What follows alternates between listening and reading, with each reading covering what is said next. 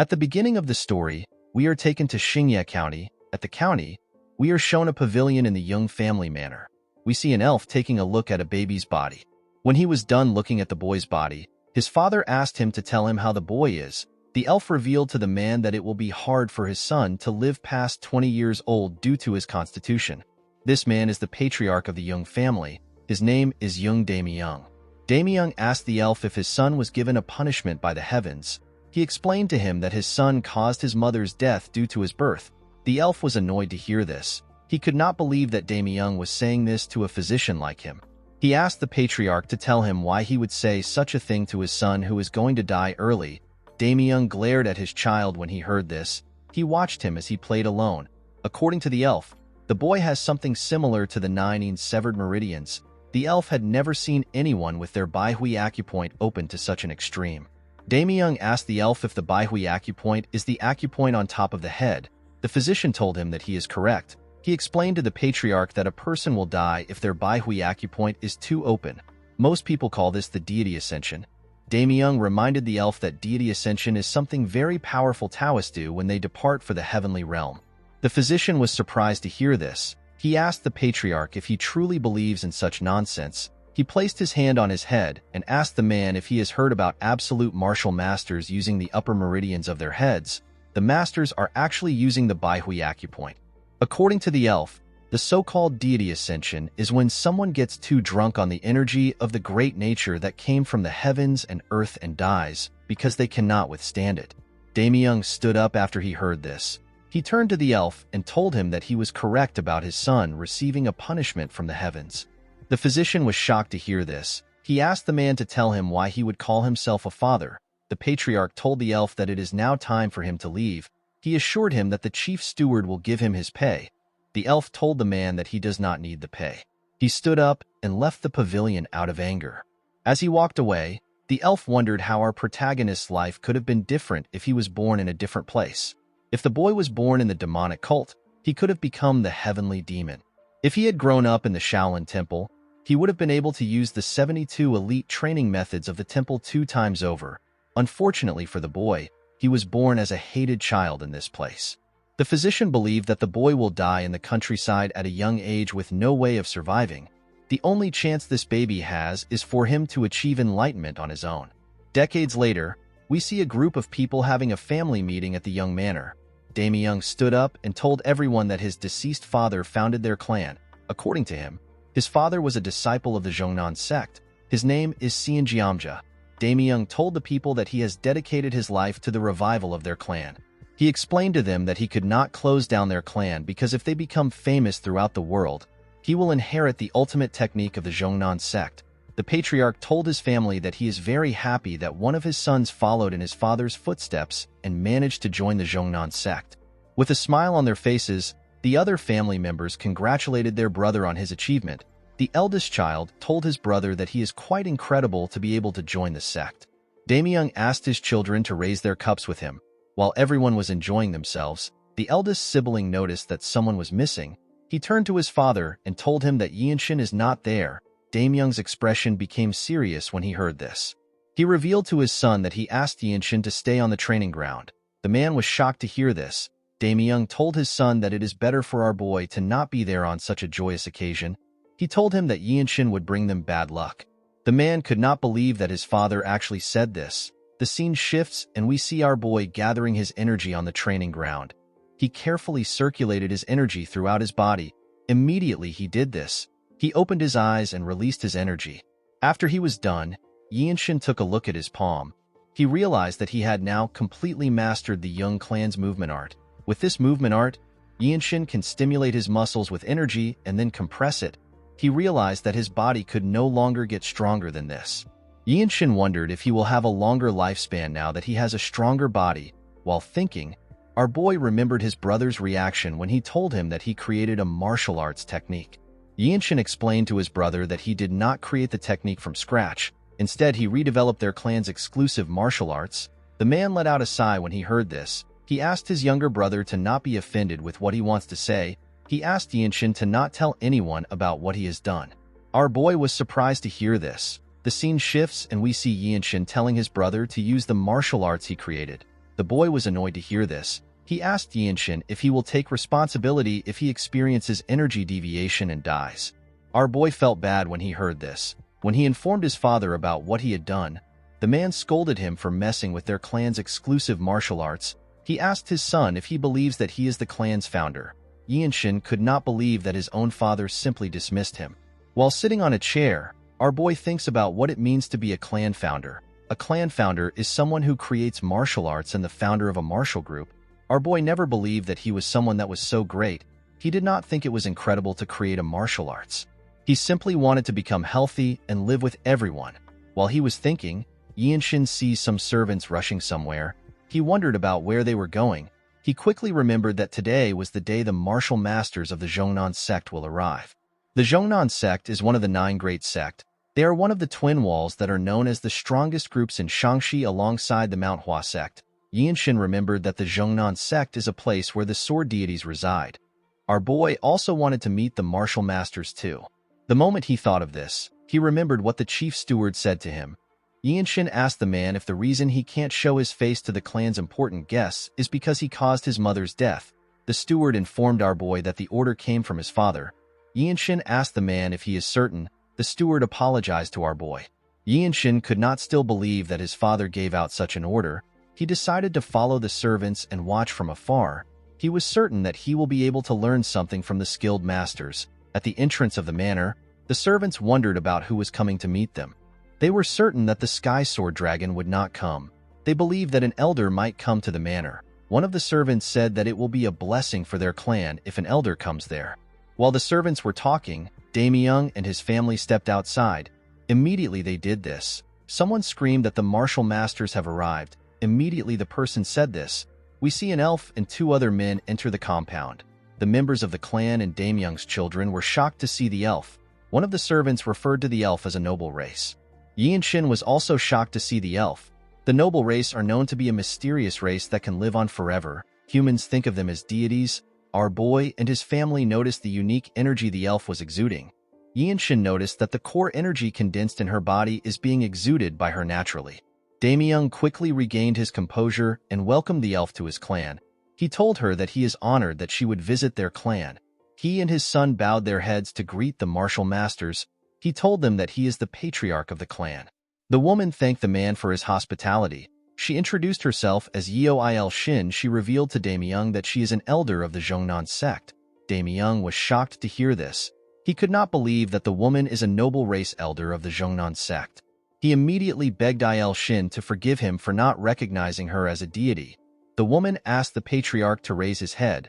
She told him that she did not come to boast of her status. Damyung apologized to Il Shin for his disrespect. He could not believe that he kept the sword deities of the Zhongnan sect waiting outside. He asked her to follow him in. Yinshin was surprised to hear that the woman was an elder when she was already from the noble race. He wondered about how long Il Shin had lived for. While walking, Il Shin turns her head and sights our boy. The 2 of them lock eyes. Yinshin immediately bowed his head when he saw this. Damyung noticed that the woman was looking at his son. He told her that Yinshin is his 3rd son. Our boy turned around and walked away after he saw the woman.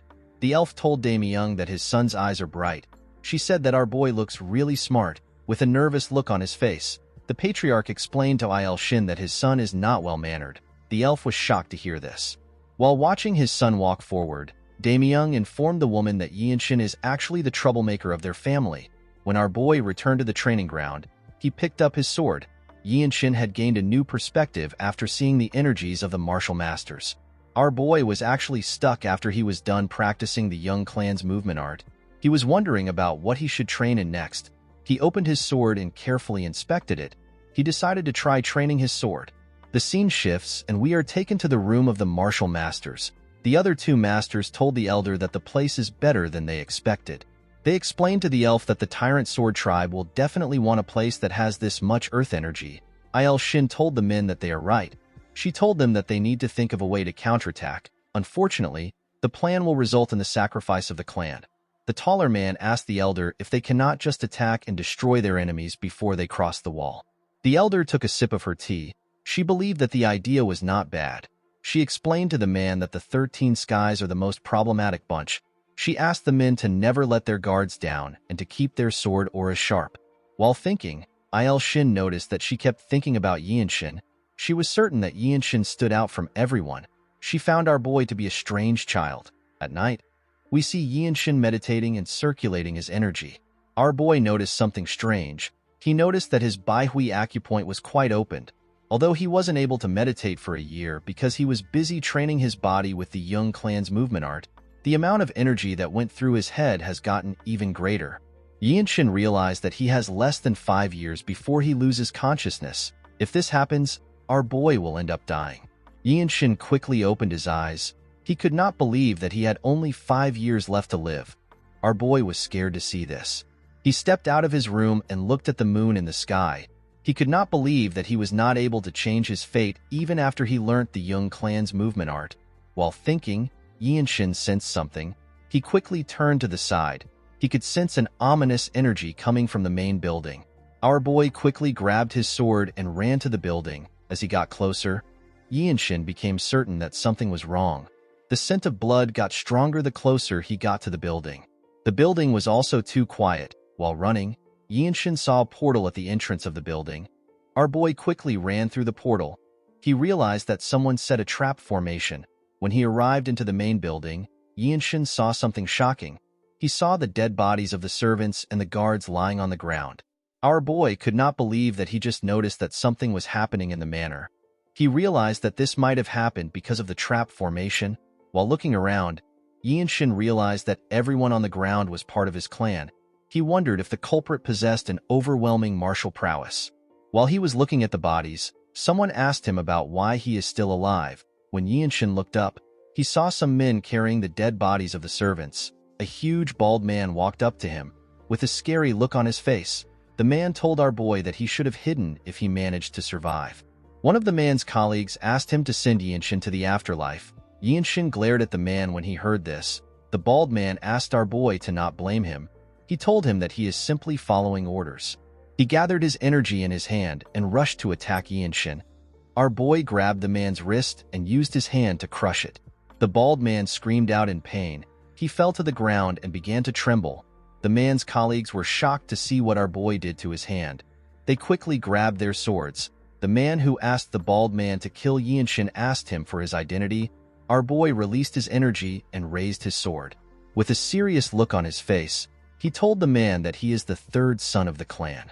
The moment Yian-shin stepped forward, the bald man stood up. He called our boy a bastard. He gathered his energy and got ready to attack. Before he could take a step, Yian-shin used his sword to cut off his head at a crazy speed. The bald man did not know what happened. All he knew was that he could no longer clearly see our boy. Yian-shin rushed to attack the other men. The men were startled when they saw this. Our boy got close to them and used a technique known as scripture origin ability to cut off the head of the man closest to him. Before the other man next to him could react, Yian-shin tore his body apart. The other 2 men were terrified to see our boy coming towards them. Before they could even attack, Yian-shin cut off the wrist of one of the men and beheaded the other man. Immediately he did this, he turned around and stabbed the man whose wrist he cut in the chest. The man screamed out in pain. Yian-shin was annoyed to see this. He pulled out his sword from the man's body. Our boy watched the men as they fell in front of him. He let out a sigh. This was his first time using his delightful sword. Fortunately, Yian-shin was able to understand how it works. While he was looking at his sword, someone commended him on his sword art. Our boy quickly turned to the side. He saw another group of mysterious men. A man wearing a headband tells Yian-shin that the idiots lost because they let their guard down. Although the man said this, he was actually surprised by how good our boy was. He never expected someone so young to be so skilled. He asked Yian-shin if he is trained in the delightful sword his whole life. Our boy asked the man if he is from the Blood Flame cult. The man revealed to him that the men on the ground are the ones from the cult. He explained to him that they are from the Tyrant Sword Tribe.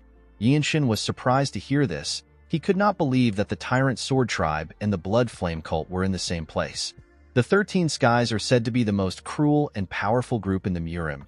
Yian-shin could not believe that the Tyrant Sword Tribe and the Blood Flame cult, which are both part of the 13 Skies, were in his manor.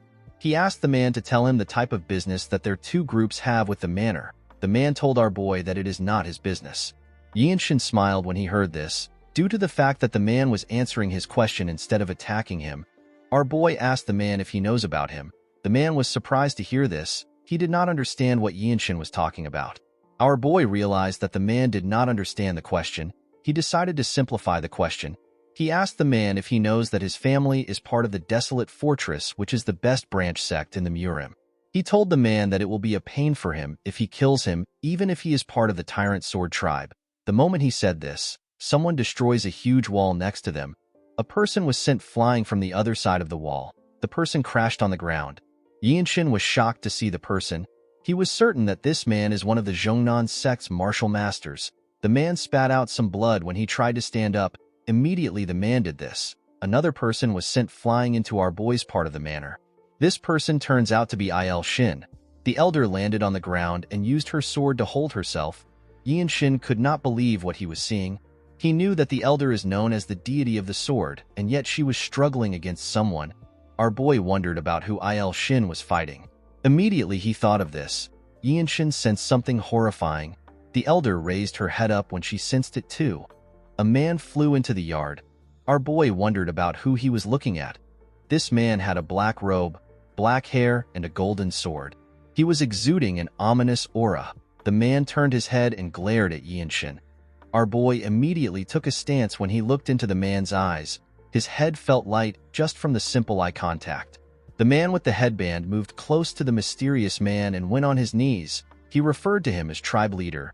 Yinshin was surprised to hear this. The other men also went on their knees.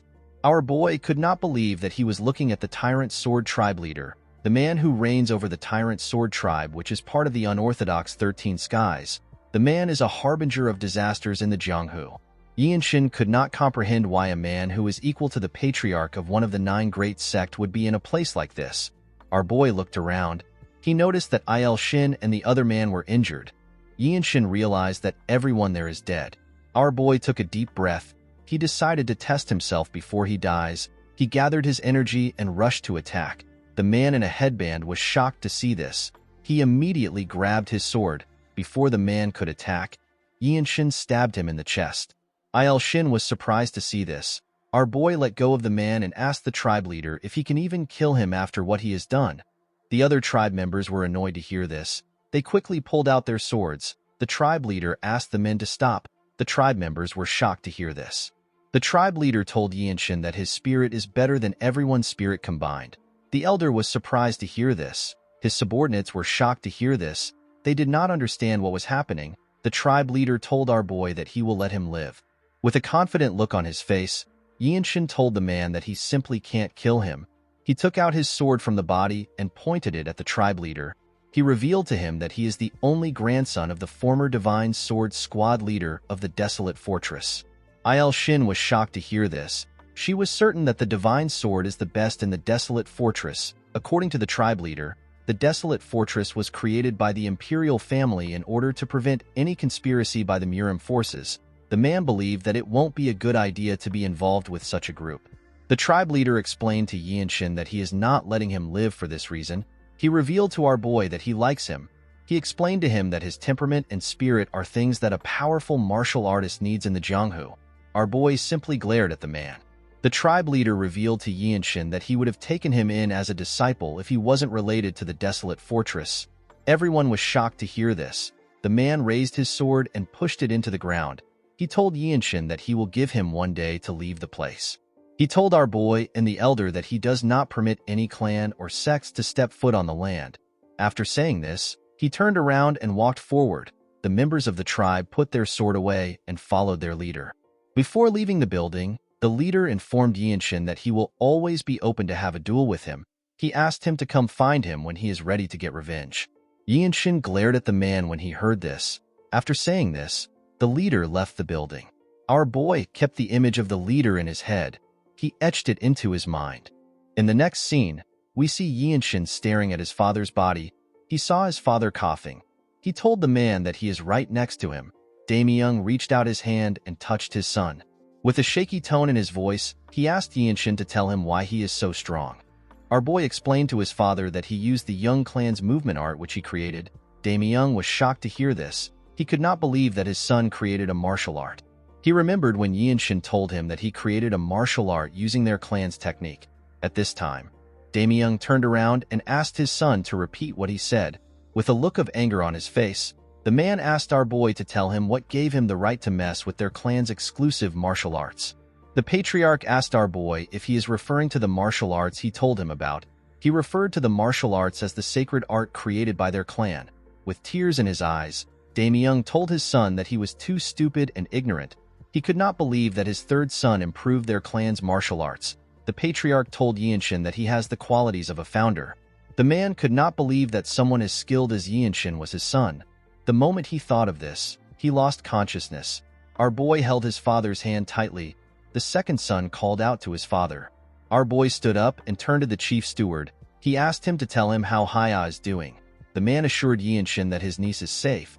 He told him that the girl is simply sleeping because her acupoint has been blocked. According to the steward, Haya's acupoint was blocked to knock her out, and then she was hidden so that the killers wouldn't find her. Our boy called out to his elder brother. He asked him to raise Haya in the Zhongnan sect. He explained to him that the little girl has an exceptional affinity with the 5 elements. He assured him that the sect will take her in. The boy asked Yinshin about what he is going to do. Our boy told his elder brother that he will look after himself. The moment he said this, Il-shin comes to look for him. Yinshin asked the woman if she is already leaving. The elder explained to our boy that she needs to report the situation to the Zhongnan sect now that the tyrant sword tribe leader has gotten involved. Il-shin asked Yinshin if he is going to the desolate fortress to meet his mother's family. With a sad look in his eyes, our boy told the elder that she is correct. He revealed to her that he does not have anywhere else he can go to become stronger. Upon hearing this, Il-shin offered to bring Yinshin to the Zhongnan mountain. Our boy thanked the woman for giving him an offer. He told her that he is quite honored. Il-shin revealed to Yinshin that she plans to recommend him as the sect leader's disciple. Our boy and the other 2 men were shocked to hear this. The elder assured Yinshin that it is possible for someone like him. Yinshin knew that the direct disciple of the Zhongnan sect would be able to learn the absolute sacred art. The best part is that the Zhongnan sect leader is one of the few martial artists that is among the top 10 swordsmen in the world. Even though our boy knew this fact, he still declined the offer. He apologized to the elder. Il-shin smiled when she heard this. She told our boy that she simply wanted someone as talented as him. Yinshin asked her to forgive him. The elder assured him that it is fine. She told him that the doors of their sect will always be open for him. The moment he heard this, our boy told the woman that he has a question. Il-shin asked him to share his questions. Yinshin explained to her that he is aware that she is one of the older people among the noble race. With a serious look on his face, our boy asked the woman if she knows a way to get the fruit of the world tree. Il-shin was shocked to hear this. The fruit of the world tree is protected by the desolate fortress leader whom the emperor has acknowledged as the king and a peer. It is said to give eternal life and youth to those who eat it. It is a treasure from the heavens. Yinshin believes that he will be able to add to his short lifespan if he eats this fruit. Il-shin revealed to our boy that she has not lived half of her own lifespan, so she does not have any authority over the world tree. According to the elder, the desolate fortress leader is able to give the fruit to other people. Yinshin told the elder that he has to go to the desolate fortress. Il-shin explained to our boy that the item is not easy to get.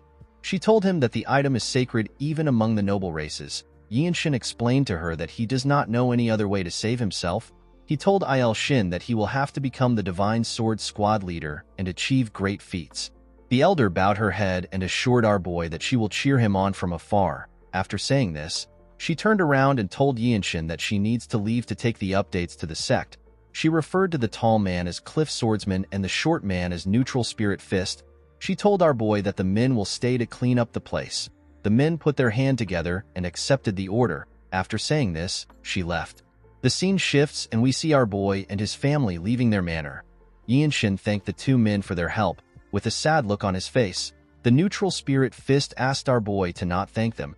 He told him that they also played a big part in the tragedy. Before Yinshin left, his elder brother called out to him.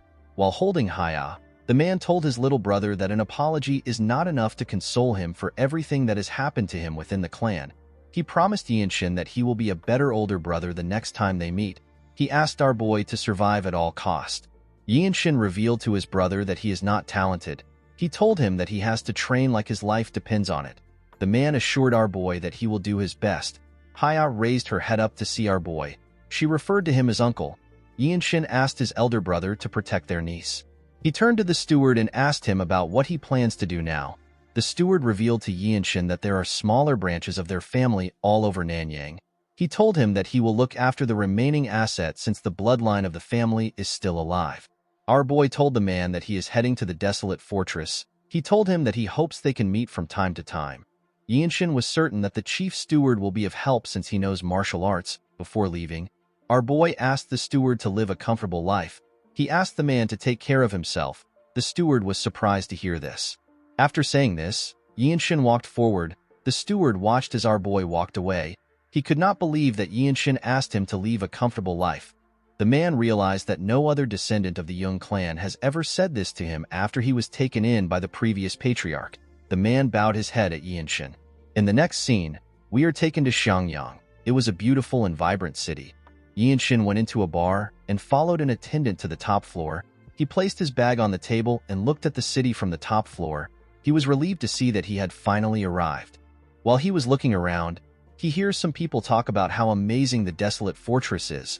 A chubby man tells his friends that people all over the Central Plains gather there with big dreams because of the desolate fortress. According to the man, the owner of the bar told him that he is out of liquor. The man's friend told him that it is really chaotic in restaurants these days. This is because the martial artists who came to take the entrance test are always drunk. Yinshin was shocked to hear that there is an entrance test in the desolate fortress. The moment he thought of this, someone asked him if he is also there to take the entrance test. Our boy quickly raised his head up when he heard this. He saw a martial artist in front of him. The boy's name is Hien Wenchang. Yinshin asked the boy to tell him why he is here. Wenchang apologized to Yinshin for rushing into things. He told him that he was simply fascinated to see a challenger that is younger than him. He introduced himself to our boy and told him that he came from Shangxi. He called the place a really far place. Our boy also introduced himself to Wenchang. He told him that he is from Xingye County. Wenchang was surprised to hear this. He could not believe that our boy came from somewhere nearby. He told Yinshin that his journey must have been easy.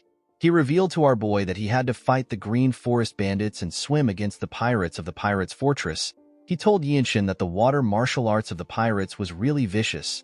Yinshin also faced some bandits when he was traveling. However, our boy easily cut them down. He told Wenchang that his journey was quite easy. The boy looked around to see if there is anyone close to him. He moved close to our boy and told him that they can become friends and share any information about the test with each other. Yinshin asked Wenchang if there is really a test. The boy was shocked to hear this. He raised his voice and told our boy that the test is known as the Desolate Fortress Trial. According to Wenchang, the Desolate Fortress is quite different from the usual martial arts group. Just as those who want to become government officials need to be well-versed in martial arts and literature, there is a test just for joining the Desolate Fortress. Yinshin asked the boy if that is why many people are gathered here. Wenchang explained to our boy that it does not matter if he has any foundations. The moment he joins the organization, opportunities and teachings will be provided to him. Due to this, every martial artist comes to try their luck. There are countless people who have learnt various martial arts just to pass the test. The Desolate Fortress is the strongest martial arts group in the world. It is also a place of martial arts that causes everyone's hearts to race. Most people would say that if you want to take on the world with just one weapon, you need to go to the Desolate Fortress, since the imperial family that rules over the Central Plains would make their move in order to control the martial arts groups. All the elixirs and advanced martial arts gathered from all over the world are waiting in the fortress. Wenchang explained to Yinshin that some people believe that the great sects with traditions are better than the Desolate Fortress. With a smile on his face, the boy said that these people do not know what they are saying. He said that martial arts groups created by commoners can never be stronger than the Desolate Fortress. Our boy took a sip of his drink and told the boy that he understands. Wenchang revealed to Yinshin that most people are not able to pass the test in one try. Yinshin simply told the boy that he understands. Wenchang explained to him that the people that usually pass are the next generation leaders of reputable martial arts clans that are rising in the world and trying to gain fame. With a smile on his face, Wenchang asked our boy if he will take the test with him tomorrow. Without making a single reaction, Yinshin told the boy that he accepts his offer. Wenchang became nervous when he heard this. He did not understand why our boy would not even react to what he has been saying. Wenchang told Yinshin that he is quite easygoing. As he continued talking, our boy stopped listening. Yinshin was happy to hear that he can join the group as long as he can pass the test. He did not want to ask his mother's family for help because he did not know where they live or what they look like. The next day, we see Yinshin and Wenchang walking into the fortress to take their test. The participants were given a tag containing a number. Our boy was given number 13. After accepting his tag, Yinshin looked around. He was in a ring with other participants and 2 examiners. According to Wenchang, the participants will pass the exam if the supervisor accepts their plaque. However, if he tells you to return it to the reception, you will fail. The second exam is a tournament. Our boy asked Wenchang if there is a third exam. The boy told Yinshin that the third exam is an interview with the Lord of the Desolate Fortress. Yinshin was shocked to hear this. He asked his friend if he is certain. There are several martial artists who come to Xiangyang just for this chance. To have a conversation with an absolute master like the Lord is an incredible opportunity. This martial artist hoped to receive some kind of profound understanding. Yinshin told the boy that he understands. Immediately he said this. The supervisor announced that the first exam is about swift sword arts. According to him, the participants are to demonstrate one swing with the fastest technique they have. The supervisor will watch and judge the technique by himself. Wenchang raised his hand and offered to go first. The supervisor accepted his request. The idiot actually volunteered because he was nervous. Yinshin believed that the test was simple since they simply needed to show a fast sword technique to pass. Wenchang took off his robe. The moment he placed his hand on his sword, Yinshin and the people watching the event took a close look at him.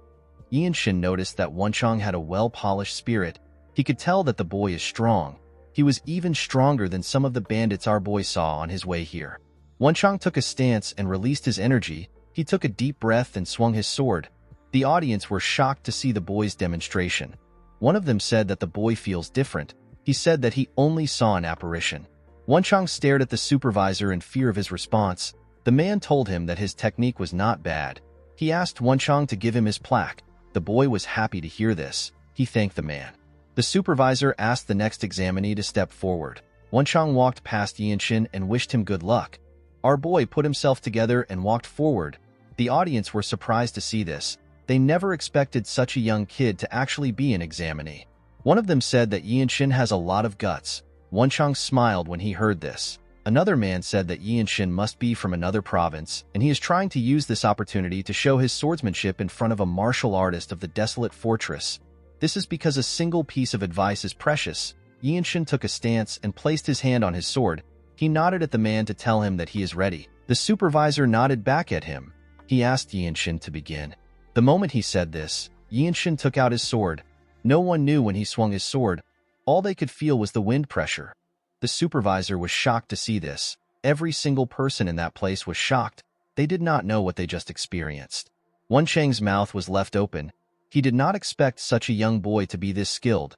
The audience did not even know when our boy swung his sword. As he watched Yinshin put his sword back into his sheath, the supervisor said that the future of the Desolate Fortress has arrived.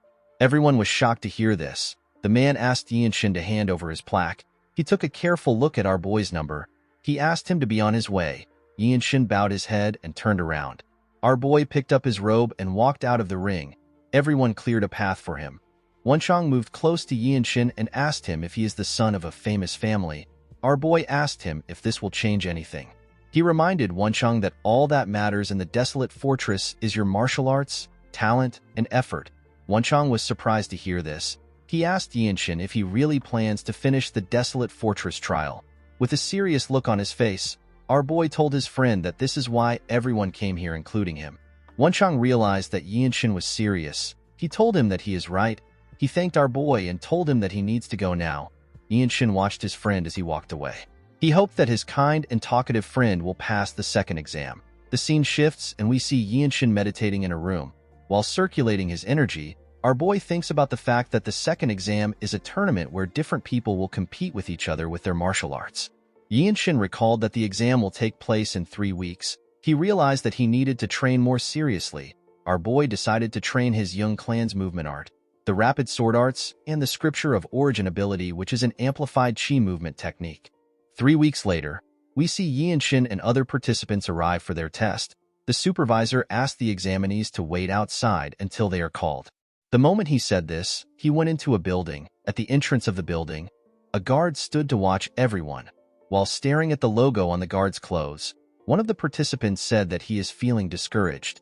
According to the man, the white martial arts outfit signifies an elementary-level martial artist. The man asked the person next to him to tell him why the guard's energy would be so strong. The other man told him that even just wearing the white clothes means that his future is secured. Yinshin also stared at the guard.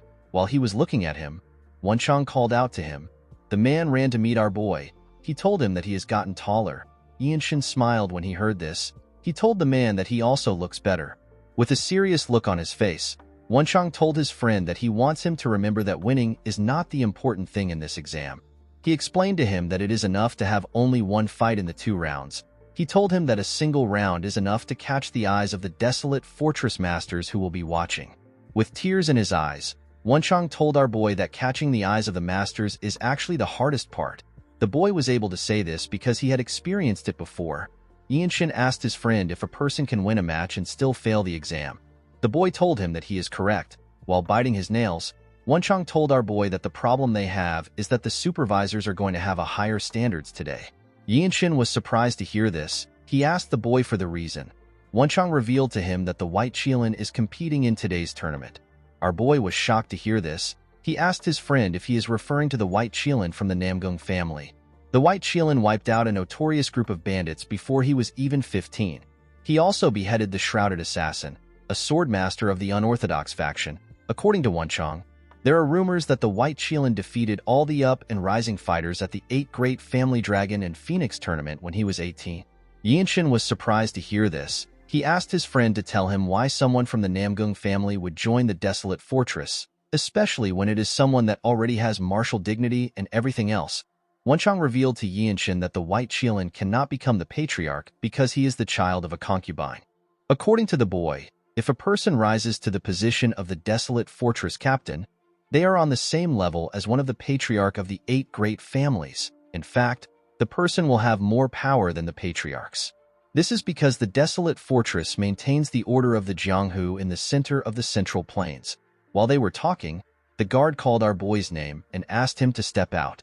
Yinshin told Wenchang that he hopes to see him again in the desolate fortress. The boy was shocked to hear this. Immediately he said this. He walked up to the guard. Inside the building, we see a referee and different supervisors staring at Yinshin and his opponent. With a creepy smile on his face, our boy's opponent pulled out his sword. Immediately he did this. The referee asked them to begin the fight. The man began to laugh. Yinshin did not understand why he was laughing. With a disgusting look on his face, the man referred to our boy as a moth that is struggling. He asked Yinshin if he is curious about his identity. Before the man could introduce himself, Yinshin attacked him and gave him a huge scar on his face. Our boy attacked the idiot with his sword sheath, and yet he managed to knock him out. The man was dragged away after Yinshin knocked him out. A young man smiled when he saw how our boy defeated the man. He stepped out and told Yinshin that he will be his next opponent. Our boy turned around to see the handsome young man with light blue hair. The supervisors from different squads were excited to see the fight. Among the supervisors, we see 2 men wearing blue clothes. The man with black hair told his colleague that he is curious to see who will take the handsome man. He told him that the squad leaders will fight over the handsome man. His colleague told him that the man is stronger than them. He said that he does not expect anything less from a Namgung.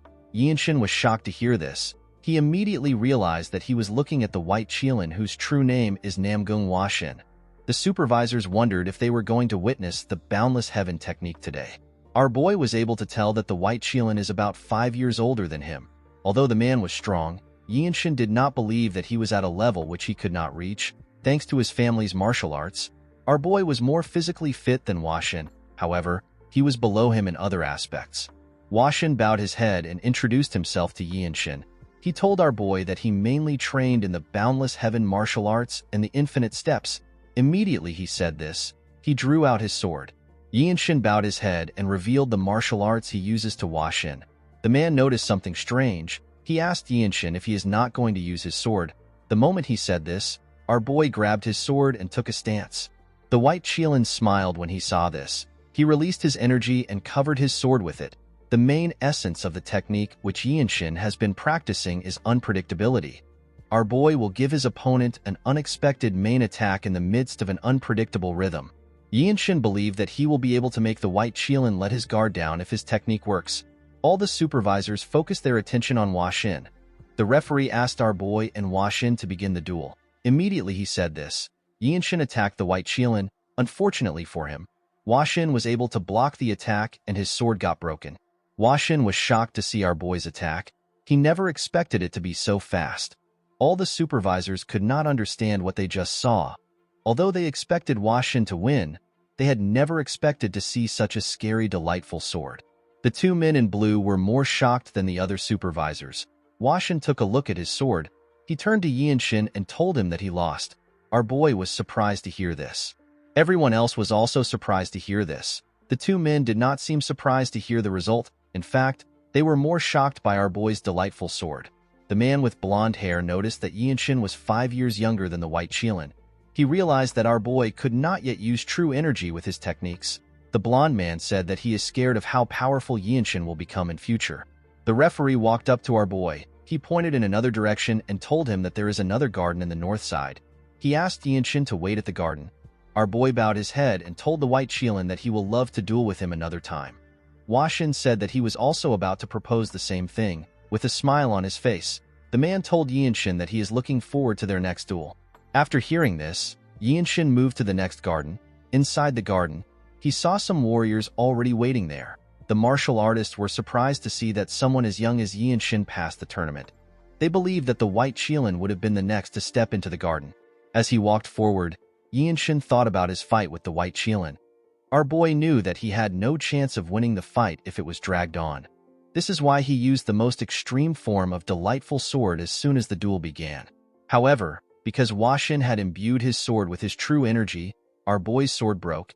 Yinshin believed that it was a failure on his end for rashly using delightful sword. Although he believed that this was true, Yinshin never expected the white Qilin to admit defeat.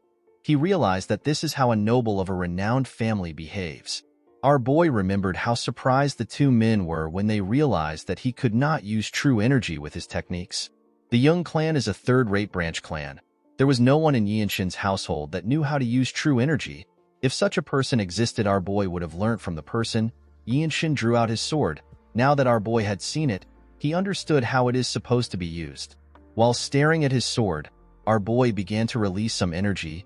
Yinshin understood that it wasn't just simple as putting energy into his sword. Instead, true energy is meant to be used as a medium to become one with the sword. The moment he thought of this, his sword began to glow. The other martial artists saw a shining, blinding light in the garden. When they turned, they saw something shocking. They could not believe that Yinshin was experiencing sword resonation. They were more shocked to see that such a young person was experiencing it. Yinshin's sword released a bright light and waves of energy. Yinshin felt like his body and his sword had become united. He raised his sword and took a stance. Our boy realized that he had reached the body-sword unification. After reaching his new state, Yinshin opened his eyes. Our boy smiled when he looked at his sword. Someone congratulated him on his enlightenment. When Yinshin turned to the side, he saw the white Qilin. The man placed his hand on his sword. Yinshin looked around. He noticed that the other martial artists were staring at him. Our boy realized that the white Qilin was protecting him because he was scared that someone might get in the way of his enlightenment. While he was thinking, Wenchang walked up to him. Yinshin put his broken sword away and thanked Hua Xin for protecting him. He also congratulated him on passing the tournament. Hua Xin began to laugh when he heard this. Wenchang reminded his friend that he is also next to him. Our boy smiled and congratulated him. While they were talking, Wenchang remembered something. He told Yinshin that he has gotten a nickname. Our boy was surprised to hear this. When someone has shown exceptional martial arts prowess or has attracted attention, people will give that person a nickname and call them by it. Unless it is someone who commits atrocious and evil deeds, most nicknames represent a huge honor for martial artists. Hua Xin informed Yinshin that he has also heard about his nickname. Our boy was surprised to hear this. He was certain that he had not done anything other than pass a trial. Hua Xin revealed to our boy that people call him the Lightning Genius. Yinshin was surprised to hear this. He could not believe that he was now known as the Lightning Genius. According to the white Qilin, people are saying that he has the talent of lightning. The man told Yinshin that this is his new name in the Jianghu since even the desolate fortress martial artists are calling him by this name. Our boy laughed when he heard his new name. He asked the two men if they are certain that people are not just trying to mock him because he is a little fast with his sword. Washin smiled when he heard this. He could not believe that Yinshin thought that he was a little fast. He asked our boy to tell him what he will call someone like him who had a hard time blocking his attack. Our boy looked up to the sky. He could not believe that he was now known as the Lightning Genius. This was a title that he could not even dream of when he was doing the horse stance in the young manner. A while later, everyone was asked to gather around. They were told that they are about to go through their last trial. The supervisor told them that they will be able to join the desolate fortress if they pass the trial. Yinshin could not believe that he was about to meet a living piece of history and one of the strongest martial masters in the world who might even be the strongest. After the supervisor explained to them, the first person walked into the building. A little while later, the man came out of the building looking like he had seen something that he should have not seen. Wenchang was surprised to see the look on the man's face. The man did not say anything to anyone. He simply walked past everyone. After the man left, others went in. They all came out looking the same. Due to the fact that everyone came out quickly, Wenchang asked his friend if the leader is simply looking at faces. After a while, Yinshin was asked to step in. Our boy was asked to keep going until he gets to the top floor. When Yinshin arrived at the top, he saw a huge golden door. The door opened and our boy stepped inside. Immediately, he stepped inside.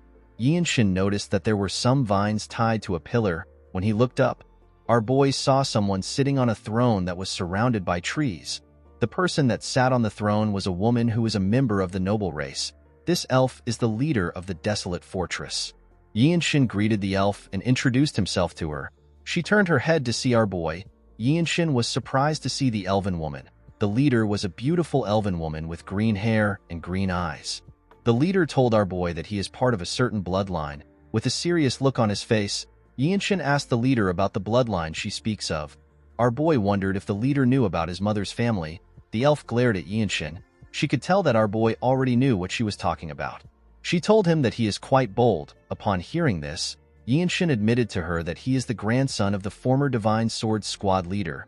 The leader revealed to our boy that his grandfather is about to join the Elder Council. She told him that he is a very obstinate man. While looking at Yinshin, the elf told our boy that he has an injury. Yinshin was surprised to hear this. He told her that she does not need to concern herself with it. He assured her that they are nothing but trivial issues. The elf explained to our boy that the issues are not trivial. She told him that he simply covered the wound with his trained body. She told him that he has only lived for 15 years. She apologized to Yinshin for commenting on his issue. She told him that an outsider like herself should not be getting involved in such things. The leader smiled and stood up from her chair. She told Yinshin that she likes him. She explained to him that she finds it interesting that he doesn't bow to anyone even though he came here because he has something he wants. Yinshin was surprised to hear this. He did not know how the leader was able to find out that he wants something. He wondered if she has found out that his Baihui acupoint is abnormally wide open. Yinshin decided to ask her his question. He asked the leader if he will live if he eats the fruit of the world tree. The woman told our boy that it is possible for him to get what he wants. Yinshin asked the leader if he can actually get it. The elf explained to him that it depends on what he does. Yinshin was relieved to hear this. He told her that this is enough for him. He thanked the leader for her response. The moment he bowed his head, our boy remembered something. He asked the leader if he is now a martial artist of the desolate fortress. The elf smiled when she heard this. She told our boy that he is. She told him that he can leave now. She referred to him as the next Divine Sword Squad leader. Yinshin was surprised to hear this. As he walked back downstairs, our boy remembered her words. He wondered if the leader was trying to tease him or if she really sees potential in him. Yinshin realized that the leader might also be telling him that he will be able to get the fruit of the world tree if he becomes the next Divine Sword Squad leader. The scene shifts and we see Yinshin, Wenchang, the White Qilin, and another man. These four were the only people that managed to pass the test. The four of them were being escorted by a staff. While walking, the man asked the group if they know the kind of work that the desolate fortress does. With a confident smile on his face, Wenchang told the man that the desolate fortress stops martial masters from overthrowing the imperial family.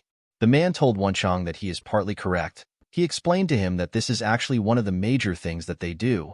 He revealed to him that they have something else they also take care of. He told him that they prevent a certain size of conflict from happening in the Murim.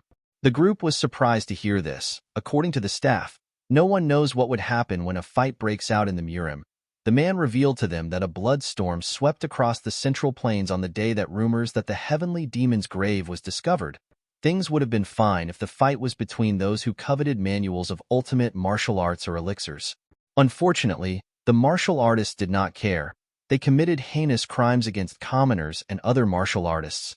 The man told them that they will not recognize the Murim after they witness this hellish sight. Wenchang was annoyed to hear this. He recalled the incident which the man was talking about as the disaster of the heavenly demon's grave. The staff told the group that it has been 17 years since the incident took place. He explained to them that the unorthodox sects and the demonic faction are not the only problems they have. All orthodox groups, including the 9 great sects and the 8 great clans, are also a problem. The man told them that the people will suffer if they allow these powers to do as they wish. In other words, if there is unrest among the people and taxes are not paid on time, the reign of the empire will have problems. The staff explained to them that this is the reason why the imperial family provides them with huge amounts of money, elixirs, manuals, and martial masters. The man stopped walking and turned around. With a serious look on his face, he told them that their job is to sever the heads of any martial artist that disrupts the lives of normal people. These words resonated with the group. They each repeated it to themselves. After saying this, the man moved to the side and showed them a building. He told the group that they will be staying there for now. He explained to them that they will later be assigned to a place and be moved to the accommodations of that place. The man wished the group the best of luck. In the next scene, we see our boy on his bed. Yinshin realized that he had now spent a week in this place. He never expected it to take so much time for him to be assigned to a place. While our boy was thinking, someone knocks on his door and asks him if he can enter.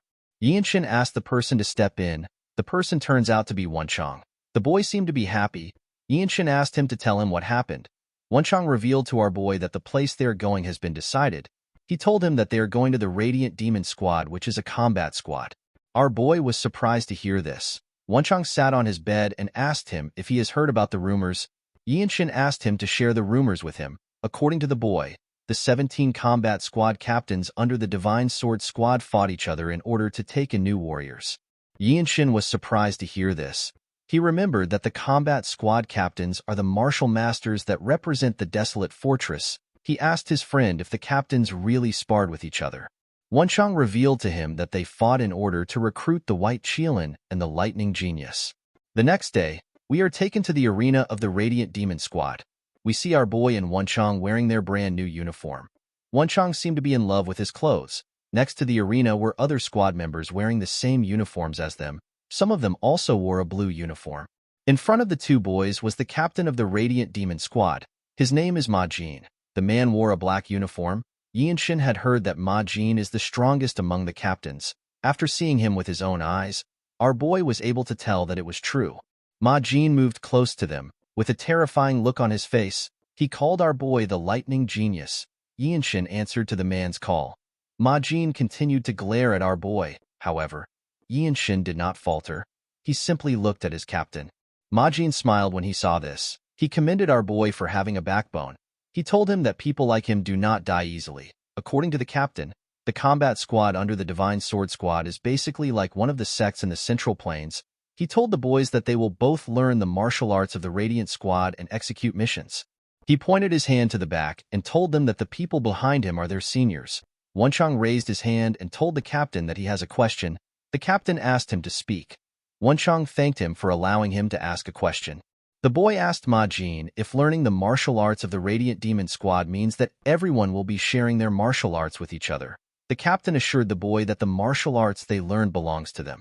He told him that only the Radiant Squad martial arts will be taught. Wenchang was relieved to hear this. He was excited to learn the famous Radiant Demon arts.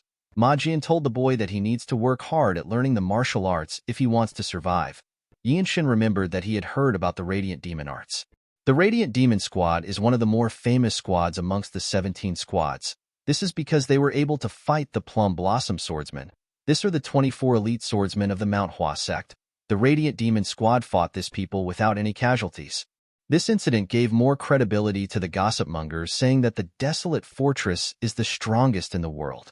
The captain explained to the boys that although the desolate fortress is affiliated with the imperial family, it is not treason for a martial artist of a desolate fortress to be attacked. He told them that this is the reason why they must learn whatever they can in the squad and continue to grow stronger. Yinshin asked the man to tell him why it is not treason for them to be attacked by other martial artists. The captain explained to him that there are eccentric people in the Murim. A lot of these people have lost their minds because they learned demonic arts. Some martial artists are exceptionally skilled in mobility arts, and they could mess with government officials before escaping to the high mountains and deep valleys. This is why the dignity of the imperial family isn't applied to them since they are not government workers. Instead, they actually have to fight martial artists. The captain told the boys that they will die if they do not become stronger. He turned around and pointed at a squad member. He told Yinshin that the guy who got slashed by the Namgung's strongest swordsman will be able to give him a better explanation. With a smile on his face, the guy in a blue uniform said that the King-style sword arts was actually quite scary. Our boy remembered that the King-style sword arts is known to be one of the strongest style of swordsmanship in the world. It is a supreme martial art only learned by the main descendants of the Namgung clan. Ma Jian was annoyed to see the guy sitting on the ground. The man was scared to see the look on his captain's face. He quickly stood up. Yinshin remembered that the Namgung's strongest swordsman is said to be the strongest swordsman in China. He could not believe that his senior came back alive after fighting someone so strong. The man told our boy that he wants to start with him. He said that he wanted to see Yinshin's swift sword art, which is said to be exceptional. Yinshin moved to the side and placed his hand on his sword. Everyone was surprised to see this. They were surprised to see the amount of energy Yinshin was exuding. The man smiled when he saw this. He took out his sword. He took a stance and introduced himself as Cheng Myung. He told our boy that he was born and raised in Xiangyang. Our boy also took a stance and introduced himself. Myung told him that he has never heard of his town. Myung explained to Yinshin that anyone can feel wind being produced even if it is by a 10-year-old that is using a tri-sword technique. This is how you can find out how a person swings their sword while fighting. Our boy did not understand what the man was saying. The man pointed at our boy and told him that he must be quite talented for him to have reached this point at such a young age. While releasing his energy through his sword, Myung asked Yinshin to show him his talent. He asked him to show him how talented he is with his sword. Our boy accepted this challenge. Immediately he did this. He raised his sword. The other members were shocked to see the energy Yinshin was exuding. They realized that he had sword resonance. Even the captain was shocked to see this. While his sword was glowing and vibrating, Yinshin glared at Myung. He put all his focus on his senior. Yinshin could feel his senior's breathing with his energy detection. After staring at him for a while, our boy found his opportunity. He quickly rushed to attack him. The moment he got close to him, he took out his sword and used his swift sword arts to attack Myung. To Yinshin's surprise, Myung managed to block his attack when his sword was about to damage him. He did not know when his senior raised his sword. Our boy stepped back and stood his ground. He remembered that he was fighting a man that fought against the strongest swordsman of the Namgung clan. He realized that he should have expected this. Yinshin immediately rushed to attack Myung. The senior raised his sword and swung it at our boy. Yinshin dodged the attack by going low. He quickly turned around and swung his sword at Myung. Unfortunately for him, his senior managed to block his attack, although the senior seemed to be surprised that our boy attacked him this way. While Yinshin was struggling, Myung disappeared in front of him. Our boy was shocked to see this. He immediately realized that Myung was going to appear soon. As he expected, the senior appeared behind him. He swung his sword at our boy. Yinshin managed to dodge the attack by bending his head. The moment he did this, he turned around and swung his sword at his senior's head. Myung managed to dodge the attack by jumping. Unfortunately for him, his headband got cut off. It turns out that Myung is a member of the noble race. He used his energy to land on the floor. He quickly stood up from the floor. Everyone was shocked to see what our boy did. The captain and Wonchong could not believe their eyes. While breathing heavily, Myung glared at Yinshin. Our boy finally understood why Myung was so skilled. He believed that it was expected for a noble race to be skilled. Yinshin took a stance. He decided to use the origin ability, which is also known as the limit-releasing technique, on his sword. While he was thinking, he noticed that everyone had a weird look on their faces. He did not understand why everyone was making such weird faces. Even Myung was surprised. Our boy placed his sword down and asked his senior to tell him what he thinks of him. The man was surprised to hear this. Yinshin told his senior that he knows he went easy on him. He asked Myung to be honest with him. Myung did not know how to react to this. He asked Yinshin to tell him how old he is. Our boy was annoyed to hear this question. He revealed to his senior that he is 15 years old. He asked him if his age is important. He reminded him that their enemies won't go easy on them because of their age. He told Myung that their skills are the most important things right now.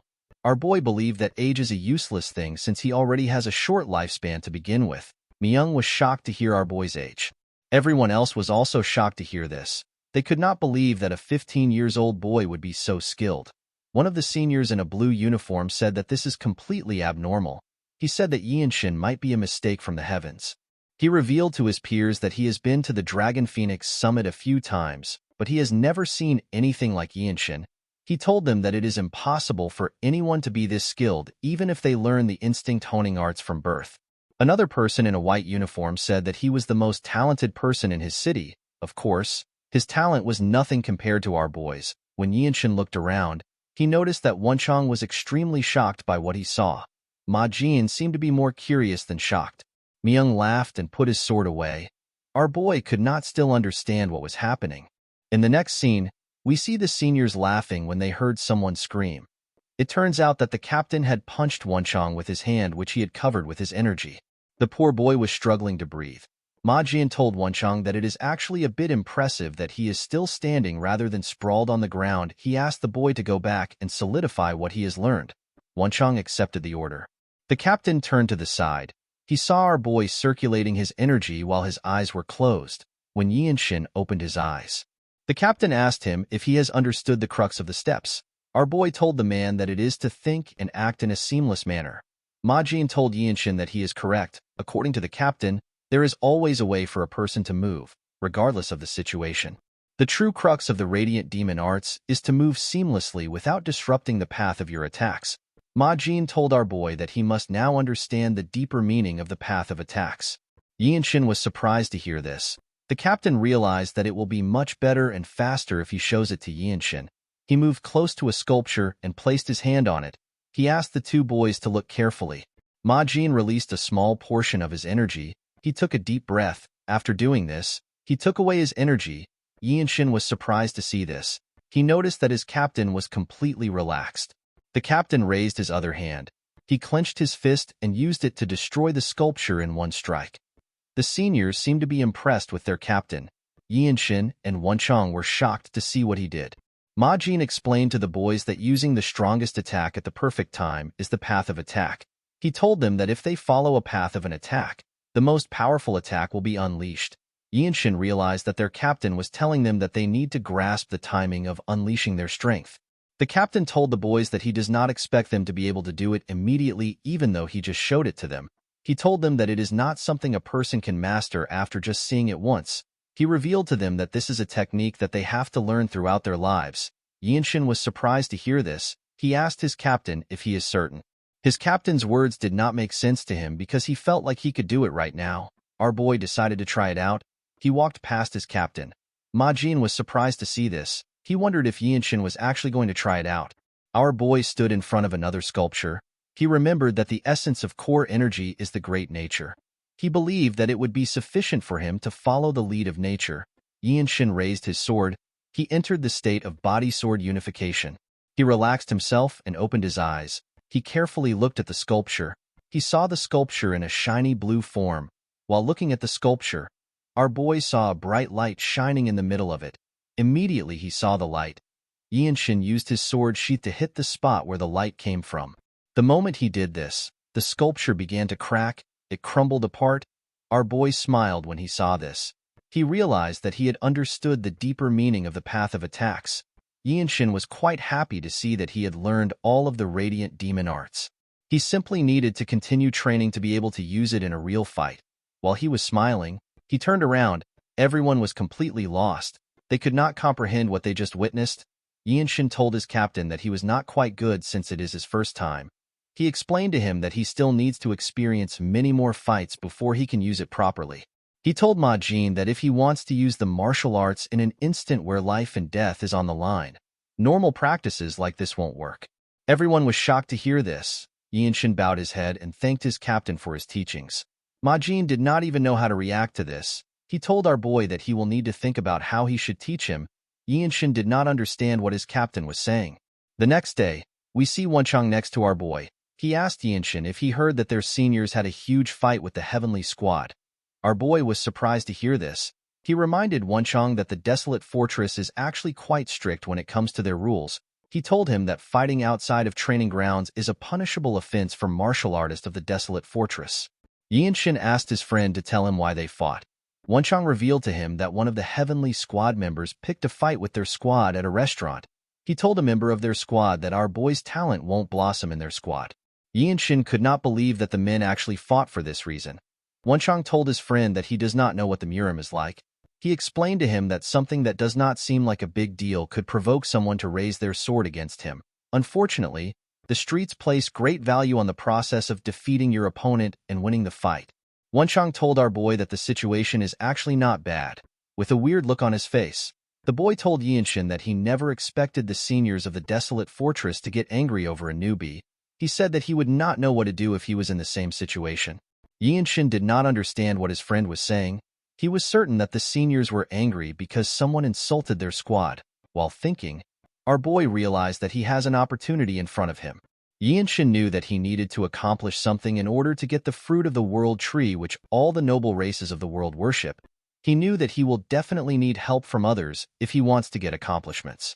Although the best way to gain the trust of a martial artist is to make the martial artist owe you his life, it will still be good for our boy to leave a good impression on his squad members. Yinshin stood up. He told his friend that he is correct. He told him that he never expected their seniors to be fighting because of him. He assured his friend that he will not let this go. He told him that they need to pay their seniors a visit.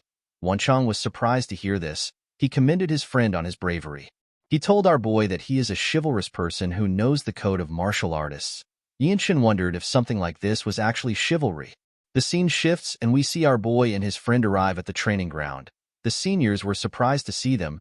They could not believe that the newbies came to train even though there are no lessons today. They believed that the boys were hardworking. A senior wearing a blue uniform told the boys that they do not need to train so hard while they are wearing the white uniform.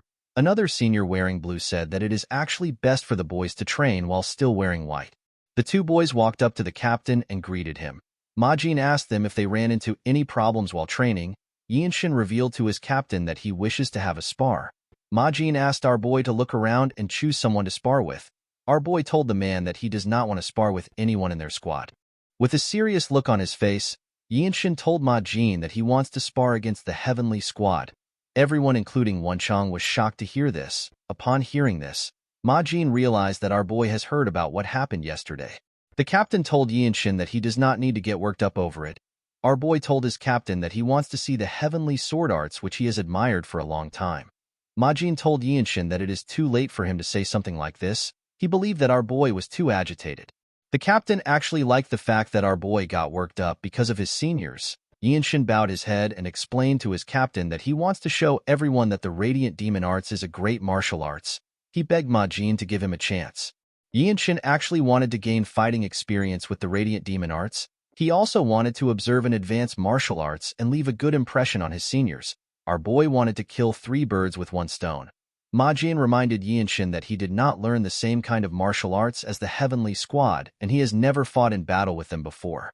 He told Yinshin that his opponent has no reason to go easy on him, even if it is a spar. With a fired-up look on his face, Yinshin assured his captain that this is exactly what he wants. Everyone was shocked to hear this. The seniors began to praise Yinshin. They told him that he has a spirit that is befitting of a martial artist of the desolate fortress. They told him that he can become the next captain of their squad if he survives this spar. Upon realizing that he could not persuade Yinshin, Majin told him that he will send a message to the Heavenly Squad.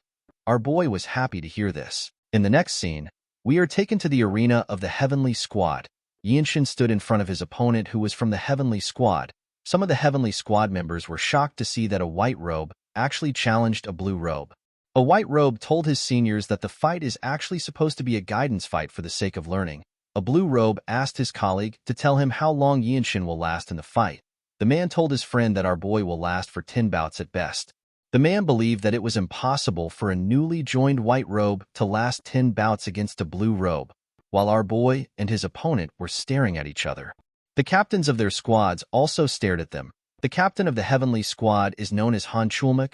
Chulmak and Majin were not happy to see each other. Chulmak pointed at Yinshin and told Majin that he will give our boy one of the Heavenly Squad's elixirs if he lasts for 10 bouts. Majin was surprised to hear this. He told the man that an elixir might be too much to bet with. Chulmak asked the captain if he is scared that he will lose. Ma Jin asked the man to not provoke him.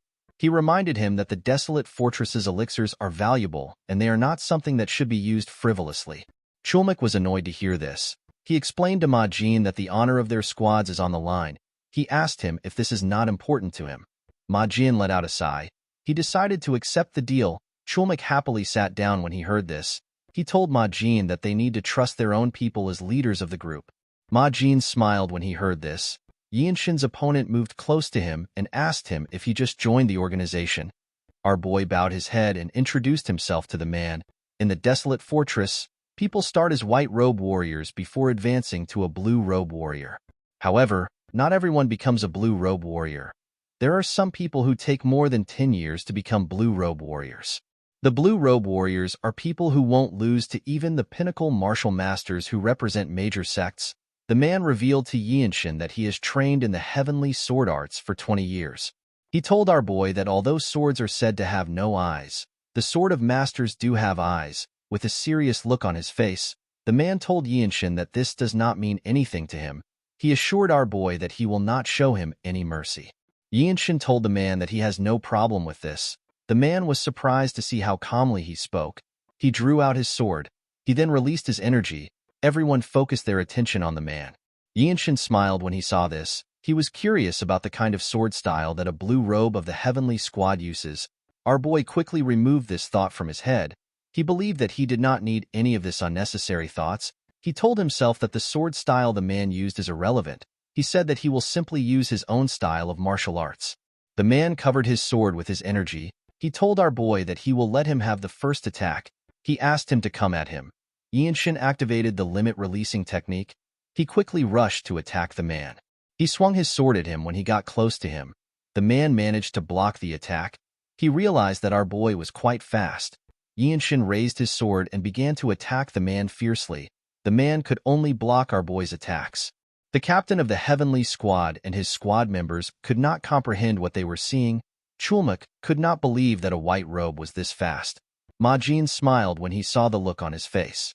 He knew that anyone would be shocked to see this level of skill from such a young boy. Although he knew that Yinshin is skilled, Ma Jin knew that it will be impossible for our boy to win if he doesn't make use of this opportunity. While fiercely attacking him, Yinshin moved closer to the man. The man was startled when he saw this. Before he could react, our boy continued his rain of attacks. The man could barely keep up with the attacks. Yinshin realized that he has gotten stronger after entering the desolate fortress. His body was now on a different level. It was trained with the Jung clan's movement art and the principles of martial arts.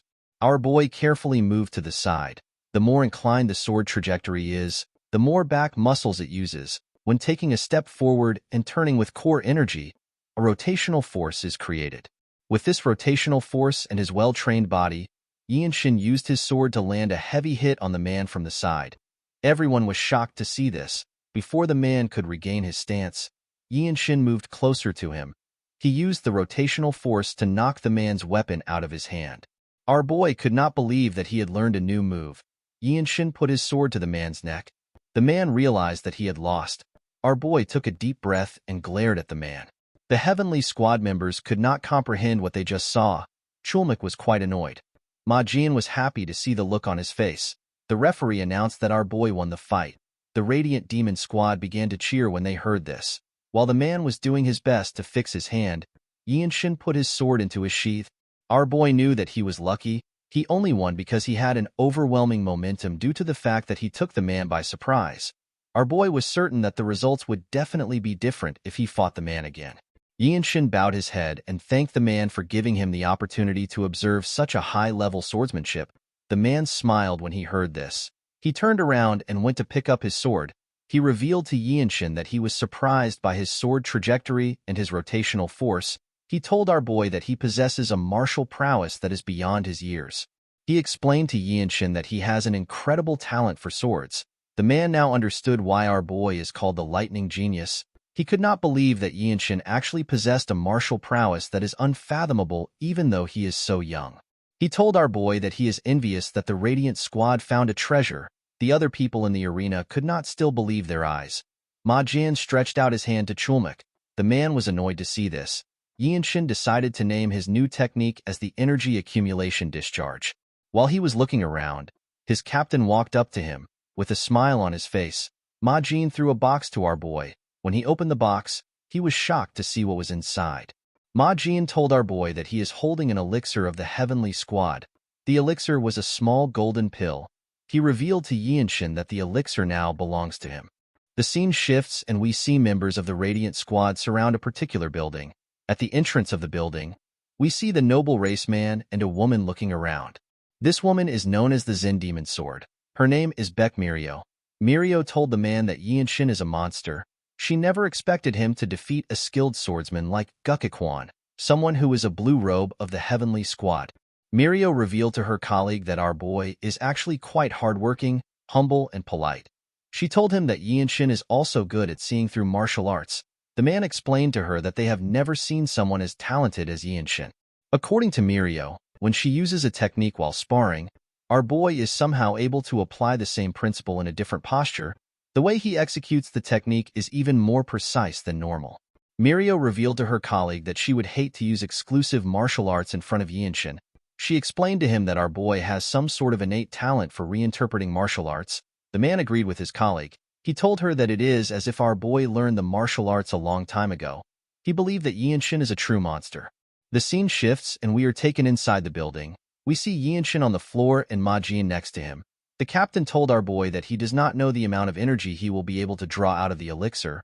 People usually absorb about 60 to 70% of the elixir, but depending on the situation, it could be lesser than that. Ma Jin explained to our boy that he will damage his energy core or blood vessels if he acts recklessly because he feels like he is absorbing less. He asked him to not be too obsessed with absorbing it.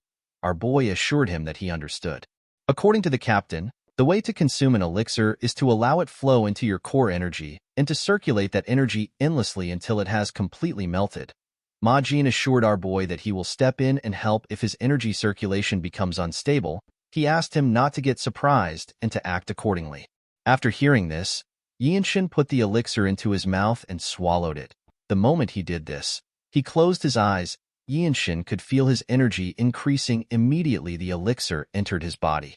A bright golden light shined from our boy's chest. Yinshin began to gather energy around him. The moment he did this, Mirio and her colleague turned around. They could feel his energy. They realized that our boy had started to absorb the elixir. Mirio wondered about how strong Yinshin will become after he absorbs the elixir. The elixir shined like the sun in our boy's body. Yinshin carefully circulated its energy around his body. Ma Jin was surprised to see what was happening. He was certain that this was Yinshin's first time absorbing an elixir. He did not understand why the circulation of his energy was extremely natural. The captain could tell that there was no need for him to help our boy. After circulating his energy for a while, the energy around him dissipated. He opened his eyes and looked at his hands. He felt the new energy in his body. With a nervous look on his face, the captain congratulated Yinshin. He told him that he has completely absorbed the elixir. While looking at his hand, our boy revealed to his captain that his new core energy is quite strong. Ma Jin never expected him to completely absorb the elixir. He was more surprised by the fact that our boy did this without his help. While looking at his body, our boy sensed something. Now that Yinshin had more energy, he could detect the presences that he was not able to detect before. He realized that his seniors have surrounded the building. He wondered if they were protecting him because he is completely vulnerable while he is absorbing the elixir. Our boy turned to his captain and revealed to him that he was being protected while he absorbed the elixir. With a serious look on his face, Yinshin asked his captain to tell him why everyone is being nice to him. Ma Jin smiled when he heard this. He revealed to him that they are not taking special care of him. He assured him that this is done for everyone in the Radiant Demon Squad. He explained to Yinshin that things like this become natural once you risk your life a few times in the Jianghu. He reminded our boy that it is better for their squad if he becomes stronger. At night, we see Yinshin meditating in his room. Our boy realized that the amount of energy he had before cannot be compared to what he has now. Yinshin decided to go to the training ground. He wanted to see how much stronger his martial arts had become. While he was walking to the training ground, the Zen Sword Demon called out to him. Our boy was surprised to see the woman. Mirio asked him if he came out because he could not wait to test himself. Yinshin told her that he did. The Zen Sword Demon revealed to our boy that she realized something after seeing his fight. Yinshin was surprised to hear this. He congratulated her for learning something. The woman told him that she only learned a small move. She apologized for interrupting his plan to train. She asked him if he would like to spar with her. Yinshin bowed his head and told Mirio that he can always train alone anytime. He told her that it is a rare opportunity for him to be able to spar with the Zen Sword Demon's palm strike technique. The woman put her hand together and asked Yinshin to simply call her Mirio. After greeting each other, the two put some gap between themselves. Yinshin pulled out his sword and said that he will be making the first move. With a smile on her face, Mirio took a stance. Our boy quickly rushed to attack her. He tried to pierce her with his sword. Mirio dodged the attack and grabbed Yinshin's hand. She covered her hand with her energy and used it to hit our boy in his stomach. The attack pushed Yinshin back. Before he could regain his balance, Mirio moved close to him. She covered her other hand with her energy. Upon seeing this, Yinshin also did the same. When Mirio attacked him, he used his hand to block the attack. Unfortunately for our boy, he was not strong enough to completely block the attack. He got pushed back. Mirio told Yinshin that he is quite scary. While looking at his hand, our boy asked his senior if she trained to use the one-inch strike. The woman told him that she did. According to Mirio, a swordsman that has learnt the Radiant Demon art can't only use a sword. The one-inch strike is very useful in close combat. In order to deal with the energies mixed in the body, a person needs to first destroy the enhanced protection energy with the one-inch strike. The Zen Sword Demon explained to Yinshin that after using core energy in the burst discharge to increase tension, the one-inch strike becomes really efficient. Our boy glared at his senior when he heard this. He asked her if he is allowed to say something. Mirio asked him to speak freely. He revealed to her that he has been more sensitive to detecting energy ever since he was young. He told Mirio that the way she used her core energy attracted his attention.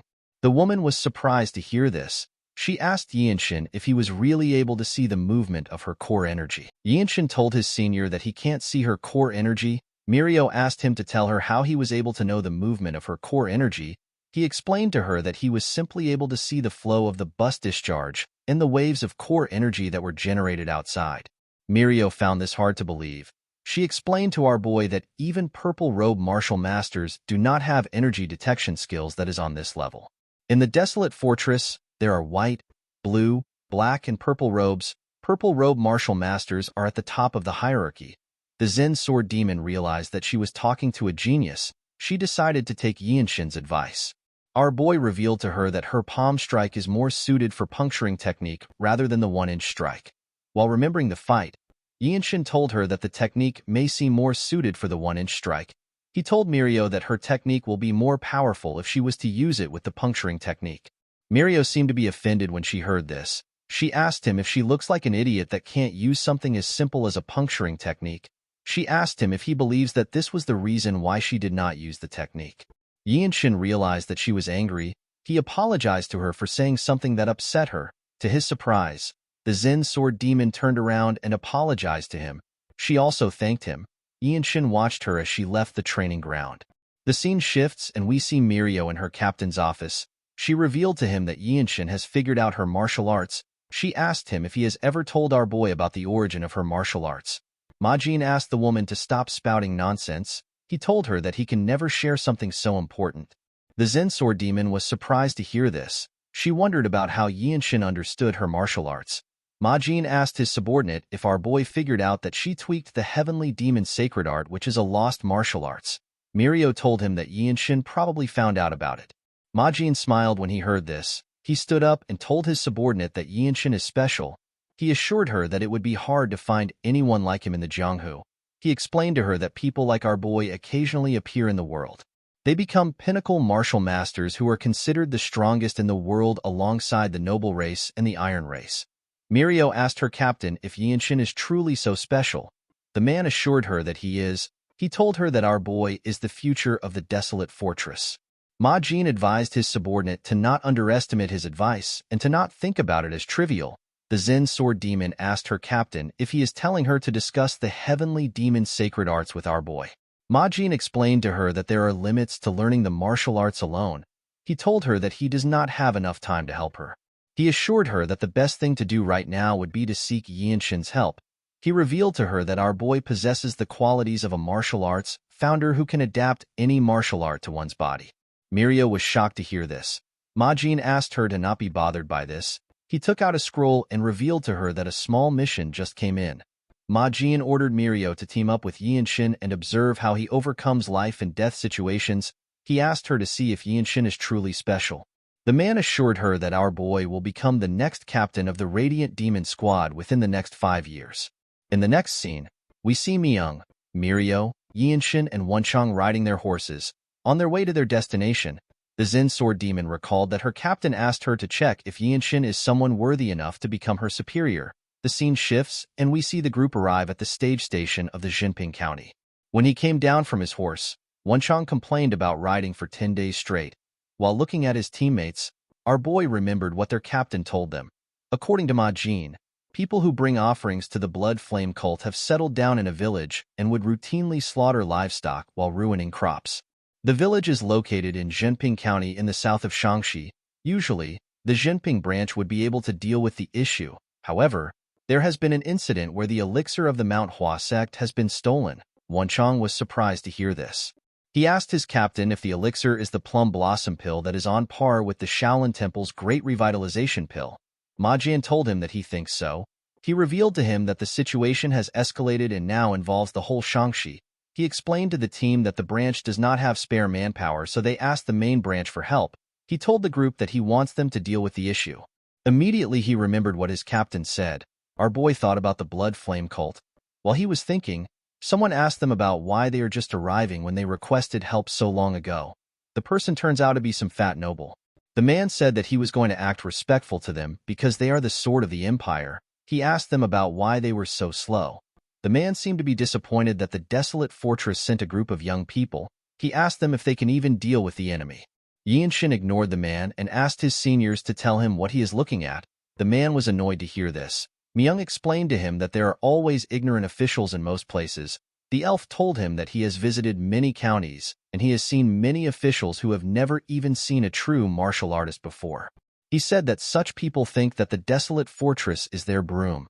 The official became enraged when he heard this. He could not believe that Myung dared to speak to him so rudely. Yinshin asked Myung if he can block the official's mute acupoint. The elf asked him to go ahead. He did not want to waste his time there. The man wanted to start yelling, but our boy blocked his acupoint. The man began to sweat. He noticed that he could not speak. Yinshin told him that they do not take orders from him. While the official was struggling to speak, Yinshin and the rest of the group walked forward. While walking, Wonchang asked his friend if he also learned how to block acupoints. Yinshin told him that he did.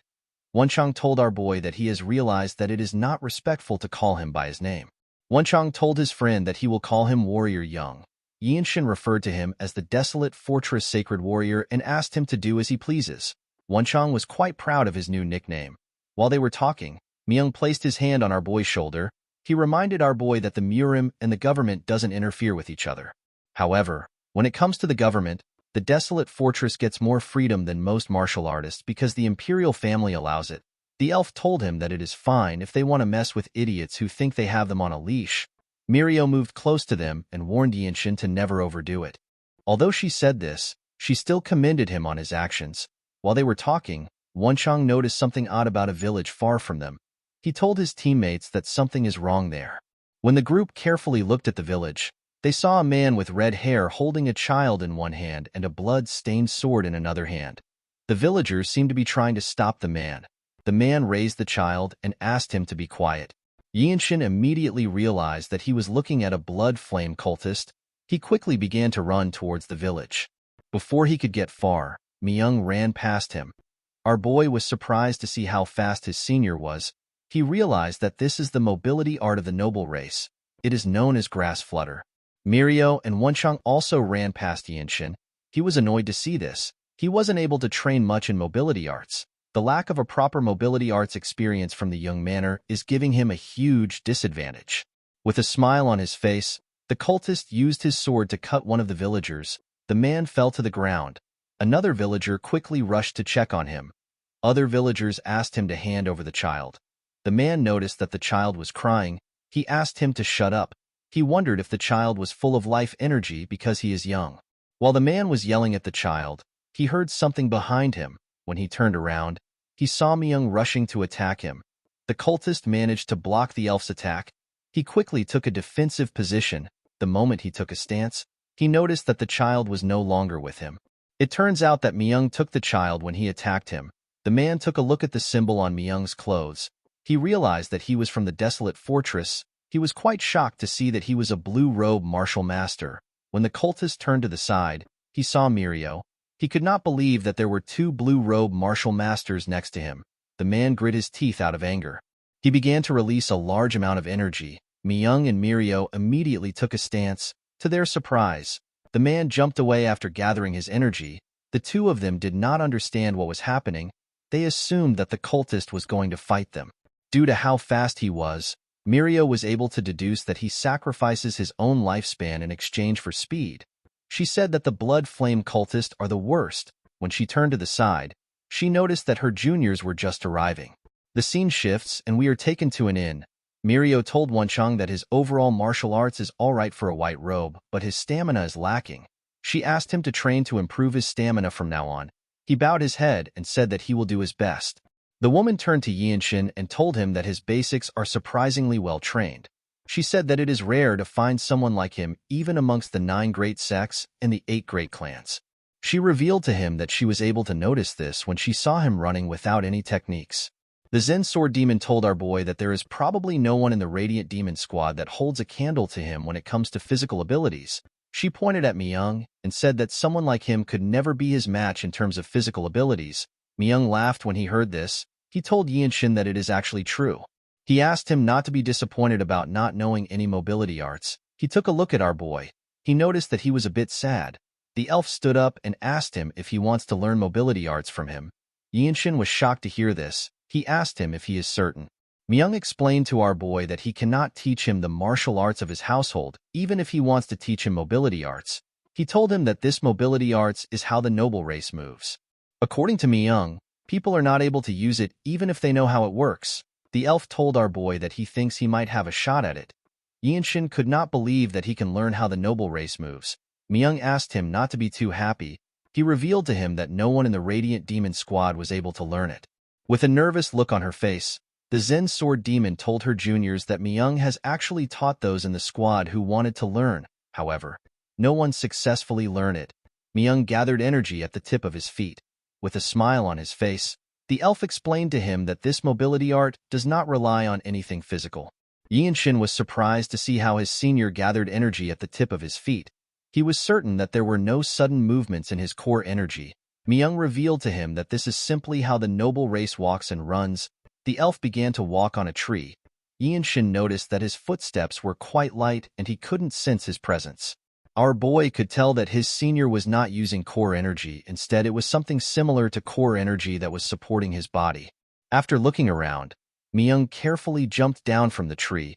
Even when he was coming down, he looked like a leaf falling from a tree. With a smile on his face, Myung asked his junior if he understood the technique.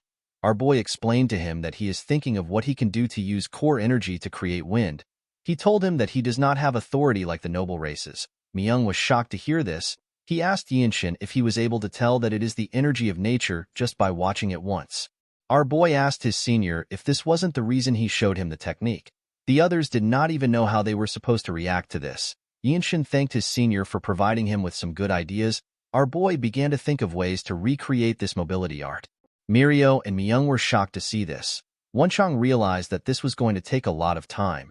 He turned around and said that he will get them a place to stay. Later in the night, we see Yinshin meditating. He was thinking about the energy of nature. After thinking for a while, Yinshin released some energy.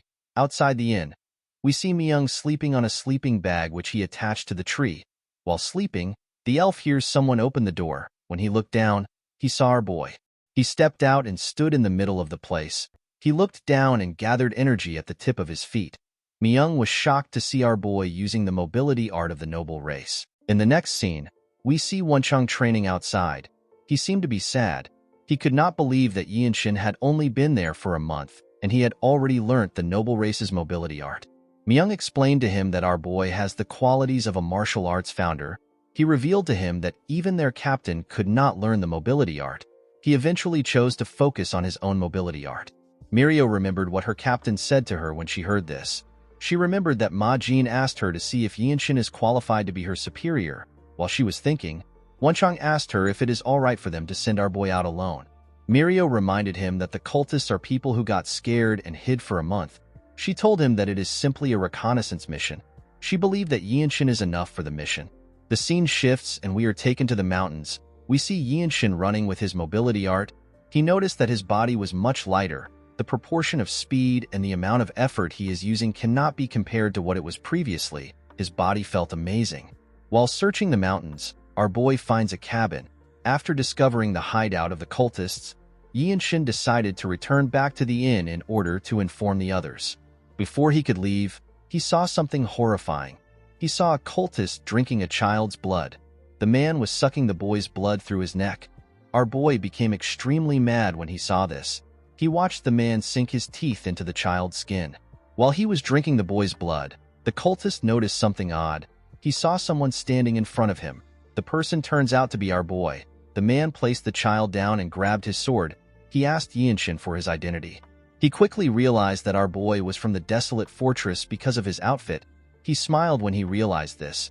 He grabbed his sword hilt and asked our boy if he is alone. Yinshin did not respond to him. The man assumed that he was correct. He called our boy a fool. He could not believe that he came alone even though he is a white robe. He asked Yinshin to blame his own bad luck. The moment he said this, our boy beheaded him at a frightening speed. The man did not even know when his head got cut off. It flew up and fell to the ground. After taking care of the man, Yinshin turned to the child on the ground. He remembered how his own family was slaughtered. He covered his sword with his energy. He decided to get rid of all the cultists. He asked the child to wait for a little while. He promised to bury him once everything is over. Immediately he said this, he took a stance. He used the radiant demon art to find the weak parts of the building. The moment he found it, he used another technique of the radiant demon art called swift sword style. His attack tore the cabin apart. The cultists inside were shocked to see what was happening. Some of them got torn apart by the strike. While the last cultist was trying to understand what was happening, Yinshin rushed to attack him. He stabbed him in the chest. He pinned the man to the ground. Yinshin reminded the cultists that their cult believes that the weak are prey to the strong. He asked him to tell him how it feels to be killed by someone stronger. He took out his sword after saying this. When he raised his head up, he saw a huge cave. The cave was hidden behind the cabin. Yinshin could feel a lot of energy coming from the cave. He realized that this was not just the hideout of the Blood Flame cultists, it was also the branch of the cult. Before he could enter the cave, he sensed something. He saw more cultists rushing to attack him. The men could not believe that he would attack their branch carelessly. One of them said that he was going to kill him for the blood he spilled. The poor bastards did not know that they were about to fight an overpowered protagonist. Yinshin noticed that the bastard who said he was going to kill him was the cultist they met when they first arrived. The cultist also recognized our boy. He promised to make him pay with his blood. The moment he heard this, Yinshin rushed to attack the men. He went into their midst. He used his sword to attack them at a speed which they could not react to. The cultists did not even know what happened to them. They all got torn apart without any resistance. Our boy watched their blood splash all over the place. Immediately, he took care of the men. A much more sinister energy was released from the cave. Someone said that he never expected a white robe to cause a ruckus in a place like this. Yinshin noticed that a man was coming out of the cave. He could tell that the cultists on the ground do not have such a dreary energy. Our boy was surprised to feel the energy the man was releasing. He could tell that this man was on a completely different level compared to those he had fought so far. This man was quite huge, and he had blood-red eyes. Yinshin had heard that when a part of a person's body returns to what it used to be, it means that the person has reached the level of being able to refine their core energy. Our boy realized that this is the strongest person that is in charge of this place. He is the branch leader. People like him are called Blood Master Swordsmen in the Blood Flame cult. The cultist took out his blade. With a creepy smile on his face, he told Yinshin that he will use his pain to strengthen his blood. Our boy became nervous when he heard this. Blood Master Swordsman is the title given to the Blood Flame cult's branch leaders, to the normal person or to their subordinates. This people are almost like death gods, and there aren't many martial masters who possess the prowess to kill them. Yinshin and the man glared at each other. Our boy covered his sword with his energy. He decided to go all out before the man gets close. Our boy realized that he was able to win in the past because he launched a barrage of attacks before his opponent could respond. He quickly took a stance. The man smiled when he saw this. He told him that the title of the desolate fortress has made him too arrogant. Immediately he did this. Yinshin activated the limit releasing technique. He swung his sword at an incredible speed. The man managed to dodge the attack. He was surprised to see how fast it was. He quickly stepped back. Our boy quickly charged at him. He began to attack him fiercely when he got close to him. The cultist managed to block the attacks. However, it was too fast for him. Our boy was pushing him back. He smiled when he saw how fast Yinshin was. He told him that he is not bad. Our boy could not believe that the man said that he is not bad. He remembered the dead bodies of his family members. He remembered how he felt that day. He grit his teeth out of anger. He reminded himself that he is no longer his old self. He made his attacks much heavier. The man was surprised to feel the weight of his sword. While he was struggling to block it, Yinshin reached out to him and grabbed his hand. He held the hand that the man used to hold his sword. He used his energy to twist the man's entire arm. The cultist screamed out in pain. He became more enraged. He gathered his energy in his other hand and rushed to attack Yinshin. He called him a bastard. Before his hand could touch him, our boy used his sword to cut it off. The man screamed out in pain. While he was screaming, Yinshin decided to use the opportunity. He stabbed him in his chest. The cultist spat out some blood. Yinshin twisted his sword and messed up his inside. The man could not believe that he lost to a mere white robe. With a look of anger on his face, Boy told him that he must have only inflicted pain on others. He told him that he must have never received it before. The moment he said this, he took out his sword. The cultist fell to the ground and released some dreary energy. While breathing heavily, Yinshin looked around. He saw a large hole next to him. He put his sword away and moved close to the hole. He found the bodies of the villagers in this hole. These bodies had been drained of their blood. Yinshin felt sentimental when he looked at their faces. He prayed that they would all go to paradise. At night, we see Yinshin return to the inn. Everyone was shocked to see him. He was covered in blood and he was carrying a child on his back. The group stood up when they saw him. Our boy handed the child to Wonchong. The boy was surprised to see that the child was not dead yet. Mirio could tell that her junior fought. She asked him if he is all right. Yinshin realized that she was confused because of the blood. He assured her that he is fine. He revealed to her that the blood doesn't belong to him. He told her that he discovered the blood flame cult branch. Mirio was glad to hear that he is safe. The moment she thought of this, she realized that our boy said that he found the cultist's branch. She and the other members asked him if he is serious. Yinshin revealed to them that they were 8 red-haired cultists. The blood flame cultist that caused trouble in the county was there. He was with a strong cultist that had red and black hair. Mirio and Myung were shocked to hear this. The Zen sword demon told him that the cultist with red and black hair is a blood master swordsman. She realized that our boy truly found the branch of the cult. She could not believe that there was a branch of the blood flame cult that has planted its roots there and is feeding off the people in the county. Myung picked up his sword. He explained to them that the blood flame cult is a target of the desolate fortress that needs to be destroyed. He told his teammates that they will need to raid the branch. The elf commended Yinshin on his accomplishments. He asked him to get some rest. Mirio tapped his shoulder and told him that she will follow Myung to clean up the branch. Our boy explained to them that they do not need to go anywhere. He told them that they simply need to get the government troops to do the rest. He said that the troops need to help the victims. Mirio and Myung were surprised to hear this. Wonchong could not understand why they would need the government troops. Mirio turned around and asked Yinshin if he defeated all the cultists and the blood master swordsman. Our boy told them that he killed them all. The group could not believe what they were hearing. Myung asked him if he really destroyed a branch of the blood flame cult on his own. Yinshin told him that the mobility art he taught him really helped a lot. The seniors did not know how to react to this. The Zen sword demon revealed to him that the blood master swordsmen have strange regeneration abilities. She asked him if the fight was dangerous. Yinshin was surprised to hear about regeneration abilities. He did not experience anything like that. According to Mirio, there were some martial artists who drove them to the brink of death. However, they got stabbed in the back and died because they did not know about the blood master swordsman ability to regenerate. Yinshin picked up something and placed it on the table. The thing turns out to be the head of the blood master swordsman. Everyone was shocked to see the head. Our boy realized that things would have been bad if he did not cut off the cultist's head. With a smile on his face, Myung said that the fight is over even if the cultist has regenerative abilities. In the next scene, we are taken to the desolate fortress. We see Myung and Mirio reporting about the mission to their captain. Ma Jian never expected that a blood master swordsman would be involved in such a simple mission. He realized that the mission was not completely bad because it allowed them to see what the white robes are capable of. He asked the two to tell him how Yinshin behaved when he was faced with a life and death situation. Although she was not there, the Zen sword demon did not believe that our boy was in a life and death situation. Myung asked his captain about what he means. Ma Jin explained to them that the place must have been a branch of the Blood Flame cult if a Blood Master swordsman was there. He told them that the branch must have been a dangerous place for the white robes. He asked the two of them if they destroyed the branch in order to protect their juniors. Mirio revealed to her captain that they did not actually see anything by themselves.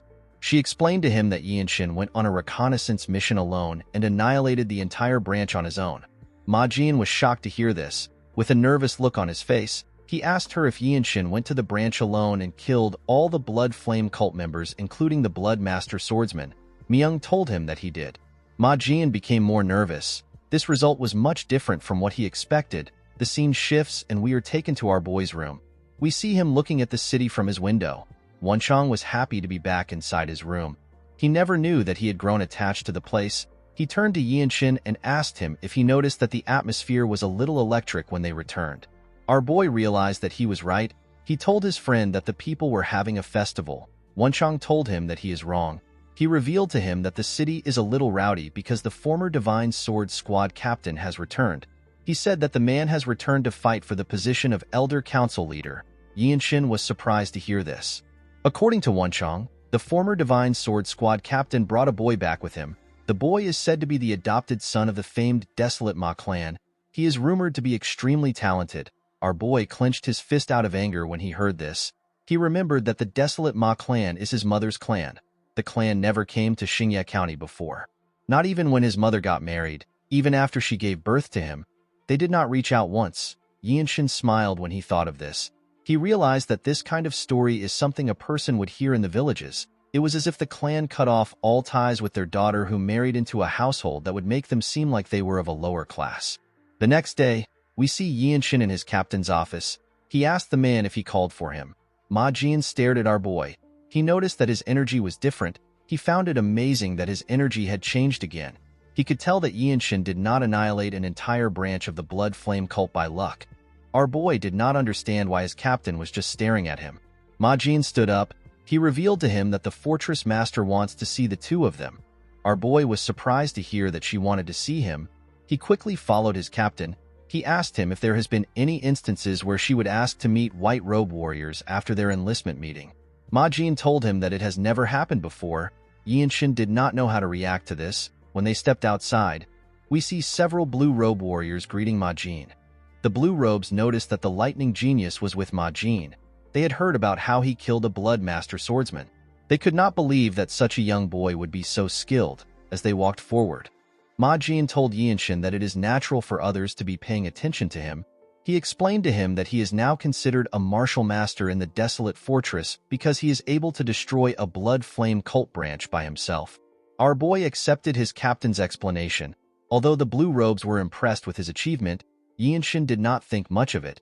His concept of time was much different from theirs. He does not have the luxury of time. If he wants to live, he must become as strong as a divine sword captain before he turns 20. He needs to advance from white to blue and surpass black robes like his captain to become someone capable of leading 17 squads like the Radiant Demon Squad as a purple robe divine squad sword captain. The scene shifts and we see Yinshin and Ma Jin arrive at the door of the fortress master. Before his captain knocked on the door, our boy hears the fortress master tell someone that she heard he has a grandchild. The person said that the blood of a lowly place cannot flow far. Ma Jin knocked the door when he heard this. The person said that he will be glad if his grandchild doesn't bring shame to the Ma clan. Yinshin was surprised to hear this. The person said that the child next to him is his successor. Although the boy was not from the main family, he was still exceptionally talented. Immediately the man said this. Yinshin and his captain stepped in. They saw the fortress master, an old man and a young boy. Yinshin noticed that the fortress master was staring at him. Ma Jin put his hand together. Our boy was surprised to see this. He remembered that he was supposed to greet the fortress master. He quickly joined his captain in greeting the fortress master. Our boy realized that this man was the former Divine Sword Squad captain. He is a purple-robe martial master that is stronger than Ma Jin. The old man turned to him and asked him if he is the lightning genius from the Radiant Demon Squad. He introduced himself as Ma Yanjiak. He said that he used to lead the Divine Sword Squad. He explained to our boy that he told the fortress master that his grandson wants to see a martial master that is his peer. Yanjiak told our boy that it is nice to meet him. Upon hearing this, Yinshin realized that this man doesn't know who he is. He carefully looked at the fortress master. Yanjiak told Yinshin that he heard about him recently. He noticed the energy which he was exuding. He told our boy that the rumors don't do him any justice. He did not expect Yinshin to be so accomplished. He found it hard to believe that he had attained so much at such a young age. Our boy put his hands together and greeted his grandfather. He introduced himself as young Yinshin of the Radiant Demon Squad. Yanjiak was surprised to hear our boy call him grandfather. Ma Jin and the young man were also surprised. The fortress master actually smiled. She seemed to be enjoying the show. Yanjiak asked him about what he is talking about. The moment he said this, he realized that our boy said that his surname is Young. He could not believe that he was looking at his grandson. He wanted to ask him again to confirm. Yinshin simply greeted him again. Ma Jin was more shocked than anyone. He asked our boy if he is truly his sister's son. Yinshin did not know what he was talking about. He could not believe that his captain is his mother's brother and his uncle. He apologized to Ma Jin for not greeting him as his nephew. He explained to him that he is not very sure about the clan relations on his mother's side. He revealed to him that even the people in his father's clan which has been destroyed have pretty much given up on him. Ma Jin and Yanjiak were shocked to hear that the young manor has been destroyed. Yanjiak asked him if he is certain about what he is saying. Due to their reactions, Yinshin could tell that they did not know that the young manor has fallen. Yanjiak turned to the fortress master. He asked her if he can speak to his grandson alone. Yinshin was surprised to hear this. Before the fortress master could respond, our boy stepped forward. He told his grandfather that his mother is not a member of their clan. He told him that he does not belong with them. He explained to him that he respects his accomplishments as a warrior of the desolate fortress. He told him that he is uncomfortable with having any other personal conversations. Yanjiak was surprised to hear this. With a smile on her face, the fortress master told the lightning genius that she likes his spirit. The young man said that he will not acknowledge Yinshin. He did not want to acknowledge someone like our boy as a direct descendant of his grandfather. He turned to Yanjiak and told him that Yinshin is not supposed to show such disrespect to the former Divine Sword Squad captain. The old man did not seem to be listening to him. He was still surprised that he was looking at his biological grandson. Yinshin realized that this idiot has forgotten that he is in the presence of the fortress master. He told him that he does not need his acknowledgement. He tapped his emblem and told him that he is not from the Ma clan. He said that he is the lightning genius of the Radiant Demon Squad. Our boy smiled when he said this. The idiot was annoyed to hear what he said. He turned to Yanjiak and asked him to allow him to have a duel with Yinshin. He said that he will prove that our boy is not worthy of being his blood relative. With a cold gaze in his eyes, Yinshin told him that he has no reason to agree to a duel. He explained to him that if he requests a duel for learning, he will accede to it. He said that he has no need to prove his value to their clan. The idiot was annoyed to hear this. Yinshin noticed that the idiot has 2 gauntlets tied to his clothes. He realized that the boy learnt the fist strikes of the Ma clan. The fortress master asked them to stop talking. She said that Yanjiak is an old-time friend who journeyed with her for a long time and Yinshin is a promising subordinate. She told them that any conflict between the two of them will put her in a tough spot. She asked them to settle the issue like martial artists. She asked them to bet what they want from each other. The fortress master knew that the duel was of no benefit to the lightning genius. She promised to grant him a request no matter the outcome of the duel. Our boy was surprised to hear this. He asked her if she will even grant him the item he wants. She told him that it is not possible for now. She explained to him that even his grandfather cannot get the item because he has already received a different reward for his contribution as the Divine Sword Squad captain. She revealed to Yinshin that she can actually teach him one of her vital energy techniques. Everyone was shocked to hear this. They could not believe that our boy has the chance to learn martial arts from someone known as the strongest in the world. The young man was also happy to hear this. He also wanted to learn the martial arts of the fortress master. Yinshin realized that this boy was going to learn martial arts from the fortress master instead of following Yeonjiak's will if he wins. He could not believe that his mother's clan would take in this selfish person as a successor. He decided to accept the duel. The scene shifts and we see everyone at a training ground. The fortress master told the boys that they have the whole place to themselves. She asked them to do whatever they want. Yinshin noticed that the boy wore his gauntlets. He smiled as he cracked his knuckles. Our boy ignored him and turned to the side. He saw his grandfather and his uncle. He told himself that the Radiant Demon Squad is good enough for him right now. He said that he does not need the Ma clan. He took a stance and stretched out his hand. He asked the boy to bring it on. The boy was annoyed to hear this. He called Yinshin a bastard. He quickly rushed to attack him.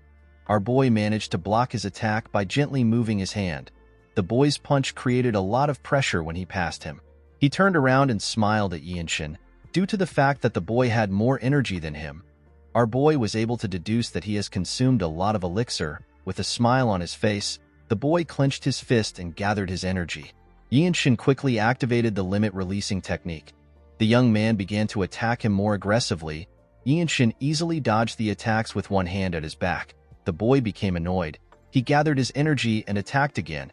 He asked our boy to tell him why he is not using his sword. Yinshin pushed his hand away. He told him that he is not using his sword because his fist strike techniques are good. The boy became more angry when he heard this. He gathered his energy in his legs. He managed to crush the ground with his energy. He charged at our boy with his hand covered with his energy.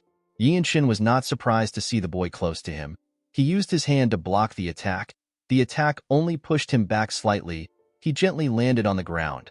The young man was shocked to see that his attack did not connect. Yeonjiak was also shocked to see how skilled his grandson was. Ma Jin was not surprised at all. The fortress master smiled when she saw how the fight was going. Yinshin smiled when he landed. He told the boy that he has thought of a strong fist strike technique. He took a stance and said that the fight will come to an end by the count of 10. The boy was annoyed to hear this. Yeonjiak understood that his grandson was talented, but he did not expect him to try to end the fight in 10 moves.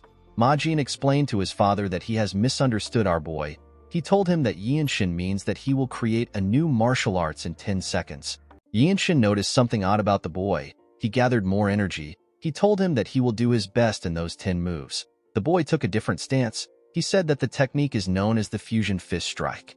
Yinshin was relieved to see this. Instead of getting riled up by what he said, the boy actually calmed himself. From the waves of the core energy he was feeling, our boy could tell that his grandfather, who is respected by the world, did not teach the young man in a slidshod manner. Yinshin asked the boy to use whatever strike he wants. He told him that he is also allowed to use a palm strike if he wishes. He asked him to simply do his best. He told him that he will be able to show him plenty things regardless of the strike he uses. The boy became angrier. He charged at Yinshin. The moment our boy saw his fist coming closer, he clenched his own fist. He and the boy attacked each other with their fists. Yinshin used a technique known as the energy accumulation discharge. His fist pushed the boy back. The young man was shocked to feel Yinshin's strength. Our boy did not stop. He charged at the boy. Ma Jin noticed something odd about Yinshin. He noticed that our boy accumulated more energy after the first attack. He was expected to have lost a little since he discharged his energy. When Yinshin got close to the boy, he attacked him with his hand, which was covered in his energy. The attack was known as the accumulated energy second strike. The young man put his hand together to block the attack. Unfortunately for him, Yinshin's fist broke through his defense. Ma Jin realized that our boy got an inspiration for this attack from the fusion fist strike. The young man could not believe that he was pushed back. He could not believe that Yinshin was actually getting stronger. He grit his teeth out of anger. He turned to his master to see the look on his face. Yeonjiak was not impressed or disappointed. The young man gathered more energy in his fist. Yinshin told him that he is doing well. He asked him to show him more. He told him that he can do anything he wants. The boy was annoyed to see that our boy was treating the duel as a lesson. He told him that he is too arrogant. He charged at him with a palm technique that was quite fast. Yinshin used the accumulated energy third strike. The attack pushed the boy's palm away. Before he could fall to the ground, Yinshin grabbed his clothes. The boy was shocked to see this. Our boy gathered his energy in his palm.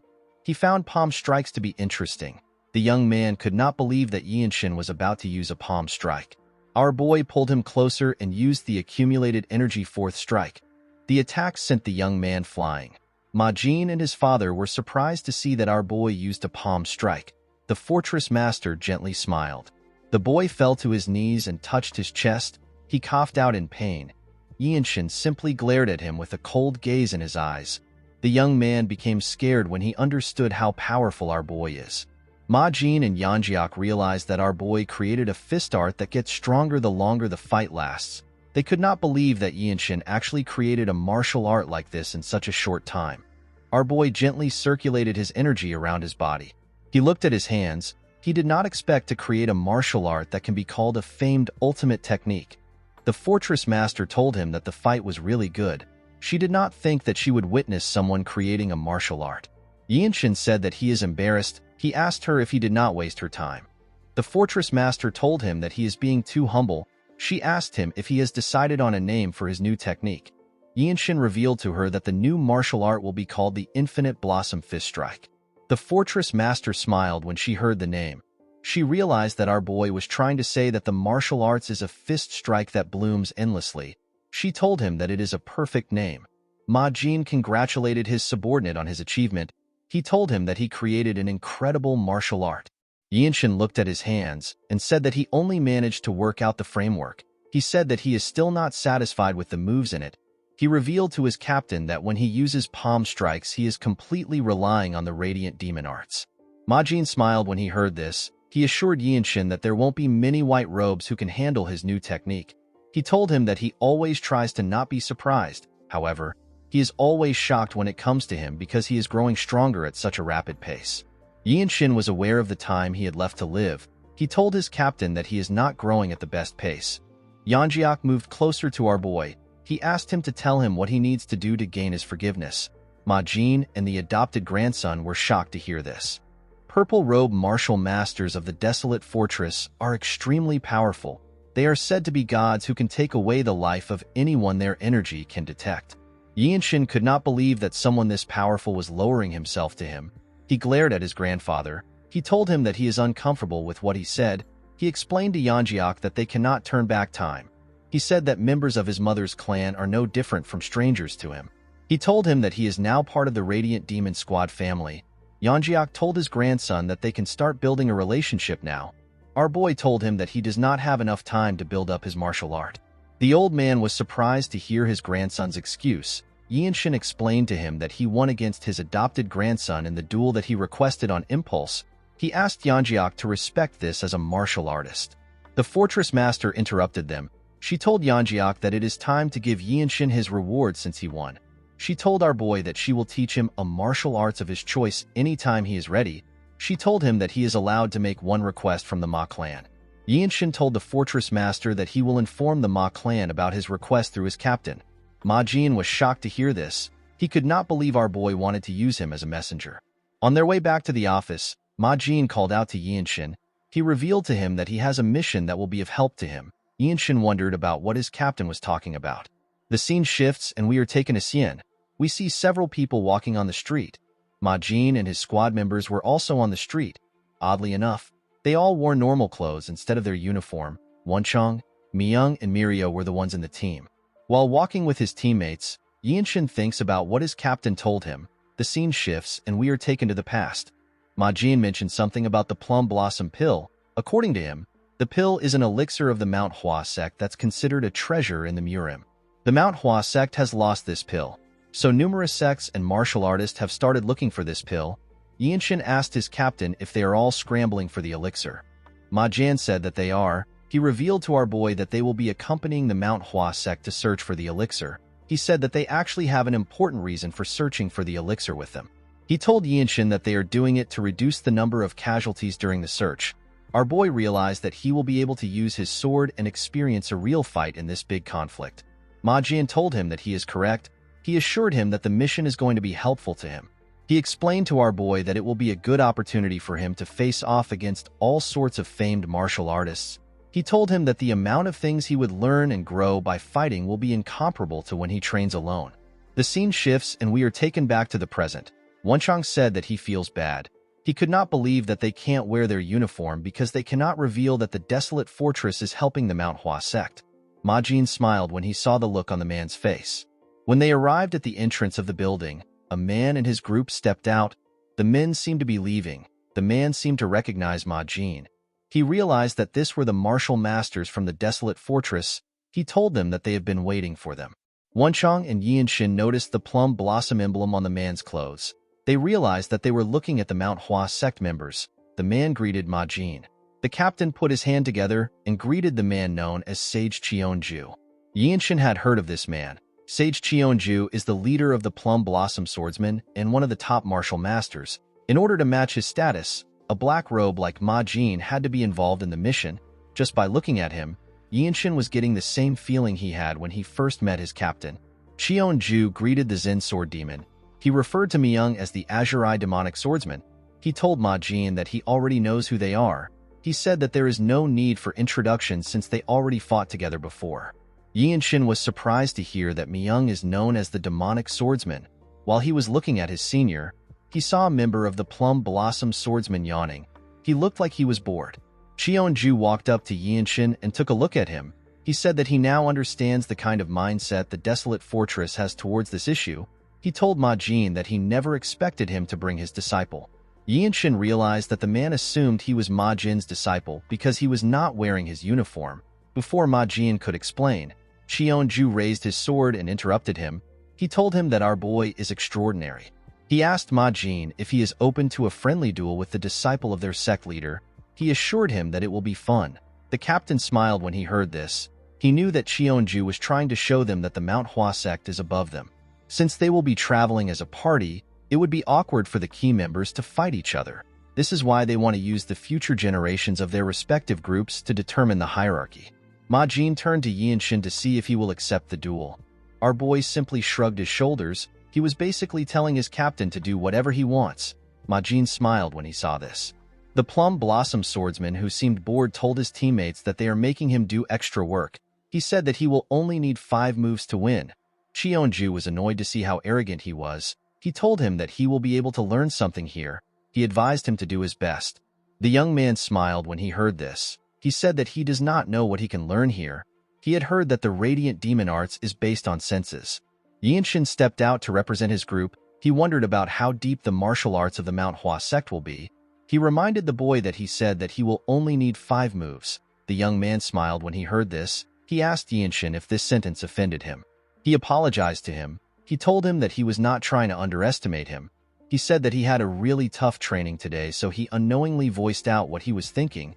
He introduced himself as Yu Hyun. Wenchang was surprised to hear his name. He could not believe that he was looking at the Mount Hua sect sword dragon. He heard that Hyun was the best disciple of the sect leader. Mirio revealed to him that Hyun is known as the future of the Mount Hua sect. There are rumors saying that he has already started learning the Violet Dawn sacred art. Wenchang could not believe that Yinshin was supposed to win someone this powerful. Our boy dropped his bag on the ground. He carefully moved his wrist. With a smile on his face, he introduced himself as young Yinshin. Hyun smiled at Yinshin. He activated a technique known as Invisible Wind Stride and charged at Yinshin. He attacked him with a palm technique. The technique contained a variety of moves. Our boy realized that this was the Falling Blossom Palm Strike. Hyun attacked him with a confident smile on his face. Yinshin activated the first strike of the Infinite Blossom Fist. The technique is known as Vortex. He was able to disrupt Hyun's flow with his technique. Hyun had to bend his head to dodge the attack. He was shocked to see what just happened. He wondered about what created this force. Yinshin quickly charged at the boy. When he got close to him, he covered his leg with his energy. He hit the ground with a lot of strength. He attacked Hyun with his second strike. The technique is known as the Formidable Wall. The boy had issues deflecting Yinshin's attack with the Falling Blossom Palm Strike. Our boy realized that the Falling Blossom Palm Strike of the Mount Hua sect is sufficient enough to become the inspiration for the third strike of the Infinite Blossom Fist Strike. He asked Hyun to play a little longer with him. He told him that he wants to end the fight in 10 moves. Hyun was annoyed to hear this. Our boy took another step forward. He clenched his fist and gave Hyun a punch that sent him flying. Yinshin did not give the boy the time to rest. He closed the gap between himself and Hyun. He gathered a large amount of energy in his fist. His energy looked like a flower that was about to blossom. He landed multiple punches all over Hyun's body. The boy screamed out in pain. He fell to the ground and rolled over. The the members of the Manhwa sect were shocked to see what happened. Yinshin took a look at his fist. He realized that he can use the last attack as his third strike. He decided to name the third strike the Flower Strike. Yinshin noticed that everywhere was quiet. When he looked up, he saw everyone staring at him. They were all shocked by what they just witnessed. They could not believe that the talented disciple of the Manhwa sect lost after 3 moves. They wondered about who our boy was. Cheonju was annoyed to hear what they were saying. He ordered one of his sect members to get Hyun. A huge man stepped out and carried the boy on his shoulder. Cheonju turned to Ma Jin. He told him that the desolate fortress has been raising a dragon. He asked him if the desolate fortress still wants to gain more control of the Murim. The captain said that he is overreacting. He told him that the desolate fortress won't do anything as long as no harm comes to the people of the country. Cheonju asked him to stop using excuses that make sense. He turned to our boy and called out to him. He told him that he had a good martial arts performance. Although Yinshin's last attack was similar to the Falling Blossom Palm Strike, Cheonju could tell that it was completely different. He knew that there was no way Yinshin had learned any martial arts of his sect. He told our boy that he never expected that there would be a martial arts similar to theirs. He said that the duel will provide enough motivation for their sect leader's disciple who has gotten lazy in his training. He told Yinshin that the Manhwa sect will welcome him as a guest if something causes him to leave the desolate fortress. Ma Jin and the rest of his group were shocked to hear this. Ma Jin turned to the sage. He told him that he has crossed the line. Cheonju raised his hand to show that he understands. He admitted that he got ahead of himself due to his greed. He apologized to Ma Jin. He told him that he couldn't help himself because there is a brilliant talent in front of him. Someone called out to Yinshin through telepathy. Our boy was surprised to hear a voice in his head. The person turned out to be Mirio. The Zen sword demon told him that he looks like he is having trouble standing. Yinshin smiled when he heard this. He revealed to her that he used up all his core energy in his last attack. The Infinite Blossom Fist Strike uses burst discharge in all its stances. This is why it consumes a large amount of inner energy. Our boy realized that he still needs to use a sword when fighting for real. The scene shifts and we are taken to an inn. After Yinshin explained the situation to his seniors, Myung told him that he needs to open up his center energy core quickly. Our boy was surprised to hear this. Myung explained to him that he needs to make up for his lack of inner energy with stamina. Yinshin asked him about how this was related to his center energy core. Mirio realized that he did not know that this was the function of the center energy core. According to the Zen sword demon, the center energy core possesses an efficacy that even the upper dantian, which is said to house the divine in the mind, cannot bestow. She told Yinshin that it will give him a more robust inner energy. Our boy found this weird. Mirio explained to him that it simply means that there is higher efficacy. She asked him if he has heard of martial masters who don't get tired even after fighting for 7 days and nights. Yinshin told her that he has. Mirio explained to him that the masters are able to do this because they train their center energy core. It stabilizes the core energy and allows them to use energy-draining skills multiple times. Even if they are hit by a powerful attack, their energy flow will not get disrupted most of the time. She revealed to Yinshin that Myung was able to fight against the Namgung's strongest swordsman because of his center energy core. Yinshin asked the Zen sword demon to tell him how he can open up his center energy core. The woman told him that it will naturally open as he trains his lower energy core over a period of time. She advised him to circulate energy revolving around his upper body. Yinshin referred to her as senior and asked her if there is a faster way of getting the center energy core. Mirio was shocked to hear this. She gently smiled. She could not believe that our boy called her his senior. Yinshin did not understand why she was smiling. In the next scene, we are taken to a restaurant. We see everyone turn to Mirio when she screamed the name of the battle maniac. Even Wenchang wondered why she was overreacting. Ma Jin told his squad that the battle maniac is the culprit of this incident. He is a notorious thief based north of the Yangtze River. Ma Jin said that the battle maniac was also the one who stole his martial arts manual. He said that this case actually worked out great for him. Wenchang asked the Zen sword demon if a thief stole their martial arts manual, with a serious look on her face. Mirio said that they had a situation in the past. Ma Jin announced to his squad that they will start destroying all the unorthodox factions signboard within Shangxi with any connections to the battle maniac. Wenchang asked his captain about what the Manhwa sect will be doing while they are doing this. Ma Jin explained to him that while they draw the attention of the unorthodox factions, the Manhwa sect will secretly infiltrate them and check out their location. Wenchang was surprised to hear the plan. Yinshin asked his captain if they have any justification to destroy the signboards of the unorthodox factions. Myung smiled when he heard this. He realized that his junior did not know much about unorthodox martial artists. He explained to him that the Empire does not recognize the existence of the unorthodox factions. These factions even dare to collect taxes in the Empire's territory. The Empire determines whether a group is orthodox or unorthodox through a very simple method. They base it on whether the people offer money to the factions willingly or if their money is getting stolen with a blade pointed to their face. Ma Jin said that the unorthodox factions are vermin who leech off the country. The only reason they are left alone is because a new group of them will appear even if they destroy the current group. The captain told Yinshin that there is no need for justification when attacking people like them. Our boy asked him about the amount of factions they are going to attack. Ma Jin said that they will start with 6. He told them that he will take 2 factions. Yinshin said that he will also go by himself. Ma Jin asked him if he is trying to claim all the credits for himself. He told him that it is too dangerous. Our boy assured his captain that he will be able to take care of it. Ma Jin explained to him that it is a different matter altogether for him to take on an entire organization. While fighting against a group, there are way too many variables to consider. It can't even be compared to a one-on-one fight. Yinshin told his captain that he will need to experience these things by himself. Ma Jin knew that our boy was right. He told him that he will assign him a mission in the town. He revealed to him that his target will be the Mantis sect that is in a part of Xian known as Lianhu. He told him that the group is quite atrocious. They won't hesitate even when kidnapping women and children. Ma Jin told our boy that his mission is to destroy the sect alone. In the next scene, we see Yinshin walking in the forest. There was a man walking behind him. The man was guiding him to Lianhu. The man told Yinshin that he never expected him to be going alone. He asked our boy to reconsider his decision. He said that the Mantis sect is not to be trifled with. According to the man, the sect has more than 10 men who are well-versed in martial arts. It is said that even a single lower-rank member is enough to defeat a whole alley in Lianhu. Yinshin asked the man to tell him more about the sect. The man revealed to him that the sect took over the streets of Lianhu 3 years ago. They dragged at least a dozen women away to serve them as maids. They are very vicious. They were able to skillfully manipulate the local magistrate. Yinshin asked the man if there is anyone who has seen the sect members use martial arts. The man told him that he heard they use all sorts of weapons. He said that he saw the sect members a few times from afar. They had a few weird curved swords and normal swords. He said that the sect members were so fast that it was hard for people to see everything they were doing.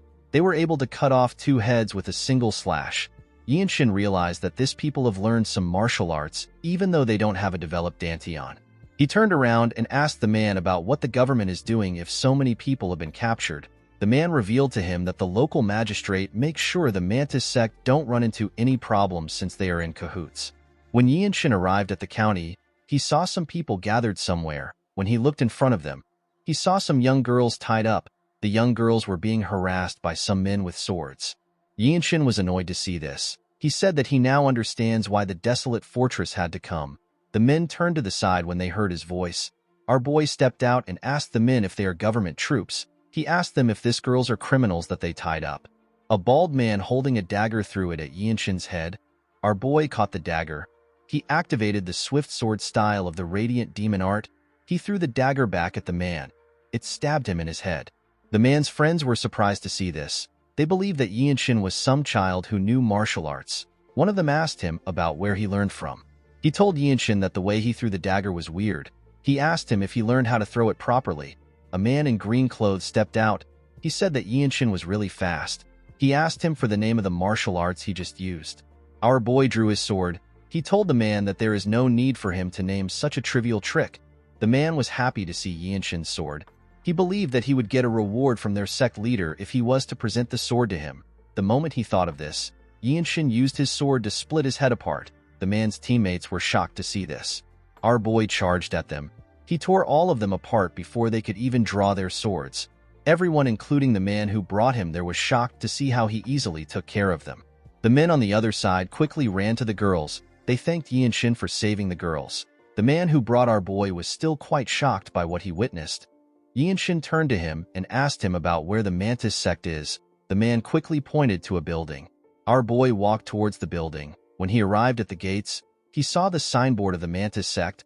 He kicked the gates open with a lot of force. The men in the building were surprised to see a young boy barge into the building. The leader of the sect was surprised to hear that a young boy like Yinshin killed their sect members. Our boy noticed that the man was oddly dressed. He wore a dragon robe, which should only be worn by the emperor. Yinshin wondered if the man was really a rebel. The leader stepped down. He asked his sect members to stay out of the fight. He said that it has been a while since he used his sword. He told Yinshin that he chose the wrong place to perform a chivalrous deed. He drew his sword after saying this. Our boy asked the old idiot for his name. The leader laughed and said that there is no point in giving his name to someone who is about to die. Yinshin revealed to him that he needs to know the name of the sect leader in order to claim the credit. The man smiled when he heard this. He quickly charged at our boy. Yinshin immediately realized that he was using a swift sword technique. He noticed that he could see the trajectory of the leader's attack. He wondered if it is because he has gotten stronger. He drew his sword and blocked the man's attack. He pushed the leader back when he blocked his attack. The man was shocked to feel the weight of Yinshin's attack. He took a careful look at our boy. He realized that he wouldn't be able to win in a one-on-one match. He ordered his men to attack our boy. They all charged at him. Yinshin carefully looked around to see the amount of men rushing towards him. He did not seem to be bothered. The men attacked him at the same time. Our boy easily dodged their attacks. He cut one of them down and turned around to block an attack. Some men tried to attack him from behind as he did this. Yinshin easily tore the men apart before their swords could touch him. They did not even know when they got cut down. Our boy looked around as he fought. He noticed that he could see the trajectories of all their attacks. He decided to attack them. He moved into their midst and struck them before they could attack him. He moved forward and continued to cut down the people in front of him. He tore apart the people around him and jumped out of their midst. He landed in front of the leader. The man was shocked to see Yinshin. All he could see behind him was the blood of his members everywhere. He was shocked to see the amount of people our boy killed. Yinshin remembered that he was asked to subdue the leader in front of the whole sect. He gathered his energy in his sword. He decided to think of the sword in his hand as a fist. He took a step forward and activated the second step of the Infinite Blossom Fist strike, known as the Formidable Wall. The technique gave him a large amount of force to jump. The sect leader did not know when Yinshin got above him. Before he could make a move, our boy swung his sword and cut him down. His sword literally cut through the man. It split his body apart. The poor bastard fell to the ground. Yinshin announced that he will destroy the Mantis sect signboard. He turned around and glared at the sect members after saying this. The men were horrified to see the look in his eyes. One of them asked his teammate to get the master swordsman. Yinshin was surprised to hear this. He asked the man if he is referring to a blood master swordsman. He asked him if the Blood Flame cult is the one behind them. The men did not know what to say. Our boy grabbed the man who asked his teammate to call the master swordsman by his neck. He pushed him down and asked him to speak. The man revealed to him that the master swordsman is probably sleeping in the side building. Yinshin found this weird. He knew that a real blood master swordsman would have detected a fight on this scale. While he was thinking, someone threw a sword covered in energy at him. Our boy managed to block the sword. The sword got shoved into the ground. Someone jumped above Yinshin and landed next to the sword. He picked his sword. He told our boy that he is really skilled. He told him that he never expected him to sense his attack. Upon seeing the black and red hair which the man possessed, Yinshin realized that he is a blood master swordsman. The scene shifts, and we are taken to the past. We see our boy talking to his captain. He asked his captain to tell him what he needs to do to become a blue robe warrior. Ma Jin smiled when he heard this. He revealed to Yinshin that he needs 5 of something. He told him that he needs to slay about 5 blood master swordsmen to go up in the ranks. He told him that he can become a blue robe warrior regardless of his age. Yinshin could not believe that another master swordsman was in front of him. He told the man that he is lucky. The cultist did not understand what he was talking about. With a condescending look in his eyes, our boy said that he has 3 left to go. The cultist noticed that Yinshin released his energy. He quickly took a stance. Our boy gathered his energy around his leg. He crushed the ground with his leg. He charged at the man at a crazy speed. The cultist managed to block the attack, but it pushed him back a bit. Yinshin knew that he had to end the fight now. He knew that this cultist was the center of the Mantis core. If he lets the fight drag on, his chances of winning will drop. The master swordsman gathered some energy in his hand. He asked Yinshin to die. Before his hand could touch our boy, He activated a technique of the infinite blossom fist strike known as Vortex. A large amount of energy gathered around his sword.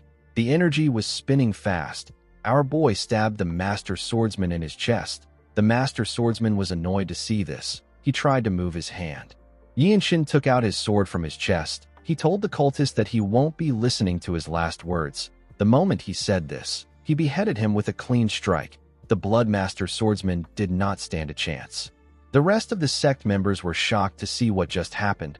They quickly realized that the sect was done for. Yinshin released his energy. He advised them to not try to run away. He glared at them intensely. The men were horrified to see the look in his eyes. In the next scene, we see the people of the town thanking Yinshin. They could not believe that he got revenge for them. The man who guided him to the town was holding a child in his arms. With tears in his eyes, he thanked our boy for his efforts. He told him that he has brought peace to his dead daughter. Yinshin did not expect to see the man holding his dead child. He asked the man about how things got this bad.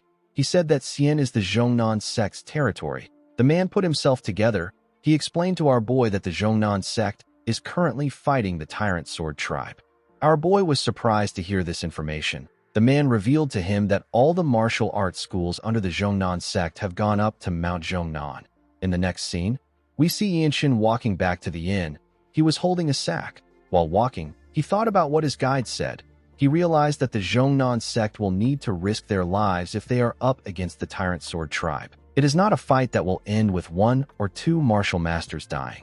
Yinshin thought about his niece and his elder brother who are at the sect. He realized that he needs to go to Zhongnan.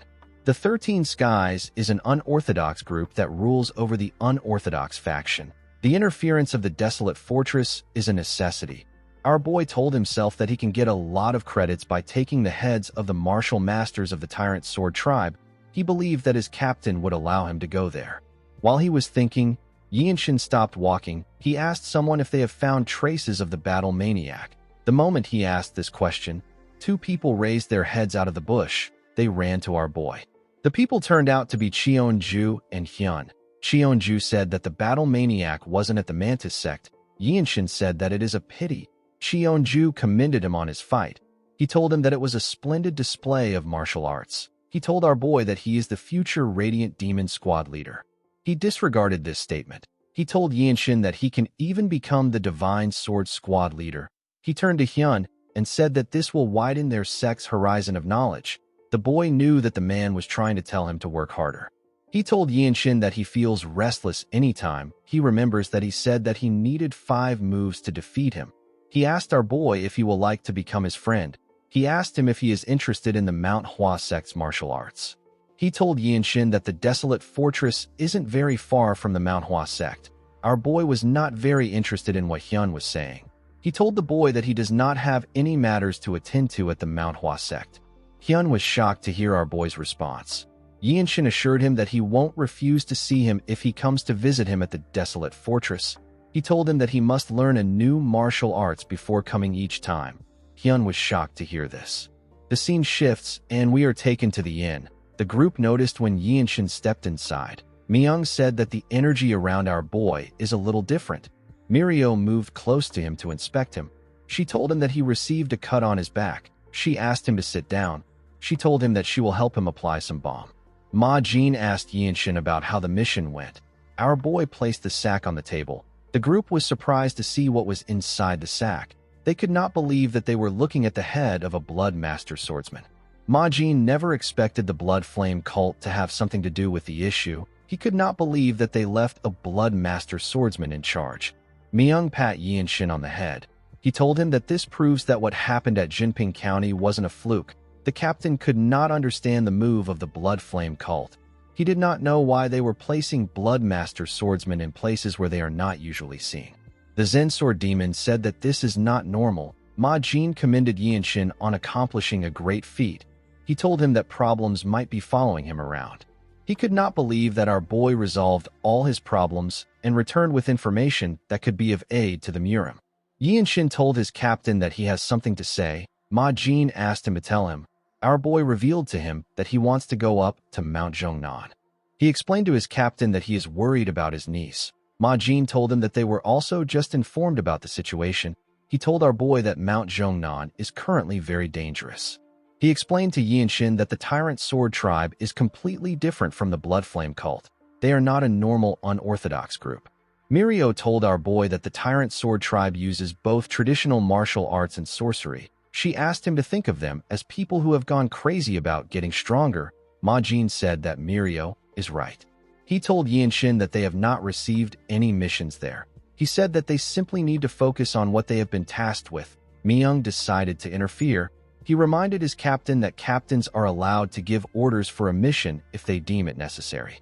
Ma Jin and Mirio could not believe that Myung decided to speak up now. Ma Jin decided to be honest with our boy. He explained to him that he does not want to send him to Mount Zhongnan without knowing if he will be able to make it back. Yinshin was surprised to hear this. His captain explained to him that anyone in the desolate fortress who knows how talented he is will worry about this fact. Myung told our boy that it is natural that people want to recruit him. He reminded him about the incident where he was invited by the Manhwa sect. Both Mirio and Wonchong knew that Myung was right. Yinshin asked his captain to tell him why he is incapable of separating personal and business matters. He asked his teammates if this is the level of trust he has built in their squad. He reminded them that he has shown them what he is capable of. He begged his captain to let him go. He asked him to record the mission as a solo mission. Upon seeing the look on Yinshin's face, Myung told his captain that our boy has made a checkmate move. Mirio hit him in the back when she heard this. After thinking about it, Ma Jin told our boy that he is right. He decided to give Yinshin a condition that would grant him the right to leave. He asked our boy to take on one of his attacks. Mirio and Myung were shocked to hear this. Ma Jin told our boy that it is simply one attack. He told him that he can dodge or block the attack if he wants. He assured him that he will let him go if he is able to do this. The Zen Sword Demon believed that this was a bit too much. She called out to her captain. Ma Jin told her that one must be at least this competent in order to stand at the top of the martial arts world. He promised to give Yinshin a separate reward if he is able to handle one of his attacks. Our boy accepted his offer. The scene shifts, and we are taken outside the inn. We see the members of the Mount Hua sect standing together. Cheonju thanked Ma Jin for granting them permission to witness his duel. After thanking him, he moved close to his team. He told Hyun that it is a precious opportunity to see the technique of the Radiant Demon Squad captain. Hyun found this to be weird. He reminded Cheonju that a black robe warrior of the desolate fortress should be on the same level as him. Cheonju told him that he is right. He explained to him that Ma Jin is very strong when it comes to close combat. He told him that the captain is even stronger than him. Hyun was shocked to hear this. Cheonju told him that Ma Jin's nickname is Hell Slaughterer. It means that he completely rules the battlefield. According to Cheonju, there is a large amount of reputable clan elders who were killed by Ma Jin after committing hypocritical atrocities. For someone as skilled as the captain, even a slight movement in his hand has great meaning, because that single attack could end a life instantly. Hyun could not believe what he was hearing. Unlike the martial artists of the 9 sects who seek the ultimate principle of swordsmanship, Ma Jin's martial arts were trained for the sake of fighting. Cheonju admitted that even our boy will have a hard time in this fight. He said that no one around his age can take on an attack from a master like Ma Jin. Yinshin glared at his captain. He asked him if he can give him some time. Ma Jin asked him to take as much time as he needs, because he was going to be using a move that a white robe warrior can't handle. Ma Jin advised Yinshin to sharpen his senses as much as possible. There are less than 30 black robe martial masters in the desolate fortress. However, our boy believed that he did not need to be nervous. He closed his eyes and took a deep breath. He released his energy and placed his hand on his sword. He told himself that he simply needs to show what he has learned. When he opened his eyes, we see that it is covered with his energy. Our boy was able to see the energy around his captain. He told Ma Jin that he will let him have the first move. The man smiled when he heard this. When he simply raised his hand, a large amount of energy gathered around it. Yinshin was able to tell that this was a ridiculously powerful palm strike. A palm strike of this level can easily break through most fortress walls. Our boy realized that he could not block such an attack. He needed to dodge it. He quickly let go of his sword. The moment he let go of his sword, Ma Jin charged at him like a lion going after its prey. He swung his palm at him when he got close to him. Immediately our boy saw his palm. He realized that he couldn't get away with any of the mobility arts he has learned so far. The moment he thought of this, an idea came to his head. He realized that he could take a single step. He focused his eyes on Ma Jin's palm. While looking at his palm, Yinshin carefully took a step and got behind his captain. Ma Jin's attack destroyed the ground. Everyone was shocked to see that our boy actually dodged the attack. Ma Jin was not fazed. He asked Yinshin about the mobility art he just used. Our boy revealed to his captain that he simply walked because he saw a way to survive. He told Ma Jin that he will name the technique the evading swift step. Ma Jin smiled when he heard this. He stood up straight and announced that he will permit Yinshin to travel to Mount Zhongnan. In the next scene, we are taken to a forest. We see Yinshin wearing a blue robe over his white robe. He was walking with Wenchang. As they walked through the forest, our boy remembered what happened at the inn. Myung took off his robe and gave it to him. He told him that he is lending him. Yinshin was surprised to see this. He told him that he does not understand what the robe means. The Zen Sword demon explained to him that by putting the robe on top of his white robe, Myung is putting his honor on the line to tell everyone that Yinshin is a rising star of the desolate fortress.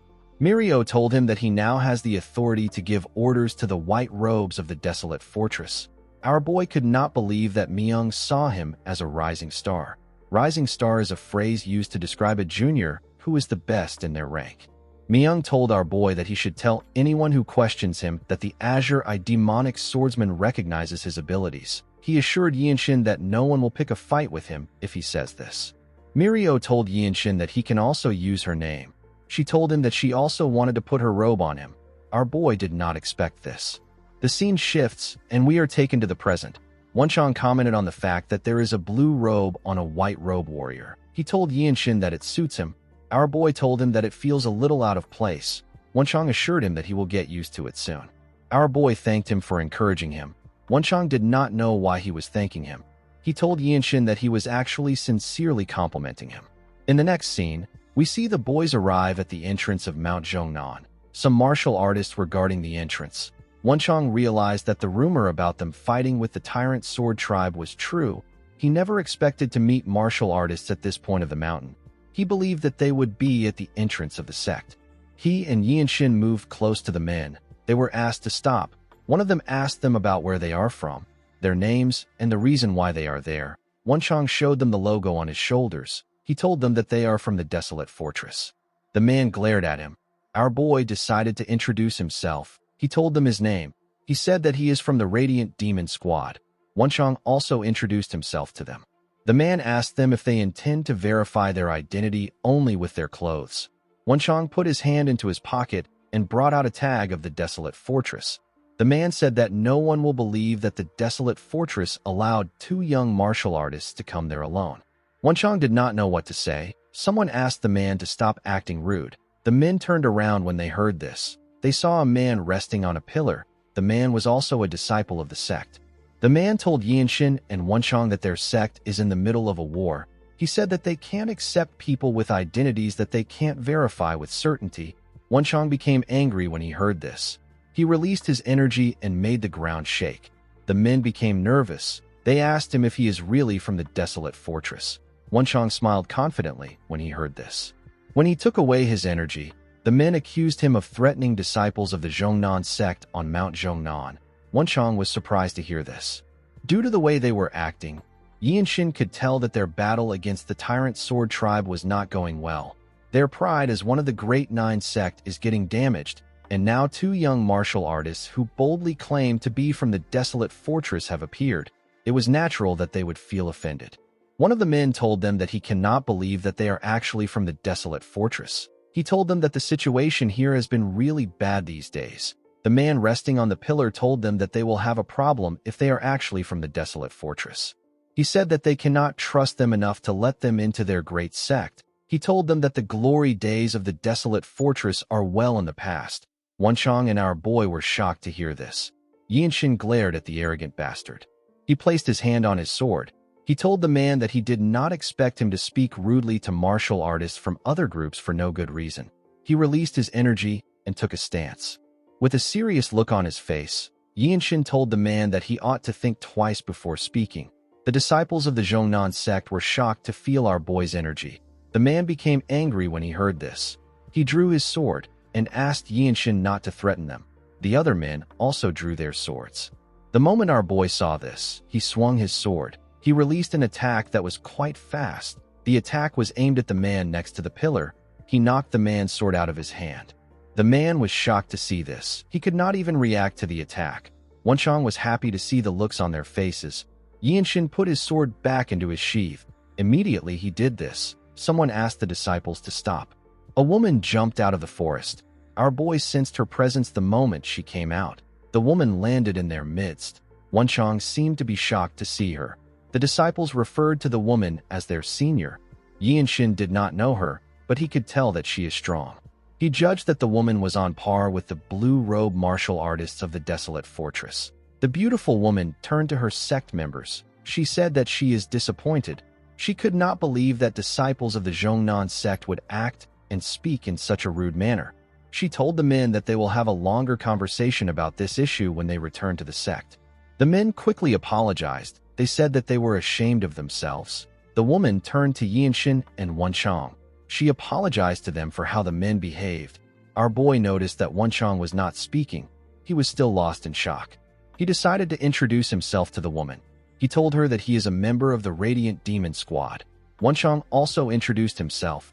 He said that he is part of the same squad as Yinshin. With a smile on her face, the lady introduced herself as Weiji Manhwa. Wenchang was surprised to hear her name. He quickly realized that she is the Cloud Sword Dragon. The Cloud Sword Dragon is a martial master who is said to have descended from the heavens by mistake because of how great a genius she is. Her reputation has already spread across the world. Wenchang said that it is an honor for him to meet a sword dragon who is famed throughout the world. Yinshin said that he acted rudely by drawing out his sword in their territory. He apologized to her for his behavior. Manhwa told our boy that she saw her juniors ready to attack him first. She apologized on behalf of her juniors. She said that they have kept them waiting for too long. She told them that she will take them to the main sect's location. She said that she will hear the details of their visit when they get there. While she was talking, a disciple walked down the stairs. The person called out to Yinshin. Our boy quickly raised his head up. He saw his elder brother. The boy was shocked to see Yinshin. Manhwa did not understand what was going on. In the next scene, we see Yinshin's niece run to him. She was very happy to see her uncle. She quickly hugged him. Our boy asked Haya if she has been well. The girl could not believe that her uncle was in front of her. She hugged him tightly. Wenchang had to look away because he did not want the atmosphere to be awkward. An old man and Manhwa moved close to our boy. Yinshin let go of his niece and stood up. The Cloud Sword Dragon explained to him that the sect leader and the Supreme Elder have gone out to deal with the leader of the Tyrant Sword Tribe. Because Yinshin and Wenchang were guests from the desolate fortress, Manhwa had to bring the person with the highest seniority in place of the sect leader. Our boy and Wenchang put their hands together and introduced themselves to the man. The man introduced himself as Zhang Yoel. Wenchang was shocked to hear the man's name. He could not believe that he was looking at the Zhongnan Sword Immortal. He bowed his head to pay his respects to the Sword Immortal. Yinshin could tell that this old man was stronger than Elder Yoel Shin. He believed that the elder might even be stronger than his grandfather. The Sword Immortal asked him for his age. Our boy told him that he is 16 years old. Yoel seemed to have noticed something about Yinshin. He asked our boy to take a look at something. When Yinshin turned, he saw a cliff. There were some sword marks on the cliff. Our boy carefully looked at it. Manhwa asked the elder to tell her what he wants an outsider to do about the sword marks. She reminded him that it has been the long-time wish of their sect to restore the lost martial arts known as the Eclipse of the Nine Suns. Yoel revealed to her that the Sword Ancestor wasn't from their sect. He said that the Sword Ancestor was invited as a guest by the Ancestral Grandmaster to stay there with them after they became friends. In his old age, the Sword Ancestor carved the steps of his own martial arts onto Mount Zhongnan. The Sword Immortal said that they cannot call the Eclipse of the Nine Suns the ultimate martial arts of the Zhongnan sect. He told the woman that his days are numbered. He said that he will do anything to see the sword arts of his benefactor again. He told Manhwa that she is the only one talented enough with a chance of restoring the Eclipse of the Nine Suns. He told her that he does not want to burden her with his last lingering regret. Manhwa reminded Yoel that even she was not able to understand the sword arts. She asked the elder to tell her what he sees in Yinshin when he just met him. Yoil turned to our boy. He asked Manhwa to take a good look at him. Yinshin was not hearing anything they were saying. He was completely focused on the cliff. Manhwa was surprised to see that our boy has gone into a transcendent trance. She did not expect him to fall into this state after looking at the slashes on the cliff. A small blue circle appeared above Yinshin's head. He had entered his state of comprehension, although he did not know about the sword ancestor. Yinshin was able to immediately tell that the slashes on the cliff were sword slashes. He was certain that the multiple traces carved into the cliff are the remnants of sword strikes. He didn't believe that this was a technique performed by a human. Wenchang and the others moved close to Yinshin.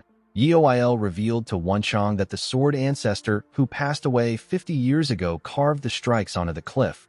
Wenchang remembered that the sword ancestor is Ouyang Qian.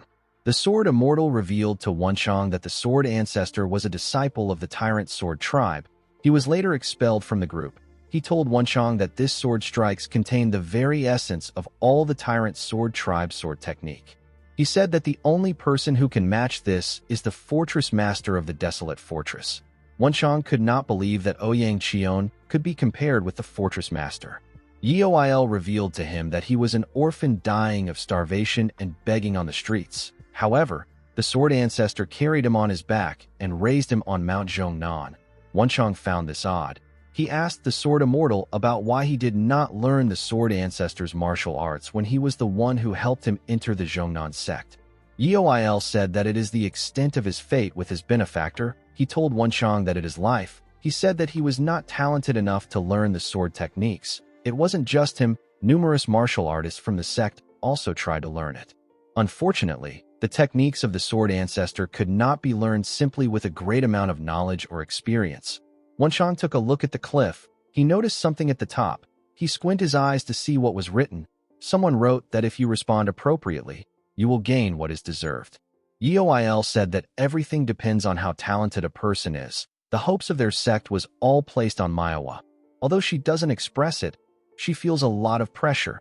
Manhwa carefully observed our boy. While she was looking at him, the small blue circle disappeared from his head. The moment it disappeared, Yinshin returned back to normal. He took a deep breath. Yoil called out to him. He asked him about what he saw. Our boy smiled when he heard this. He placed his hand on his sword. Manhwa was surprised to see this. Yinshin drew out his sword and took a stance. Wenchang smiled when he saw Yinshin take out his sword. The sword immortal was eager to see what he will do. Before Yinshin could do anything, they heard a bell ring. Our boy had to put down his sword. The bell was ringing loudly. Manhwa said that it is the tyrant sword tribe. Wenchang was surprised to hear this. He could not believe that the tyrant sword tribe is on Mount Zhongnan. The elder asked them to wait there. Manhwa turned to our boy's older brother. She asked him to protect Haya. The boy said that he will. The moment she said this, Manhwa moved together with the sword immortal. Yinshin asked his brother if this has happened before. He asked him if the elder and Manhwa are just going to fight like that. His brother explained to him that they do not know where the fight will take place or how they will fight. He revealed to him that there has been a lot of instances where the martial masters will split up to fend off the attacks. Yinshin realized that the situation was much worse than he expected. He could not believe that the sword immortal, who is one of the strongest martial masters within the 9 great sects, was left to protect the base of the Zhongnan sect. Wenchang told our boy that an unexpected incident occurred when they arrived. Yinshin asked him if they should help out. Wenchang explained to him that it will make things complicated. Messing with the pride of a martial artist from the 9 great sects can cost someone their life. Wenchang reminded Yinshin about what happened earlier. He told him that the fight would have escalated if the Cloud Sword Dragon did not interfere. Our boy told his friend that the Zhongnan sect doesn't have much of a choice in their current situation. Someone asked Yinshin not to speak thoughtlessly about the Zhongnan sect. Our boy and Wenchang quickly raised their heads up when they heard this. They saw the disciples of the sect looking at them. The men did not seem happy. Yinshin told the man who asked him not to speak thoughtlessly that he was not being rude. The man said that things are interpreted depending on who interprets it. He asked our boy if he really doesn't know that the desolate fortress will never be a welcome guest of any martial group. Yinshin realized that the desolate fortress has a lot of enemies. Wenchang reminded the man that the core martial masters of their sect are absent. He told them that they should accept all the help they can get. The man and the other disciples were annoyed to hear this. He asked Wenchang not to insult their sect. The moment he said this, everyone sensed the presence of something. When they turned to the side, they saw some martial artists who were dressed differently.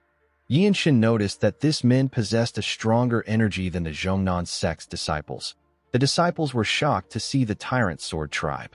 Our boy remembered that they passed by a few pavilions on their way to the sect. He did not expect to see members of the Tyrant Sword tribe inside the sect. The men from the Tyrant Sword tribe took a look around. Their leader stared at Haya. He quickly ordered his men to kill the girl. He said that she inherited the teachings of the Sword Immortal. The men quickly charged at the girl. The disciples of the Zhongnan sect drew their swords and stopped the men in their tracks. Since his men were preoccupied, the leader walked past them. He went to meet the girl. Our boy and Wenchang stood in front of Haya. The man was surprised to see people from the desolate fortress. He asked them about what they are doing in one of the 9 great sects. With a smile on his face, he asked the boys if they are here to try and balance things out now that the Tyrant Sword tribe has the upper hand. Yinshin did not expect these men to start a fight to create an opening to harm his niece. He turned around and asked Wenchang to assist him. With a smile on his face, Wenchang assured Yinshin that he has his back. Our boy became confident when he heard this. He moved forward a little bit. The man smiled when he saw him moving closer to him. Yinshin took a stance and charged at him at a crazy speed. The man managed to block his attack, but he was pushed back. The martial artists who were fighting could feel the weight of Yinshin's pressure. The man did not expect our boy's attack to be so heavy. His subordinates quickly ran to help him. They wanted to attack our boy from the side. Unfortunately for them, they didn't know that another martial artist was guiding that part. Wenchang moved past Yinshin and drew his sword to attack one of them. The person managed to block the attack, but he left himself open. Wenchang was able to stab him in his chest. Before the other person could attack him from behind, he turned around. Yinshin continued attacking the man with heavy hits. It was hard for the leader to block his attacks. His attacks were also very fast. When our boy made a huge swing, the man dodged it and tried to attack him from the side. He asked Yinshin to die. Our boy dodged the attack with the evading swift steps and managed to get behind the man. He was ridiculously fast. He stabbed the leader from behind. The man screamed out. His subordinates and the disciples of the Zhongnan sect were surprised to hear him scream. The leader could not believe that a sword was in his chest. He never expected to lose to some brat. Our boy took out his sword and glared at him. After taking care of the leader, Yinshin joined hands with Wenchang to take care of the rest of the enemies. The disciples of the Zhongnan sect were shocked to see this. It was barely even a challenge for the two boys. The man who spoke rudely to Yinshin saw what he did for them. He saw our boy hug his niece. The man and his fellow disciples apologized for how they reacted. They apologized for their rudeness. The moment they apologized, the Sword Immortal and the Cloud Sword Dragon arrived. Manhwa noticed the bodies of the members of the Tyrant Sword tribe on the ground. Yoil told our boy that the Zhongnan sect is in his debt. Yinshin told him that he was just protecting his family members. The elder revealed to him that his niece will one day take over from Manhwa to become the pillar of the Zhongnan sect in the future. He told him that the fact that their sect owes him a debt still stands. Yinshin thanked him for saying this. He placed his niece down and asked Yoil if he can train for a little while in this place. Manhwa and the elder glared at him. Yinshin told them that there is no need for any of them to leave. He said that he simply doesn't wish to lose the thoughts that he is right now. Yoil asked him if he achieved some form of realization. He asked the others to step back. Yinshin took a look at the sword marks. He slowly drew his sword. He was able to solidify the realization he achieved thanks to the fight he had with the Tyrant Sword tribe. Manhwa focused all her attention on Yinshin. Our boy's sword released a small golden light. He carefully took a stance. The elder was surprised to see this. When Yinshin made a single move, the energy disappeared. He let out a sigh. He realized that he couldn't gather core energy the way he wanted to. He told Yoil that he won't take away the legacy of the sword ancestor. He explained to him that the sword marks are trying to tell those who see it to keep an open mind. He said that this is his own opinion. The elder said that the traces left behind by the sword ancestor must contain courage. This means that this sword marks surpass the boundaries of martial and mystic arts. He believed that the sword ancestor must have had the same thought as Yinshin. He told our boy that his belief must have gotten through to him. He told him that he is blessed by the heavens with both luck and talent. Yinshin got an idea when he heard this.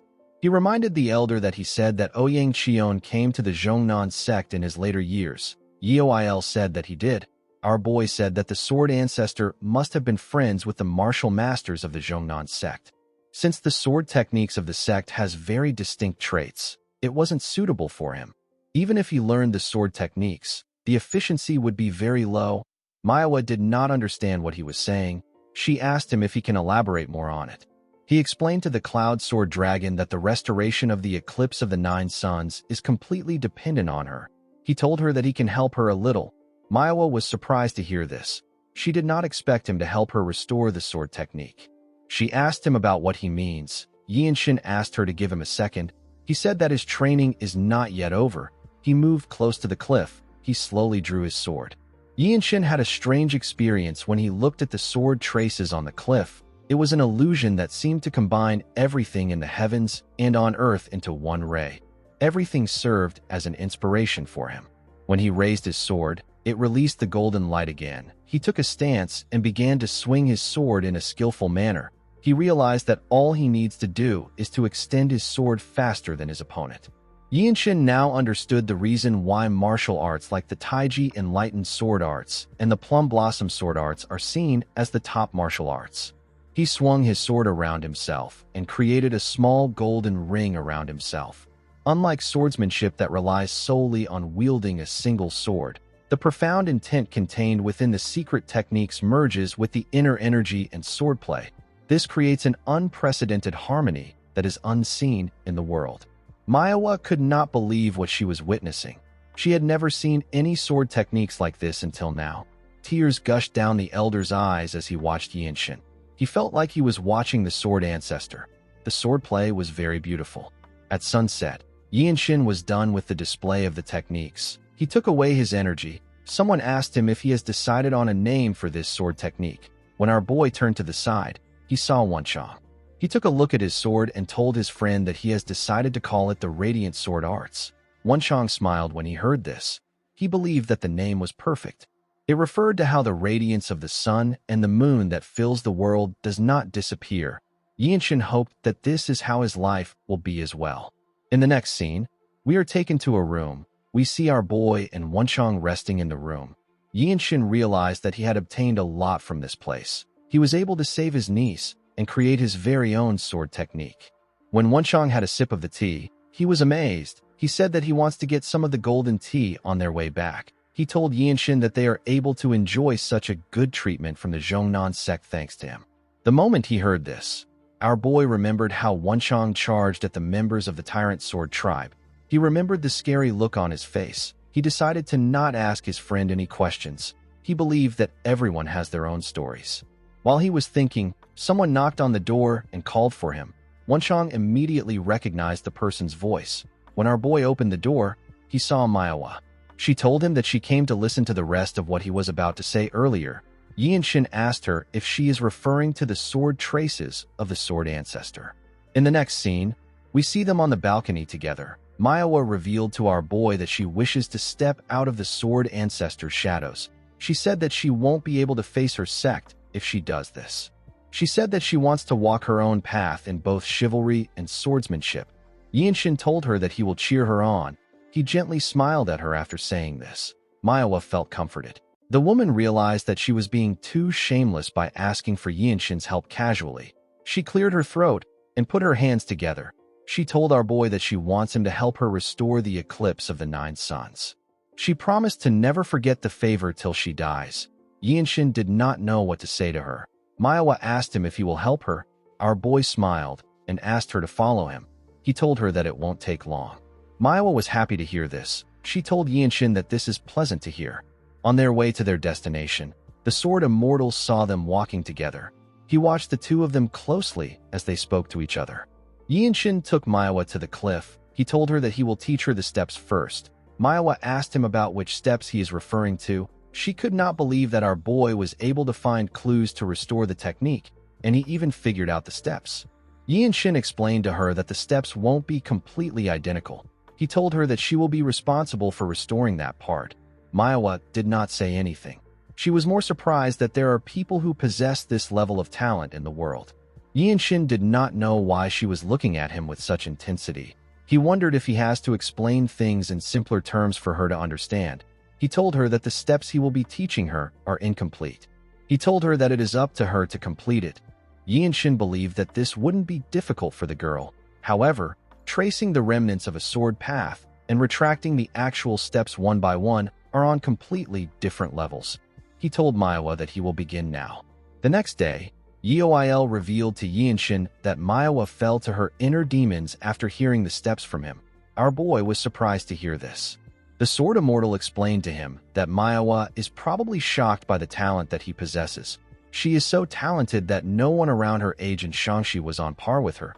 People around constantly told her that she possesses the greatest martial art talent. However, for the first time in her life, she felt like her talent was nothing after witnessing true talent. She was completely blown away. Yinshin said that this is meaningless. He told the elder that her skill level is significantly higher than his. Yeoil said that the heavens have made a grave mistake. He told our boy that they did not just give him exceptional talent, they also gave him a heart that craves improvement. Yinshin said that he is embarrassed to hear this. While they were talking, someone called out to them. The person turned out to be Manhwa. The girl bowed her head to the elder. The Sword Immortal told her that he knew that she would get over her inner demons quickly.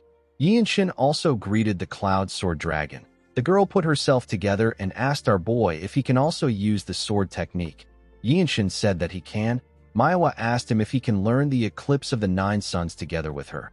She explained to him that if they learn together and help each other in the parts they are lacking, he will be able to grow stronger faster than when he is training alone. Yinshin apologized to her and declined her offer. He told her that he doesn't even have enough time to practice his own sword techniques. Manhwa was surprised to hear him decline her offer. Our boy told her that his sword techniques and Eclipse of the Nine Suns are similar. He told her that they can watch each other practice their techniques. He told her that she can stay and watch him practice the radiant sword arts. Manhwa was shocked to hear this. She asked Yinshin if he will really allow her to watch him train. Yinshin told her that she can also practice the Eclipse of the Nine Suns. Manhwa could not believe that he was going to let her watch him while he practices the radiant sword art. She told our boy that he is the better martial artist here. The Sword Immortal told him that a person shouldn't be overly generous. He said that this is how the world works. Yinshin wondered why they were acting weird. The moment he thought of this, he remembered someone telling him that he must not watch someone else when they are practicing their martial arts. Yinshin realized that he has forgotten this fact because they are always watching each other train in the Radiant Demon Squad. He asked the person for the reason why he shouldn't watch someone else while they are training. Myung explained to him that watching someone else train might cause them to fight him to death. Yinshin reminded him that their squad leader showed them his own martial arts to teach them, and they also trained together. Mirio explained to him that it is a different thing when the martial arts can be shown without consequence. She told him that the training of a person's personal martial arts should not be shown. She advised him not to try to look at other people's training. She told him that it is an unspoken rule in the Murim that no one should watch someone else when they are training. Yinshin noticed that the Sword Immortal and Manhwa were looking at him like a saint. He realized that he created a misunderstanding. When our boy took out his sword, Manhwa also did the same thing. She copied his steps and made the same moves as him. The way the core energy is used in the Radiant Sword Art and the Infinite Blossom Fist Strike are different. Unlike the Infinite Blossom Fist Strike that aims to destroy everything in one attack, the Radiant Sword Art is about seamless flow. There is no hesitation when wielding the sword, and everything felt through the blade seems to be connected to the body. Yinshin smiled as he skillfully swung his sword. He said that this is possible because he is the creator of the technique. He told himself that he is the creator of the Radiant Sword Art. Manhwa watched Yinshin as his sword shined brilliantly. At first she was making progress in the Eclipse of the Nine Suns, but she slowly got caught up in our boy's technique. Although his sword technique seemed simple, Yinshin was able to catch up to her in terms of proficiency. They both learned something new at the same time, yet their progress was on completely different levels. While she was watching him, Yinshin swung his sword at a crazy speed. Manhwa noticed this. She noticed that his speed has changed. Yinshin swung his sword multiple times with a simple stance. The girl watched as each of his attacks shined brightly. Our boy decided to mix in the swift sword style with the radiant sword art. As Manhwa watched this, she realized something. She realized that she is not the dragon that holds the magic pearl. It is actually Yinshin. In the next scene, we see our boy standing in front of Elder Il Shin and another man from the noble race. The elder believed that fate works in strange ways. She did not expect the child which she saw at the bloodbath in the young manor to restore her husband's technique. The black-haired man in front of Yinshin is the Western Heaven Sword Supreme. His name is Ouyang Shin. He is the leader of the Zhongnan sect and the son of the sword ancestor and Yeo Il Shin. Ouyang Shin referred to our boy as the lightning genius. He told him that he heard about how he restored his father's legacy and was able to teach them the steps clearly. He told him that he also heard about how he saved the Sword Immortal's disciple. He told Yinshin that he is thankful for what he has done. He asked him to let them know if he wants something from their sect. Yinshin told him that he wants to help in the fight against the Tyrant Sword tribe. In the next scene, we see the Sword Immortal watching Manhwa while she was training. He watched her as she skillfully moved her sword. She was practicing her steps and movements. While she was swinging her sword, she suddenly stops moving. She looked at her sword. Yeo Il walked up to her. He told her that she is not focused. The girl apologized to him for wasting his time. The elder asked her if it is about Yinshin. Manhwa said that it isn't about him. She explained to him that her heart is the problem. It wasn't that she was jealous of our boy. She had already fully acknowledged his skills. She actually felt like the martial arts that she had honed tirelessly and built up throughout her life is suddenly meaningless. She told the elder that the radiant sword art does not pale in comparison to the eclipse of the 9 suns. Yeo Il told her that she is correct. She told the elder that even though she was training at the same time as Yinshin, our boy was able to surpass 2nd star and reach the 3rd star. She already had a hard time believing that he was able to create such an advanced martial arts. Yet Yinshin has been able to progress faster in a martial arts that he has never learned before compared to her who has known about the eclipse of the 9 suns. Yeo Il understood what the girl was saying. He told her that Yinshin has become her goal. He explained to her that the lightning genius is on the level of a founder. He said that it is natural that our boy is progressing faster when training in a martial arts that he created. The same logic applies to object and human affairs. He told Manhwa that it is inevitable that the creator would be most suited for whatever they created. The girl said that his talent must really be one of a kind. She understood that this was a talent that she cannot catch up to. Yeo Il told her that living in the same era as a founder like Yinshin could also be a blessing. He told her that it depends on her mindset. He reminded her that she also inherited the eclipse of the 9 suns. Manhwa said that she did. She said that she is forever grateful for this. The elder noticed that she forced herself to say this. He told her that he did not want to tell her something before. He revealed to her that Yinshin's Baihui acupoints, which communicates with the great nature, is receiving too much energy from nature. It is to the point that even the most skilled masters would find it hard to handle. Manhwa asked the elder about what he is talking about. The Sword Immortal revealed to her that Yinshin doesn't have much time left to live.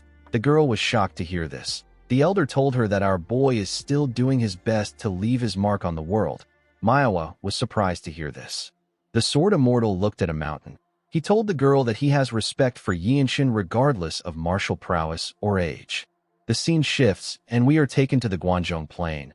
We see the Zhongnan sect and its members standing on the land, and we also see the Tyrant Sword tribe and its members standing on the other side. Yinshin was with the Zhongnan sect. He stared at a man that stood in front of the Tyrant Sword tribe. The man had a sword that radiated a dark energy. The man turns out to be the Tyrant Sword tribe leader. Wenchang carefully looked in front to see the enemies. He turned around to see Yinshin. He noticed that our boy was smiling. He asked him if something is wrong. Yinshin told him that it is fine. He did not expect Wenchang to come even though he didn't have to. While the two groups were staring at each other, someone jumped out from the Tyrant Sword tribe. The man landed inside the basin in front of them and smiled.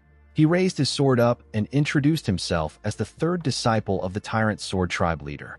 He said that his name is Wai Muyuk. He asked if there is anyone who is willing to fight him. The moment he heard this, Yinshin turned to Ouyang Shin. He told him that he will like to use the wish he gave him now. He said that he wants to respectfully make a request in his capacity as the one who retrieved the legacy of the Sword Master, esteemed predecessor and husband of the Grand Elder. He told the sect leader that he will like to fight on their behalf as a guest of the Zhongnan sect. Manhwa was surprised to hear this. She quickly realized that Yinshin is trying to leave his mark on the world. The sect leader granted our boy's request. Our boy put his hand together and thanked him. He went to meet Miyuk. Everyone watched him as he did this. The Sword Immortal saw Yinshin as a martial arts founder who is trying to leave a mark in history as his life burns away. He believed that Yinshin was already a magnificent young man. As our boy walked towards him, Miyuk said that the Zhongnan sect must have run out of luck. The moment he said this, he recognized our boy. He asked him if he is from the Yung Manor. He drew his sword and told Yinshin that he should have killed him back then. With a smile on his face, he told our boy that he is glad to see him again. He told him that he is confused if he thinks that things will go the same as last time. Yinshin simply glared at him. Miyuk said that he wants to know the kind of excuse that his grandfather, who is the former Divine Sword Squad leader, will make to interfere in a life-and-death match. Yinshin ignored the idiot and turned to the group behind him. He looked at the leader of the Tyrant Sword Tribe. He drew his sword and glared at the man. Miyuk noticed that Yinshin wasn't looking at him. He was annoyed to see this. He charged at him out of anger. He called him a bastard and asked him not to be distracted when he is in front of him. Our boy easily blocked his attack. When their swords clashed, a small amount of energy got released around them. Yinshin held his ground and didn't get pushed back. Miyuk told him that he is not too bad. Yinshin did not care for his compliment. He told him that someone from the noble race once told him that he can tell the disposition of another person by the wind that their sword technique produces. Now that he had learned proper sword technique, our boy understood what the person was talking about.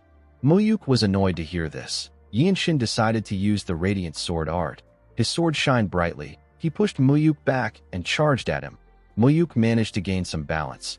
Before he could attack our boy again, he charged at him at a crazy speed and made a clean cut on his neck. Manhwa and the sect leader were surprised to see this. Miyuk turned around to see Yinshin. He did not know when his head got cut off. He simply fell to the ground. Yinshin raised his head up to see the Tyrant Sword Tribe leader. He pointed his sword at him and told him that he will take one of his arms. The leader simply smiled when he heard this. The Zhongnan disciples began to scream when they heard this. Their morale got boosted by the death of Miyuk. They told Yinshin that he deserves the title of Lightning Genius. They were all amazed by the Radiant Sword art. It was as beautiful and mysterious as they had heard. The members of the Tyrant Sword Tribe were shocked to see what happened. They couldn't believe that Miyuk was defeated without any resistance. While they were in shock, their leader ordered them to kill everyone.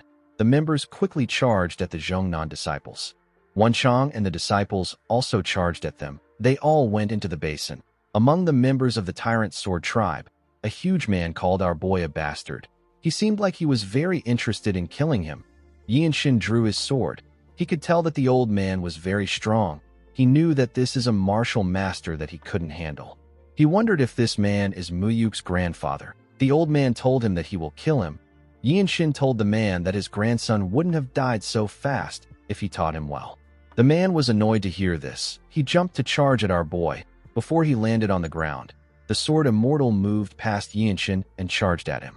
He attacked him in the air. The man was able to block the attack, but he got pushed back. The Sword Immortal landed in front of our boy. He turned to him and told him that he has secured his share of the battle thanks to him. Immediately he said this. He charged at the man. Yinshin looked around. He saw everyone fighting for their lives. Since this was a group battle, he needed to find someone that he is capable of handling. While he was looking around, some of the enemies charged at him. Our boy's sword shined brightly when he saw them coming towards him. One of them was holding a spear. He tried to stab our boy with the tip of the spear. Yinshin used his sword sheath to block the attack. He used the Radiant Sword art to behead the man at a crazy speed. He didn't even know when he died. Another man charged at our boy. Yinshin easily cut through him. He moved past the man to kill 2 more people swiftly. 2 other men tried to attack him from both sides. Our boy was able to dodge the first sword that came close to him by going low. He blocked the other man's attack while he was down. He killed the 2 men at the same time. Now our boy had killed 6 people. The moment he raised his head up, someone tried to sneak up on him from behind. The man lost his head before he could stab Yinshin. Wenchang was the one who killed him. Yinshin smiled when he saw his friend. The two of them got in position and began to attack the enemies. They watched each other's backs. In the next scene, we see Shin taking a walk with Yinshin. She told him that they won the fight against the Tyrant Sword Tribe thanks to him. She explained to him that it is important to be the first to act in war. Yinshin told her that she flatters him. Shin heard that several martial masters in their sect want to talk to our boy. She asked him if it is hard for him to handle all of them. Yinshin recalled when one of Shin's men came to greet him. He told him that it has been a while since they met. The man revealed to our boy that he secretly hid some grain tea from his master and his seniors. He asked Yinshin if he would like to have some with him. Another martial master came to meet Yinshin later in the day. He was annoyed to find out that our boy has already received a large amount of duel requests. He did not expect that he would be too late. Another martial master met with Yinshin. He told him that his juniors in the enforcement pavilion are interested in him. He said that he blocked them off for our boy. He asked Yinshin if he can discuss sword techniques with him. Wenchang was surprised to see the amount of martial masters that came to visit Yinshin. While they were walking, the elder revealed to Yinshin that she can tell him why his clan was destroyed if he wants to know. She told him that his second brother already knows about it. She told him that it will be better for him to hear about it after the big fight is over. Shin noticed that Yinshin's mood didn't change. She assumed that he wasn't affected by the issue. Our boy told her that he will go with her suggestion. The scene shifts, and we are taken to Guangzhong Plains. We see the Tyrant Sword Tribe leader and his forces on one side. The men stared at their enemies who were on the other side. The Sword Immortal told Manhwa that this fight won't be easy. He said that all the old birds in the small elder council of the Tyrant Sword Tribe are there. Manhwa realized that the war will be over if they win this fight.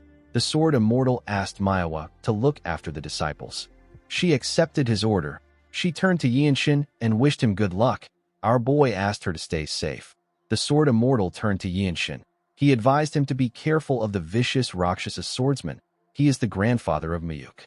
Yinshin asked the elder if he is referring to the elder of the Tyrant Sword Tribe from last time. The Sword Immortal revealed to him that the vicious Rakshasa swordsman kept glancing at him while they were fighting. While he ranks higher in seniority than the Tyrant Sword Tribe leader, the vicious Rakshasa swordsman is said to be like the leader's limbs while on the battlefield. He is basically the leader's right-hand man. Yinshin thanked the Sword Immortal for his concern. While the two groups were staring at each other, their leaders raised their swords and ordered them to attack. The two groups quickly charged at each other. A disciple from the enforcement pavilion ordered the other disciples to deploy their sword formation now. The other disciples quickly began to attack the Tyrant Sword Tribe. Yinshin easily took care of the people that came close to him. While he was fighting, he felt someone coming towards him. He quickly turned around. He saw the vicious Rakshasa swordsman walking towards him. With a smile on his face, he told Yinshin that he won't survive today. He told him that he will cut off his head and offer it to his grandson's grave. Our boy asked the man if this is how all the unorthodox martial artists act.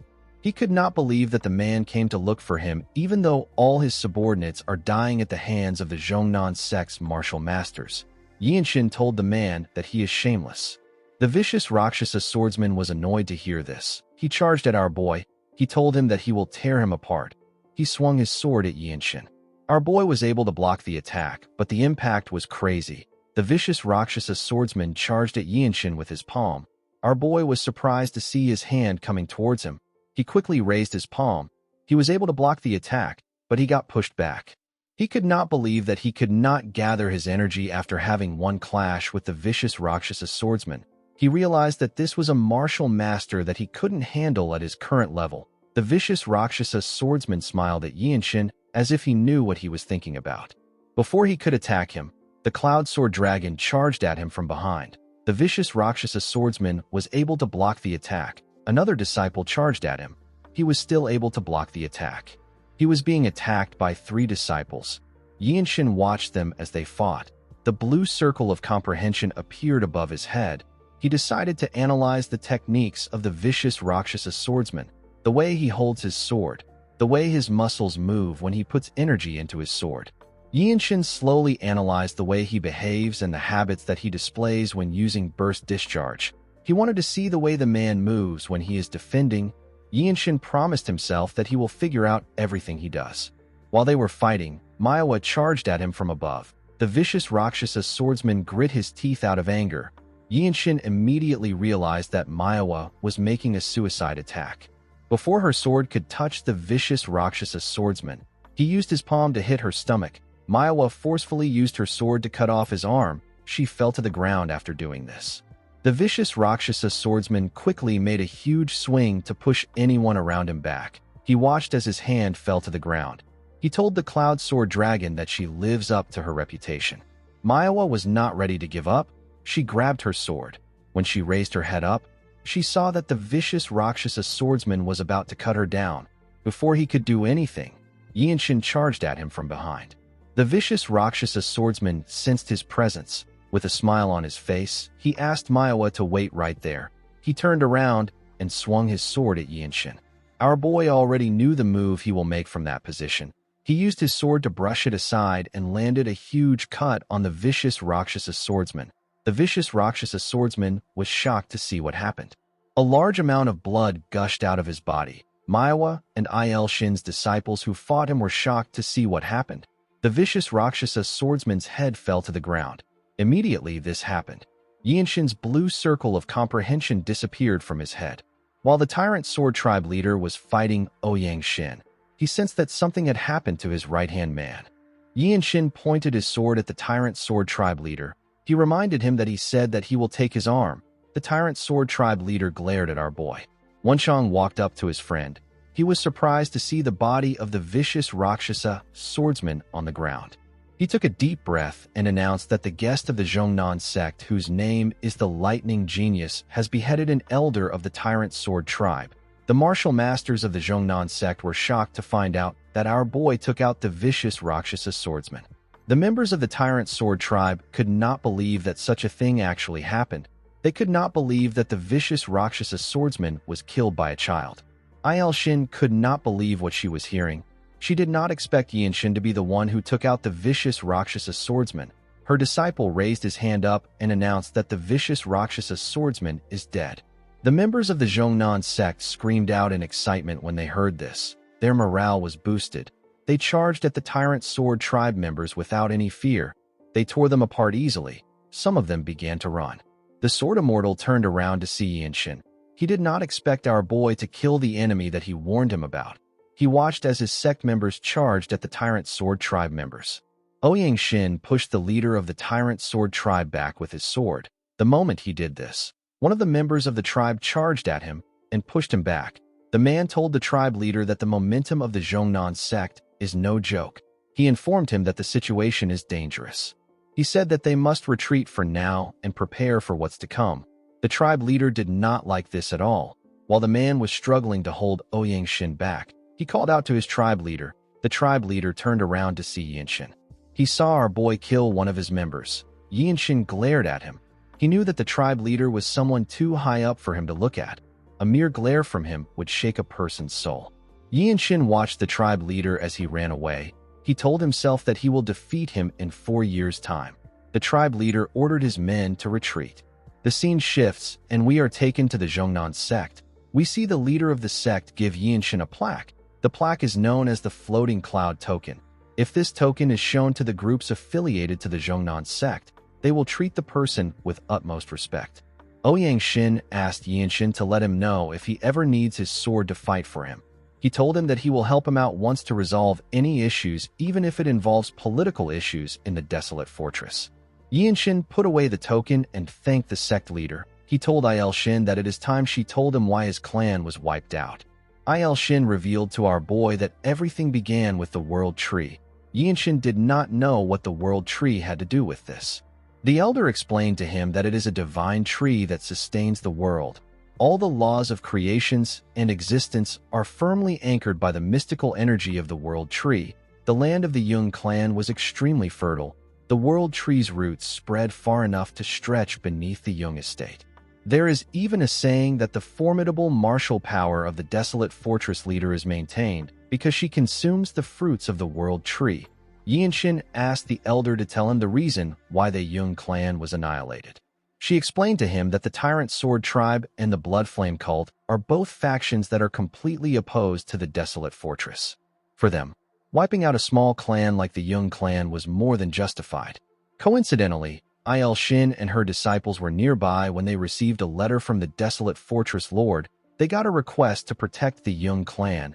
Unfortunately, they ended up failing. Now, Xingye County had become a wasteland at the hands of the two groups. Il Shin told our boy that she feels immense guilt towards him, his brother and his niece. Our boy did not know what to say. The scene shifts, and we see Yinshin and Wenchang outside with everyone. Our boy pat his niece on her head. The girl began to cry. Yinshin asked her to grow stronger and come find him. He told her that she will be able to visit the desolate fortress when she becomes a martial master. Manhwa asked our boy if she is also allowed to visit him. Yinshin told her that she can come if she is not on a mission. He told her that he would also like to learn martial arts with her. The Sword Immortal said that the downstream water of the Yangtze River has finally come together. He said that this is heartening. He told Yinshin that this brings joy to an old man like him who should be thinking about retirement. Our boy told the man that he looks like he will live for another 100 years. The elder told Yinshin that he hopes his wishes come true. Our boy gently smiled when he heard this. He and Wenchang bowed together. They said their goodbyes and began their journey. The scene shifts and we are taken to an inn. We see a man telling everyone that the Mount Hua sect received secret aid from the desolate fortress.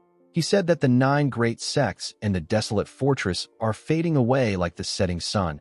He said that only the Zhongnan sect who defeated the tyrant sword tribe hold influence in Shaanxi. A martial artist sitting across the man poured himself a liquor and asked him to listen. He told him that he will give him a tip because it is his first time in the Murim. He told the man that keeping his mouth shut is the key to survival in the Murim. The man was annoyed to hear this. He stood up and asked the martial artist if he is calling him a first-timer. He picked up his sword and asked his friend if he said anything wrong. He said that the desolate fortress must be weak since they were unable to defeat the battle maniac. The martial artist gently smiled when he heard this. The man's friend told him that he heard that the azure-eyed demonic swordsman lost an eye. The fat man said that a blue-robed martial master from the desolate fortress isn't worth anything. With a smile on his face, he told his friend that it is just an empty reputation. Immediately he said this. Someone threw a chopstick on his table. The man was shocked to see the chopsticks. The martial artist and the women with him quickly raised their heads up. With a serious look on his face, Yinshin asked the idiot to tell him more of what he just said. Wenchang raised our boy's robe to show the man the symbol of the desolate fortress that was on it. The man was shocked to see that our boy came from the desolate fortress. The martial artist and the women stared at Yinshin. Wenchang smiled when he saw the look on the man's face. The entire inn became quiet. Everyone was cautious of our boy and Wenchang. Yinshin walked up to the man. With a scared look on his face, the man told Yinshin that he had no intention of insulting the desolate fortress. Yinshin glared at him. He told him that he doesn't care about that. He placed his hand on his sword and asked the man to tell him about how the azure-eyed demonic swordsman lost his eye. The man became nervous. He quickly revealed to our boy that it was done by the battle maniac. He said that the Blood Flame cult is backing the battle maniac. According to the man, several Blood Master swordsmen and one emissary from the Blood Flame cult clashed with the Radiant Demon Squad. The azure-eyed demonic swordsman got injured while protecting a family of commoners. Yinshin glared at the man with a scary look on his face. The man became terrified. He bowed his head and told our boy that he is sorry. Our boy decided to let him go. He asked him to continue eating and pay the innkeeper for the table. The man thanked Yinshin. Every martial artist in the inn focused their attention on Yinshin. The man who sat with the women knew that our boy could afford to act arrogant with his level of martial prowess. He realized that Yinshin was a martial master from a prestigious sect who carries himself with dignity. Before Yinshin and Wenchang could sit down, the man walked up to them and asked Yinshin if he is the lightning genius. He told our boy that he recognized him as the next star of the desolate fortress. He said that he was able to recognize him because he is not the White Qilin. The man introduced himself as Jin Yul of the Jin clan from Shaanxi. Yinshin told the man his name. Jin Yul told him that he has heard about the rising star of the desolate fortress who is known for his exceptional martial arts prowess. He told Yinshin that he heard that he was active in Shaanxi. The two women smiled at our boy when they heard this. Wenchang told Jin Yul that he has sharp ears. Jin Yul believed that Yinshin and Wenchang were heading to Xian because they belonged to the Radiant Demon Squad. He asked the boys if he can move with them. Yinshin did not expect this. Jin Yul explained to them that he truly wishes to form a friendship with the martial masters of the desolate fortress. He apologized to them for being too forward on their first meeting. Yin Shin asked him about how he knew where they were headed. Jin Yul explained to him that after the clash between the Zhongnan sect and the Tyrant Sword Tribe, the Radiant Demon Squad and the Manhwa sect have become the hottest topic in the Xianmurim. He told Yin Shin that everyone's attention is on them. Even the small and mid-tier martial artists know about what is happening. Yin Shin glared at the man. Jin Yul simply smiled at him. Our boy poured himself a drink and told Jin Yul that they will move out after a quick bite. Jin Yul and the two women bowed their heads to thank Yin Shin. The scene shifts, and we are taken to the forest. We see Wenchang telling the women about how he announced that Yin Shin beheaded the vicious Rakshasa swordsman. With a proud look on his face, he said that his roar was just as mighty as the Shaolin lion roar martial art. He turned around and told the women that every martial artist on the battlefield turned their heads. He told them that they should have seen it for themselves. Jin Yul told Wenchang that a martial artist of the desolate fortress won't lie. He assured Wenchang that he believes him. One of the women asked Yin Shin if he really beheaded the vicious Rakshasa swordsman by himself. Our boy told the woman that they took turns fighting him. He said that the Cloud Sword Dragon, the Neutral Spirit Fist, and the Cliff Swordsman had already weakened him. Wenchang told the woman that he took care of the other warriors. He said that the finishing strike was done by Yin Shin's dazzling blade. Jin Yul and the women laughed when they heard this. While they were walking, Yin Shin suggested that they take a short break next to a lake. Wenchang said that he is going to look for wild animals. He told them that they will need the meat. The two ladies turned to him. They told him that they will follow him. While Wenchang was out hunting, Yin Shin filled his bottle with water. Jin Yul sat behind him. He asked our boy if he uses his left hand. Yin Shin told him that he wields his sword with his right hand. He said that he only trained a little in the fist arts. Jin Yul took out a small dagger from his clothes when he heard this. He charged at Yin Shin from behind. He said that his left flank must be his weak point. He swung his sword at Yin Shin with a confident smile on his face. Before his sword could touch our boy, someone cut his neck from behind. The person turns out to be Wenchang. Jin Yul's head fell into the lake. When the water touched his hair, it revealed his red roots. Wenchang and Yin Shin did not seem shocked to see this. Wenchang said that he already expected the man to be an assassin from the Blood Flame cult. Yin Shin asked him about Jin Yul's companions. Wenchang revealed to him that the girls are the daughters of an official. He said that they must have already arrived at the afterlife by now. Wenchang slit both their throats. He told our boy that they will arrive at their destination in half a day. The scene shifts, and we are taken to Xian. We see Myung wearing a bandage around his eye. He commended Yin Shin for achieving an unbelievable merit. He did not expect Yin Shin to slay an elder of the 13 skies. He told our boy that even he has not accomplished something like that. Yin Shin and Wenchang were shocked to see that he actually lost one of his eyes. They could not believe that the rumor was true. They asked him about his eye.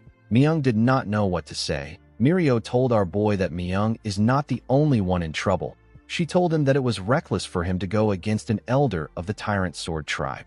She was relieved to see that Yin Shin wasn't hurt. Yin Shin asked Mirio about what happened. He found it odd that their squad leader wasn't there with them.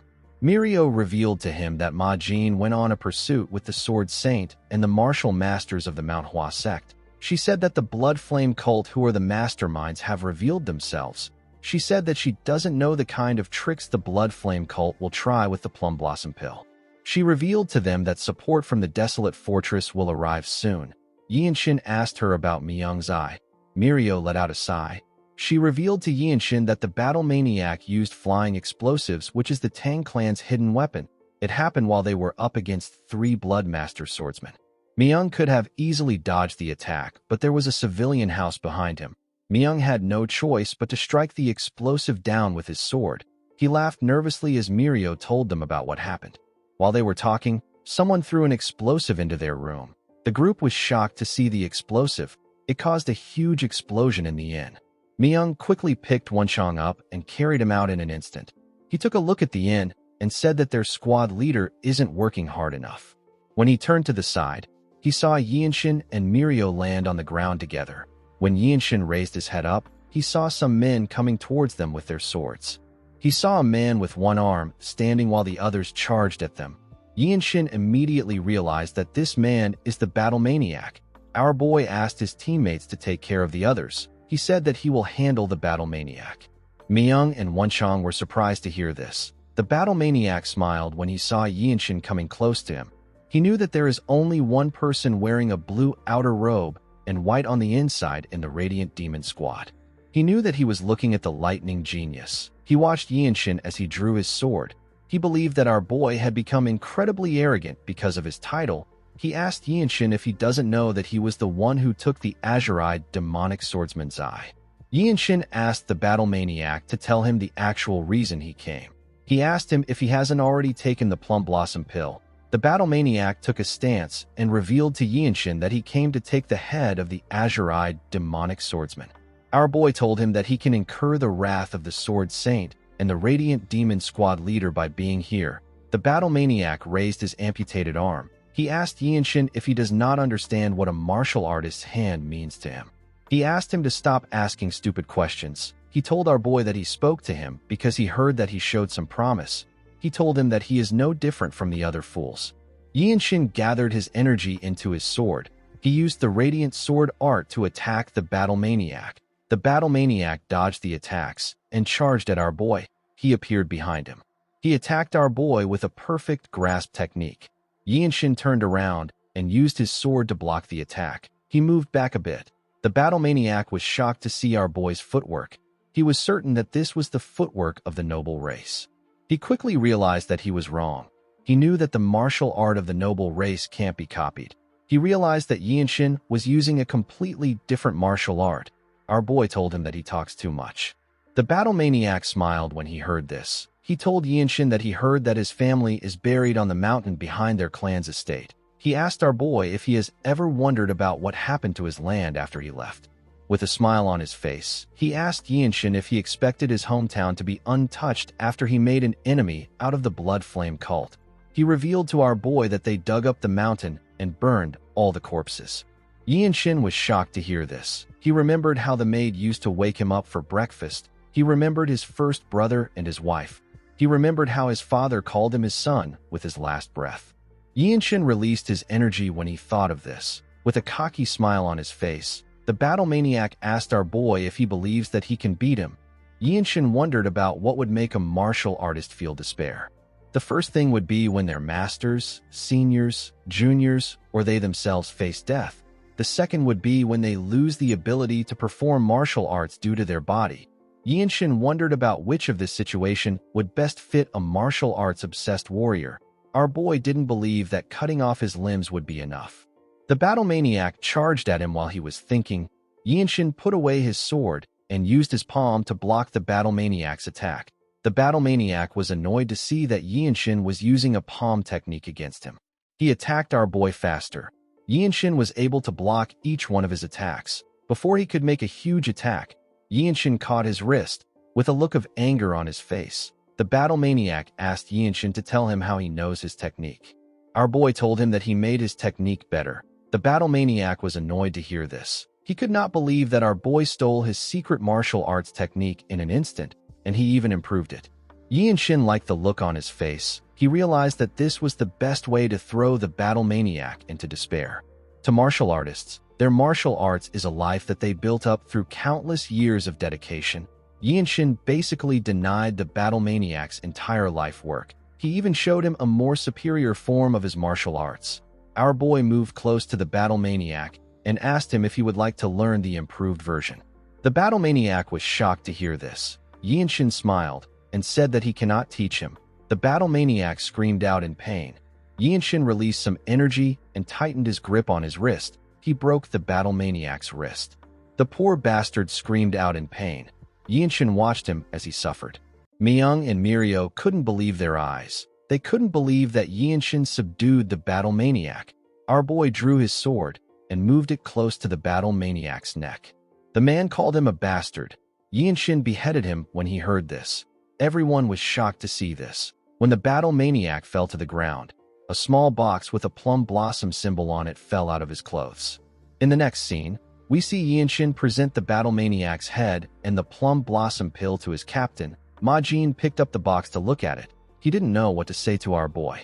He simply stared at him in silence. He let out a sigh and revealed to Yinshin that he will soon be able to request for a promotion exam to the blue rank. He said that this is the shortest time it has ever taken for a person to reach this rank. He told Yinshin that he will also be the youngest person to ever take the test. Our boy told his captain that he has heard about the promotion exam. He asked him if he can explain it to him in detail later. He said that they have something more urgent to attend to. Ma Jin agreed with Yinshin. He placed the pill down and revealed to the group that the Mount Hua sect was attacked. Everyone was shocked to hear this. In the next scene, we are taken to another room. We see Yinshin and his teammates in the room with the Mount Hua sect members. We see Hyun lying on the bed. Cheonju was sitting next to him. When he looked at the boy's body, Yinshin remembered when he asked him to become friends with him. Cheonju revealed to the Radiant Demon Squad that Hyun used every last bit of his energy in order to protect his senior brother. The energy core is an organ that contains a trace amount of innate energy from birth. It can get damaged if completely emptied. Some even call this traces of energy innate core energy. Yinshin found the situation to be odd. He told Cheonju that it is simply a depletion of internal energy. He asked the man if it can't be replenished. Cheonju told him that it can. He explained to our boy that the other disciples who showed similar symptoms have already gotten back on their feet. Yinshin asked him about why Hyun isn't better. The man revealed to him that Hyun can't be treated through ordinary means. This is because he learned the Violet Dawn's sacred art as the sect leader's disciple. The boy can't be treated because the others did not learn the same martial arts as him. Yinshin asked him if they can't just use the plum blossom pill. Cheonju said that the energy of the plum blossom pill might be able to substitute for the Violet Dawn sacred art, but a martial master is needed to absorb and transfer the energy in place of the unconscious Hyun. Cheonju revealed to the group that Hyun only has an hour left to live. He said that they don't have enough time to transfer the energy. The moment he said this, Ma Jin told the man something. He quickly raised his head up when he heard what the captain said. Other people couldn't hear what the captain was saying. Yinshin noticed that they were talking. He realized that his captain is using the frequency whispering technique to communicate with Cheonju. While he was looking at them, Cheonju turned to him. He seemed to be shocked about something. He quickly stood up and stretched out his hand to give our boy a pill. He told him that he is counting on him.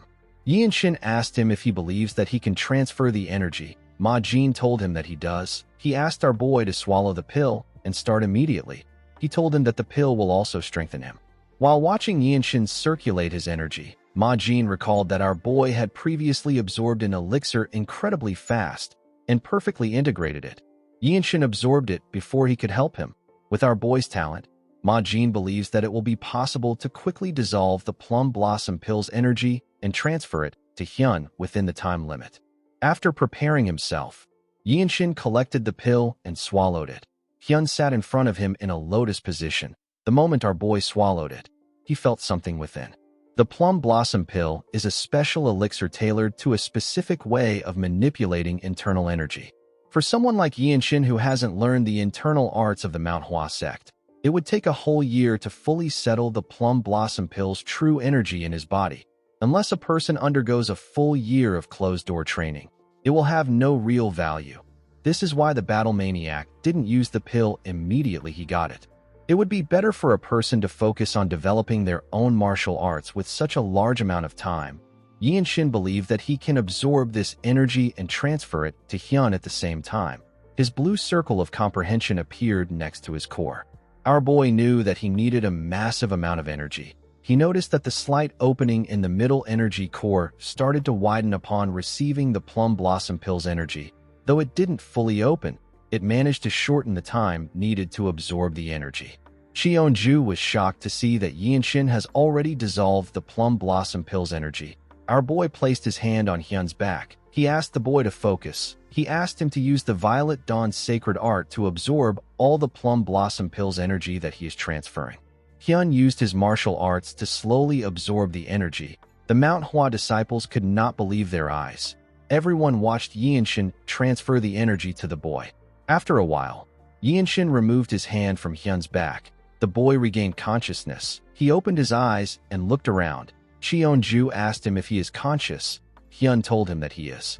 Cheonju quickly placed his hand on his wrist to check his energy. He was shocked to feel the boy's energy. Hyun's internal energy wasn't just restored, it also grew stronger.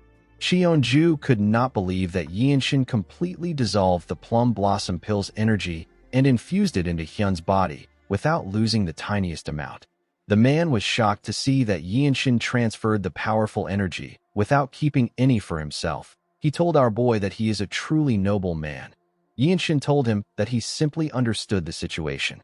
The man could not believe what he was hearing. He put his hand together and bowed his head to thank Yinshin. He told him that he has saved the future of the Manhwa sect. Everyone was surprised to hear this. The man told Yinshin that he has to get a reward because he treated their sect with the dignity of a true hero. He told him that he is not measuring his kindness with material things. He said that it is just a token of gratitude. He asked Yinshin to accept it. Cheonju pat Hyun on the head and told our boy that Hyun will be visiting the desolate fortress soon. He said that he will send the gift when Hyun visits. Yinshin put his hand together and thanked the man. He turned to his captain and asked him if the mission is complete. Ma Jin told our boy that it is. He told him that he did everything. The scene shifts, and we are taken to the desolate fortress. We see Yinshin meditating in his room. While meditating, our boy thinks about the fact that he wanted to get martial arts instructions from the desolate fortress master when he returned. However, when Yinshin went to meet her, the fortress master told him that she will teach him the type of martial arts that he needs when the time is right. She told him that there is still room for improvement in the radiant sword art and the evading swift step. Our boy decided to focus on these two arts. He wondered if there is a way to infuse more force into the flow of the radiant sword art. He also thought about how he could take the second step of the invading swift step. Yinshin recalled that he also wanted to invent new forms for the infinite blossom fist strike. Our boy closed his eyes and focused on his energy. After meditating for a while, he let out a sigh. He was not getting any ideas. He realized that inspiration doesn't come immediately. He recalled that Ma Jin said something about the martial transcending ground. The captain explained to him that the radiant demon arts of the radiant demon squad and the heavenly sword arts of the heavenly squad are completely different. He told Yinshin that each of the 17 martial groups under the divine sword squad is like an independent sect. The martial transcending ground was established to bring all these groups together to form an ocean. Yinshin picked up his sword. He decided to visit the martial transcending ground. When he stepped out of the room, everyone turned to him. They had all heard about how he achieved a feat too incredible to believe. Someone asked him if it is true that he beheaded the vicious Rakshasa swordsman. They could not believe it, because even a blue-robed warrior of the desolate fortress can hardly deal with an elder of the 13 skies. Another person asked him if it is true that he saved the life of the Mount Hua sect leader's disciple. Yinshin did not say anything. He simply walked past them. The martial artists could not believe that our boy has connected with several martial masters from the 9 great sects on just 2 missions. Someone said that he will request for our boy's support if he gets assigned a mission in Shaanxi. Yinshin walked up some stairs and looked down to see something. He saw different martial artists fighting each other. This place is the martial transcending ground. It is a dueling arena for all martial artists under the Divine Sword Squad to spar freely. It is where 17 martial styles intersect. Each of these styles is comparable to that of an independent sect. While he was looking at the martial artists, someone asked our boy about who he is. When Yinshin turned to the side, he saw a man in a purple robe. He asked the man if this is the martial transcending ground. The man told him that it is. The man had heard about a young swordsman in a long blue robe. He knew that he was looking at the lightning genius. He put his hand together and introduced himself as the Yuan. He said that he is from the command bureau. Our boy also introduced himself to the man. He walked past him after the introduction. Yuan moved close to Yinshin and told him that he has heard a lot about him. He revealed to our boy that all the news from the desolate fortress funnels from the command bureau. They are the ones who sort and categorize the achievements of the martial artists. Yuan told our boy that his achievements are astonishing. He told him that he wants to share something private with him because he is happy to see him. Yinshin asked him to share it. Yuan revealed to Yinshin that he will be promoted to the blue robe rank even if he completes a simple small mission. Our boy did not expect to hear this. The man congratulated him in advance. He said that he finally feels that his duty managing the martial transcending ground has a meaning today. He pointed at someone and said that the successor of the Ma clan is training today. When Yinshin turned to the side, he saw the successor using his fist to overpower his opponent. The boy was easily pushing his opponent back. Yuan revealed to Yinshin that the boy has earned a lot of praise under the name of the Ma clan. He has been defeating white robe warriors on the martial transcending ground. This is quite impressive because it hasn't even been a month since he passed the Desolate Fortress trial. Yuan said that the area around the main fortress has been lively thanks to the boy. Yinshin did not seem to really care. He watched the boy as he gathered his energy and used it to send his opponent flying. Immediately, he took care of his opponent. The boy spotted Yinshin. He walked up to our boy and asked him if he will join him in a sparring match. Yinshin asked the boy about who he is. The boy felt embarrassed. He told Yinshin that they weren't able to exchange names the last time they met. He introduced himself as Ma Sane. Yinshin recalled that Yuan said that Sane has been defeating white robe warriors. He did not expect the boy to be humble. Sane told our boy that he learned and gained a lot of things from their duel. He asked Yinshin to grant him another opportunity. Our boy recalled that Sane helped him create his energy accumulation discharge. He wondered if this duel will also benefit the Radiant Sword art. While Yinshin was talking, Myung walked up to Sane and asked him if he is a rookie. He asked the boy to spar with him instead. Sane was shocked to see the azure-eyed demonic swordsman. Myung told him that he now has one eye. He asked Yinshin if it is okay for him to duel the boy. Our boy asked him if he visits the martial transcending ground often. Myung stretched his arms and said that he will fall behind if he doesn't come there. He told our boy that this is a sect full of monstrous martial masters. Yinshin asked him if he is doing this because of his eye. Myung told him that he is right. He said that he needs to gradually recover his senses because his vision as a swordsman has been cut in half. He walked forward with Sane. The boy was quite excited. Yuan said that this is strange. He revealed to Yinshin that the azure-eyed demonic swordsman evaluates people based on their aptitude. Yinshin asked him if he is talking about his senior.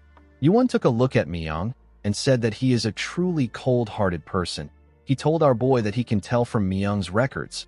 According to Yuan, Myung applies a ruthless standard to martial artists. Both aptitude and character matters to him. It is not unusual for him to just dismiss people. There have been times when leaders of orthodox sects lost their lives to him for their hypocrisy. This is why he is called the demonic swordsman. Yuan said that Myung's standards are quite harsh. Our boy said that he doesn't understand this. Yuan told him that he has never experienced anything because his aptitude is exceptionally outstanding. He said that most blue robe warriors are reluctant to approach Myung. Yinshin recalled that his senior has also never treated Wenchong poorly.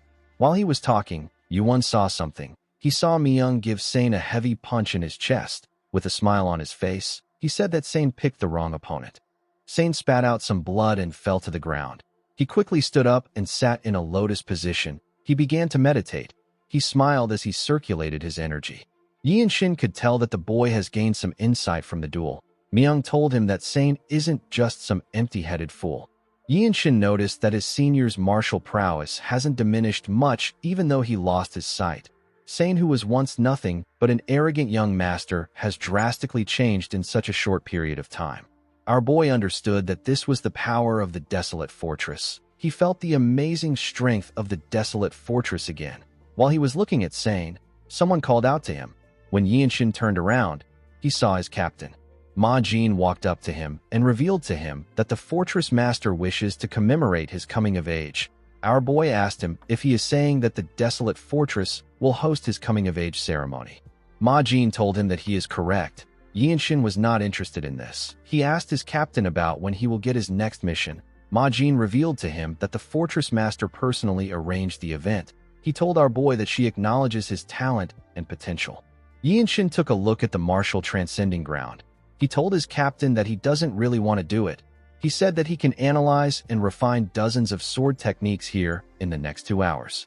Ma Jin realized that the fortress master knows our boy better than he does. He told Yinshin that the fortress master already anticipated his reaction. He revealed to him that the fortress master asked him to offer him a reward. He said that the lightning immortal treasure liquor is the reward. It is a rare elixir that doesn't clash with any known medicinal properties in the world. Ma Jin told Yinshin that 1 sip is enough to grant a person a long life without illness. Yinshin did not expect this. He wondered if the medicine could slow down the opening of his Baihui point. He told his captain that he will attend the event. Ma Jin did not think that our boy would do it. He explained to him that among those participating in the coming-of-age rite, only one person will get to drink the lightning immortal treasure liquor. In the past, this was decided through a competition between children who could not become a white robe, but it is different this time. Ma Jin revealed to Yinshin that there are several white robes from renowned clans who are aware that he will be participating in the event. Yinshin said that this won't be a problem. A few days later, we are taken to Yanjiak's office. We see him eating with Ma Jin. He told the captain that the fortress master has intervened. Ma Jin asked his father if the main house plans to hold the ceremony. Yanjiak didn't say anything. The scene shifts, and we see some white robe warriors and some young warriors gathered outside. They were all wearing their ceremonial caps. Other white robes and blue robes watched the ceremony from the side. The fortress master touched Yinshin's head and congratulated him. She announced that the lightning genius will not take a new name. On some occasions, some people take on a new name upon coming of age. As the fortress master walked forward, a blue robe warrior said that this is the final step. He was curious to see who will drink the lightning immortal treasure liquor this year. He said that no white robe can compare to Yinshin if they go by achievements. Even Namgung Washin has only just completed his first major mission. The man believed that the great martial clans also possess overwhelming strength in this ceremony. He said that the potential of the heirs of the Ma and Shin clans has far exceeded expectations. The fortress master took out a blue bottle and poured the liquor into a cup. Everyone watched her as she poured the lightning immortal treasure liquor. The fortress master raised her hand and told them that this is a small gift for them. She said that it will belong to whoever takes it first. She released her energy and asked the young warriors to take it if they can. Her energy pushed the warriors back. Most of them were sent flying. Yinshin and the heirs were the only ones pushing back. Sane quickly fell to the ground. The heir of the Shin clan couldn't move forward. While trying to hold on, Yinshin's blue circle of comprehension appeared above his head. He used the evading swift step to push himself forward. Everyone was surprised to see this. This was a footwork that brings about harmony with nature. The fortress master smiled as she watched Yinshin push forward. Our boy used the evading swift steps to charge in with a force that cuts through the crowd. His cap got blown away, but he still kept pushing forward. He was able to reach the fortress master. Everyone couldn't believe their eyes. Sane couldn't accept what he was seeing. The fortress master presented the cup to our boy. She asked him to savor it. Yinshin accepted the cup. Before Yinshin could drink the liquor, Sane told him that many warriors dream of standing in the same position as him. He said that the Jianghu is simply not fair. He asked Yinshin if he knows why people establish sects, build clans, and form alliances. He asked him to aim for the position of the Ma clan's patriarch. Yinshin asked him about what he means. Sane asked him to set a date and duel him. He told Yinshin that he wants him to fight him in a fair match for the position of the future patriarch of the Ma clan. He told him that he will take his place if he defeats him. Everyone was shocked to hear this. Most people were not aware of the fact that Yinshin is related to the Ma clan. The fortress master simply stared at Sane. Sane explained to Yinshin that the position of the clan patriarch and the leader of a prestigious martial clan takes precedence over all things. He told him that the position is much more valuable than the lightning immortal treasure liquor. He clenched his fist and told our boy that fighting is the law of the Jianghu. Yinshin wasn't really interested in the boy's offer. He knew that the prestige of a single clan cannot allow him to obtain the fruit of the world tree. Aside from this, Yinshin didn't want to beg others for his life without offering anything in return.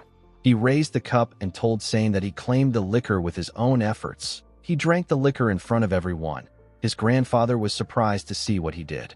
With a cold gaze in his eyes, Yinshin told the boy that this is the Jianghu. Everyone understood what he meant. They knew that our boy wanted to stand above everyone as a sovereign martial artist of the Jianghu. Yinshin believed that he needed to be the best in order to be a martial artist of the Desolate Fortress, the clan that rules the world. He put his hands together and thanked the martial artists who honored their tradition and ceremony. The Blue Robe warriors did not expect Yinshin to be part of the noble Ma clan. One of them said that the spirit of a noble bloodline never forsakes its descendants. Another Blue Robe warrior said that he did not expect Yinshin to stand alone and not lean on his clan. He said that this is the bearing of a great master. He told his friend that our boy will one day build a clan of his own. The martial artist watched Yinshin as he stepped down from the stage. Sane approached him and asked him about why he turned down the offer. Yinshin told the boy that he will be a great leader of the clan. Sane was shocked to hear this. He didn't know what to say. Our boy simply walked past him. He walked up to his captain. He asked Ma Jin if he isn't married yet. Ma Jin turned to him with a worried look on his face. Yinshin recalled that his captain is the eldest legitimate son of the Ma clan. He asked him about why his clan is so desperate to find a successor when he is still capable and healthy. Ma Jin's expression became grim. It seemed as if Yinshin had brought up a topic he wanted to avoid. Myung moved close to his captain. He told him that our boy deserves to know the truth. He asked him if he can tell him. Ma Jin walked forward and asked him to go ahead.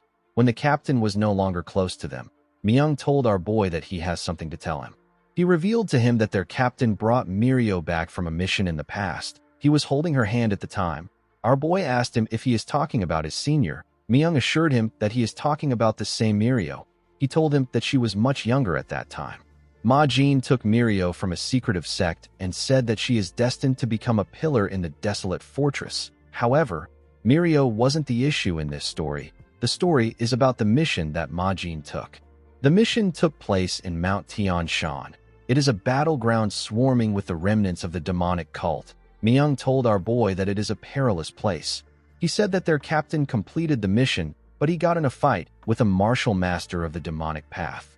With a scary look on his face, Myung revealed to Yinshin that their captain was struck in a vital point by a piercing art that damages internal organs. Yinshin was horrified by what he heard. After the incident, their captain has not been able to perform fully as a man. Even the Heavenly Squad captain, who Ma Jin often argues with, never brings up this incident. Yinshin didn't know what to say. Myung asked him if he now understands the situation. Our boy assured him that he does. In the next scene, we see Yinshin in Ma Jin's office. The two of them looked each other in the eye.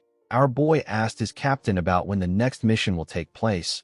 Ma Jin explained to our boy that he can go for a month's break now that he has completed the customary ceremony. Yinshin told him that the break is not important to him. He told him that he wants to take a mission immediately. Ma Jin couldn't understand why our boy was in such a hurry. He stood up and told Yinshin that they have to do a purge. He explained to him that they are cutting off one of the Blood Flame cult's arms. Our boy did not expect to hear this. His captain revealed to him that he fought another cult apostle while he was fighting the battle maniac. This apostle's hair had turned completely black. His strength completely surpassed that of the Blood Master swordsman. The apostle was recently spotted near Mount Pingding in Hainan province, which is the Shaolin Temple's territory. Yinshin recalled that the Shaolin is located on Mount Song in Zhengzhou. He knew that Mount Song was extremely far from Hainan. He asked his captain to tell him how Hainan is considered the Shaolin's territory. Ma Jin told him that the Shaolin is the top orthodox sect. He said that there are a few sects in the Central Plains that are untouched by the Shaolin teachings. The Shaolin has too many outer sects. The entirety of Hainan province basically falls under the Shaolin's influence. Upon hearing this, Yinshin wondered about the kind of inspiration the Shaolin's martial arts can offer him. Ma Jin told our boy that the first and second Radiant Demon units will follow him. After completing the Plum Blossom Pill mission in Shaanxi, Ma Jin created the first Radiant Demon unit. Yinshin, Wenchang, Myung, and Mirio were the members of the team. Yinshin told his captain that he is fine with the mission, but the other unit members need to rest. Ma Jin smiled and told him that everyone is like him. He said that they all enjoy getting merits and wandering the Murim. Yinshin put his hands together and told Ma Jin that he is taking his leave. When he got outside, he looked around. He told himself that he will become a blue-robe warrior after this mission. In the next scene, we see the group riding their horses out of the fortress. Ma Jin's horse was at the front. Our boy noticed that there were 9 martial masters partaking in this mission. He had never seen this much people going on a mission. He knew that this was a formidable party. The scene shifts, and we see the group getting off their horses at Shinya County. Ma Jin announced that they will be resting there. Yinshin looked around his hometown. He noticed that it was empty. There was no one in the streets. Wenchang said that he did not expect the county to look like this. Our boy was a bit sad to see the state of things. When the group arrived at the entrance of an inn, they heard someone saying that the county is basically paradise now that the Yung Manor is gone. He said that the income from the woodlands is flowing freely. The man laughed and said that the Blood Flame cult has done them a favor. Yinshin was shocked to hear this. He remembered the last time he spoke to the head steward. He asked the man about where he plans to go. The man told him that the bloodline of the clan still lives on, so he needs to serve them with the remaining estate. When our boy remembered this, he told himself that the profits of the woodlands must not fall into the hands of the underworld scums. He opened the door and walked into the inn with Wanchong. He saw a huge man drinking with his friends. The man had an axe on the table. Yinshin asked the men to explain the matter concerning the land of the young manor. The men did not expect to get a question like this. They all stared at our boy. Yinshin looked them in the eyes. One of them stood up and called our boy a brat. He quickly became scared when he saw Wanchong holding up Yinshin's clothes to show him the logo of the desolate fortress. The men became nervous. They couldn't believe that our boy was from the desolate fortress. The huge man among them wasn't convinced that Yinshin was from the desolate fortress. He grabbed his axe and said that our boy isn't from the desolate fortress. He quickly threw his axe at Yinshin. Our boy drew his sword and blocked his attack with a clean swing. The man was shocked to see this. He couldn't believe his eyes. Before he could do anything, Ma Jin and the other squad members stepped into the inn. Ma Jin asked if something is going on there. The man and his friends became scared. Yinshin asked him if he speaks by swinging his axe. The man became worried. He raised his hand and told our boy that it was a mistake. Yinshin knew that he couldn't spare this man even if he lets the others go. The attack he used was done with the intent to kill, yet the man used it as if it was meaningless. Our boy was certain that countless commoners must have fallen victim to this man. The huge man said that someone insulted the desolate fortress without knowing their place. The moment he said this, Yinshin beheaded him with a clean swing. The other men were shocked to see this. The members of Yinshin's squad didn't even flinch. Our boy told the men that he is going to give them another chance. He asked them to tell him about the situation of the Young clan. With a nervous look on their faces, the men said that they will tell him everything they know. They went on their knees and explained the situation to Yinshin. Our boy clenched his fist out of anger when he heard what they said. A storm of blood was said to have swept through the marketplace after the Young manor was wiped out. Amidst this chaos, the head steward of the clan created a merchant group and grew it with astonishing skills. He wanted to leave the county, but the woodlands and assets from the destroyed Young manor became the merchant group's foundation.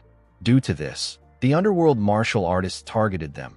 A group called the Shinya White Martial Sect used their vast wealth to blind the local magistrate and raid the merchant group. They tore the group apart. Wanchong slammed his fist on the table. He called the men rotten bastards. Yinshin could not believe that the magistrate simply watched this happen even though he is in charge of the county. Myung moved close to our boy and told him that he will gladly help if he says the word. Yinshin raised his head up and looked behind him. He saw that the entire group was ready to help him. He thanked them for their offer. They all smiled at him.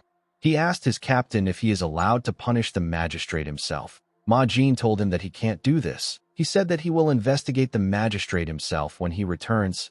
Yinshin asked him about what they should do about the Shinya White Martial Sect. His captain told him that an underworld sect like that shouldn't be too difficult for him to handle alone. He asked him if he needs any assistance. Yinshin said that he doesn't. Wanchong moved close to him and told his captain that he will follow Yinshin. With a smile on his face, he told his captain that they can't allow a young martial artist who isn't of age to act alone. He said that the name of the desolate fortress would be tarnished. Yinshin told Wanchong that this isn't about justice. Wanchong raised his hand and stopped him from saying anything else. He told our boy that he is taking out an underworld gang. He said that this is the work of a righteous warrior. He smiled and said that others are too afraid of getting hurt to even try this. Although Wanchong was acting playful, Yinshin knew that his friend always acts like a true hero. In the next scene, we are taken to the entrance of the Shinya White Martial Sect. Wanchong did not expect the place to be so close by. He wondered if the sect took over a local noble's manor. He drew his sword and used it to tear the doors apart with a destructive attack. He smiled when he stepped in. He saw the sect members standing outside with their weapons. He asked them if they were waiting for them. He asked them if they overheard their conversation at the inn. The sect leader smiled and called the boys fools. He told them that they have no fear. He didn't expect that only 2 of them would come there. He told them that he will turn their corpses into fertilizers for the woodlands. Yinshin ignored the man and drew his sword. He had heard that small and mid-sized sects are often out of touch with recent news. The larger sects are the ones that hesitate to provoke the desolate fortress. The sect leader smiled and ordered his men to kill the boys. His men quickly charged at them. When they got close to Yinshin, they got torn apart before they could even swing their swords. Our boy cut off their heads easily. Wenchang supported him from behind. He helped him kill the people around him. Yinshin glared at the leader after taking care of the people in front of him. The man became scared. Yinshin walked towards him. The sect leader and his subordinate became terrified. The sect leader tried to beg Yinshin. Unfortunately for him, our boy wasn't moved by his plea. He tore his body apart in an instant. The unfortunate bastard wasn't even able to react. His body fell to the ground in an instant. Yinshin raised his sword and carefully swung it to remove the man's blood from it. He covered his body with his energy and turned around. The men became scared. They all knew that they were dead. A while later, we see several dead bodies lying on the ground. Some of the men were heavily injured. While Yinshin and Wenchang were looking around them, someone said that he is already too late. When the boys turned around, they saw an official with 3 men. The 4 men stepped into the building together. The official was shocked to see the bodies on the ground. He wondered about what happened. While he was looking around, he saw Yinshin.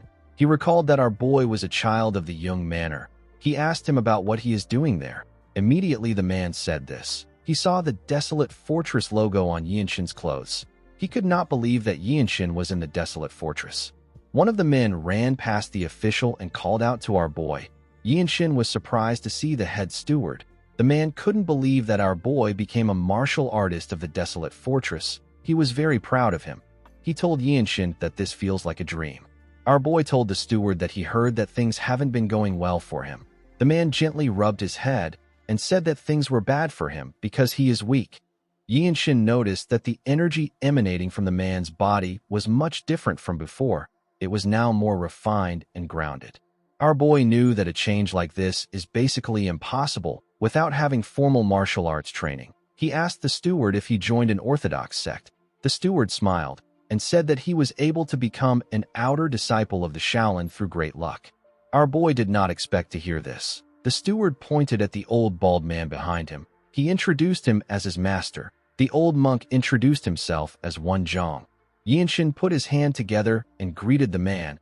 He introduced himself to him. The moment he greeted him, the third man told him that his techniques are astonishing. The man who turns out to be a member of the noble race turned around to see Yinshin. He introduced himself as Gakyung. Gakyung is also known as the Little Divine Monk. He is one of the 18 arhats of the Great Shaolin Temple and a master of the Shaolin Fist Strike. Wenchang turned to Yinshin and asked him if he had some prior connection to their temple. Our boy told him that this is his first time meeting martial masters of the Shaolin. Wenchang told our boy that his physique is really interesting. He said that his body looks like it has been well tempered through the muscle transformation art. The Shaolin's 72 supreme arts are said to begin and end with the Dharma muscle transformation art. It is a very important art to the temple. It is basically a foundation for them. Wenchang told Yinshin that he doesn't suspect that he stole their temple's techniques because this would be impossible. Gakyung called out to Yinshin and told him that his actions are reasonable by worldly standards. However, from the point of view of someone who has lived only for martial arts and the Dharma in the mountains, it seems a bit excessive. Gakyung told Yinshin that he is worried because he will definitely become a top martial master. Our boy asked the monk to tell him what he is trying to say. Gakyung said that a true martial artist speaks through martial arts. He clenched his fist and suggested that they cross fists. He said that a favor will be granted to the one who prevails. He took out a small bottle and told Yinshin that he will give it to him if he wins. He revealed to him that there is a meridian purification pill inside the bottle. He told him that it is a secret pill of his clan that is produced at the temple's medicinal hall.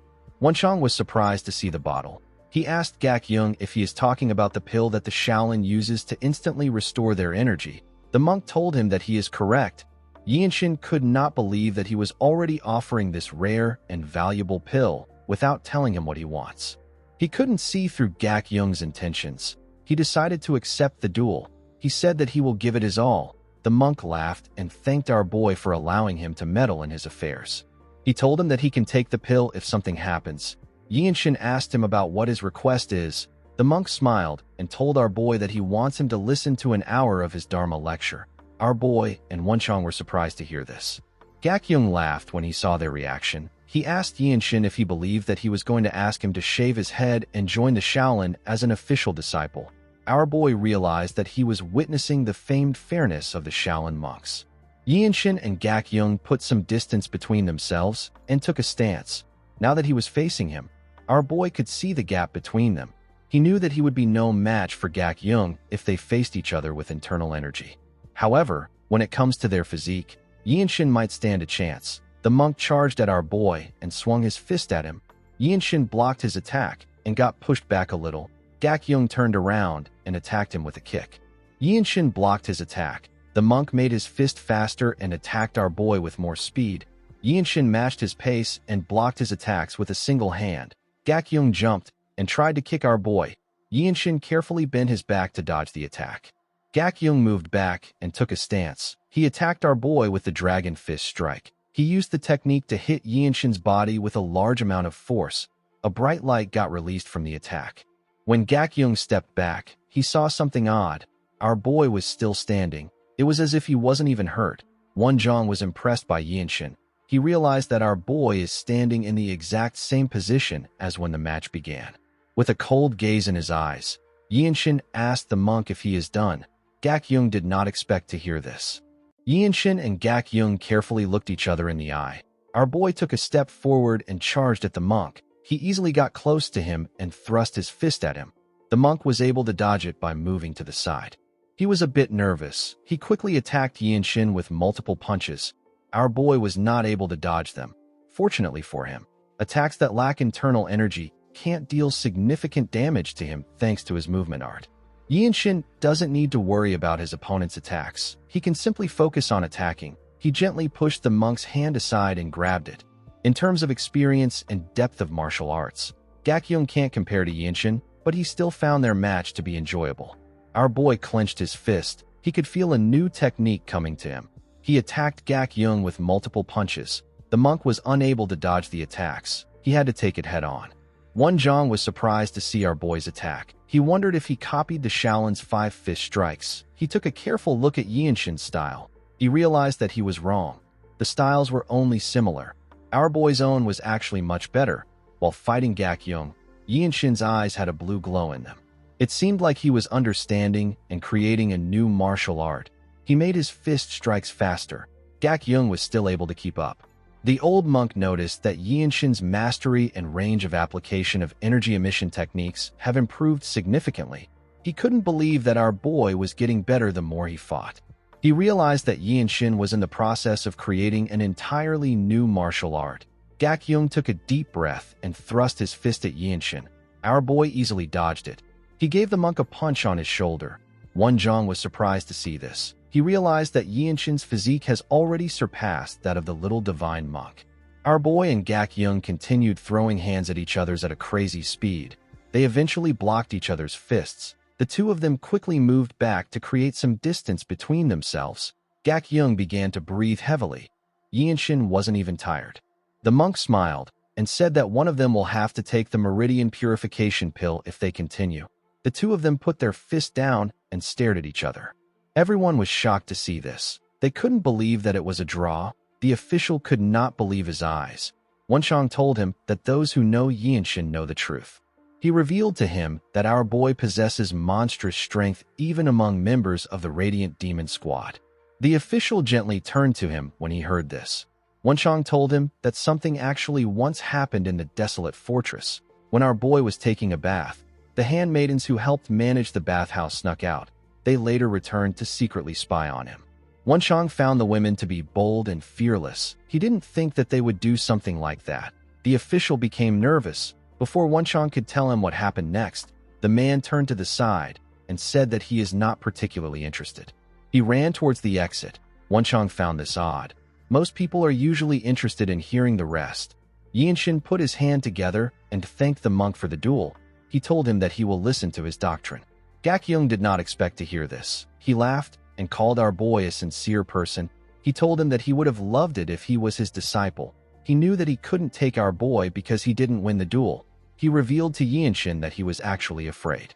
He didn't expect him to gradually break through his basic techniques. He placed his hand on his chest and said that he lost. He told our boy that he will listen to what he has to say whenever he gets the chance if he listens to his doctrine. Yinshin gently smiled when he heard this. He told the monk that this will be nice. Later in the evening, we see the two of them sitting in a pavilion. Gak-yeong began his explanation by talking about the Bodhidharma, the first grandmaster and the founder of Buddhism in the Central Plains. While he was talking, Yinshin realized that Buddhism does not rely on words and letters, it goes beyond its scriptures. A new understanding of the world was opened to our boy. Until now, his mind was being sharpened like a sword from endless bloodshed. Alongside his terminal fate, the will to survive engulfed him. Of course, a person's doctrine does not magically erase the fear of a terminal condition. However, our boy was now able to understand the essence embedded in the martial arts of Buddhism. While Gak-yeong was explaining things to Yinshin, Wonjong carefully looked at them. The next day, we see the group walking out of the compound. The old monk said that destroy evil and uphold the righteousness isn't some abstract doctrine. He said that it has real tangible power. He told the group that it is a spiritual force that annihilates the corrupt power amassed by cults like the Blood Flame cult. Gak-yeong turned to him when he heard this. Wonjong said that martial arts and spells were originally together. Spells are the mysterious arts of immortals. It was divided from martial art and labeled differently by people. Gak-yeong smiled and turned to the old monk. He reminded him that he is creating a martial art meant to kill the Blood Flame cult leader. He reminded him that he is someone who devoted himself to Buddhism. Wonjong was annoyed to hear this. He asked Gak-yeong to tell him what is wrong with what he is doing. He said that it must be done for the sake of the people. Gak-yeong actually agreed with him. While they were talking, Yinshin sensed something. He saw his captain jump into the compound. Ma Jin landed in front of him. He told our boy that he has been searching for them. He did not expect to see the Shaolin monks with them. He told them that he doesn't have the luxury of greeting them properly because they are currently surrounded. The moment he said this, the other members of the group came into the compound. Yinshin did not expect to hear this. He asked his captain about what is going on. Ma Jin revealed to him that the Blood Flame cult is there. He said that word must have gotten to the cult. He revealed to him that the Hao faction betrayed them. He said that they must escape and survive. He asked his squad members to rendezvous at the Heavenly Sword clan at Pingding Mountain if they fall out of formation. Yinshin could tell from Ma Jin's tone that he wasn't very composed. He couldn't believe that a black-robe warrior would be this way. While he was looking at his captain, he sensed something. He quickly turned to the door. The other members turned to the door when they sensed it too. The moment they did this, the door exploded. Everyone quickly got ready. A young woman with black hair stepped into the compound with a dagger in her hand. The woman with red eyes gently greeted them. The woman had an eerie dark energy around her. Yinshin could tell that she was in a different league from the Blood Master swordsman. He recalled that the hair of a Blood Flame cultist becomes blacker the more they grow stronger. While he was looking at the woman, Ma Jin revealed to his team that she is the seventh apostle. Everyone knew that the seventh apostle is a powerful warrior with exceptional martial prowess and a vicious temperament. The woman turned to Yinshin. She asked him if he is the lightning genius. She described him as the future of the desolate fortress. She gently licked her lips and told Yinshin that his nape looks really pretty. Ma Jin raised his sword in front of our boy when he heard this. He asked the seventh apostle to look at him. The woman gently smiled. Immediately she did this. Members of her cult appeared on the walls. They surrounded the group from every angle. The cultists were quite much. The seventh said that this is where she will kill both the present and the future of the Radiant Demon Squad. The moment she said this, she threw her dagger at Yinshin. Her dagger was quite fast. It went past Ma Jin in an instant. Before it could touch our boy, he grabbed the hilt and pushed the blade back. He made sure that his hand didn't touch the blade itself. The dagger had an ominous energy around it. When Yinshin tightened his grip around the hilt, the energy on the dagger disappeared. It was as if our boy purified it with his energy. Yinshin was surprised to see what he did. He couldn't believe that he just dissolved the blood art of the seventh apostle. He remembered that Gak-yeong spoke about the 3 poisons being eradicated forever and the 6 roots always remain pure. Wonjong was also surprised to see what Yinshin did. He knew that a person could only purify a dark energy by reading a Shaolin martial incantation. He wondered if Yinshin was reciting a Buddhist scripture or if he was reading a martial incantation when he caught the dagger. He believed that our boy might be creating a Buddhist martial art. Yinshin called out to the apostle. He threw the dagger to her. He told her that her techniques are easy to counter because she is using the martial arts of the Blood Flame cult. The woman smiled when she heard this. She went down to pick up her dagger. She told Yinshin that he is kind of cute. She found it funny that he said her techniques are easy to counter. She could tell that our boy had learned basic Shaolin teachings. She told him that he is just somewhat resistant to her blood arts. She explained to him that he is not good enough to surpass the true difference in martial level. She told him that he is still much weaker than her. The moment she said this, she vanished and reappeared in front of him. She was going to stab him with her dagger. Yinshin wasn't able to react to her speed. Fortunately, his captain was there to block her dagger with his sword sheath. The woman turned to Ma Jin. She told him that he is betting everything on a rookie like the lightning genius. Ma Jin covered his palm with his energy and swung it at the apostle. He asked her to shut up. Even though he was close to her, the woman was still able to dodge his attack by jumping back. The moment she landed on the ground, she ordered her men to attack. The cultists immediately charged at the group when they heard her order. Yinshin drew his sword and blocked the attack of the first person that swung his sword at him. He easily cut the man down with a single slash. He turned around and cut down the other person behind him. The cultists were not fazed by the death of their comrades. They said that they will get Yinshin's head. Our boy covered his sword with his energy. He easily tore through them with his sword. While fighting, Yinshin noticed that his captain was restrained by the seventh apostle. He saw that there were blood master swordsmen than the blue robe warriors. One of the cultists tried to attack our boy from the side. Yinshin covered his hand with energy.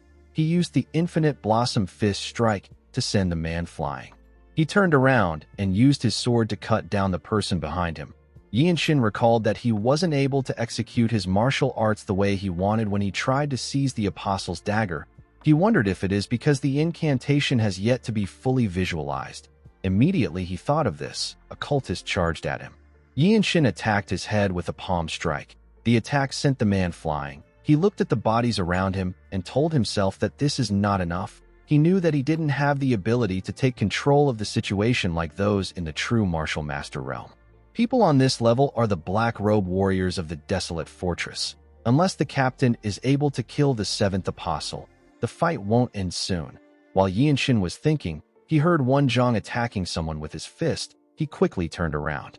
He remembered hearing that monks who delve deeply into the truths and incantations of martial arts often don't gain fame in the martial world. He noticed that he couldn't feel any strong energy from the monk. While he was looking at him, two Bloodmaster swordsmen charged at Wenzhong from the side. They said that they were going to kill him. Wenzhong became scared. He quickly raised his hand out of fear. Yinshin appeared behind the men. He used the radiant sword art to behead one of them. He swung his sword at the other man. The man was able to block Yinshin's sword. He was shocked to feel the power behind our boy's sword. Yinshin kicked the man in his stomach and made him lose his balance. He swung his sword at him and beheaded the man with a single strike. Wenzhong was shocked to see this. He already knew that Yinshin was extraordinary, but he didn't expect him to be on this level. He couldn't believe that someone this young could use such martial arts. In the next scene, we see Yinshin riding a horse. The old monk was riding in front of him. While on his horse, our boy remembered how he cut down the people around him. He was standing behind the old monk. Although he had killed many cultists, they were still quite much. Our boy could tell that the Blood Flame cult was serious about taking them out. Ma Jin used a technique to transmit his voice into the heads of his comrades. He called out to them and asked them to escape this place for now. He told them that they will meet again at the Heavenly Sword Clan. Yinshin was able to tear through the cultists and create an opening for him and Wenzhong. The two of them ran together. In the next scene, we see Yinshin and Wenzhong arrive at the docks together. They wanted to cross the river in front of them. Wenzhong saw a boat in front of them. He suggested that they get on the boat. Our boy asked him if he is talking about the flower viewing boat. He told him that it will be good for them. The old monk came down from the horse when he heard this. He moved close to the edge of the plank. He took a deep breath and screamed. He asked the people in the boat to come to them. Our boy was shocked to hear the old monk scream. To his surprise, the people in the boat heard the monk's voice. They turned their boat and moved towards their direction. When the boat got close to them, Yinshin saw the people inside. It was filled with well-dressed young people. Our boy could tell that they were children from reputable clans. He noticed that they had undergone proper martial arts training. The people inside the boat seemed confident and arrogant. A young girl stepped up and asked Wonjong if he is in need of travel companions. Yinshin wondered about which sect this martial artists were from. He told the girl that the old monk is devoted to his ascetic training. He said that the man cannot greet her. He asked her to understand him. Wonjong was annoyed to hear this. He gently whispered to Yinshin and asked him about what he is saying. The girl said that this is entertaining. She told our boy that things were getting a bit dull on their boat. She asked him if they will be boarding the boat. She assured him that it can take their horses. After Yinshin and the monk got on the boat, they moved away from the docks. Our boy stared at the girl on the boat. He seemed suspicious of her. The girl introduced herself as Hodam. She said that she is a rising talent from the Martial Alliance. She said that people call her Sword Flower. Our boy knew that the Martial Alliance is part of the 13 Skies, just like the Blood Flame cult and the Tyrant Sword tribe. He realized that this was a gathering of young elites from the unorthodox sects. One of them noticed the symbol on Yinshin's clothes. He asked him if he is a martial artist of the Desolate Fortress. He asked him about why he is in such a hurry to cross the river. Yinshin told him that a group from the Blood Flame cult was running rampant nearby. He said that he and the old monk fled the area. The boy found it interesting that the Desolate Fortress was involved with the 13 Skies. He placed his cup down and asked Yinshin if he knows that the blood-sucking demons feared that a small fry like him would escape. The boy grabbed his sword and stood up. He said that he never expected a Shaolin monk to be caught up in this as well. Hodam said that the timing is perfect. She said that the river is the best place for silencing people. She noticed that Yinshin and the old monk weren't saying anything. She told them that they don't look frightened. Yinshin ignored her and turned to a woman who walked past her. The woman seemed to be trying to get away from them. Hodam was annoyed to see this. She found our boy to be arrogant. She drew her sword and said that they need to spill a little blood to start. The moment she said this, she covered her sword with her energy and swung it at the woman. Yinshin grabbed the woman's hand and dragged her. He was able to save her from getting injured. He realized that this people don't respect human lives. He drew his sword and used the radiant sword art to behead the girl with one strike. The poor girl was unable to even react to the attack. With a scary look on his face, Yinshin asked the boys to stop messing around.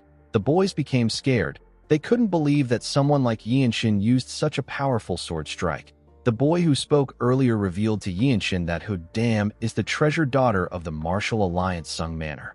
He asked our boy if he is not afraid of the consequences.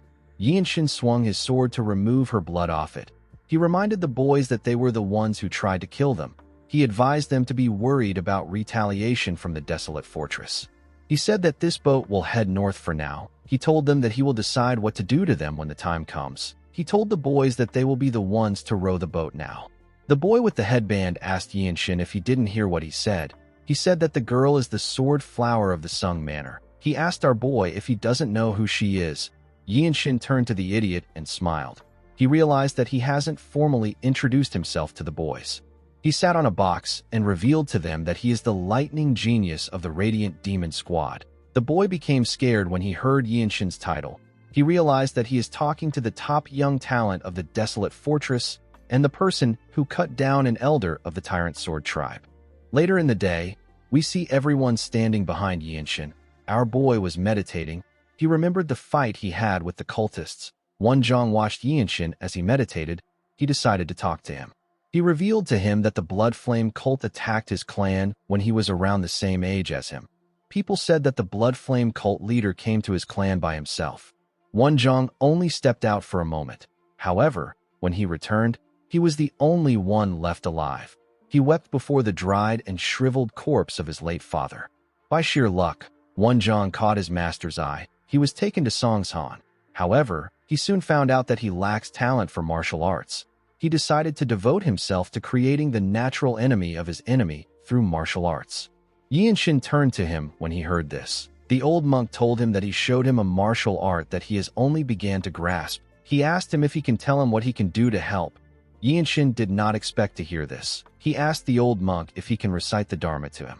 Wonjong was surprised to hear this. Yinshin felt like the old monk gave him the offer at the perfect time. He has been feeling like he was lacking something. The shallow Buddhist teachings he learned from Gakyung weren't enough to polish his moves. When the boat arrived at their destination, Yinshin let the ordinary people get off first. He told the boys that they will be following him to the Heavenly Sword clan. He gave them a rope so that they could tie themselves up. He reminded them that they tried to kill a martial artist of the desolate fortress, a Shaolin monk, and an innocent civilian. He said that he will leave their punishment to the desolate fortress. The boys knew that they were screwed. Our boy and Wonjong sat on their horses and watched the boys as they walked forward. Yinshin knew that he would get a formal merit if he brings this idiots in. While looking around, our boy saw some martial artists in front of them. They were all wearing the same clothes. They stood near a carriage. One of them walked up to the boys. He asked them if they are not from the Martial Alliance. He found it odd that they were tied up. He asked them about what happened. The boy with the headband revealed to him that they committed a crime and got captured by the desolate fortress. The moment the man heard this, he turned to Yinshin. The other men were surprised to see someone from the desolate fortress. They felt like the boys were too young to commit a crime. Yinshin wondered if their loyalties leaned towards the Martial Alliance because it is closer than the distant land of Huguang, or if they are simply forced to maintain a connection to the Martial Alliance. The man glared at Yinshin. Before he could say anything, someone called out to him. The person referred to him as Escort Jiam. He asked him about what is happening. The escort turned to the young man in blue clothes. He referred to him as Young Patriarch. He reminded him that he is a guest there. He asked him about why he isn't seated. The young man sensed a pure and righteous energy from Yinshin. He stared at our boy. He was happy to see him. He asked him if he is the lightning genius. He ran to Yinshin and said that he never expected to meet him there. He said that he knew that a dragon had emerged when he slayed the vicious Rakshasa demon. He told Yinshin that he is certain now that he has seen him in person. He told him that the gleam in his eyes is extraordinary. Yinshin asked the young man if he is the young patriarch of the Heavenly Sword clan. The young man realized that he hasn't introduced himself. He put his hands together and introduced himself as Hien Yuriang of the Heavenly Sword clan. Yinshin asked him if there are others from the desolate fortress at his estate right now. Yuriang said that many have arrived. He told him that all that remains is for the Radiant Demon Squad that is currently out on a mission to return. He revealed to him that they are also expecting a monk from the Shaolin. Yinshin thanked him for informing him. He stepped down from his horse and said that he has something to take care of. Yuriang did not expect to hear this. Yinshin took a step forward and appeared behind Escort Jiam. He told the man that his energy felt extremely familiar. The man was shocked to see our boy behind him. Yinshin poured water on the man's face. The escort quickly moved back. He asked our boy to tell him what he is doing. Our boy simply smiled when he heard this. He told the man that he is really terrible at hiding it. The moment he said this, the man's red eyes and black and red hair got revealed. Everyone was shocked to see it. They could not believe that the man was from the Blood Flame cult. While the man was flustered, Yinshin closed the gap between them. He covered his fist with his energy and attacked him on his head. His punch crushed the man's skull. The poor bastard was unable to even react. He fell to the ground. The men there could not believe that our boy took him out in one strike. Yinshin took a deep breath and looked at his hand. He realized that the shockwave released from the attack was something he had never seen before. Although he attacked the man with his physical strength, he did not think that it would be this powerful. He knew that he would soon master this move. The old monk was surprised to see Yinshin's move. He wondered if our boy just invented the technique. He realized that he might be a true grandmaster. Yinshin reminded Wonjong that he said that he wanted to restore the Shaolin art of Bodhisattva Gentle Flowing Strike. He told the monk that he would like to add Gentle Flowing Strike in this new martial arts name. He asked him if he will allow him to do so. Wonjong was shocked to hear this. He stepped down from his horse and moved close to Yinshin. He told him that he will be honored if he uses the name. In the next scene, we are taken to the Heavenly Sword clan. We see a wounded Wonchong telling our boy that he is lucky to be alive. Yinshin didn't know why an injured person was telling him that he is lucky. Wonchong tapped his shoulder and told him that he did well. The others didn't know what to say to him. Ma Jin found it amazing that Yinshin was able to achieve something even though he was on the run. Our boy asked his captain if he took out the seventh apostle. With a nervous look on his face, Ma Jin revealed to Yinshin that the apostle's martial arts is a bad match for him. He said that Myung might have been able to take her out if he was on the same level as him. Myung moved close to his captain and asked him if he is making an excuse. Mirio moved close to our boy and touched his shoulders. She told him that he looks quite healthy. She noticed that his energy was transforming again. She looked into his eyes and told him that people around his age usually focus on building their foundation. She told him that he has been improving too fast. Yinshin looked away from her. He turned to his captain and asked him about what they will do about the Blood Flame cult.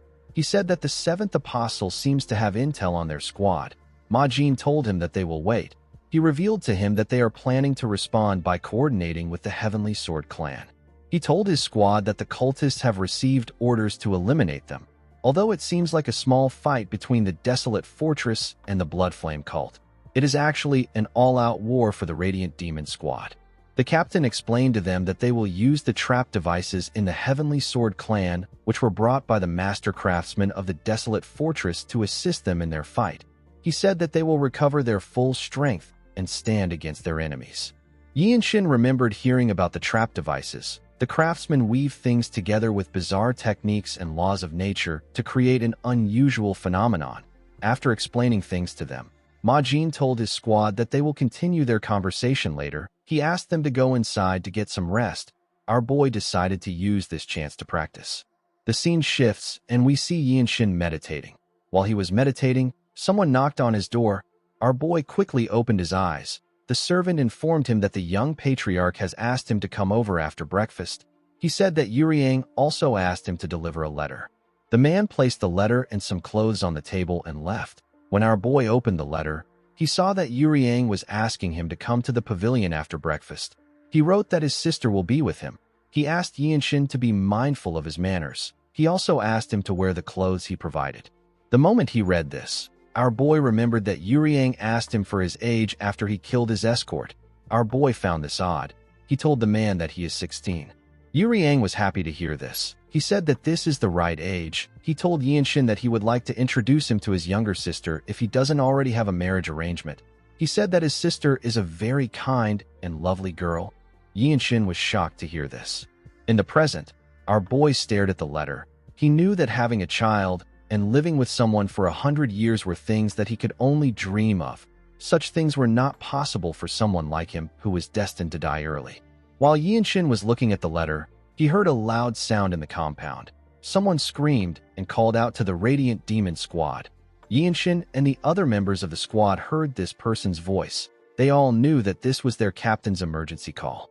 Our boy grabbed his sword and ran out of the room. He realized that they were being ambushed. When he got outside, he saw his captain and some guards. He also saw a building on fire. Ma Jin revealed to him that there was an explosion at the south gate. He said that he believes that their trap formation has been completely obliterated by the explosion. Yinshin could not believe that the cultists made use of bombs without permission from the Imperial Palace.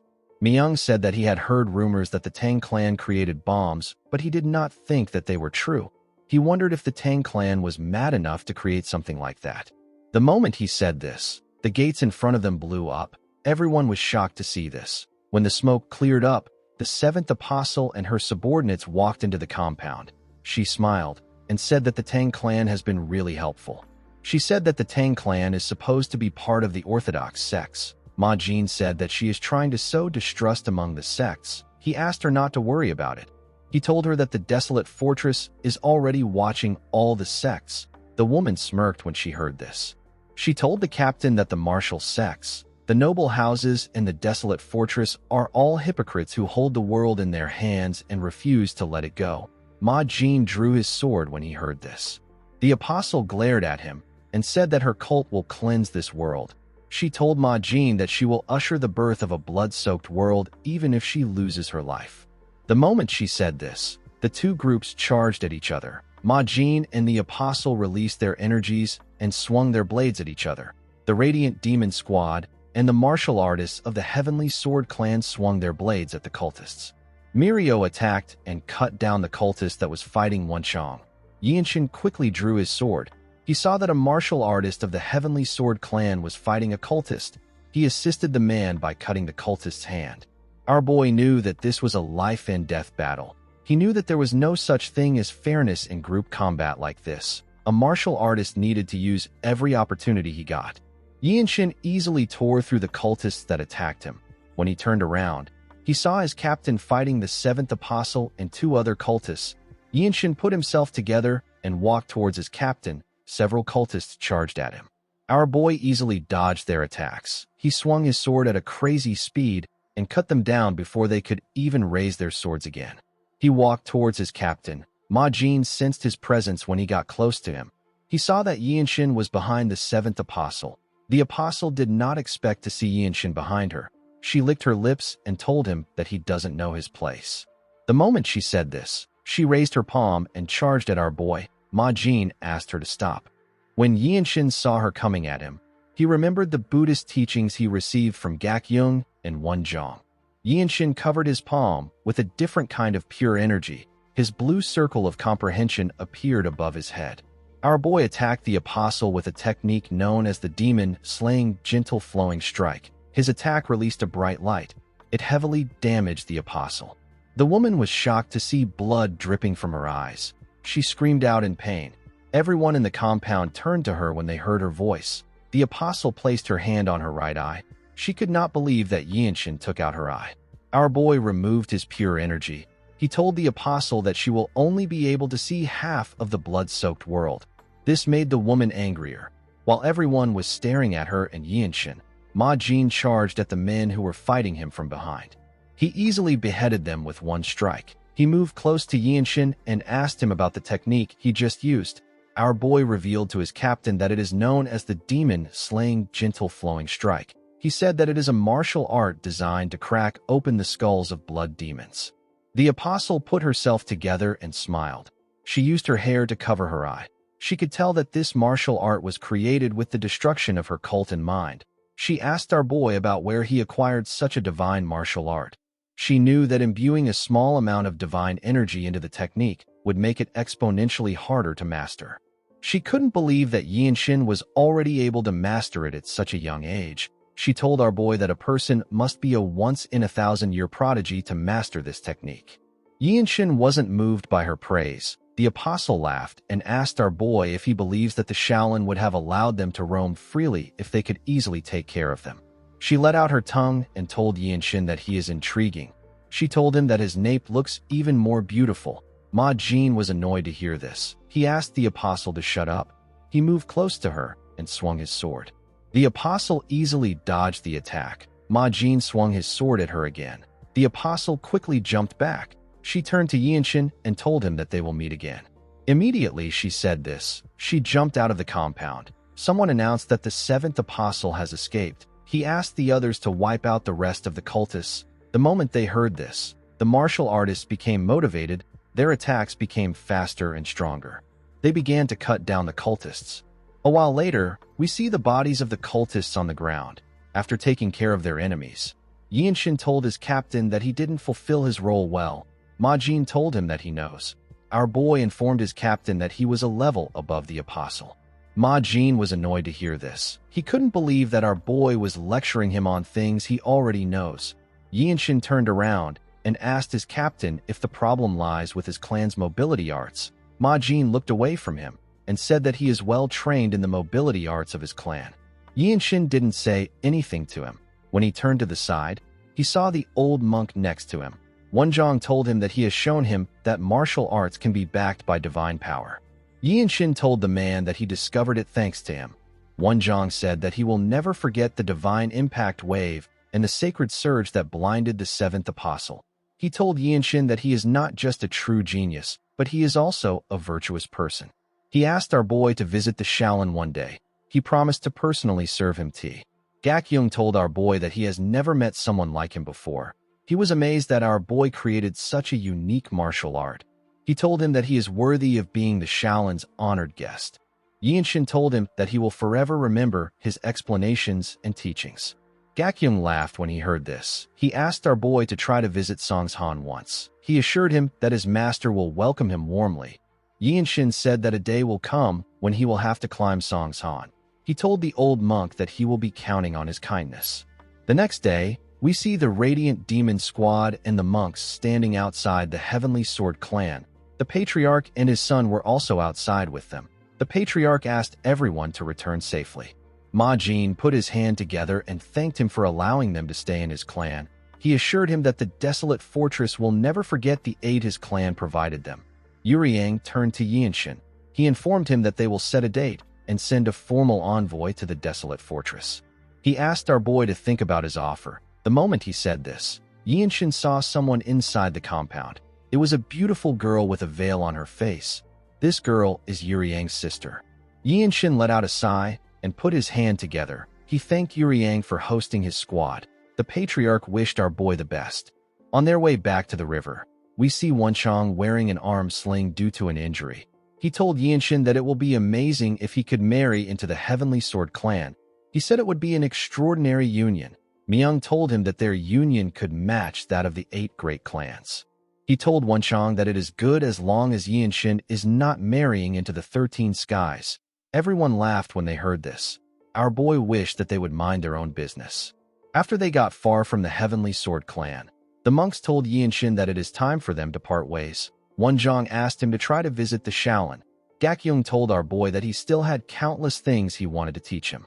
Yinshin assured him that he has heard more than enough. He thanked the man for his offer. Gakyung told him that he is a top-tier talent. He told Yinshin that he can even represent the desolate fortress at the Dragon Phoenix Summit. He said that he will also attend the summit if he has the time. He told Yinshin that they can continue their unfinished conversation when they meet. Our boy asked him about what the Dragon Phoenix Summit is. The monk was surprised to see that our boy didn't know about it. He explained to him that it is a gathering to allow rising stars of orthodox sects and respected clans to interact. Countless promising young martial artists gather to test their skills and build connections. In the next scene, we see the group arrive at the desolate fortress. The moment they stepped into the fortress, Yinshin realized that this was his first failed mission. He used to believe that he could reach his goal faster than anyone with enough effort and perseverance. However, he now understood that just being good is not enough. The Jianghu is not something that can be understood. While Yinshin was thinking, he saw someone in front of him. This person is Du Yuan. The man informed him that he has been waiting for him.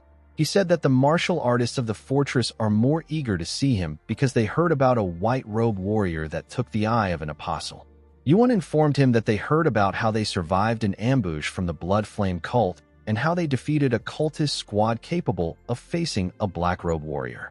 The man revealed to Yinshin that a list was released for the Blue Robe promotion exam on the day they fought the cultists. Our boy was surprised to hear this. Yuan told the group that they will be going to a place where all white robes with sufficient merits may challenge each other. He said that the members of the Radiant Demon Squad were ordered to come to the place immediately they entered Xianyang. Mirio asked him if they are not allowed to rest. Yuan revealed to her that it was the fortress master that gave the order. Yinshin told Mirio that he is fine. He was actually relieved that the fortress master allowed him to participate immediately he came back. When Yinshin arrived at the center, he saw several blue-robe warriors standing. The warriors released their energies and pushed it on our boy. Yinshin gently smiled. He knew that they were trying to pressure him. He realized that this is how the desolate fortress treats its people. Due to the presence of many experienced seniors, our boy said that the future of the desolate fortress is bright. He covered himself in his energy and walked towards them. The warriors were shocked to see this. Yinshin could feel it. He could feel that he had entered the domain of blue-robe warriors. In the next scene, we see the fortress master arrive at the center. As she walked to the stage, she turned to see the white-robe warriors. She saw that Yinshin was among them. She announced to the warriors that she will test them to see if they are worthy of the blue robe. The warriors began to cheer when they heard this. In the next scene, we see Yinshin sitting in front of a table. He had a paper in front of him. The other white robes also sat down in front of a table. The captain of the Annihilation Squad, whose name is Mook Shingun, stood in front of the warriors. He explained to them that there are 2 parts to this exam.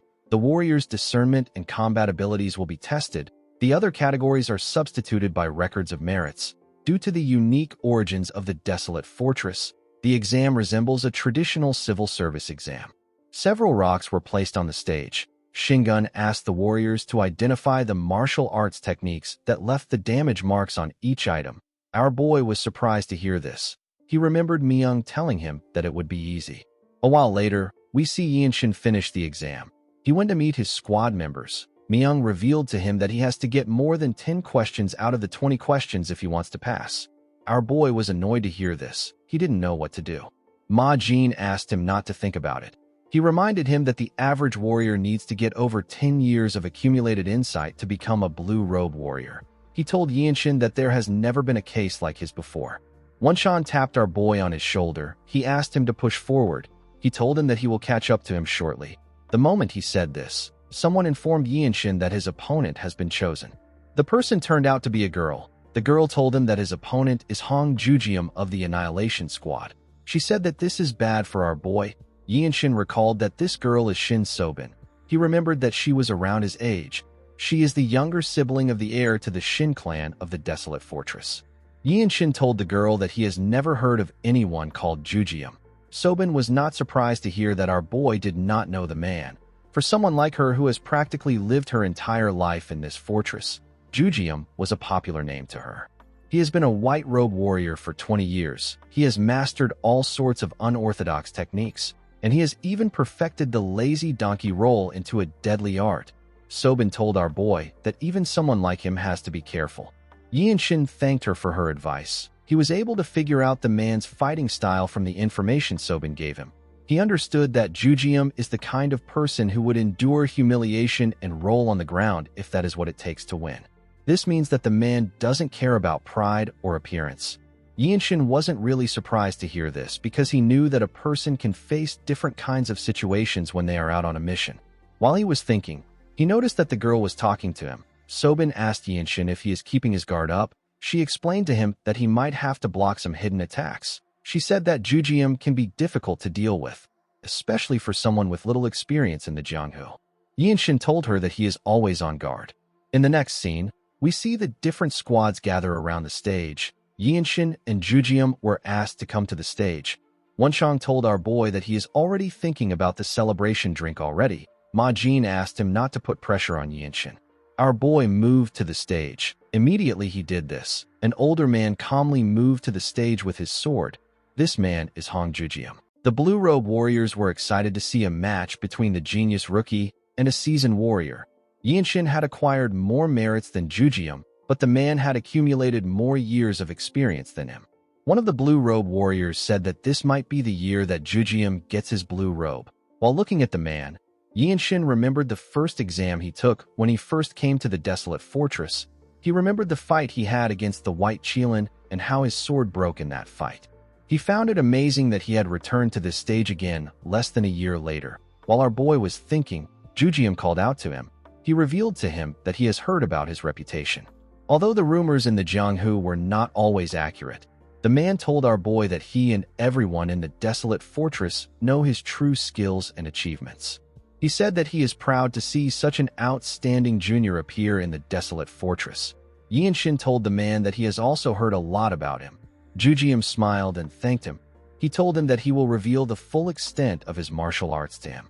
He explained to Yinshin that there are many things that he has not experienced in the Jianghu. He told him that he might be bewildered and even get angry. He asked him if he can endure this.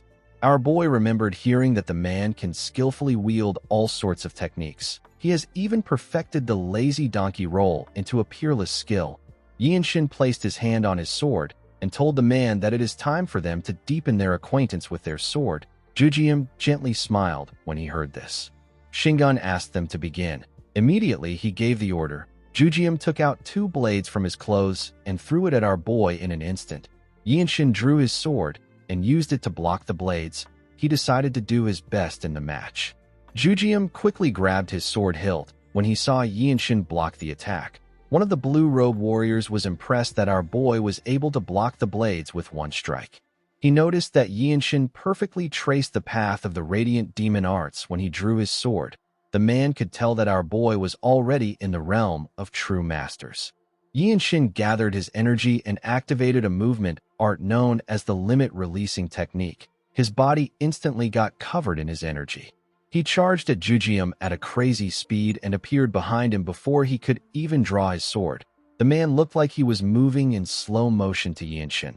The man was shocked to see our boy behind him. Shingun was surprised to see the technique Yinshin used. He knew that the footwork he just saw was beyond the limits of martial arts. Our boy covered his sword with his energy and used the radiant sword art to attack the man. Everyone was surprised to see this. Our boy used his attack to push the man's hand away and send his sword flying. He quickly pointed his blade at Jujium's neck before he could do anything. Jujium was shocked to see that Yianshin got him. The warriors around the stage were also shocked to see that Yianshin won so quickly. Ma Jin and his team were not shocked by this, because they already knew that Yianshin was built different. Shingun realized that Yianshin was born with a natural talent for martial arts. He knew that no martial artist of equal rank could face our boy. He wondered if Yianshin is a fortune to the desolate fortress. The man envied Ma Jin for acquiring such a talented warrior. While thinking, the man saw that our boy was looking at him. He quickly realized that he made a mistake. He announced that Yianshin has won his duel. He told him that there will not be any other duels for him in this test. He told our boy that he got a full mark in this promotion test.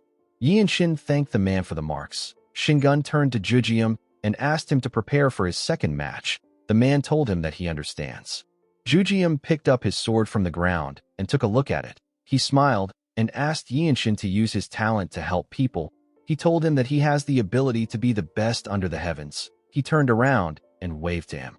Our boy came down from the stage. Sobin moved close to him and asked him about how he was able to move like that. She asked him about the kind of footwork he used and the sword technique he used to knock Jujium's sword out of his hand. Yianshin walked past her and ignored her question. The girl said that she has never seen his martial arts before.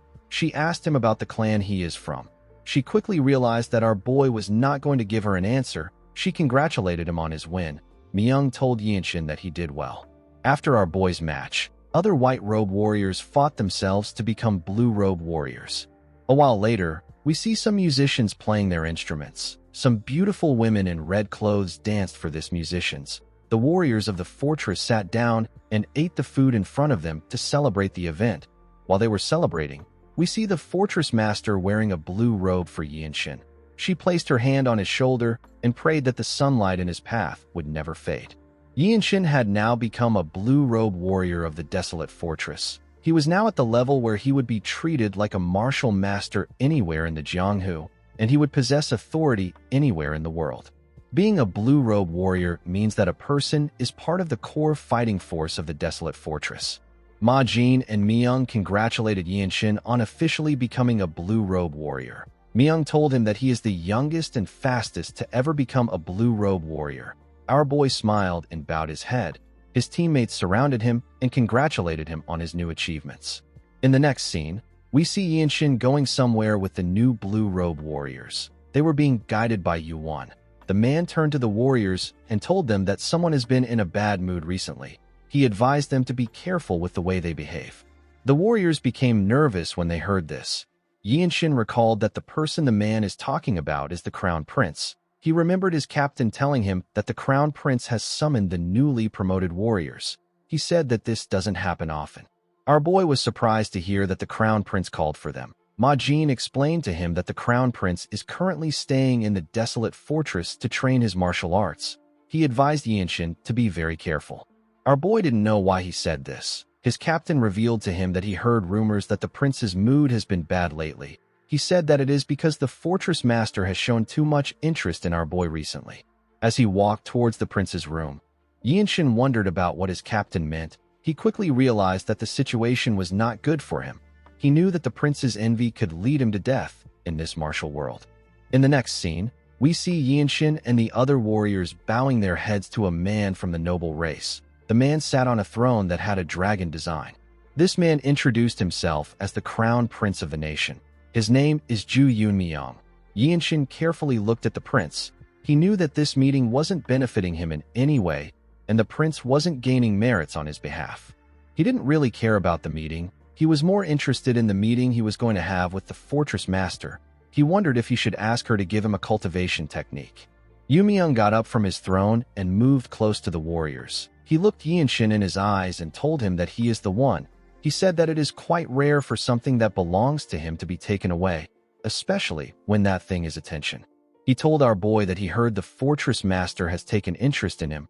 Yianshin didn't know what to say. The prince said that he noticed something had changed about his master because he is her student. He said that he could feel a seed of jealousy take shape in his heart. Yinshin told him that he is honored that he feels jealous of him. The prince said that his jealousy is his own fault. He said that a crown prince should never have such a flaw. He believed that this was a lack of virtue. He smiled and looked Yinshin in his eyes. Our boy also looked him in his eyes. Yunmyung asked him if he can play music with his sword. Our boy did not understand what the prince was talking about. Yunmyung said that many renowned swordsmen can make their names echo with one blade, but they can't perform the sword song because it is different. A person needs to be born with a certain sensitivity to be able to perform the sword song. With this sensitivity, they can turn the sound of a sword into a music. This was our boy's first time of hearing a person turning a sword's resonance into a song. The crown prince laughed and told Yinshin that he only brought up the topic because he heard that he was exceptionally talented. He said that he wanted to see someone around the same age as him perform the sword song. He revealed to Yinshin that he actually wanted to see his abilities with his own eyes. He believed that he would be able to soften his shame and jealousy if he saw our boy's abilities. He said that he might have expected too much from Yinshin. He explained to him that the sword song is one of the most extravagant forms of entertainment in the world. It is meant for only royals. Yunmyung could not believe that he asked Yinshin if he can perform a sword song. He said that he only knows about it because he heard it from his father. The prince felt sorry and embarrassed. He turned around and asked the group to leave. He said that this was a pleasant meeting. Nobody in the room knew how to react to this. Yinshin was even more confused than the others. Later in the night, we see the members of the Radiant Demon Squad celebrating their new blue robe warrior with food and drink. While everyone was having fun, Yinshin thought about the prince. Weiji Maiwa of the Zhongnan sect is called the Sword Dragon. However, Yinshin believed that only one family deserves the title of dragon. This is what it means to bear a bloodline that encompasses the world. While our boy was thinking, someone poured him a drink. The person turns out to be Myung. The man asked Yinshin to have a taste of his liquor. He said that it is Shaoxing wine. He explained to him that he made Wenchong ride all the way to Xianyang's finest tavern to get it. Wenchong proudly smiled when he heard what Myung said. Yinshin picked up the cup. Normally, he would avoid drinking in order to keep up his training. He decided to taste the wine. When he drank it, he looked at his empty cup and wondered if this is what people considered to be delicious. Mirio could not believe that our boy was now a blue robe warrior. She felt like he got to the rank too quickly. One of her comrades smiled and said that Yinshin's achievements aren't trivial. While everyone was talking, our boy thought about the prince. He wondered if a person can really play a song with their sword. He had never heard about music that was performed with a sword's resonance.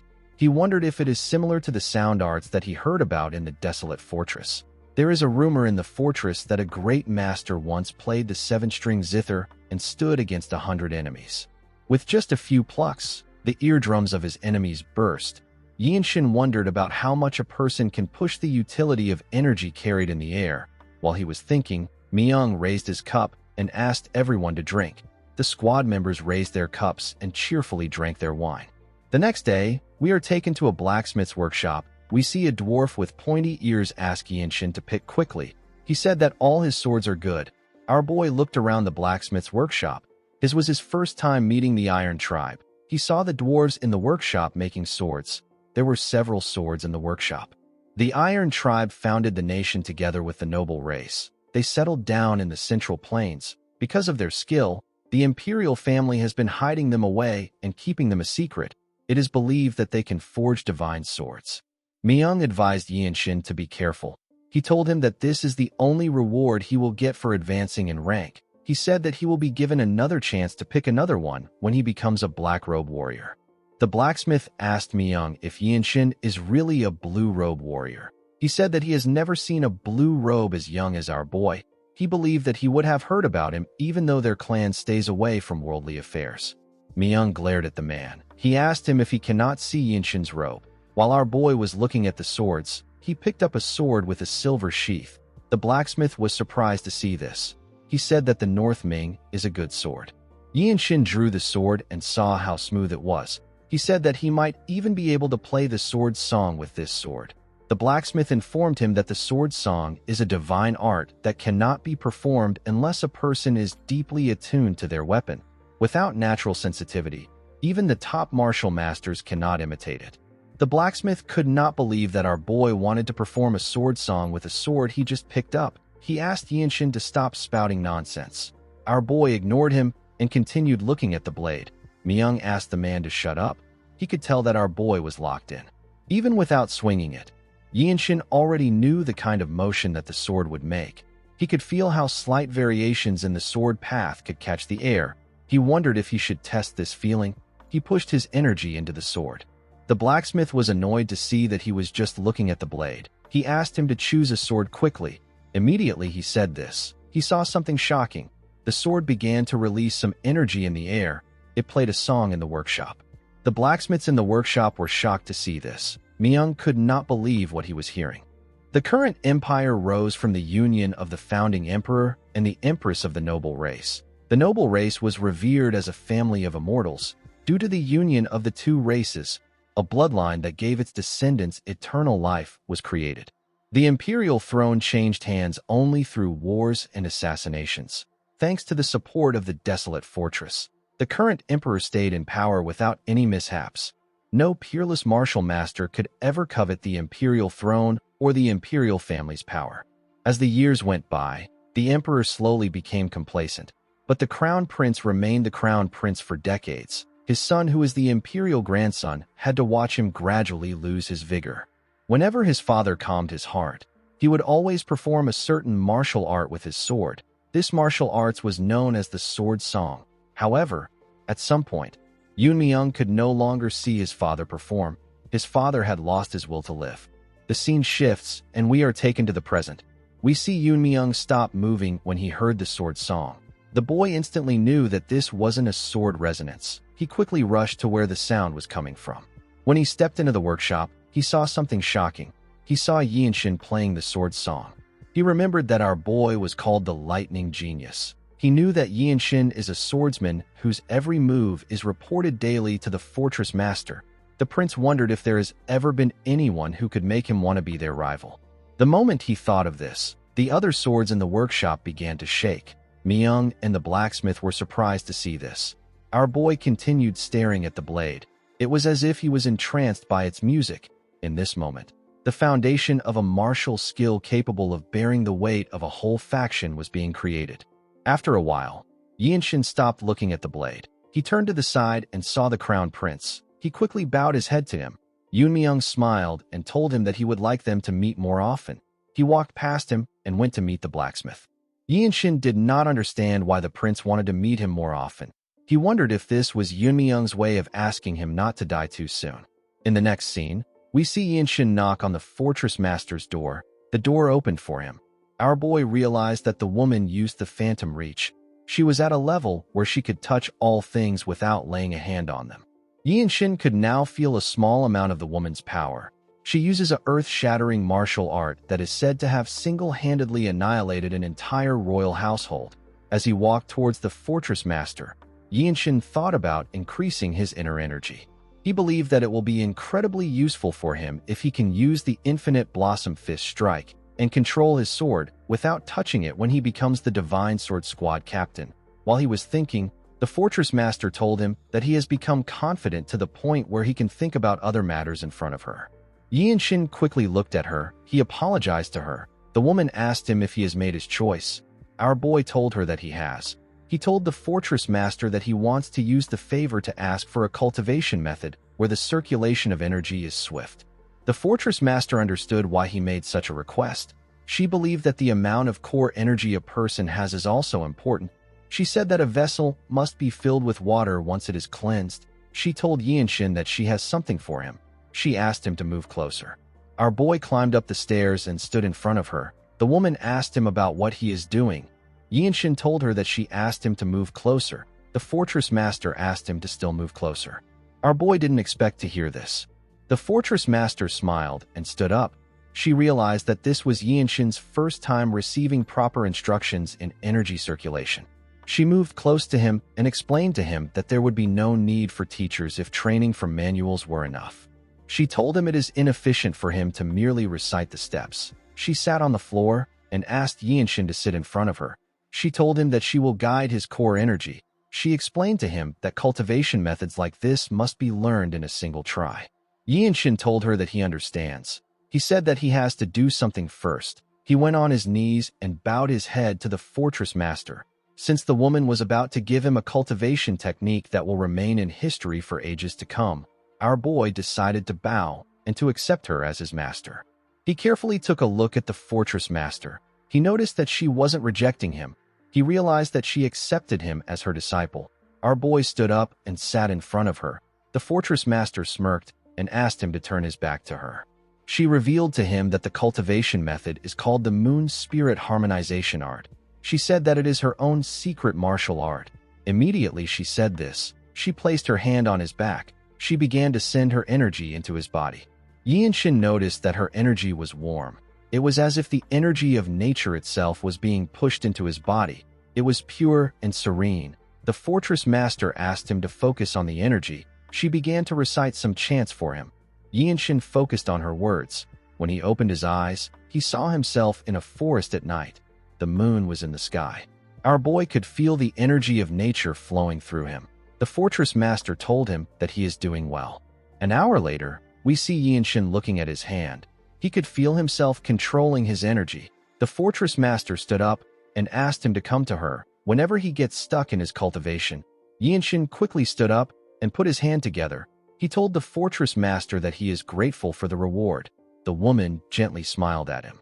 In the next scene, we see Yinshin circulating his energy. He noticed that the Moon Spirit Harmonization art uses core energy differently from the various other orthodox sword and fist strike techniques. He could feel the power of nature. He couldn't believe that such a transcendent martial arts exists, a martial art that allows him to draw the energy of nature and contain it in his body. He understood that the world of martial knowledge is quite vast. He noticed that the cultivation technique does not reject the energy of the Jung clan's sacred art. The cultivation technique felt like the aura of the fortress master who embraces all things. While Yinshin was circulating his energy, someone knocked on his door and asked him if he is inside. The person turned out to be Wenchang. Our boy opened his eyes to see his friend. Wenchang apologized to him for disturbing his training. He informed him that the captain has summoned him. Our boy said that he understands. He stood up from his bed. Before he could step out, Yuan ran into his room with a box. The man said that he has perfect timing. He smiled at Yinshin. Wenchang and our boy didn't know why he was smiling. Yinshin asked if he needs something. The man explained to him that he has to change into a new blue robe, even though he just received one the other day. Yinshin took out the robe from the box. Wenchang was surprised to see the gold design on the robe. Yuan said that this is something to celebrate. He said that the fortress master has chosen another direct disciple. Yinshin was shocked to hear this. Wenchang was more shocked than him. He could not believe that Yinshin was the fortress master's direct disciple. He now understood why the robe was clad in resplendent golden hue. Yuan explained to Yinshin that those who have inherited the fortress master's martial teachings carry symbolism that transcends the color of their robes. He said that it is necessary for Yinshin to undergo the formal initiation of their fortress. He revealed to our boy that the command bureau was the one that prepared the clothes. Our boy thanked him for the clothes. He watched Wenchang rob the robe on his face. In the next scene, we see Ma Jin staring at something with a worried look on his face. Sobin and Myung were also staring at the same thing. They were looking at Yinshin's new robe. Our boy told his captain that he heard he summoned him. Ma Jin put himself together and said that he did. He stood up and announced that Wenchang and Sobin will take a new mission under the leadership of Yinshin. He said that the mission requires youthful faces. Our boy realized that this is his first mission as a blue robe warrior. Ma Jin said that many people know the Wangbo clan as a martial clan, but they are actually something different. He said that the Heavenly Squad uncovered their secret recently. The clan has been conscripting commoners to build their estates without providing any compensation to them, and they have been preventing them from tending to their livelihoods. Wenchang was annoyed to hear that they have been forcing labor on the people without an imperial decree. Sobin said that such things are not uncommon. Ma Jin revealed to the group that the clan has over 1,000 forced laborers. He said that the issue is quite sensitive. He told the group that there is a limit to how much they can tolerate local martial aristocrats. He said that punishing an orthodox sect requires utmost precision because they need the public sentiments to stand behind the desolate fortress. According to the captain, the Wangbo clan has taken complete control over the Jinan land of Shandong, and they even treat themselves like royalty. Due to this, it is very difficult to expose their deeds. Ma Jin explained to our boy that he and the two white robes will disguise themselves and infiltrate the Dragon Phoenix summit. The moment he said this, Yinshin remembered the little divine monk telling him about the event. Ma Jin said that the event is hosted by the Namgung clan this year, and the Wangbo's young clan heir will attend. He told Yinshin that his role is to provoke him. He asked him to aggravate the boy until he loses control and mobilizes his clan against him. He explained to him that he needs to force the Wangbo clan to take large-scale actions. If he is able to do this, cracks will appear in their control over Jinan. Through this cracks, the desolate fortress will extract credible witness and evidence. Our boy asked his captain about what will happen after they get their evidence. Ma Jin revealed to him that 3 units of the Divine Sword Squad will convene. The Radiant Demon Squad, the Heavenly Squad, and the Annihilation Squad will attack the Wangbo clan with their full force. Everyone was surprised to hear this. Yinshin knew that the 3 units would be invincible if they fought together. He realized that the desolate fortress plans to wipe out one of the 8 great Orthodox clans. He asked his captain if he can kill the Wangbo clan heir if his behavior becomes intolerable. Ma Jin smiled and told him that this decision can be taken at his own discretion. He told him that he has the authority to do this with his rank. Mirio explained to our boy that this mission is extremely dangerous. She advised him not to overdo things. Myung told him that the young heir was fated to die naturally. He said that the boy has amazing talent, but he was born with a weak constitution. He revealed to Yinshin that the boy is the genius of the solar divine meridians.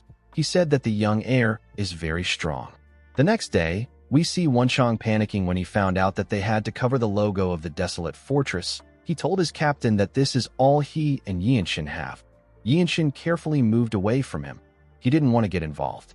Wenchang asked his captain to give them the logo of the Mount Hua. He said that he doesn't like this. He told Ma Jin that he will soon be recognized in the desolate fortress. His captain completely ignored him. Sobin felt nervous when she saw how Wenchang was acting. She said that she doesn't know if this covert operation will go smoothly. Yinshin told the girl that she worries too much. He told her that Wenchang is not as simple as he appears to be. The girl hoped that he was telling the truth. She said that this is her first mission. She told Yinshin that she will do her best to match his pace. She said that she was only able to see a glimpse of his martial arts during the promotion exam. She told him that she wants to see if his skills match his reputation. Yinshin didn't really care about this. He was more focused on the fact that he couldn't fail this mission. He remembered how he failed to subdue the apostles of the Blood Flame cult last time. He didn't want to experience such failures again. He didn't care if the young heir of the Wangbo clan possesses the solar divine meridians. To him, the boy was nothing more than a point that can be added to his merit. After Wenchang was done throwing his tantrum, Yinshin told his captain that he will see him later. Ma Jin told our boy that he will clash with the Wangbo clan the moment he completes his mission. In the next scene, we are taken to an area near Huizhou. We see Yinshin looking at his sword. He noticed that he is now able to slightly understand the sword's song after honing it on his way here for 20 days. It has become much easier for him to amplify the sword's resonance. While sitting in a lotus position, Yinshin used his limit-releasing technique to release his qi. He pushed his qi into the sword. Wenchang and Sobin turned to him when they felt his energy. They could hear Yinshin's sword song. Our boy noticed that he could now control the pitch of the sword song. He realized that he will be able to create a sound art if he joins the resonating music with a dispersing inner energy. Sobin noticed that there were other people around them. She told Yinshin that his sword song really draws attention. Yinshin saw that the people in the area were looking at them. He apologized to his teammates and put his sword away. Wenchang told him that it was pleasant to the ear. While eating a snack, the man said that the sword song carries a refined taste. The moment he said this, 2 people wearing the same attire asked the group if they are attending the Dragon Phoenix Summit. One of them told our boy that his conduct is arrogant beyond measure. The boy and the girl walked up to the group. The boy asked Yinshin if he is trying to flaunt his shallow martial skill by wringing out his sword resonance in broad daylight without even fighting. Yinshin carefully looked at the boy and girl. He took a look at their swords and attires. He saw their subordinates behind them. He could tell that these people were from a great martial clan of the Orthodox world. Wenchang didn't understand why the boy and girl were spouting nonsense. Before he could say anything, Yinshin stood up. Our boy put his hand together and bowed his head to the boy. He told him that he was reckless. He said that his words have struck him deep in his heart. The boy did not expect to hear this. Wenchang and Sobin were surprised to see Yinshin apologizing. The boy liked the fact that Yinshin admitted his mistake. He said that it is nice to see someone admitting their mistake. The girl next to him said that our boy must have been startled because they revealed their irritation with killing intent. The young master asked Yinshin for his name and sect. Yinshin carefully looked at him. He realized that the Jianghu has people like the Sword Dragon who are humble and arrogant young masters of prestigious sects. The boy did not understand why Yinshin was staring at him. He got angry and asked him about why he is thinking so hard. He asked Yinshin to speak openly. Our boy introduced himself as Gu Gua of the Truth-Seeking sect. The young lady said that she has never heard of his sect. She told Yinshin that he is just a nobody without any roots. The young master revealed to him that they are bloodline heirs of one of the great Orthodox clans. With a smile on his face, he asked Yinshin if he has heard about the Wangbo clan. Our boy and his teammates couldn't believe that their target came to them. The two heirs confidently smiled at them. The young master placed his hand on his sword and said that he knows all the sects that are allowed to attend the Dragon Phoenix Summit. He told Yinshin that he cannot let him pass if his sect lies between the Orthodox and unorthodox sects. The young lady raised her sword and smiled. She told Yinshin that he must be corrected because he wasted his ability to wield the realm of sword resonance. Yinshin couldn't believe that he was meeting someone from the Wangbo clan in a place like this. He thought that their mission would take a really long time. He realized that it might end quickly. He recalled that his task is to provoke the young lord of the Wangbo clan into reacting and forcing him to mobilize his clan's power. Yinshin knew that he needed to secure proper justification before acting. He asked the heirs if they are really bringing up their roots. He placed his hand on his face to show his disappointment. He told them that their clan's name might be highly renowned, but it still doesn't change the fact that their conduct is rude even after hearing his sect's name. The young master was surprised to hear this. With a serious look on his face, Yinshin asked him if this is the etiquette of the Jianghu. He told the young master that his insult has tainted the honor of his sect. The young master was shocked to hear this. Yinshin reminded him that he greeted him with courtesy and admitted his fault, and he even revealed his name and the name of his sect. He placed his hand on his sword hilt and told the boy that he insulted him by bringing up the Wangbo clan and calling his roots shallow. He challenged the young master to a duel. Wenchang smiled when he heard this. He understood our boy's intention. Sobin seemed a bit confused. The martial artists of the Wangbo clan were surprised to hear what Yinshin said. The young master smiled and told our boy that his words are as smooth as the flowing water. He accepted his challenge and told him that he has always disliked the idea of inviting sects that stay between the Orthodox and the unorthodox to the Dragon Phoenix Summit. The young master said that he will share his nickname with our boy before they start the duel. Yinshin told him that he is not interested in hearing it. He raised his finger and asked the boy to come at him. The young master was annoyed to hear this. Yinshin knew that this situation is different from the time he beheaded someone from the Martial Alliance's rising generation. This place is the Orthodox territory. Our boy can't kill him here, even if he wants to. The young master grit his teeth out of anger. He couldn't believe that Yinshin was not interested in his nickname. He called him a rootless wretch. He believed that our boy was arrogant. Yinshin glared at him and advised him to know his place. He said that his nickname is Small Under Heaven. He told the boy that he is insignificant. This made the young master angrier. He told Yinshin that he is insane. He released his energy and walked towards our boy. Although his steps looked random, Yinshin could sense a structure within them. He noticed that the rhythm of advanced footwork is hidden in each stride. He smiled when he saw this. He liked his current situation. He wanted to compare his skill with the martial arts of the Wangbo clan, which is one of the 8 great clans. The young master gathered his energy and drew his sword. He thrust it at Yinshin. Our boy blocked his blade with his fist. The blade didn't even scratch him. The young master was shocked to see this. Yinshin gathered his energy in his palm and activated the Infinite Blossom Fist Strike. He used his palm to hit the boy's elbow. The young master grit his teeth to endure the pain. Before he could put his arm down, our boy appeared in front of him. He gave him a heavy punch in his chest. The attack sent the idiot flying. He screamed out in pain as he fell to the ground. Sobin was surprised to see what Yinshin did.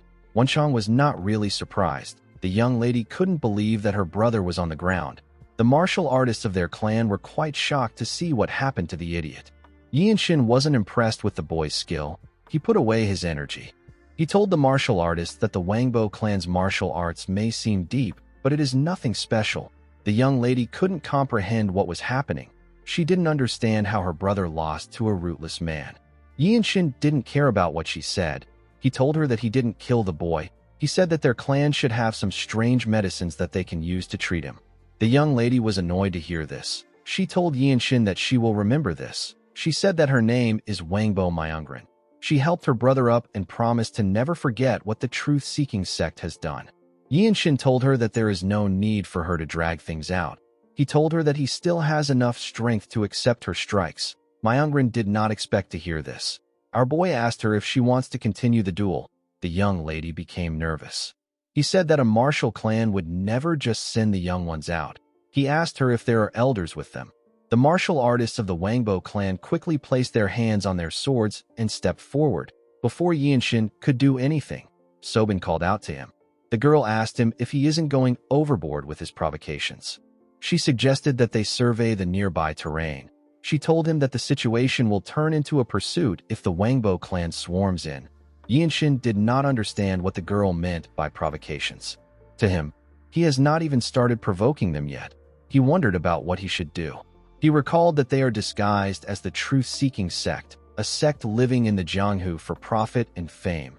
Yinshin knew that they must imitate a true orthodox sect. He released his energy and took a step forward. He appeared in front of the young lady in an instant.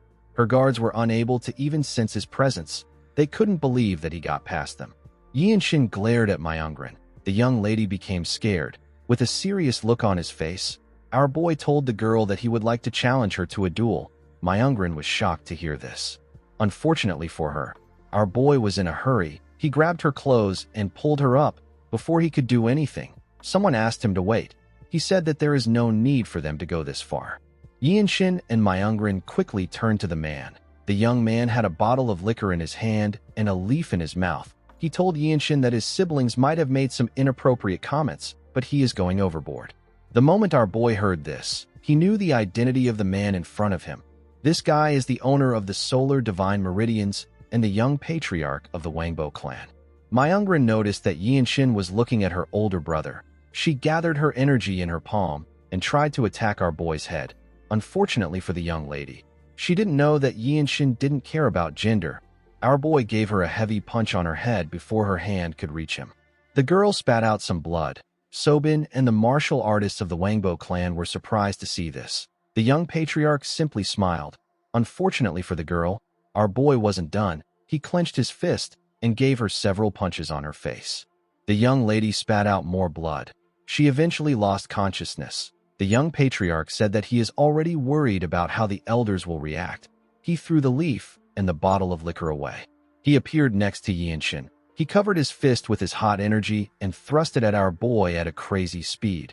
He wanted to grab Yinshin's hand. Yinshin let go of his sister when he saw multiple hands coming at him. He was able to block the man's attack. The young patriarch pulled his sister aside and continued attacking Yinshin. It was hard for our boy to distinguish between his actual attacks and his feints. Of course, Yinshin was still able to match his speed. He noticed that the inner energy contained in the man's hand was incredibly heavy and hot. He realized that this was a supreme advanced martial art. Each time he blocked the man's attack, a small explosion takes place. Yinshin felt like he was crossing hands with a more experienced version of himself. The young patriarch was impressed with Yinshin. He could not believe that there was another person like him. He increased the speed of his attacks. He found the fight to be entertaining. Yinshin noticed he was getting pushed back by the man's strength. He decided to change his attacks. He gathered his energy in his palm and activated the Infinite Blossom Fist Strike. He used a technique known as Vortex to attack the young patriarch. A bright light was released when their fist clashed. Yinshin got pushed back when their palms touched. The young patriarch was still standing in the same position. He smiled and told Yinshin that he will become a sight to behold after accumulating more years of experience. He told him that this is only possible if he continues to polish his skills. Yinshin glared at him. He noticed that the man did not retreat at all. The young patriarch took out a leaf and placed it in his mouth. He told Yinshin that he will not be able to see the day he improves. He asked our boy to forgive his siblings. He glared at his sister and told Yinshin that they won't be able to look him in the eyes in the next 10 years. Myungrin became nervous when she saw her older brother glaring at her. The young patriarch and his group gathered their things and moved past our boy. The man told Yinshin that he will see him later. Yinshin turned around and watched them move forward. He believed that it would have been better for the young patriarch to enter the desolate fortress and aim for the fruit of the world tree. While thinking, he remembered how their fight went. He remembered how the man used his fist. Yinshin did not think that he could use his senses like that. He realized that he needed to learn how not to be stuck in the direction of an attack. While he was reflecting, Wenshang called out to him. He asked Yinshin if he is alright. He told him that he was going to step in, but he didn't do anything because our boy looked like he was enjoying himself. He told Yinshin that he is the best at provoking a person. Our boy agreed that he was enjoying himself. He told his friend that he saw right through him. He said that he doesn't understand what he means when he says that he is good at provoking others. Wenshang and Sobin were surprised to hear this. They realized that our boy was just acting like himself. Wenshang said that the young patriarch of the Wangbo clan is a formidable opponent. There are rumors of people calling him a spoiled brat who struts on the clouds. Wenshang said that his martial skill and his temperament matched the rumors. Sobin moved close to Yinshin and said that she is impressed by the fact that he was only pushed back a single step. She revealed to him that the young patriarch carries the nickname of the Supreme Flame Dragon. He is regarded as the most talented martial artist in the north of the Yangtze River. He dominated the Dragon Phoenix Summit at age 20. 5 years have passed since that time. Yinshin was shocked to hear this. Sobin said that the Supreme Flame Dragon was arrogant enough to say that he enjoyed watching the antics of the White Qilin, who was the previous champion of the event. Yinshin asked the girl if the young patriarch has really lived 5 years after age 20. Sobin said that he has. She told Yinshin that she actually thought that he and the young patriarch are the same age. She asked him if he will be 20 in 5 years' time. Yinshin didn't respond to her. Wenshang and Sobin didn't know what was wrong. Our boy put himself together and told the girl that she is correct. In the next scene, we are taken to Huizhou. We see Yinshin and his teammates greet 2 guards. One of the guards asked them if they have come for the Dragon Phoenix Summit. Yinshin put his hand together and introduced himself as Gugua. He told them that he is from the truth-seeking sect. Wenshang was not happy to hear the name of the sect. The guards took a look at a list. The guard with beards turned to Yinshin and apologized to him. He said that the Dragon Phoenix Summit will not be held at their clan's estate this year. He explained to him that a grave issue has occurred at the main estate, so the venue has been changed. He asked our boy for his understanding on the matter. Wenshang couldn't believe that the event was no longer held at the clan's estate. The man walked past them and said that he is going to guide them to the Lotus Pavilion in the north of Huizhou. Yinshin found the situation to be strange. He could tell that this people treat the Dragon Phoenix Summit as an important event. He realized that something might have happened at the Namgung clan. He wondered if they were attacked by the 13 Skies. After guiding them to their destination, the guard informed them that nearby inns will accept them once they mention the Namgung clan name. He asked them to make good connections. After saying this, he left. Immediately the man left. Yinshin and his group heard a loud sound come from the pavilion. They quickly turned around. They went into the pavilion.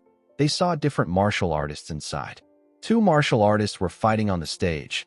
Yinshin realized that this is the next generation of martial masters. 2 martial artists spoke about how Yu Hyun, who is a disciple of the Mount Hua, has profound martial skill. One of them said that the boy ate the plum blossom pill. His friend said that it is still dangerous. He said that the Supreme Flame Dragon's eyes have gone wild. He said that the young patriarch knows no shame, even though he is older.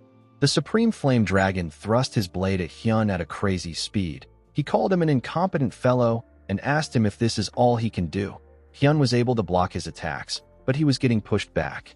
The other martial artists felt like the Supreme Flame Dragon was going too far. They wondered about what they should do. One of them said that someone has gone to get the officials.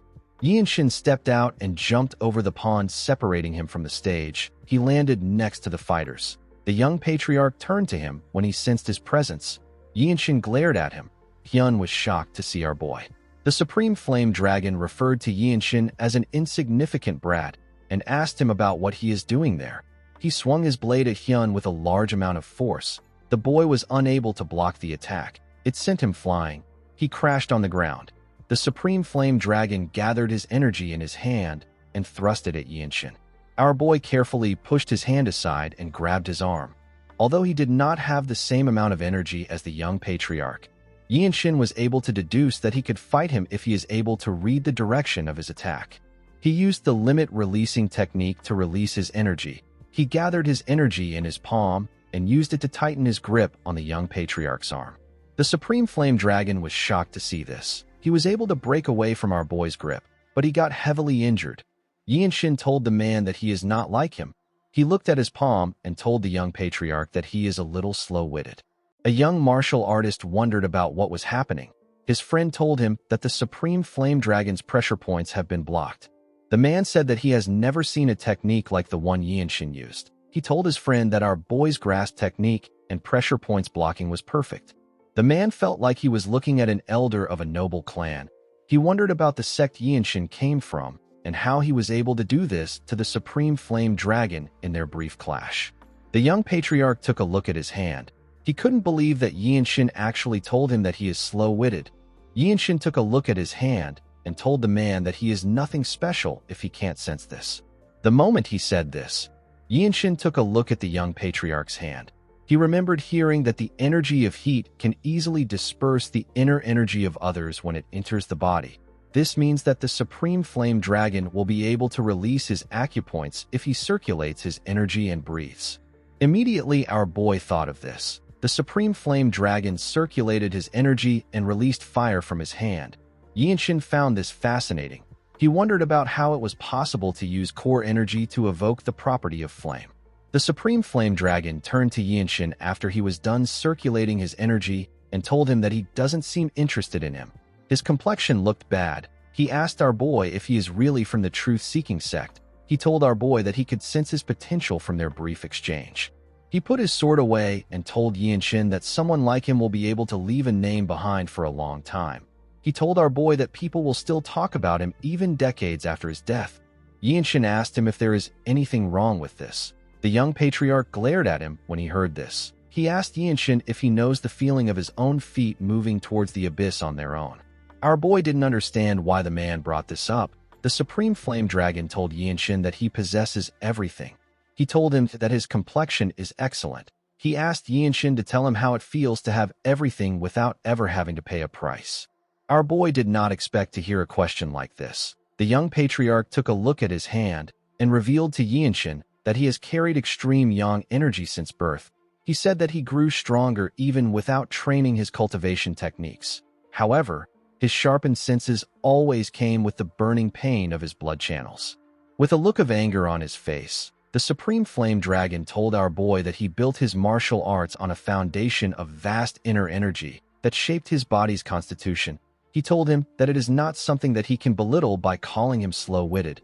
Everyone watched the Supreme Flame Dragon warn Yinshin.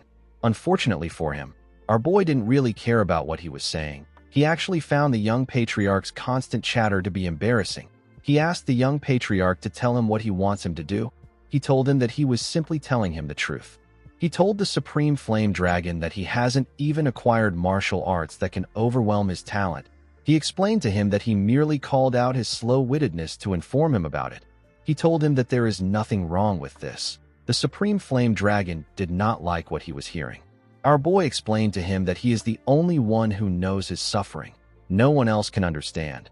The Supreme Flame Dragon was shocked to hear this. He told Yinshin that he has never heard this before. He said that everyone always told him that they understand. He said that even Hyun told him the same thing. The young patriarch found it interesting that someone who understands his attack trajectory didn't understand him. He said that the elders of his clan always kept him bound under their choking expectations. He took a look at Yinshin and smiled. Our boy was shocked to see this. He noticed that the man's complexion improved when he smiled. He realized that this was bad. He saw that the Supreme Flame Dragon's anger was dissipating. He put himself together and told the young patriarch that he would sever ties with his clan and join the desolate fortress if he was in the same situation as him. He told him that the fruit of the world tree heals all diseases. He told him that the fruit should also help him take care of the solar divine meridians. He asked the young patriarch not to talk about life without making this level of effort. He said that it doesn't make sense. He told the man that it won't matter if he lives for a few more years. He told him that it is already too late for him. The Supreme Flame Dragon glared at Yinshin. Everyone focused their attention on him. To Yinshin's surprise, the young patriarch began to laugh. Our boy didn't understand why he was doing this. The young patriarch asked Yinshin if he is worried about him. He asked him if he was so sad that a potential companion to discuss martial arts with would disappear. Yinshin was shocked to hear this. He didn't know why the young patriarch was spouting nonsense. He told the man that this is why he called him slow-witted. The Supreme Flame Dragon laughed harder when he heard this. Yinshin couldn't understand the man's thoughts. He wondered if his prolonged suffering has driven him mad. This was an unexpected obstacle for Yinshin. He realized that he made a mistake by approaching the Supreme Flame Dragon with provocations that would work on ordinary people. His goal was to provoke the young patriarch into charging at him first. But now, no provocation would work on the Supreme Flame Dragon. Yinshin decided to wait and try again later. He turned to his comrades and nodded at them. Wenchang and Sobin were visibly frustrated. They didn't understand why the young patriarch was happy now. Yinshin walked past the Supreme Flame Dragon. He wanted to leave the stage. The Supreme Flame Dragon didn't understand why he was leaving.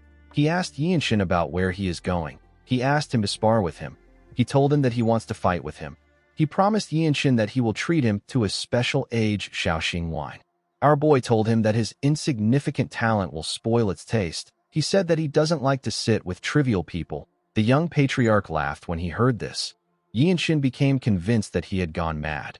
The moment he thought of this, he saw someone in front of him. The person turned out to be Hyun. The boy waved his hand at Yinshin and thanked him for his help. He referred to him as Gugwa. Our boy was amazed to see that Hyun understood the situation. The boy told Yinshin that he has grown stronger than he can imagine. He told him that his cultivation level feels completely different. Immediately he said this, Hyun noticed that Yinshin was wearing a blue robe. He realized that our boy had become a martial master of the desolate fortress. He had reached a rank that was just below the 9 great sect leaders and elders. His status was now equivalent to the finest elite warriors. Hyun couldn't believe that Yinshin had become so skilled in such a short period of time.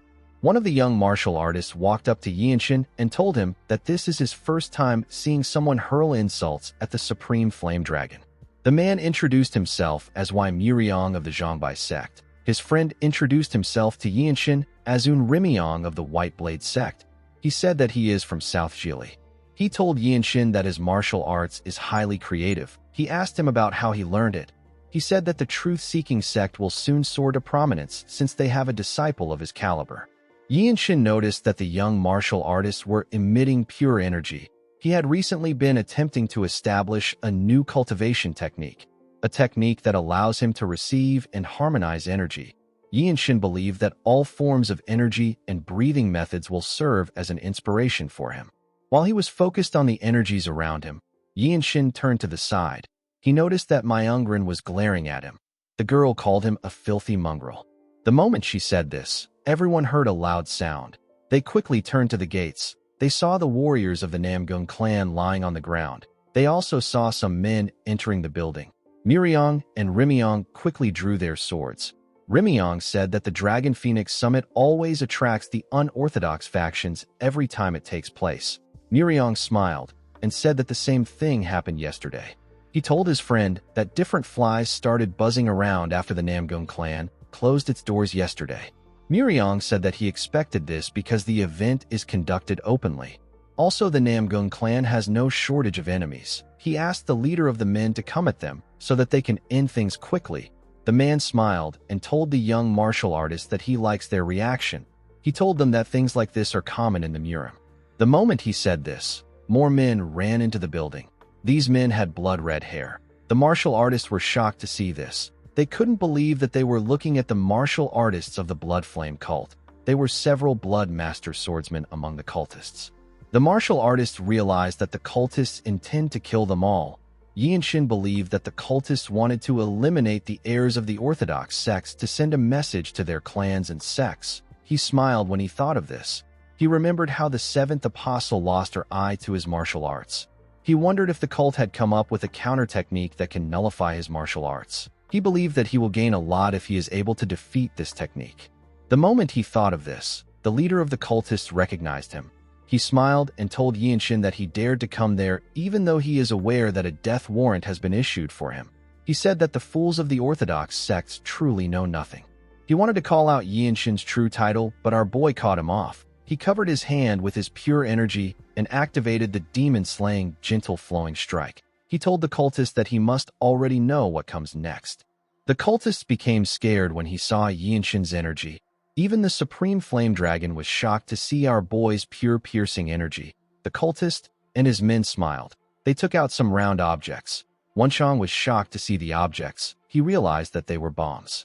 The cultist threw the bombs at the martial artist. Yinshin realized that it was a bomb when it got close to him. He quickly used the limit-releasing technique. He used a large amount of energy to push himself back before the huge explosion could take place. He was able to escape the explosion. Even though he avoided a direct hit, he could feel the shock of the explosion rattling his bones. Yinshin fell to his knees and spat out some blood. He realized that his insides were wrecked. He recalled that the bombs the cultists are using are known as thunder bombs. He knew that reckless usage of these bombs is an act of rebellion.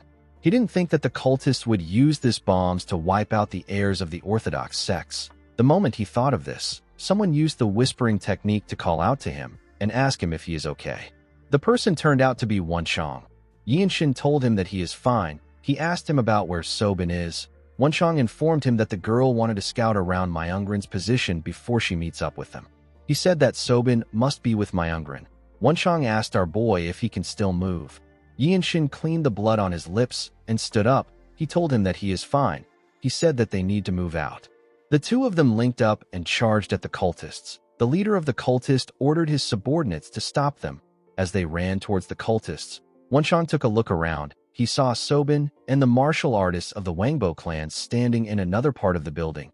He told Yinshin that the girl is with them.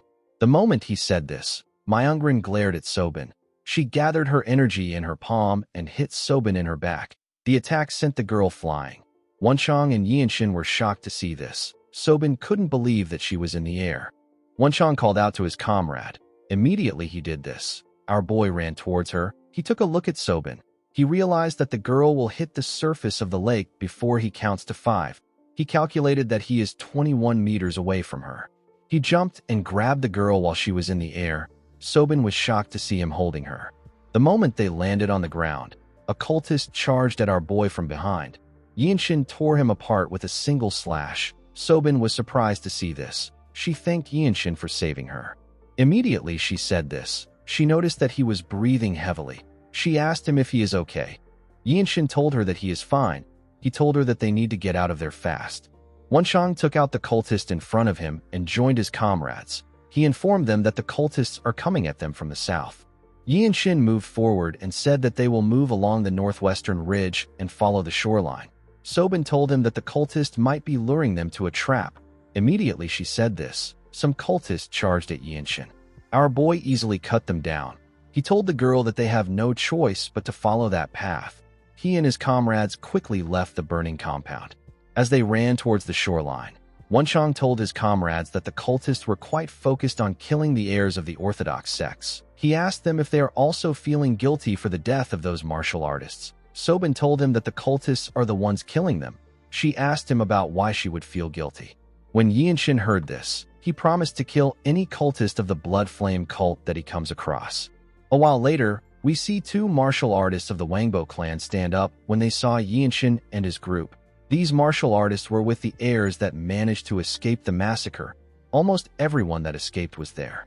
The Supreme Flame Dragon noticed that Yinshin was injured. He asked him about what happened to him. He told him that his injury looks pretty serious. Yinshin glared at him when he heard this. The young patriarch said that his clan will soon come down from above and the Namgung clan will come up from below to take care of the cultists. He assured Yinshin that he will make a special effort to get him a rare healing elixir when the battle is over. Myungrin called out to her brother when she heard this. She pointed at Yinshin and called him a filthy mongrel. She asked him to tell her who he is. She told our boy that the Blood Master swordsmen were after him. She asked him to tell her the kind of grudge he brought to the summit with him. Yinshin glared at the girl. Myungrin asked him to answer her. She asked him if she looks like a fool to him. Yinshin looked around. He realized that all the children of the great clans were there. The heirs of the mid-tier sects were either killed or scattered. Myungrin asked him not to say another word. She asked him to not bluff with her. She told Yinshin that she can see right through his injury. She asked him if he can still flaunt his little martial prowess in his pathetic state. Sobin and Wenchang wanted to interfere when they heard this. Yinshin raised his hand to ask them to stop. He turned to Myungrin and asked her if she tried to use his junior sister as bait at the Lotus Pavilion. Everyone turned to the girl when they heard this. Myungrin smiled and told Yinshin that he must have been seeing things. She asked him if he is trying to slander her. She told him that a rootless mongrel shouldn't be spouting nonsense. The moment she said this, someone told her that she is the one without roots. Yinshin quickly turned to Wenchang when he heard this. The man told the girl that using words like mongrel isn't something an educated person would do.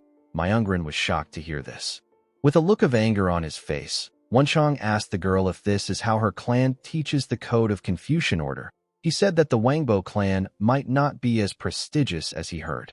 Myungrin was annoyed to hear this. She called him a bastard. Wenchang walked forward and told the girl that her words are truly classless. He told her that there are 2 witnesses to her atrocity, and yet she still denies it. He turned to the heirs of the great clans and asked them if they have ever heard of a noble from the Shandong Murim that is as lowly as Myungrin. The heirs avoided eye contact with him. They didn't want to get involved in the matter. The young patriarch didn't say anything. He simply watched his sister with a smile on his face. Myungrin gathered her energy in her palm out of anger and thrust it at Wenchang. Yinshin gave her a punch that sent her flying. The heirs were shocked to see this. Wenchang and Sobin smiled when they saw what happened. The young martial artists drew their swords and pointed it at Yinshin. One of them told him that there is no neutrality in the Murim. He said that a person can only side with the one they share ties with when they don't know the truth. Wenchang was surprised to hear this. Our boy wasn't really shocked. He remembered hearing that it is difficult to find true martial artists outside the mountain sects. Even those with formidable martial skills are not always true martial artists. However, Yinshin also heard that there are still some who take joy in performing chivalrous deeds. Since the Supreme Flame Dragon wasn't taking his bait, Yinshin decided to use his stupid sister to complete his mission. For the next 20 days, the group moved as the Supreme Flame Dragon suggested. While they were running, the young patriarch turned to Yinshin and told him that the person who brought the cultists there doesn't matter. He said that they all need to join forces to survive. He told Yinshin that the cultists came to kill everyone at the summit, so it is better if they all join hands together. While running through the forest, the group evaded the pursuit of the Blood Flame cults several times. They fought the cultists at different locations. While everyone was busy with the cultists, Myungrin's brother kept exchanging messages with his clan. He asked them to provide aid. The group continued living their lives like this for 20 days. One day, we see Myungrin allow a messenger pigeon land on her hand. She took out the letter attached to the pigeon. With a smile on her face, she announced that the escort unit of her clan is nearby. She said that their struggles are over now. She told the other heirs that the cultists won't be able to chase them anymore.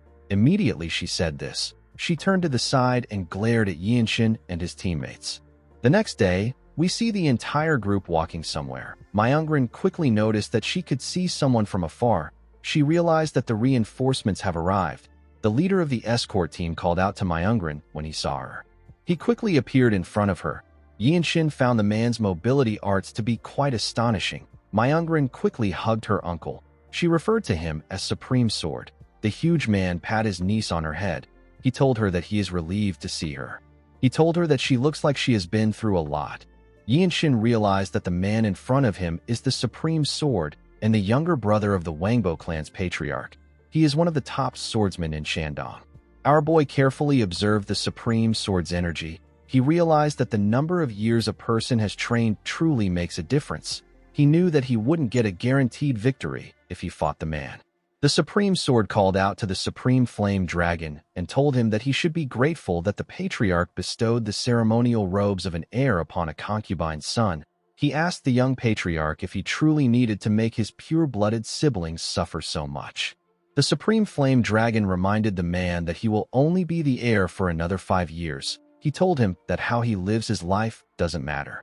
The Supreme Sword was annoyed to hear this. He called his nephew an insolent wretch. The Supreme Flame Dragon smiled and told his uncle that he calls him the heir, even though he can't show him the most basic etiquette. Yinshin found the conversation to be weird. He wondered if the Wangbo clan simply used the Supreme Flame Dragon to glorify the clan's name and to create a noble tale. The moment he thought of this, the Supreme Sword turned to him and asked him if he is Gu Gua of the Truth-Seeking Sect. He revealed to Yinshin that he was mentioned in a small corner of the letters. The Supreme Sword released his energy and ordered Yinshin to cut off his arm if he wants to earn his forgiveness. Wenchang glared at the man when he heard this. The heirs of the noble clan simply stayed quiet. Myungren stepped forward and told her uncle that this isn't enough. She said that she wants Yinshin's head. She told her uncle that the humiliation she suffered was immense. The Supreme Sword pat his niece on her shoulder and told her that she will get what she wants. Myungren told Yinshin that she will give him time to recover his strength. She asked him if he wants to start the fight right away. The Supreme Flame Dragon ordered his sister to stop this nonsense. Her subordinates quickly moved in front of him before he could interfere. Yinshin carefully looked around. He thought about the explosive that he faced when he was at the summit. The explosive was truly powerful. It was so overwhelming that it left our boy feeling powerless. However, if it was truly an invincible weapon, none of the martial sects would have managed to flourish as they have. Yinshin knew that the Desolate Fortress Master, Ma Jin and Chung Myung wouldn't have simply lost to this weapon. He realized that he can probably deflect the bomb too with a smooth sword technique. The moment he thought of this, Myungren asked him if he wants them to start the fight first. She asked our boy if this is all the guts he has. Yinshin carefully looked at the Supreme Sword. He recalled hearing that the swordsmanship of the Wangbo clan is a strong sword style. Myungren noticed that he was looking at her uncle. She asked Yinshin if something is wrong. She asked him about why his sharp tongue has suddenly fallen silent. With a smile on her face, she told our boy that she is giving him the honor of being questioned by the most reputable clan in Shandong. Her uncle smiled and asked her to stop. He said that Yinshin is just a worm from some no-name sect. He released his energy and asked his niece not to waste her strength on a rootless bastard. Yinshin could tell that the man didn't care about him and his teammates. He wondered about how much the man was underestimating him. The second young master and the warriors of the Wangbo clan were excited to see the Supreme Sword fight Yinshin. The Supreme Flame Dragon did not like this situation. Wenchang and Sobin had their guards up. With a crazy smile on her face, Myungren asked Yinshin if he is prepared to undergo her clan's interrogation. Our boy placed his hand on his sword when he saw the Supreme Sword move closer to him. Before the Supreme Sword could do anything, someone landed behind Yinshin. This huge man in a black robe had a scar on his face. Myungren and her brother did not recognize the person. Sobin was surprised to see the person. She called out to her captain. 2 other captains landed next to Ma Jin. They all stood behind Yinshin. The Supreme Sword was shocked to see the men. He saw more warriors come out of hiding. The warriors of the Wangbo clan were shocked to see the warriors of the Desolate Fortress. Myung turned to Yinshin and called out to him. He threw an elixir at him. Our boy was able to catch the elixir. He saw that it was the Shaolin Temple's Meridian Purification Pill. Yinshin's favorite hype man moved close to him and placed his hand on his shoulder. He smiled at our boy and tore the clothes that were hiding the symbol of the Desolate Fortress. The heirs of the noble clans were shocked to see the golden logo on Yinshin's clothes. One of them said that our boy is a direct disciple of the Desolate Fortress Master. Myungren was shocked to hear this. Our boy put the pill away and told his superiors that they can begin now. The heirs didn't understand what was happening. They remembered that Yinshin said that he is from a small sect. They realized that the men wearing the black robes were captains from the Desolate Fortress. They wondered why 3 captains were there. The warriors of the Wangbo clan and the heirs were quite scared. The Supreme Flame Dragon couldn't believe that Yinshin was a blue-robed warrior of the Desolate Fortress.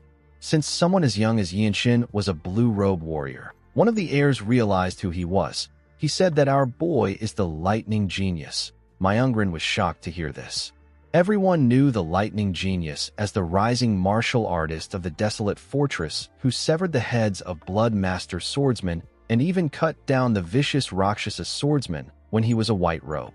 Myungrin nervously asked our boy if he is really the lightning genius. Yinshin asked her if his name has already reached Shandong. The girl asked him about why he didn't just share his identity with her. She told him that she would have treated him with utmost respect. Yinshin asked her about what she means. He told her that everyone knows that the desolate fortress is shunned and despised by the Murim. The members of the Radiant Demon Squad smiled when they heard this. Myungrin asked him about why he hid his identity. Yinshin told her that there is no reason why a martial artist of the desolate fortress would hide their identity unless it is for a mission. Myungrin was surprised to hear this. One of the heirs quickly went on his knees and bowed his head to Yinshin. He said that he has failed to recognize a royal descendant. His friend asked him about what he means. The boy told him that all the direct disciples of the desolate fortress master are of royal lineage. He said that this is always the case. His friend told him that Yinshin is not of the noble race. The boy asked him if it is possible for a commoner to have been taught by the fortress master. The second young master and his sister were shocked to hear this. Ma Jin turned to Yinshin and told him that he did not predict the use of the bombs. He asked our boy if his injuries are manageable. Yinshin told him that they are. He asked his captain if he knows what happened to Yuhyun. Ma Jin revealed to him that the Namgung clan immediately took measures to protect Hyun. He said that Hyun has already destroyed a few branches of the Blood Flame cult along with the Plum Blossom Sword Masters. He told Yinshin that the Mount Hua sect has left Huizhou since. Due to how Ma Jin spoke to our boy, the Supreme Sword said that Yinshin is not of royal blood. Immediately he said this. Ma Jin glared at him with a terrifying look in his eyes. The Supreme Sword became scared. He quickly put his hand together and bowed his head to Ma Jin and Yinshin. He told Ma Jin that he has long heard of his great name. The man whose name is Wang Bojun said that he failed to recognize the direct disciple of the desolate fortress master and spoke carelessly. The Supreme Sword asked Ma Jin for his forgiveness.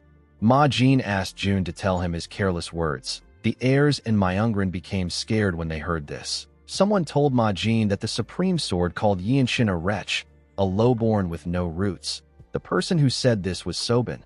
The girl told her captain that the Supreme Sword was basically insulting him since Yinshin comes from the Ma clan of the desolate fortress. Myungrin couldn't believe what she was hearing. None of them expected this. The heirs and the warriors couldn't believe that they offended the lightning genius who is the direct disciple of the desolate fortress master and a member of the desolate fortress Ma clan. Myungrin knew that she was screwed. Ma Jin cleared his throat and told the warriors of the Wangbo clan that their family of petty nobles has committed a grave sin by forcing commoners into labor. The number of commoners working for them has nearly reached 1,000. Jun was shocked to see that the desolate fortress knew about their actions. Ma Jin revealed to him that the mission assigned to Yinshin was to create a justification for the annihilation of their clan by exposing the tyrannical rule of the Wangbo nobles who dominate Jinan through force. He told the Supreme Sword that they made sure to secure the justification for the extermination of their clan. Jun nervously asked Ma Jin about what he means. Yinshin turned around and bowed his head. He told the captains that he would like to announce the start of the battle with their permission. Chulmak and Ma Jin turned to Shingun when they heard this. Shingun stroked his beard and told Yinshin that he saw his skills during the promotion exam. He told him that he left quite an impression. The moment he said this, Yinshin could feel the incredible amount of energy the captain was exuding. He realized that this man is not like the fortress master who completely controls her energy. While he was thinking, Shingun granted him his permission. Yinshin thanked him for this. He turned around and swallowed the elixir. The moment he did this, his body released some energy. Our boy could feel a refreshing current of energy rising from all the meridians in his body. The energy was healing his wounds. He didn't expect this to be the effects of the Shaolin Temple's Meridian Purification Pill. The pill doesn't even require energy circulation to be activated. Yinshin walked past the Supreme Sword. The man was shocked to see this. Even the Supreme Flame Dragon expected him to attack his uncle. Our boy originally wanted to take the head of the strongest, but it wouldn't make sense for him to cross swords with the Supreme Sword in front of the captains. If he were to do something like that, he would earn the disrespect of the captains. Yi and Shin decided to face the most annoying person there. He told Myungrin that they need to settle their grudge. The girl nervously asked him about what he means. Yi and Shin told her that she can respond however she likes. He told her that he will simply speak his truth. He reminded her that her uncle asked him to offer his arm, and she asked him to offer his head. He told her that she did another stupid thing like this at the Dragon Phoenix Summit. He told Myungrin that Sobin could have died. He said that she would have definitely died if he hadn't intervened. Myungrin couldn't say anything. Everyone was focused on her. The girl put herself together and told Yi and Shin that she acknowledges the famed reputation of the blue robe martial artists. She told him that she understands his arrogance since he is the direct disciple of the Desolate Fortress Master. She placed her hand on her chest and told our boy that she cannot stand and allow him to fabricate such lies. She said that she has nothing to hide. She told him that she has never acted in an unorthodox way. Yi and Shin was not surprised to see that she would deny her actions. He told Myungrin that it doesn't even matter. The girl did not understand what he meant. Yi and Shin revealed to her that his final mission is the annihilation of the Wangbo clan. He told her that nothing will change no matter what she says. Myungrin was shocked to hear this. Yi and Shin drew his sword and used the swift sword style to behead Myungrin with a single strike. The last thing Myungrin saw as her head fell to the ground was Yi and Shin's face. After taking care of the girl, our boy put his sword away. The Supreme Flame Dragon and the warriors of his clan were shocked to see what happened. The warriors of the Desolate Fortress weren't even bothered. The Supreme Sword was shocked to see what happened to his niece. He called out to her and ran towards Yi and Shin. Before he could get far, Shingun appeared above him. He slammed Jun's head to the ground. The Supreme Sword couldn't even move his body. The warriors of the Wangbo clan and the second son charged at Yi and Shin. Before the poor bastards could reach Yi and Shin, Ma Jin and Chulmik appeared above them. They tore the warriors apart with a single swing of their swords. Even the second son lost his life. When the Supreme Sword raised his head up, he saw the captains tearing his clansmen apart. He quickly placed his hand on his sword. With a horrifying look on his face, Ma Jin asked him if he has lost his mind. He charged at the man and appeared next to him. He swung his sword at Jun's head. He cut off the man's head before he could even draw his sword. The last thing the Supreme Sword saw was Ma Jin's terrifying face. The Supreme Flame Dragon and his clansmen were shocked to see this. Even Yi and Shin was shocked to see how his captain took out the man. He was scared to feel the murderous energy around his captain. The warriors of the Wangbo clan realized that the Desolate Fortress was serious about exterminating them. One of them asked the others to run so that they can report the situation to the clan. Immediately he said this. Ma Jin appeared next to him. He beheaded the man and his comrades with a single swing. Chulmik and Shingun began to suppress the other warriors. It didn't even seem like they were struggling. Yi and Shin, Wunshang, and Sobin were shocked to see how their captains fought. One of the blue robe warriors said that the captains won't allow them to fight unless the scale of the battle is enormous. He said that their captains will probably be the only ones to earn merit for this. The man told his friend that he is envious of Yi and Shin because he has already done something significant. While they were talking, someone asked the warriors of the Desolate Fortress to arrest him. The person turned out to be the young patriarch. The Supreme Flame Dragon introduced himself as the infamous degenerate young master of the Wangbo clan.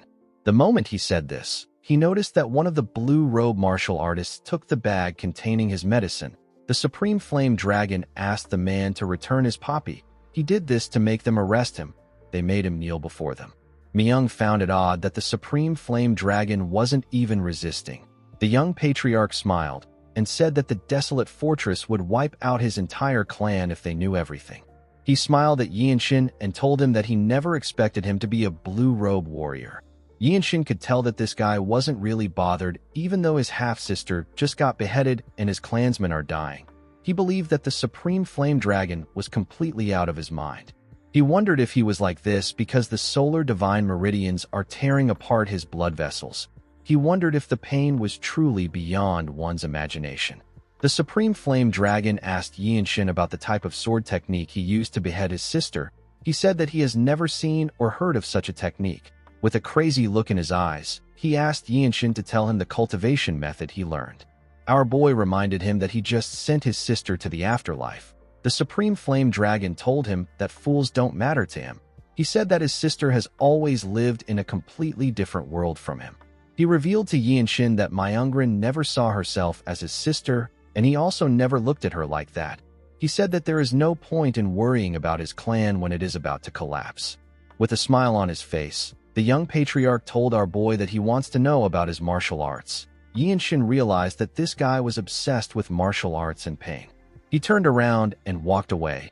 He thought about creating a sword technique that can deflect the bombs and a circulation technique with fast energy circulation. He also thought about creating a sword style that is useful against multiple opponents. A while later, we see the heirs of the other clans tied up. Most of the martial artists of the Wangbo clan were dead. One of the blue-robe martial artists pat Sobin on the head and told her that she worked hard. He said that he will be able to finish an old mission thanks to her. The girl gently blushed when she heard this. While she was talking to her seniors, Yinshin was talking to Myungrin and Mirio. Mirio told our boy that a blue-robe warrior should be able to handle fire pellets. She explained to him that he can use the techniques of the Harmony Realm to wrap his sword or fist with an inner energy barrier.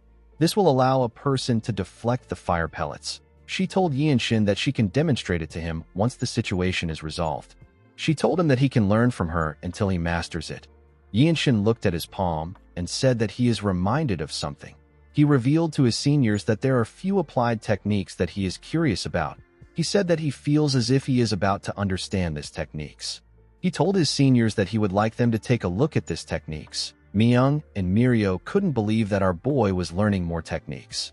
Wanshang walked up to him and told him that he is envious. He said that it feels as if it was just yesterday when they fought together at the desolate fortress. Now, our boy is his superior.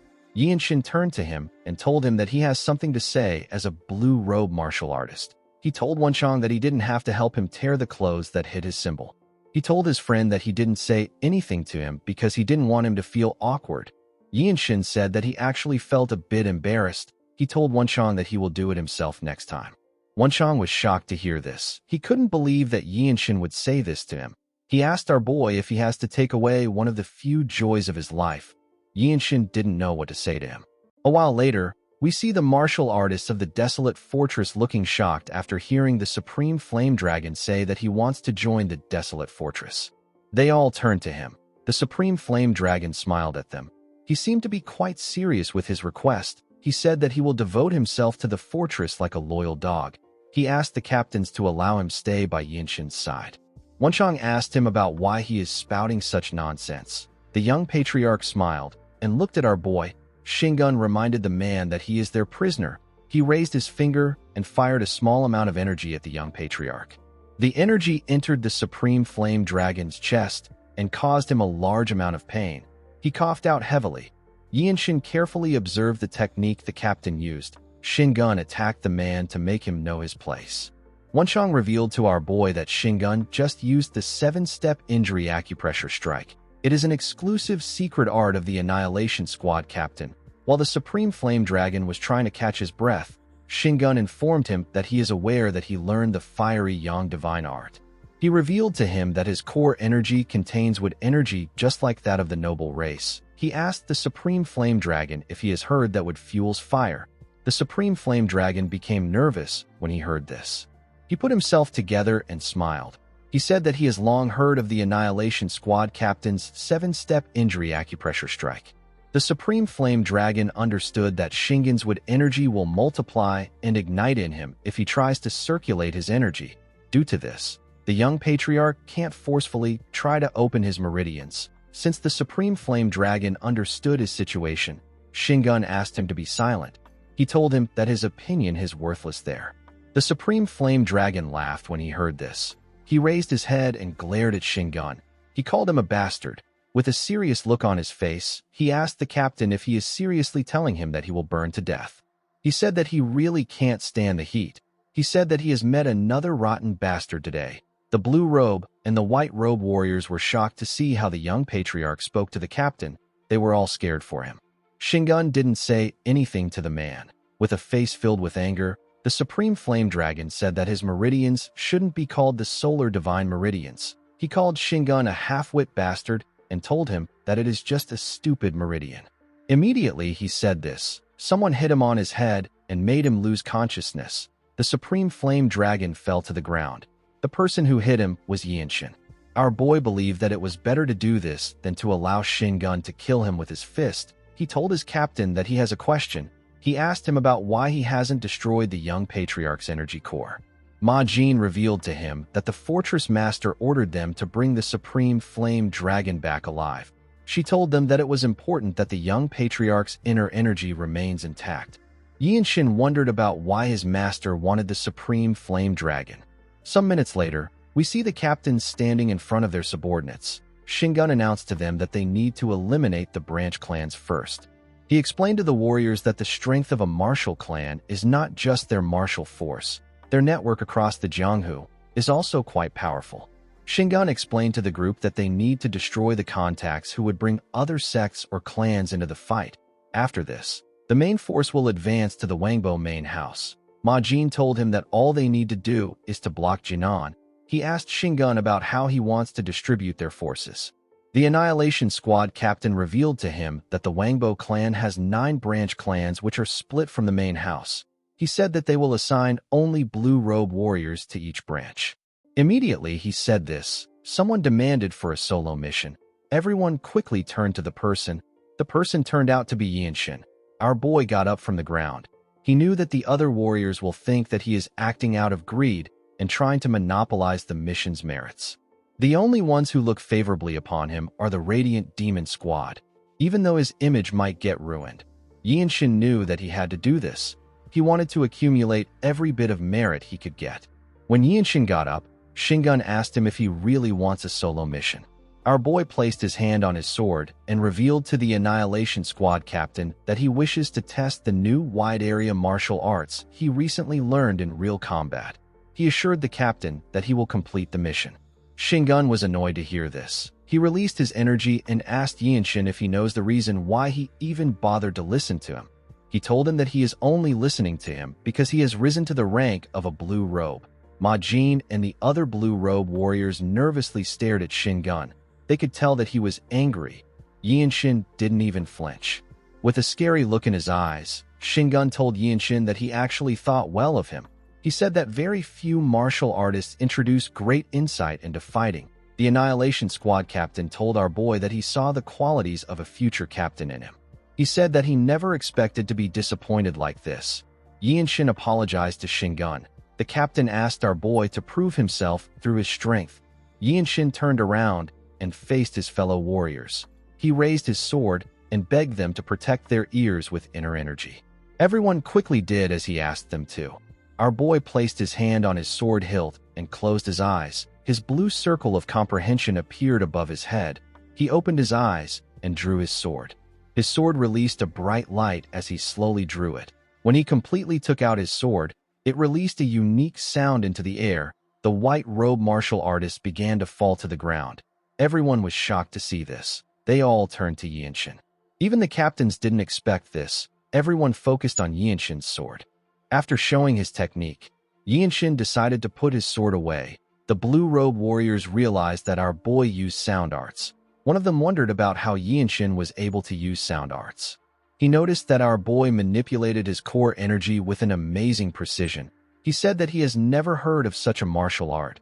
He did not expect Yinshin's sound art to pierce through the defensive energy of the white robe warriors.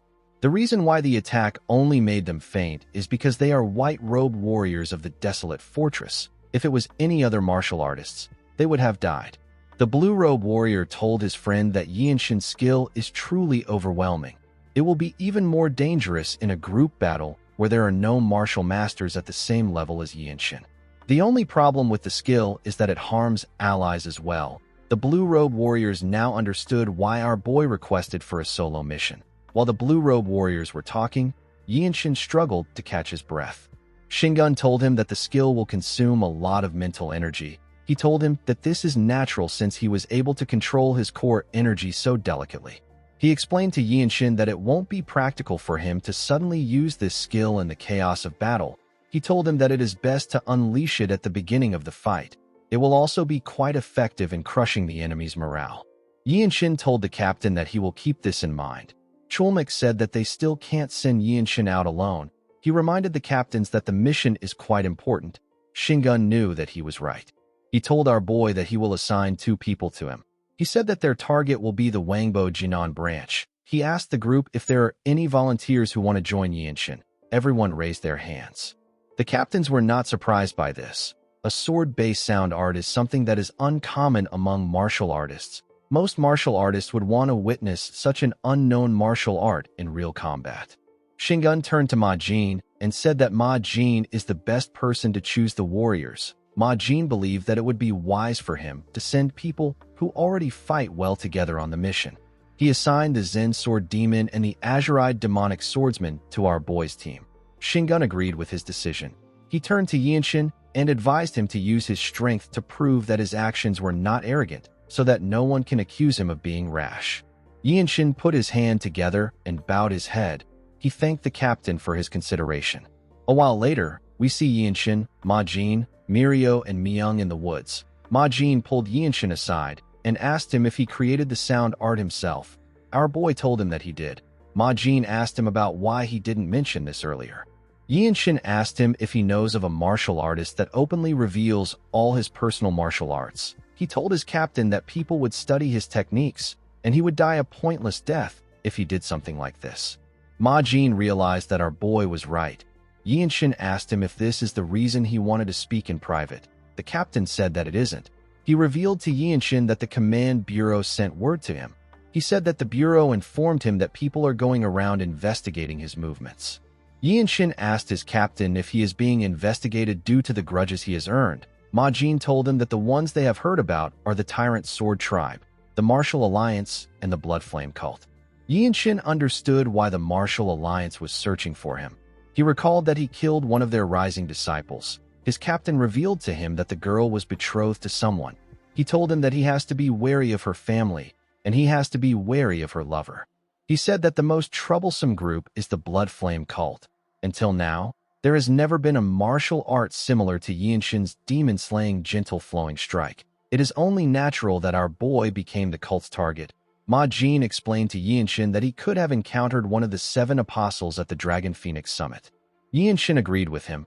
He knew that he was not yet ready to face an apostle. The captain told him that dangers like this are unavoidable in the Jianghu. He advised our boy to keep his guard up now that he has entered the Jianghu. The scene shifts, and we are taken to the southern edge of Shandong. The place was filled with young women and old people. Yinshin and his comrades looked around. Our boy said that there are no adult men in sight. He said that they must have been taken away for forced labor. Mirio told him that the Heavenly Squad and the Command Bureau confirmed this multiple times. She said that there is no possibility of error.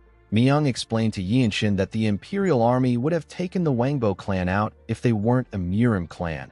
However, if the army marches here, the common people would also suffer. Yinshin stood up and grabbed his sword. He said that they need to visit the Wangbo branch clan and question them. Mirio and Myung grabbed their swords and stood up when they heard this. They ran towards the clan building. When they arrived at the entrance, Yinshin used a technique of the Infinite Blossom Fist strike known as Formidable Wall. He covered his fist with his energy and swung it at the gate. He destroyed the gate with a single strike. He went inside with his comrades. They saw a pavilion when they got inside. As they walked towards the pavilion, they looked at the paved ground and stone sculptures in the compound. When Yinshin and his comrades got close to the pavilion, a man said that another batch of Jinan's heroes have appeared. When someone poured him a drink, the man said that he doesn't get it. He said that he cannot understand what gives the lowlifes the confidence to challenge the Wangbo clan. He said that it would be better to run away from Shandong and go somewhere like the Desolate Fortress. The man who was speaking was a member of the noble race. The man was surrounded by women who were serving him. Yinshin glared at the man and the women. The symbol of the Desolate Fortress was in gold on both sides of his shoulder, and yet these drunken fools couldn't even recognize who they were looking at. Our boy asked the man if he is Ji Haiyan, the magistrate of Pinyin County. The man smiled and told Yinshin that he should have recognized him immediately. He said that he is well known around there. Yinshin told him that he knows his first wife is the head of the Wangbo Pinyin branch. He asked Ji Haiyan to go get his wife. Ji Haiyan told our boy that he lacks courtesy. He asked him if he has never learned Confucian teachings. He asked him if his parents taught him to behave like this. Yianshin reminded the man that he is having a love affair with someone from a Murim clan. He told him that this is not how a gentleman conducts himself. He asked Ji Hyan to tell him the kind of respect he expects from him. Ji Hyan smiled when he heard this question. A woman in red clothes stepped out and introduced herself as the lawful wife of Jiam Rang. Her name is Wangbo Mimi. She is also known as the artisan swords maiden.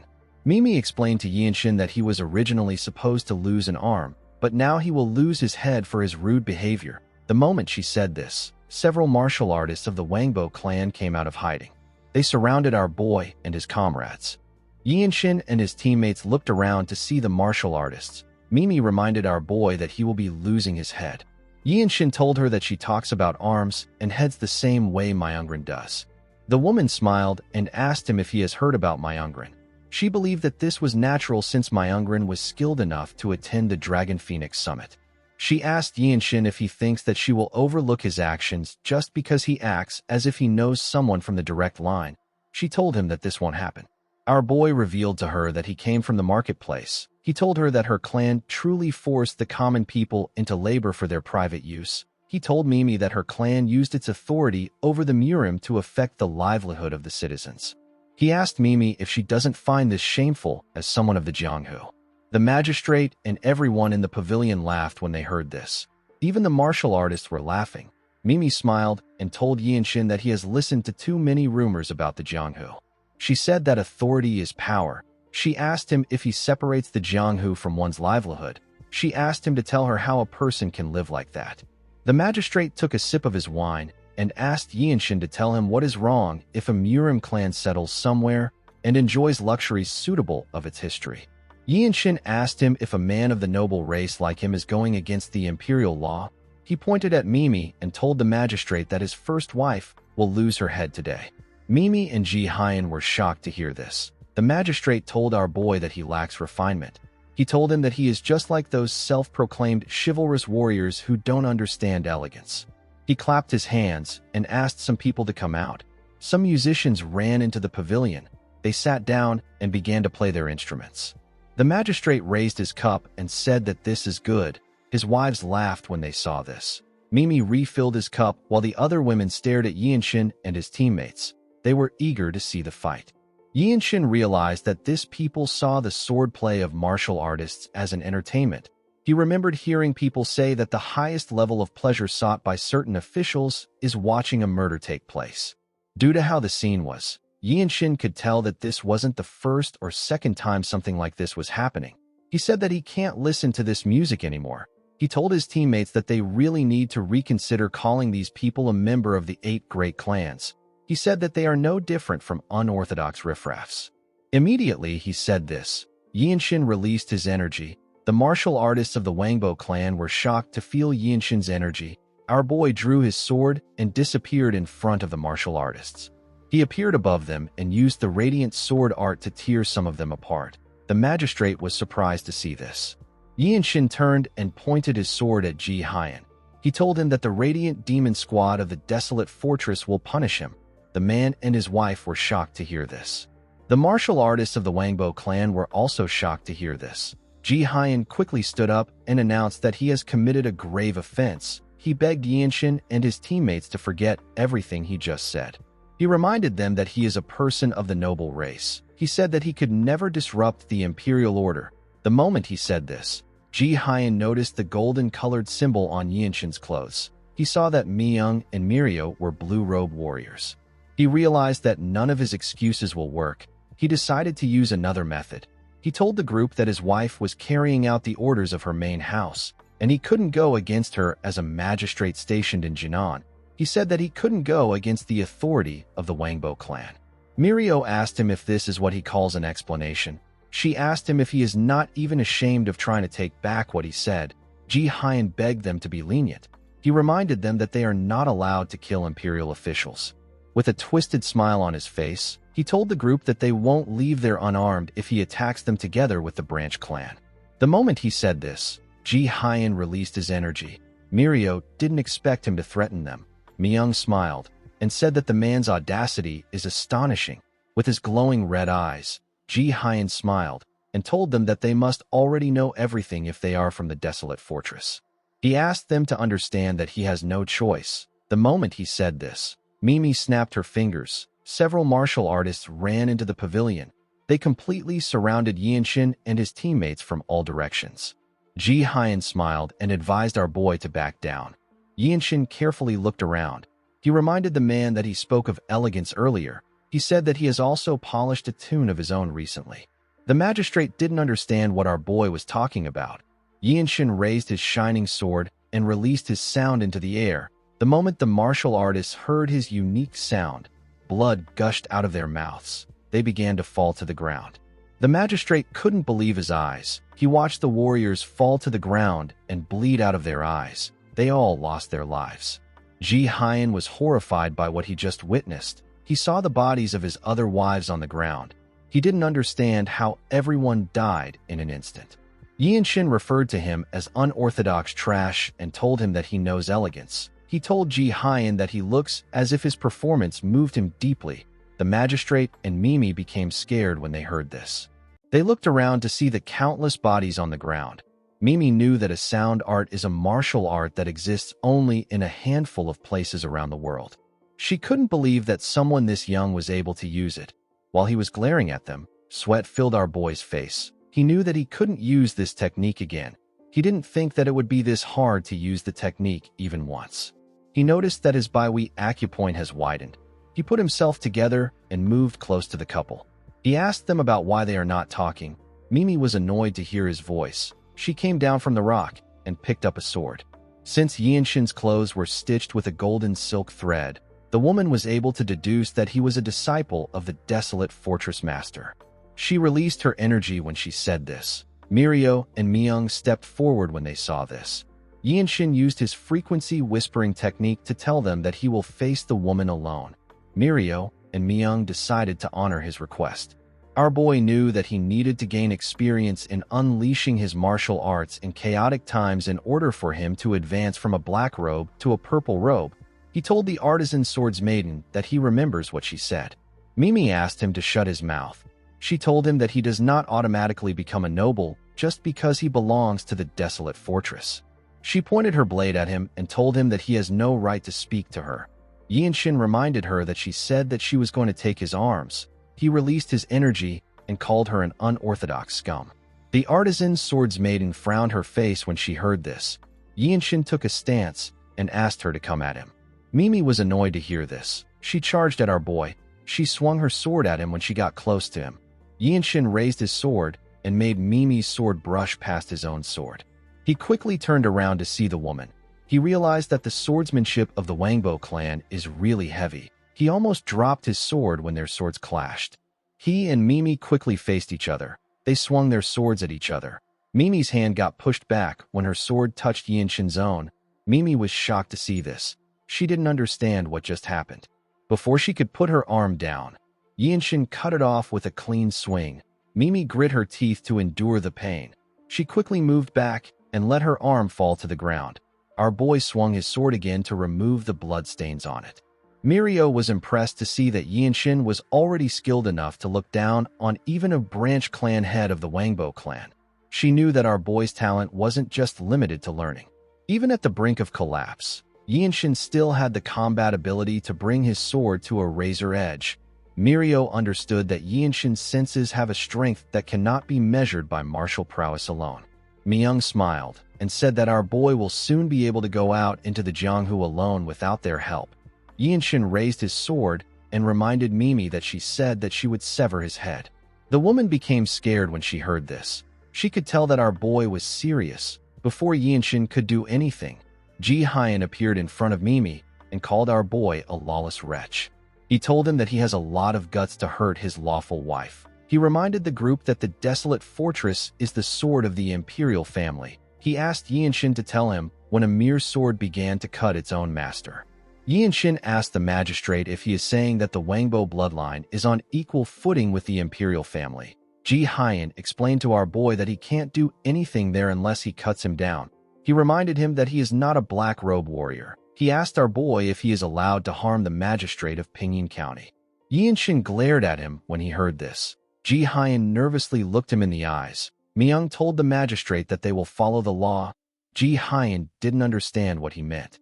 Myung reminded him that the Grand Empress Dowager decreed that the noble race of the desolate fortress may execute any official of the 6th rank or below regardless of their status. Ji Hyan was shocked to hear this. Myung told him that he will be the one to deal with him since he is just a 7th rank official. Ji Hyan didn't know what to say. Myung asked the man to not sully the name of the noble race and just accept his punishment. Ji Hyan knew that he was screwed. He let out a sigh and said that he almost showed a disgraceful side of himself. He said that one cannot speak about the refined pleasures of drinking and dancing without style and elegance.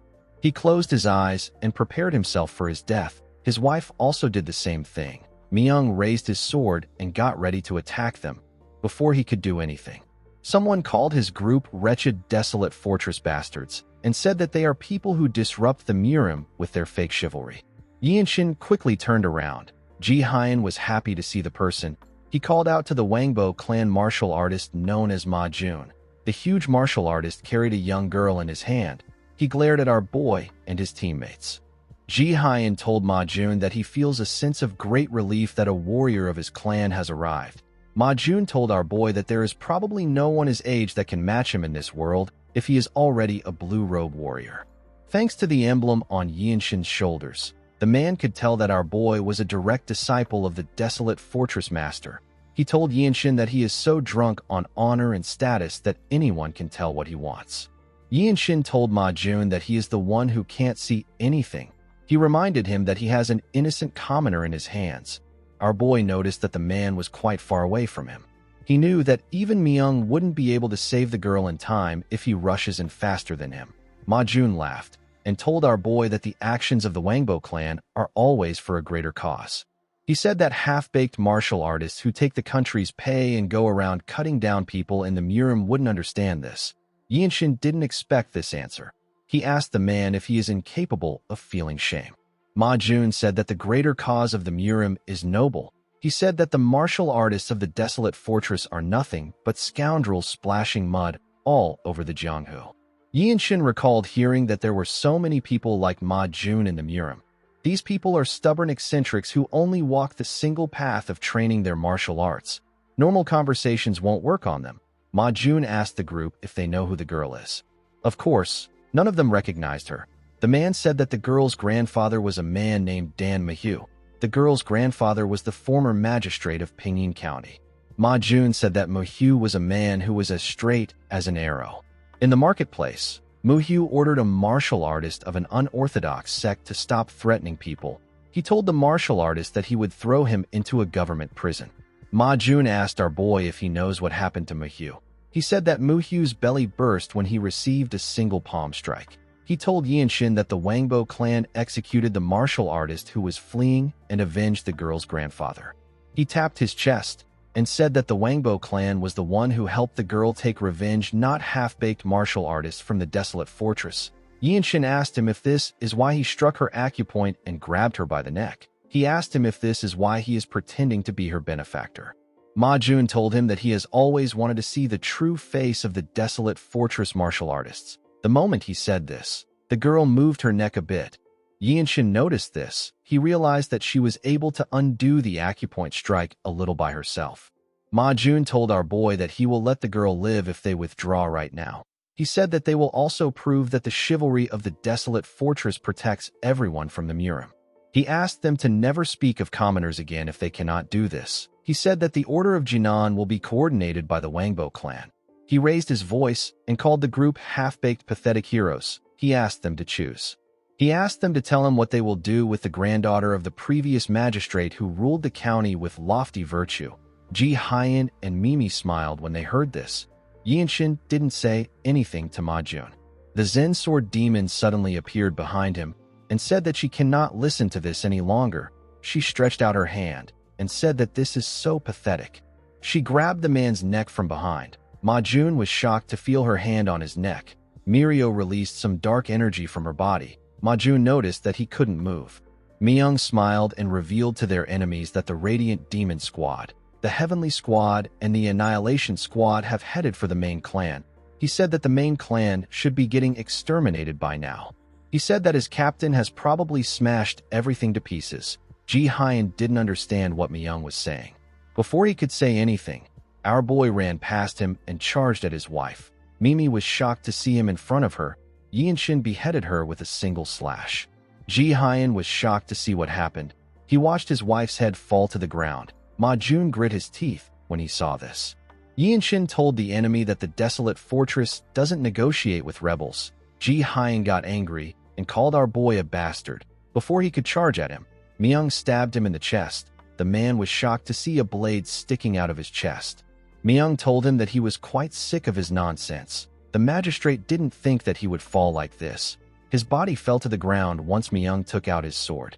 Ma Jun was shocked to see what happened. Before he could do anything, Mirio released more of her unique energy. She began to freeze the man's neck. Ma Jun screamed out in pain. Mirio completely froze his neck and crushed it. She watched the man's head fall to the ground. The fight wasn't even a challenge for her. Yinshin and Myung put their swords away after taking care of their opponents. Yinshin walked past the girl and told her that she has a talent for martial arts. The girl was surprised to hear this. She quickly turned to him. She watched Yinshin and his teammates walk forward. Mirio tapped our boy's shoulder before they left the pavilion. She told him that the desolate fortress is not a sect that discusses chivalry. She explained to him that he will one day get hurt if he tries to live as a hero. Yinshin thanked her for the advice. Immediately he did this. He noticed something above him. He saw an owl above him. The owl was carrying a message. It landed on Myung's arm. Myung quickly read the message. Our boy asked him if something happened. Myung revealed to him that the message came from the white robes that are holding the martial artists that attended the Dragon Phoenix Summit.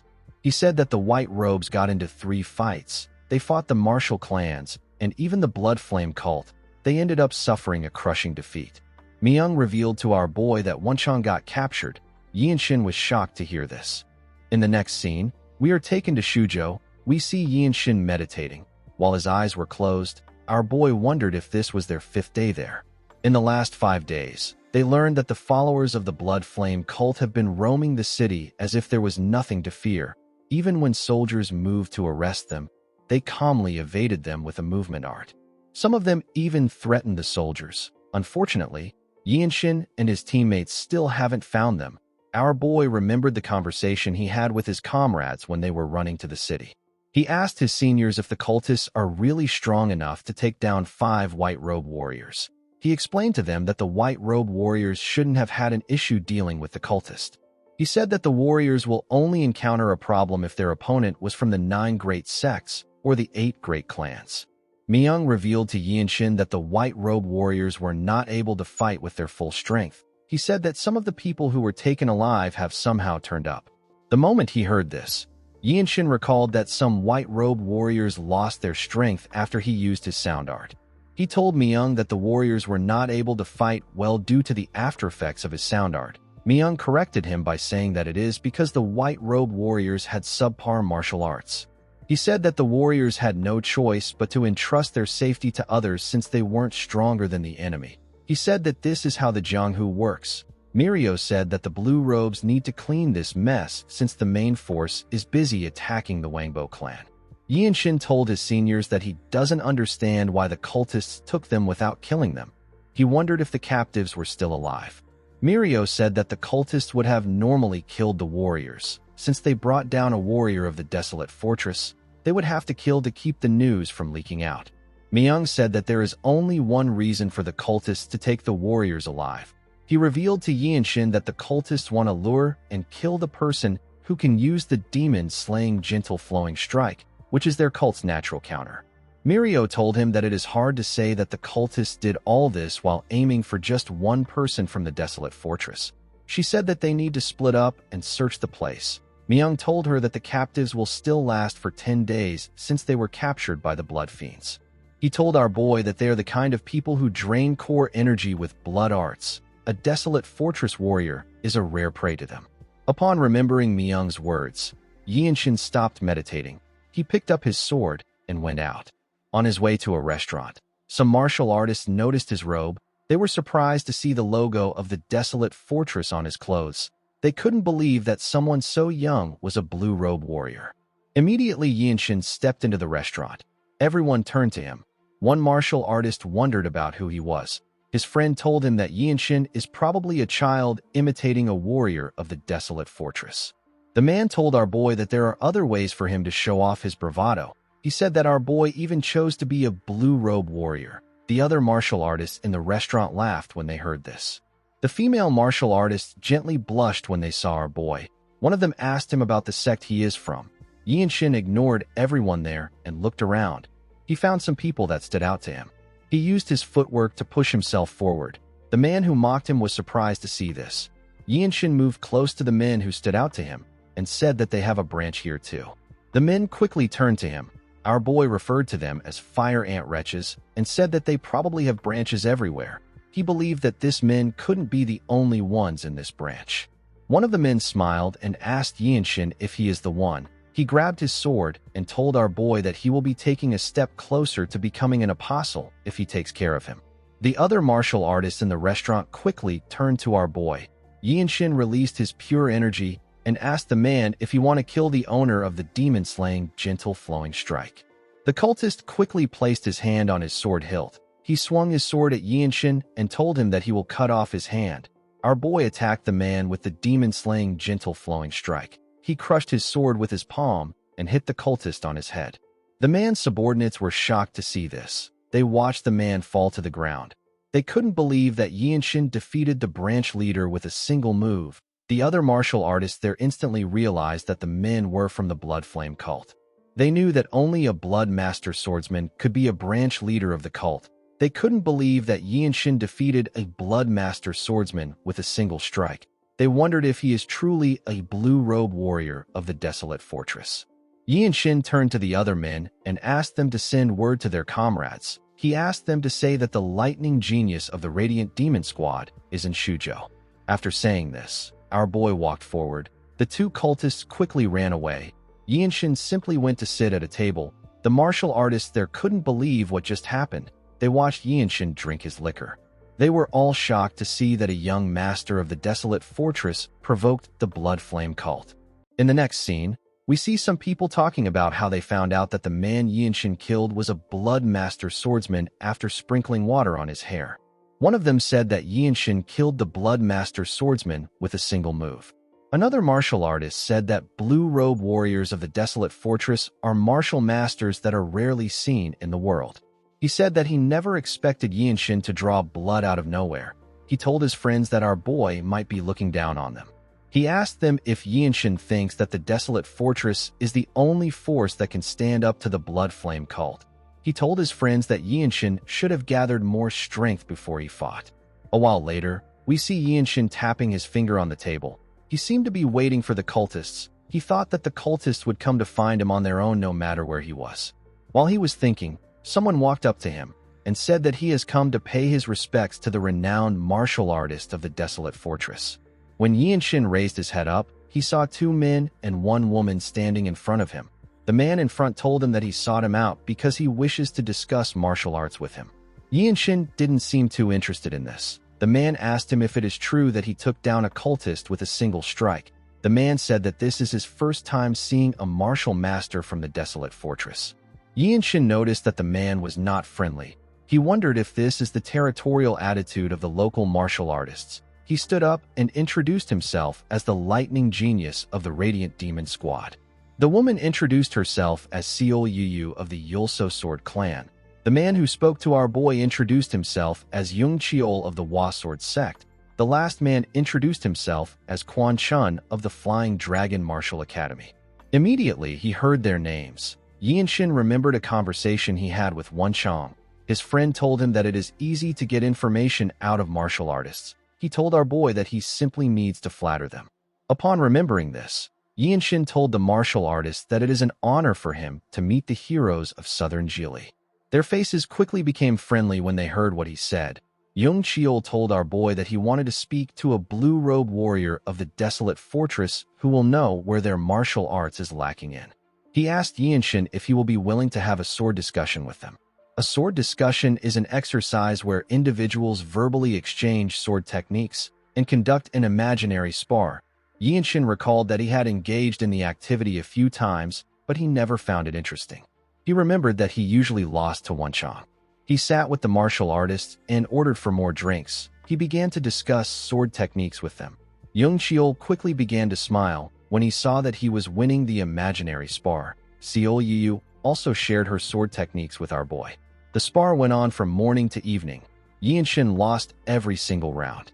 Thanks to this, he was able to get a lot of information from them. They told him the location of the blood flame cultists whom they have seen, the roads they have seen people of similar build hiding their appearance, and even the rumors circulating in their sects regarding the blood flame cult in Shuzhou. Yinshin didn't think that he would get this much information. He wondered if it was always so easy to entertain people. He wondered if this tactic would work on the desolate fortress master. He knew that it would only work if she is in a good mood. While he was thinking, Young Cheol told him that he has a rude question to ask. He asked Yinshin if all the martial arts in the desolate fortress are this sloppy. He said that the sword discussion made him curious. Seol Yu told our boy that she is also curious about it. She told him that she never expected the sword arts of her clan to work this well on the martial arts of the desolate fortress. Yinshin realized that he had entertained this idiots for too long. He decided to leave since he had gotten everything he needed. Before he could get up, someone said that Yinshin's martial arts can't be sloppy. She said that our boy created a sword art as profound as the secret art of the 9 sects. Yinshin quickly turned around to see who was speaking. The person turned out to be the sword dragon. Young Cheol and his friends were shocked to see the sword dragon. Seol Yu asked her if she isn't supposed to be in the Zhongnan sect.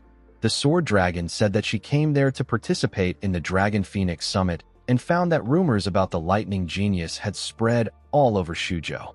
She told Yinshin that she heard that he killed a blood master swordsman with a single strike. Our boy didn't expect her to find out about it. He said that the speed at which rumors spread is faster than his movement art. He said that he doesn't understand why the blood flame cult is staying quiet if the rumors have already circulated in Shuzhou. He realized that they must be plotting something. He stood up and grabbed his sword.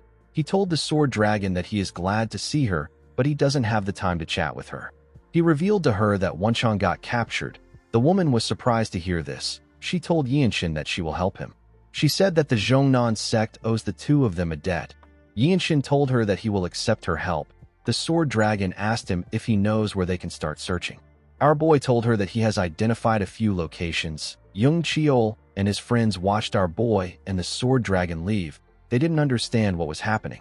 In the next scene, we see someone kick open a gate. The martial artists in the building quickly got in position. They watched Yinshin and the sword dragon enter the building. The cultists were shocked to see a blue-robed warrior in a place like this. Before they could understand what was happening, Yinshin charged at them. He covered his hand with his energy and used it to destroy the head of a cultist. He gave the cultist next to him a blow in his ribs. One of them called our boy a monster and charged at him. He swung his sword at Yinshin's head. Our boy dodged the attack by going low. He gave the man a powerful punch in his head. The attack sent him flying. Immediately, the cultist fell to the ground. A huge blood master swordsman stepped out. He grit his teeth and asked Yinshin if he is the one. Our boy didn't really care to answer him. The cultist drew his sword and charged at Yinshin. He thrust his sword at our boy. Yinshin blocked his blade with his hand. He covered his fist with a large amount of energy and activated the demon-slaying, gentle flowing strike. He hit the cultist in his head. The attack immediately took the man out. He fell to the ground without any resistance. The sword dragon was surprised to see this. In the next scene, we see a cultist falling to the ground after receiving an attack. Other martial artists in the area were shocked to see the cultist on the ground. They all watched Yinshin step out of a branch of the blood flame cult. Manhwa realized that this is the 6th branch they have been to. Each time they attacked a branch, Yinshin didn't give her the chance to step in. The martial artists in the area couldn't believe that Yinshin took out an entire branch on his own. They knew that this was the 6th branch that our boy was taking out. One of them said that Yinshin is a monster. His friend quickly tapped his shoulder and advised him to watch his mouth. He told him that our boy is a great hero. Yinshin turned to Manhwa and told her that they need to go to the next place. The sword dragon agreed with him. She ran forward with him. The martial artists were surprised to see that our boy and the sword dragon were already going to another location. They decided to follow them again. As she ran forward with Yinshin, Manhwa thought about Yinshin's growth. Although she knew that our boy's life is nearing its end, she never thought that he would progress this fast. She remembered the sword immortal telling her that Yinshin's Baihui acupoint is too open. He told her that our boy doesn't have many days left to live. Manhwa realized that our boy's life is like that of a flame. Immediately she thought of this. She noticed that they were getting close to the entrance of the next branch. Yinshin clenched his fist and thrust it at the gate with the infinite blossom fist strike. He destroyed the gate with a single blow and barged in. The cultists quickly turned around when they heard some noise. Immediately Yinshin entered the building. He saw something odd. He saw that the cultists surrounded some white-robe warriors. Wenshang was among these white-robe warriors. He looked quite exhausted. Yinshin smiled when he saw his friend. Wenshang asked our boy about how he was able to find this place so fast. Before he could answer his friend's question, Yinshin saw something on the ground. He saw the dead body of a blood master swordsman lying in front of his friend. He realized that Wenshang was the one who took him out. The white-robe warriors were very happy to see the lightning genius. The cultists became scared when they heard Yinshin's title. Our boy didn't waste any time. He took all of them out. Later in the night, we see Yinshin and Manhwa in a room with Wenshang. The injured man was lying unconscious on the bed. When Yinshin checked his pulse, he noticed that his friend's meridians were severely damaged and his internal injuries were also quite serious. Wenshang might not be able to continue learning martial arts. The sword dragon asked our boy if he is in a situation that requires him to accumulate a great deal of merits. Yinshin said that he is. The sword dragon revealed to Yinshin that he might be able to restore Wenshang's body if he accumulates enough merits at the desolate fortress. Our boy was shocked to hear this. He jumped out of his chair and asked her if she is being serious. The sword dragon was surprised to see Yinshin acting this way. She saw our boy as someone who didn't even flinch when his own life was on the line. She couldn't believe that someone like that was looking like this after hearing that he could save his comrade's life. She found this funny. She revealed to Yinshin that the Namgung clan and the Blood Flame cult have been fighting a major battle ever since the Dragon Phoenix summit fell apart. The battle could even be seen as a war. Manhwa told our boy that the Namgung clan is a great clan. She said that the clan is known for being upright among the 8 great clans. She advised Yinshin to do them a favor. She told him that the clan will surely repay the debt. She told him that he can demand for an elixir that can save Wenshang's life. Yinshin didn't expect to hear this. The sword dragon told him that there is only one problem with the plan. She said that everything depends on whether he has the martial prowess to prove that he can earn such a favor. Yinshin understood that she was trying to tell him that he will be repaid with chivalry when he displays chivalry through martial arts. He knew that wiping out the Blood Flame cult would be a personal merit for him. If he is able to get a war merit which the Namgung clan would accept as a debt, he will be able to receive an elixir in return. He never thought that he would get an elixir from another martial group. He told Manhwa that an ordinary merit will truly not be enough. The woman agreed with him. Yinshin took a look at his sword. He realized that he might be able to achieve a great merit with the sword song. He recalled that he lost 3 days of his lifespan when he used it at the Wangbo branch clan. Due to this, he decided to seal it until his mastery of inner energy utilization could rival a black robe master. Our boy took a look at his sick friend. He told himself that he will use it one last time. The scene shifts, and we are taken to the Azure Wild Valley. We see several bodies on the ground. The bodies belong to the martial artists of the Namgung clan and the cultists of the Blood Flame cult. Although numerous people were dead, the martial artists were still fighting each other. The cultists and the Namgung clan martial artists screamed at each other. No side was ready to back down. Some martial artists watched the battle from the edge of a cliff. A man in a green robe said that the heretics are not moving like before. Someone asked the martial artists about how much longer they have to stay quiet. This person is known as the Blue Qilin. His name is Namgung Sijin. The man in the green robe said that there are 2 blood master swordsmen and 2 heretics looking for an opening. He asked the Blue Qilin not to act rashly. He told him that the regular troops can handle things even without them. He reminded Sijin that he is the young clan head and told him that he has to remember that in a battle between clans, the goal isn't just to win. He advised Sijin to focus on safeguarding the lives of their clansmen. Sijin didn't expect to hear this. A woman turned to him and told him that the man is correct. She explained to him that they will strike back when the real martial masters step in.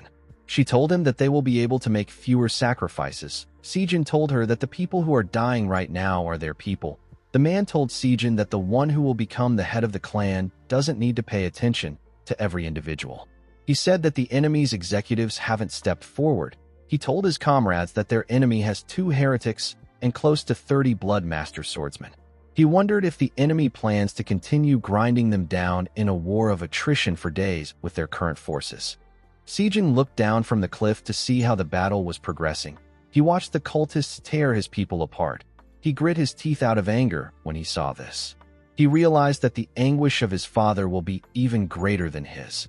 One of the elders couldn't stand what was happening and decided to interfere. 15 Bloodmaster swordsmen pushed in and broke into the front lines. The fight was a mockery and warning to the Namgung clan. The Bloodflame cult was trying to tell them not to act smart. They were clinging to the weakness of the great clan whose members were all of the same blood. While they were watching the fight, the elders sensed something in another side of the battlefield. The blue Qilin turned to the side when he also sensed someone's energy. He could feel something rushing in from behind the Bloodflame cult. The cultists at the front suddenly began to hear screams. They quickly turned around to see what was happening.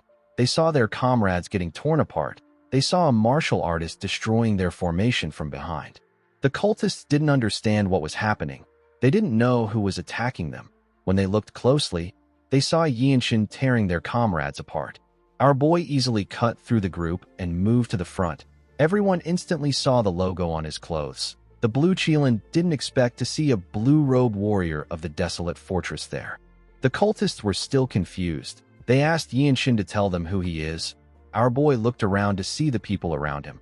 He realized that his technique has to be more dazzling than anything else if he wants to earn a conspicuous achievement. He raised his sword and pushed his energy into it. He began to play his unique song. The cultists quickly tried to cover their ears when they heard the song.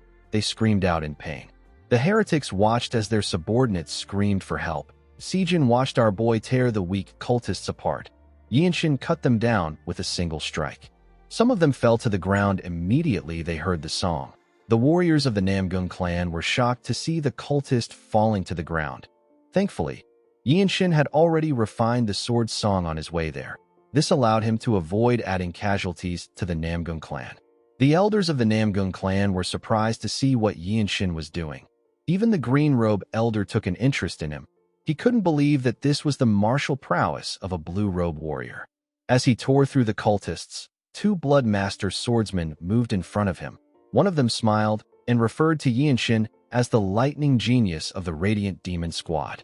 He said that our boy used a strange martial arts even though his face looks so gentle. Yinshin recalled that this was the Bloodmaster swordsman that appeared during the Dragon Phoenix Summit. The cultist smiled and asked Yinshin if he believes that he will become something just by siding with the Namgung clan. He put his hand into his clothes and took out a bomb. The warriors of the Namgung clan were shocked to see this. Yinshin turned to the cliff. He wondered if the elders are just going to continue watching. He remembered hearing that the Namgung clan was more fair and honorable than the Wangbo clan. Yinshin told the man that he needs to understand something. He raised his sword and told him that they are the traitors for using bombs. He said that he did nothing wrong. The man and his comrades threw their bombs at Yinshin and asked him to die. Before the bombs could hit him, someone appeared in front of our boy. Yinshin was shocked to see the woman. He wondered if it was Manhwa. He quickly realized that he was wrong. The woman caught the 2 bombs and used her energy to push them to the air. The bombs exploded in the air. The bright light they released almost blinded the warriors on the battlefield. The Bloodmaster swordsmen were shocked to see who stopped the bombs. The woman turned out to be an apostle. The woman turned to Yinshin and told him that what she felt about him the last time he attacked her was correct. The woman turned out to be the 7th apostle. Yinshin did not expect to see her. The woman told Yinshin that she could feel a raw and unrefined sensation in his martial arts. She said that she did not think that he could create a martial art on that level at that moment. Our boy didn't say anything to her. The apostle told him that she received reports of what he has been doing and she saw his strange sound art. She let out her tongue and told our boy that he was born with the makings of a great grandmaster. She said that he possesses a talent that defies reason. Yinshin didn't expect one of the 7 apostles to see through his potential. The Murim is a world built on martial arts. People often say that no treasure under heaven means anything in front of an advanced martial art. This is part of the reason why the graves of peerless martial masters who once dominated an era are dug up whenever great chaos erupts. The woman moved closer to our boy and told him that he belongs to her from now on. She asked him to come with her. Yinshin didn't know what to say. In the next scene, we see Yinshin open his eyes in a room. He found himself wearing white clothes on a bed. He noticed that he couldn't move his body. He realized that someone hit his acupoint. He quickly remembered the time he met the seventh apostle. The apostle told him that he now belongs to her. She asked him to come with her. Yinshin didn't say anything to her. The last thing he remembered was that the woman's hand suddenly became blurry and he lost consciousness. The moment he thought of this, someone told Yinshin that she knew he would wake up around this time. When our boy turned to the other side, he saw that the person was the seventh apostle. The woman smiled and got on the bed. She revealed to Yinshin that he is the first seed of the desolate fortress to ever set foot in their cult. Yinshin ignored her words and asked her for water. The apostle did not expect him to do this. Yinshin told her that he is thirsty. The apostle didn't expect him to be so calm. Yinshin knew that the woman wanted something from him. He was certain that she wouldn't kill him. He knew that things will get harder for him if he submits to them just because they have his life in their hands. The apostle laughed out loud.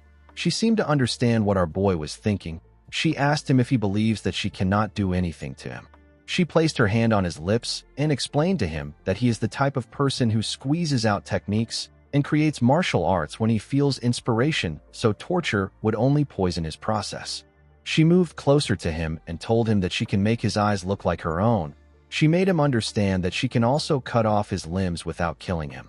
She placed her hand on his chest and told him that she will put the power of regeneration that their cult possesses into him. She told him that he will be able to heal after being tortured because she can't use the martial arts he used to stop her eyes from healing. She helped Yinshin put his clothes together and told him that she will get well soon. She said that she is willing to wait and pull out his nails one by one until he creates a new martial art for her. She revealed to him that she will pass down the seven apostles' secret blood art to him. This will allow him gain regeneration. She said that she is curious to see the kind of martial arts he will create. She told Yinshin that she is so excited that she could go crazy. Yinshin told her that she won't have time to torture him. The apostle smiled and told him that his boldness will only last until he learns the blood art. She said that she will make him lick her feet. Yinshin asked her to check his Baihui acupoint. The woman placed her hand on his head. She quickly became shocked. Our boy said that someone with her level of inner energy should be able to feel it. He told her that his Baihui acupoint is still growing. He asked her about how long it will take her to torture and heal him. With a bright smile and a red glow in her eyes, the apostle told Yinshin that he is truly brilliant. She placed her hand on his face and told him that he belongs to her now. She asked him to create her martial art and be reflected only in her eyes until his talent burns out and he withers away. Yinshin called her a lunatic. 2 days later, we see Yinshin standing. He found his situation to be insane. He couldn't believe that the seventh apostle fed him rice porridge for 2 days straight. She never once made a servant do it. Our boy realized that the woman completely lost her mind after checking his remaining lifespan. He believed that this was what it was like to become a pet enchanted beast that the imperial family of Beijing grows attached to. Yinshin carefully moved his hand. Although he could move his body now, his movements were restricted. He was subjected to a technique similar to the 7-step injury acupressure strike used by the captain of the Annihilation Squad. The apostle's blood art energy was packed into our boy's body. If it isn't periodically drained, Yinshin will suffer fatal internal injuries. While our boy was thinking, the seventh apostle entered his room with a robe in her hands. She told him that they are going to pay their respects to the cult leader. Yinshin recalled that the Blood Flame cult leader is the enemy of Master Wenzhong, who helped him create the demon-slaying gentle flowing strike. The cult leader is said to have the broadest influence among the 13 skies. He is a martial master ranked amongst the absolute rulers of the martial world. This means that he is comparable to the Shaolin Abbot, the Divine Sword Squad captain of the Desolate Fortress, and other martial artists of similar level. After getting dressed, Yinshin stepped outside with the seventh apostle. He saw the cultists of the Blood Flame cult training. He looked around and wondered about where he was. He couldn't believe that the cultists built a village this close to a city and still managed to hide it from the Central Plains. He wondered about how this was possible. The seventh apostle noticed that our boy was looking around. She informed him that the cult leader's hall is still far away. She asked him to follow her closely. Immediately she said this. Some cultists walked up to them and went on their knees to greet them. Yinshin instantly recognized a blood master swordsman among them. He recalled that the man was holding a bomb during the battle that took place with the Namgung clan. He noticed that the cultists didn't look like they were paying respects to the woman. He wondered why they were staring at him. The Bloodmaster swordsman said that he pays his respects to the Grand Preceptor. Yinshin was surprised to hear this. He asked the man if he is talking to him.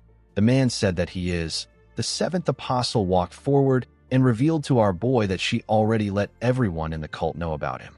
She climbed the stairs and told Yinshin that he grows at an uncanny speed and his creative talent is at a level which the world has never seen before. She said that our boy also naturally cuts down his enemies without hesitation. She asked Yinshin if he knows what will happen if they shared a blood art with him. She said that their cult will finally witness the birth of a young cult leader for the first time in 100 years. Yinshin didn't expect to hear this. In the next scene, we see the seventh apostle holding our boy's hand and dragging him to the cult leader's hall. She seemed eager to show our boy to the cult leader. Yinshin simply watched her as she dragged him. He remembered the conversation he had earlier. He said that it is not very amusing to hear these men call him young cult leader. He reminded the seventh apostle that he has slit the throats of countless cultists. The apostle didn't seem to be bothered by this.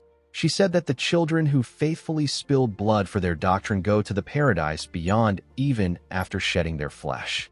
She said that their actions are not guided by revenge. She told our boy that even though they want to burn the earth with blood, they still wish that the paradise beyond will be filled with bliss. She explained to him that the cultists want him to be their young cult leader. She asked him to accept the position as the Grand Preceptor. Yinshin glared at the woman.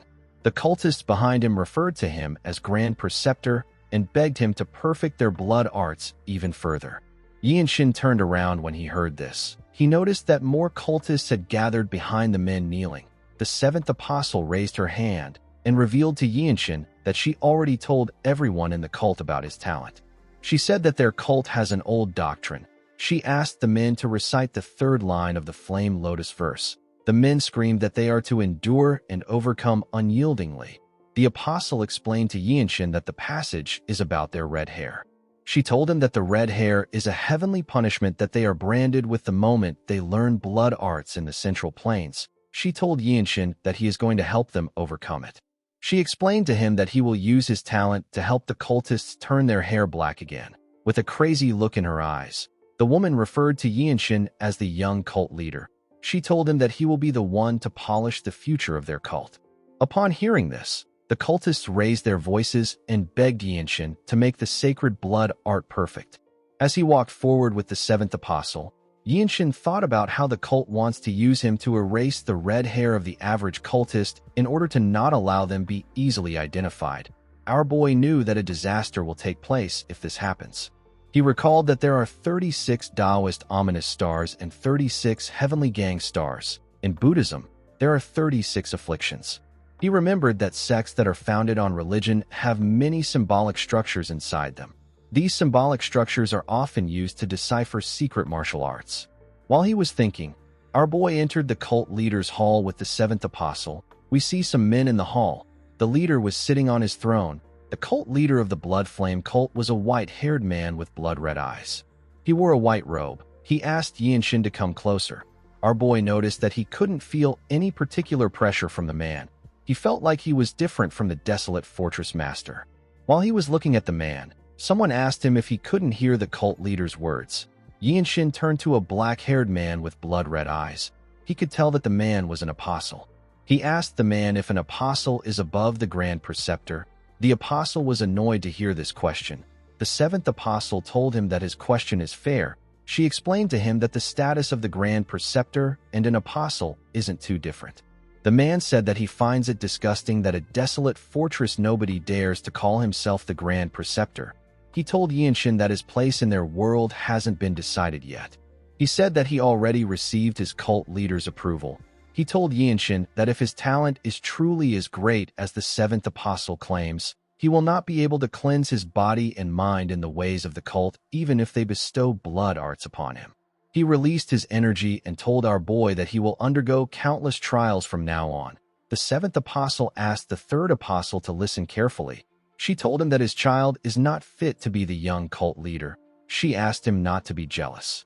The moment she said this, her energy clashed with the energy of the third apostle.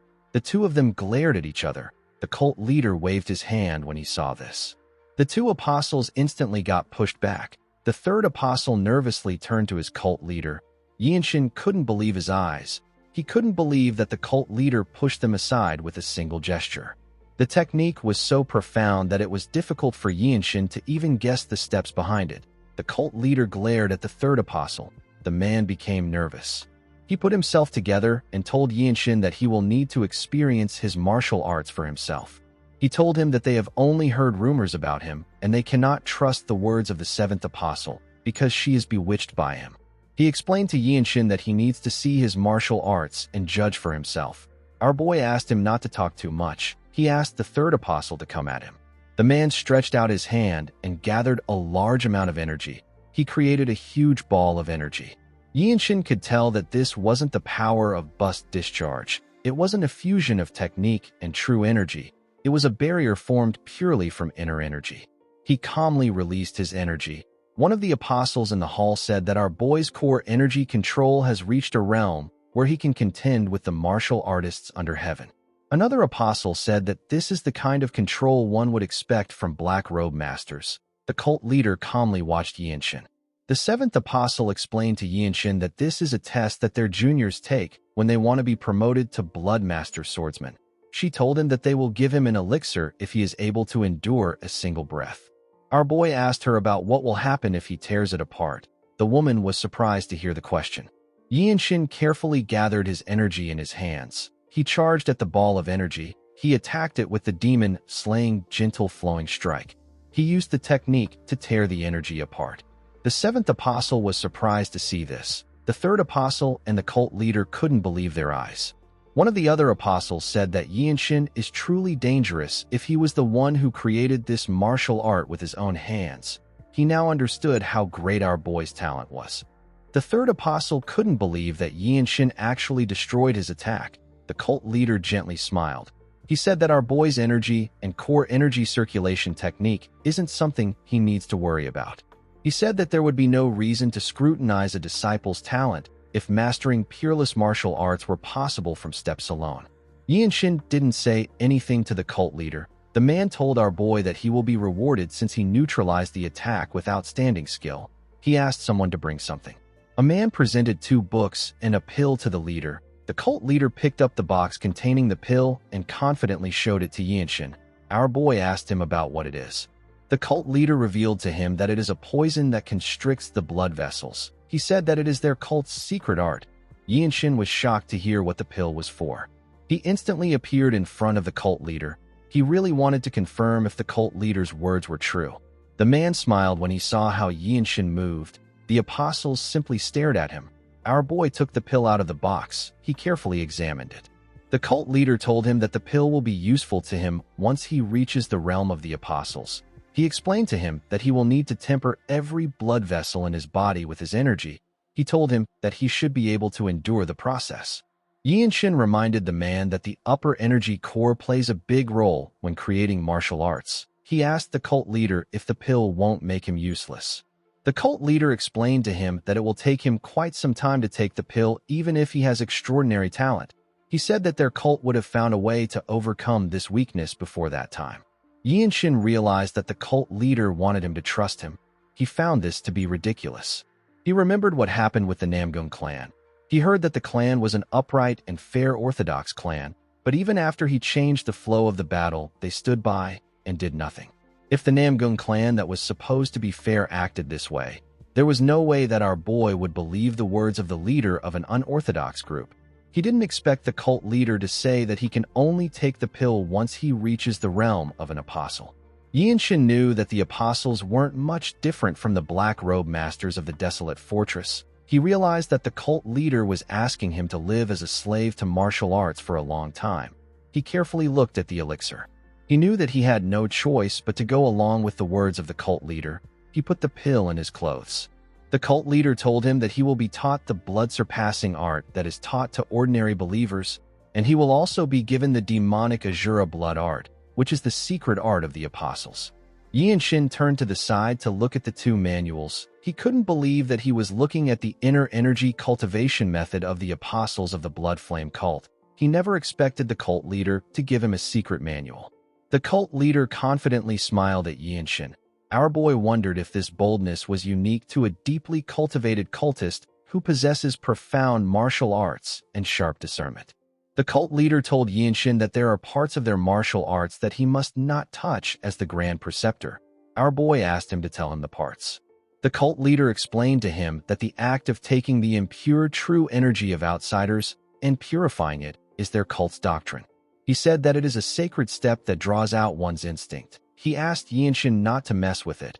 Our boy realized that the man was asking him not to fix the step that causes core energy absorption and drives them to madness. He turned around and walked towards the seventh apostle. The third apostle was annoyed to see this. He asked Yinshin to show their lord some respect. The cult leader raised his hand to stop the man. The third apostle quickly shut his mouth when he saw his leader's hand. The seventh apostle grabbed Yinshin's arm and told him that she is really looking forward to the blood art that he will recreate. She asked Yinshin to tell her how long it will take him to create it. Our boy pushed her hand aside and walked forward. He knew that it was impossible for him to escape on his own. He decided to strike a blow at the main headquarters of the cult. The scene shifts, and we see Yinshin meditating in his room. The seventh apostle was lying on his bed. She told our boy that he can decide on how he wants to change the blood-surpassing art. She said that the demonic Azura blood art must be remade to suit her. She told Yinshin that she is willing to show him everything for him to make the martial art for her. She said that she will show him the true energy circulation, the bust discharge, and even the movement of every single fiber that forms her mobility art. Yinshin asked the woman if this is the hierarchy of the cult. He asked her if she can plot something without the cult leader knowing. The woman told him that the blood-surpassing art is what matters to the cult leader. She explained to him that the cult leader will be fine if the believers can live without being hunted down. She got off the bed and said that the martial prowess of the apostles won't suddenly skyrocket, even if the steps of the demonic Azura art changes a little. She placed her hand on our boy's head and moved closer to him. She grabbed his hair and dragged his head back. With a terrifying look in her eyes, she asked Yinshin if he isn't going to create a martial art just for her. She asked him if he is serious. Yinshin calmly asked her to let go of him. He told her that he was unraveling her filthy blood art steps. The crazy woman blushed when she heard this. She let go of Yinshin's hair and moved her face closer to his own. She apologized to him and said that she interfered with something sacred. She apologized to him for being awful. Yinshin got up and told the woman that he needs to take a walk. He asked her to show him her mobility art. The seventh apostle became excited when she heard this. She told our boy that she will show him. She grabbed Yinshin's hand to get up from the ground. As our boy held her hand, he wondered about how he should circulate the demon-slaying, gentle flowing strike if he wants to crush this hand. In the next scene, we see the seventh apostle pointing at a barrier outside. She revealed to Yinshin that it is an infallible barrier. Our boy carefully looked at the barrier. He placed his hand on it. Although the barrier was cut off from the outside, the wind was still able to pass through it freely. Yinshin found this strange. He realized that someone planted their energy in the barrier.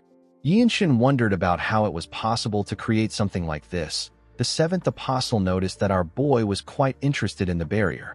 She revealed to him that it was made with the twin blood spirit enchantment. She said that it is the most profound, ultimate technique of their cult. Over the centuries, the barrier has grown stronger. As she spoke, our boy's blue circle of comprehension appeared above his head. He carefully observed the barrier. He closed his eyes and followed the energy of the barrier. He focused on how it was flowing. Yinshin suddenly opened his eyes and smiled. He seemed to have understood something about the barrier. Thanks to the arrogance and complacency of the cultists, our boy was able to find the clue he needed to make up for his lacking strength. The scene shifts, and we see Wenchong slam his hand on a table. He told someone that they can't trust any of the great sects. The person he was talking to turned out to be Manhwa. The woman said that the Namgung clan did their best to keep up with appearances. She reminded Wenchang that the Namgung clan acknowledged Yinshin's merits and gave him an elixir. Wenchang told her that he wouldn't have gotten the elixir if she wasn't there. Manhwa knew that he was right. She remembered how she rushed to the battlefield. Immediately she got there, she saw the seventh apostle carrying Yinshin away.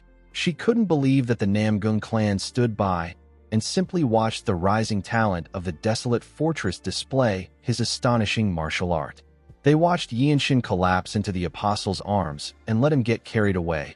Manhwa wondered if the Namgung clan was trying to cut down a talent that could become the empire's divine sword. Manhwa couldn't believe that the Namgung clan openly tried to kill a chivalrous warrior and even went as far as relying on their enemy's blade. The sword dragon found the behavior of the clan to be quite filthy. While she was thinking, someone entered the room. The person turned out to be Myung. The man told them that he heard about what happened. Wenchang and Manhwa quickly put their hands together to greet him. Myung revealed to them that he has gathered the Shaolin martial monks and monk Gakyong. He said that he got the Mount Hua sect leaders' disciples who are the Plum Blossom swordsmen, and he even got the damned martial officers who live off government approval in southern Jili. Myung said that martial clans of the Jianghu from southern Jili, Huguang, Jiangxi, and Hunan have also been drafted in large numbers. He explained to them that the rampage of a cult is a national matter. He said that none of the martial clans have any grounds to refuse. Wenchang asked his senior if this force isn't hastily assembled. He explained to him that the 3 out of the 9 great sects that chose to help will only be using a portion of their main strength. It will be the same for the martial clans and martial academies. Wenchang explained to his senior that even if they are lucky enough to find Yinshin, they will still not have enough power to strike the Blood Flame cult, whose influence is enormous. Myung said that the difference in strength is meaningless. Wenchang and Manhwa didn't expect to hear this. Myung revealed to them that the desolate fortress master is coming. Wenchang and Manhwa were shocked to hear this. Myung explained to them that this is the fortress master's first journey into the Jianghu after destroying the Dali kingdom 15 years ago. Everyone knew that the desolate fortress master is a king that is acknowledged by the emperor. This divine being was about to descend. The scene shifts, and we see an official looking scared after hearing that the fortress master was coming there in person. Wenchang advised him to prepare himself. As he walked out of the building, he thought about how these officials said that they kept close ties with the Namgung clan. He remembered how they acted indifferent towards them when they requested for troops. While he was thinking, Wenchang noticed that someone was in front of him. He quickly recognized the man's uniform. He realized that he was from the Namgung clan. The man turned to him and called him a desolate fortress bastard. He told him that they are plotting something outrageous. He asked Wenchang to tell him why they would ignore their main clan in southern Jili and gather martial artists on their own. He told Wenchang that they are no different from the lawless, unorthodox scum since they show little respect to the local martial clans. Wenchang asked the man for his identity. The man introduced himself as Namgung Y. Wenchang instantly recognized his name. This man is the vice leader of the Azure Heavenly Sword Corps, and he is one of the most renowned swordsmen in southern Jili. He is a martial master that is so strong that even a typical blue-robe warrior can't confidently defeat him. Wenchang didn't really care about Y's image. He called him a filthy hypocrite. The man didn't expect him to say this. Wenchang told him that he still has the nerve to talk about respect, even though he knows about his clan's unsightly behavior. Y asked him to repeat what he just said. Wenchang asked him if he memorized the Analects along with the 4 books and 5 classics only to put shameless words in his mouth. He asked him if he doesn't feel like he disappointed his deceased parents. Y became angry when he heard this. He asked Wenchang to repeat himself. With a serious look on his face, Wenchang told the man that he is the true unorthodox martial artist. He asked him if he didn't stand by and watch a rising talent who tried to kill the cultist and save people get taken away. He told Y that the desolate fortress is trying to gather martial artists in order to attack the cult, but the Namgung clan wants to talk about their clan's pride while turning away from the real issue.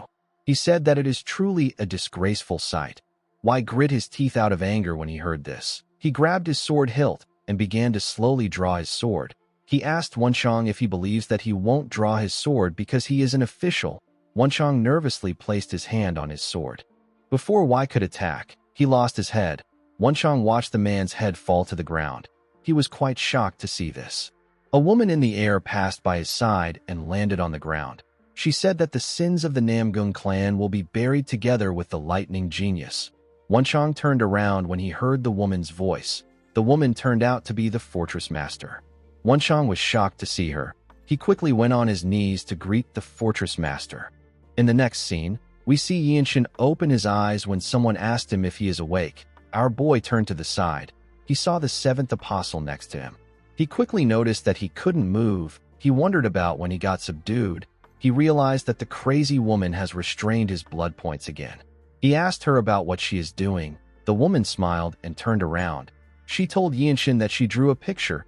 She pointed at the picture and told our boy that she wanted to carefully preserve his dazzling body forever so that he can remain in their cult for eternity. Yinshin realized that the seventh apostle drew an anatomical chart of him. He understood that the apostle injected her core energy into his body and observed him while he was sleeping. The seventh apostle smiled and said that the painting will become a treasure. She said that their cult might be able to create someone who can mimic his talent even a little. Yinshin asked her if she plans to use her subordinates as sacrifices. He said that she is truly an unorthodox trash. He closed his eyes after saying this. The seventh apostle asked him about what he is doing. Our boy focused on his own body. He found a dark and slimy substance in his body that had several veins connected to it. The substance seemed to be holding something in his body. Yinshin carefully removed one of the veins. He slowly untangled the substance. Due to the fact that our boy had studied the moon's spirit harmonization art that he received from the desolate fortress master, he was able to analyze a higher grade cultivation art, like the demonic Azura blood art. Our boy was able to break the formula apart. He completely removed the dark substance and freed a core. He realized that the regenerative ability of blood arts comes from siphoning core energy. While he was focused on his body, the seventh apostle asked him about what he is doing. Yinshin told her that it is her martial arts. The woman didn't understand him. Our boy asked her if it is really okay for him to tailor the martial art to fit her. He reminded her that it is a martial arts for apostles. The seventh apostle was excited to hear this. She told Yinshin that it is okay for him to make it suit her. She explained to him that the other apostles are ridiculously proud, as if they are supreme martial masters. She said that they wouldn't really care about what he does.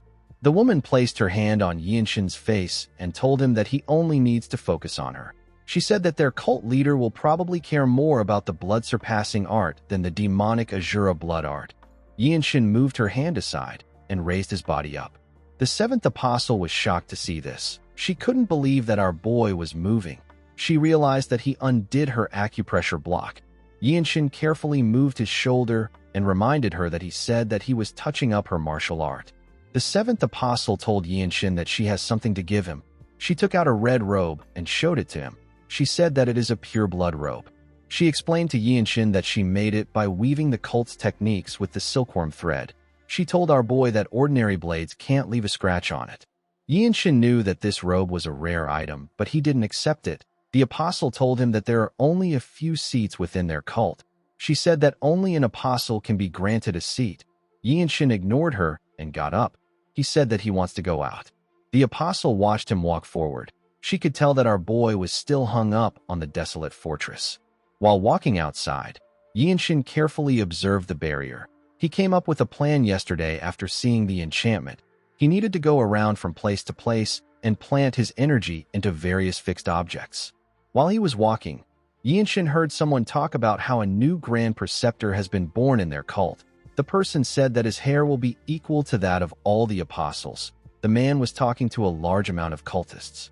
He said that the Grand Preceptor shall strike down the sword of punishment upon the vile Beijing dogs and the hypocritical scoundrels. The seventh apostle revealed to Yinshin that the man speaking is the child of the third apostle. She said that his name is Go Zhonghak. Our boy quickly remembered the face of the third apostle. Zhonghak noticed that Yinshin and the seventh apostle were behind the crowd. He told everyone that the Grand Preceptor is behind them. He said that Yinshin has revealed his noble visage to them. Everyone quickly turned around when they heard this. Zhonghak said that our boy is the one who will lead them all the way to Beijing. He asked them to remember Yinshin's face. He told everyone that their cult will be transformed by the miracles Yinshin performs. He begged Yinshin to show some wonders to the pitiful lowborn wretches trapped in the flame blood. The other cultists began to beg our boy to show them something. They asked him to show them some wonders. It hasn't been long since Yinshin arrived at the cult. Even the blood flame cult leader didn't demand immediate result from him.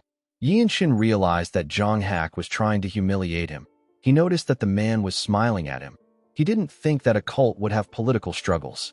He grabbed the pure blood robe from the seventh apostle and wore it. He asked the men if they really want to see his miracles. He took a step forward and activated the demonic Azura blood art. He released a bright red energy from his body.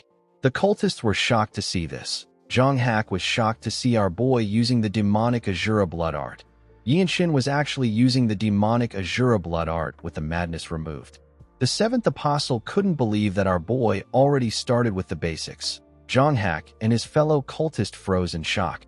Zhang Hak couldn't believe that our boy had such a pure energy. Some of the cultists wondered if Yinshin was from the direct bloodline of the cult leader. They all bowed their heads to their grand preceptor. They praised him and asked him to lead the cult to Beijing. They wanted him to turn their hairs black and bestow a far more perfect blood-surpassing art upon them. Zhang Hak couldn't believe his eyes. Yinshin glared at the boy. He wasn't going to let things go as he planned. The cultists cleared a path for our boy and the seventh apostle. The seventh apostle told our boy that she didn't expect him to achieve this level of mastery. She moved close to him and asked him if he doesn't just have a talent for creating martial arts. She asked him if his vessel for martial arts was always vast. Yinshin walked forward and told her that he needs to take a look around the headquarters. He said that he needs to do this on a regular basis. The seventh apostle asked him about why he would need to do this. Yinshin explained to her that he needs to extract and organize new mantras.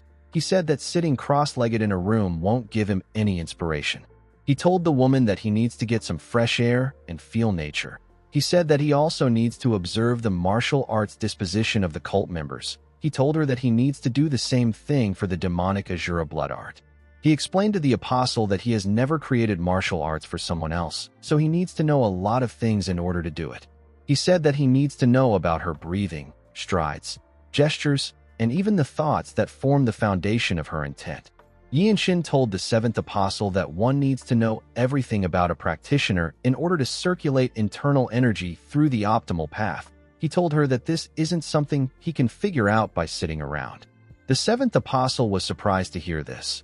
Our boy told her that this same idea applies to the blood-surpassing art.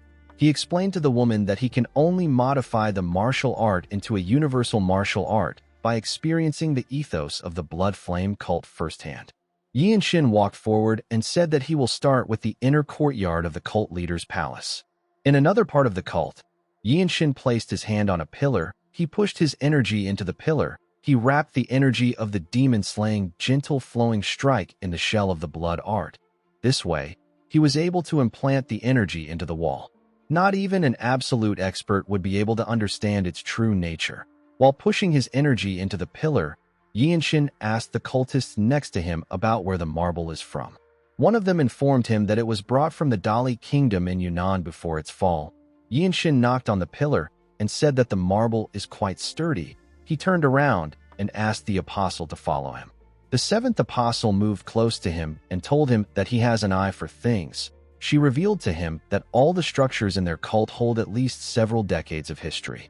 She told him that he might even find objects imbued with spirituality if he looks closely. She told Yinshin that she can also show him the noble and sacred sites that can only be seen in their cult. Yinshin assured her that everything will be a source of inspiration for him. As he moved around, our boy put his energy into different parts of the cult. He placed it in the ground, the roof, and in other pillars. A month later, we see Yinshin circulating his energy in his room. While circulating his energy, Yinshin thought about how the objects containing his energy would still be seen as mere objects unless they are activated. Not even the cult leader would be able to tell the difference. Yinshin wondered if people of the noble race would be able to sense it. While he was thinking, the seventh apostle stepped into his room. She carefully looked at him. She informed him that they have received reports that the Zhongnan sect and the Manhwa sect have been seen nearby. She said that even trifling nearby sects have gathered around them. The apostle told our boy that over 500 martial artists have gathered. She revealed to him that there are some white and blue robe warriors of the desolate fortress among them. Yinshin opened his eyes when he heard this. He recalled that he witnessed an uproar in the cult when he went out today. He heard that a considerably large group of martial artists were searching the perimeter. While he was thinking, the seventh apostle moved close to him and went on her knees. She placed her hand on our boy's shoulders. She grabbed his chin and told him that she won't give him to anyone. She looked into his eyes and asked him not to harbor any fleeting hopes because he already belongs to her. Yinshin glared at her. He reminded her that she once said that no one has been able to find this place for hundreds of years. The woman told him that he is correct. She advised Yinshin not to hold any vain expectations. She explained to him that the twin flame blood spirit enchantment is not a mortal technique. Even if an army containing 1,000,000 men marched past the cult, they wouldn't notice anything. Yinshin asked her about why she is still heading out. He told her that they can just hold their breath and wait for the storm to pass. He explained to her that revealing themselves unnecessarily will only help the enemy get their location. The seventh apostle was surprised to hear this. She hugged Yinshin and asked him if he is worried about her. She moved close to his face and told him that she is filled with joy. She placed her hand on Yinshin's chest and smiled. She saw that our boy covered his hand with his energy when she hugged him. She told him that she wonders about when his edge will soften. She got up and informed Yinshin that she needs to pinpoint the location of the Orthodox scum so that their cult will be able to carry out its next move. She told our boy that she is going on a brief excursion. She advised him to behave while she is out. Yinshin didn't say anything to her. After the woman left, he opened his eyes and thought about how the end is near. He realized that he needed to infuse the demon-slaying gentle flowing strike into the cult leader's palace. On his way out, Yinshin saw someone standing at the exit. The person turned out to be Jonghak. The Bloodmaster swordsman told him that he heard that he possesses the qualities worthy of being called the greatest under heaven. He told our boy that he doesn't have any idea about how he was able to deceive their cult leader's divine eyes. He explained to Yinshin that he is deeply concerned with his lack of noteworthy achievements as a member of the cult. Our boy asked him to say whatever he wants to say.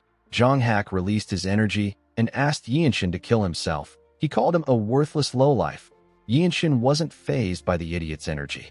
While he was looking at Jonghak, he noticed some traces of a foreign energy. He was certain that he had felt this energy before. He walked past Jonghak and asked him to think whatever he wants.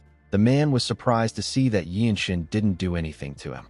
Yinshin ran out of the cult and entered the woods. When he arrived there, he saw his master standing on the other side of the cult's barrier. The desolate fortress master was looking directly at Yinshin. Our boy was shocked to see his master. He watched her turn around and walk forward. She gathered her energy in her legs and prepared to move. Yinshin watched her move to the air. He wondered if the fortress master really couldn't see this place. The moment he thought of this, he heard a voice tell him that he can take in more. The voice told him that it will grant him another day. Yinshin realized that this was the voice of the fortress master.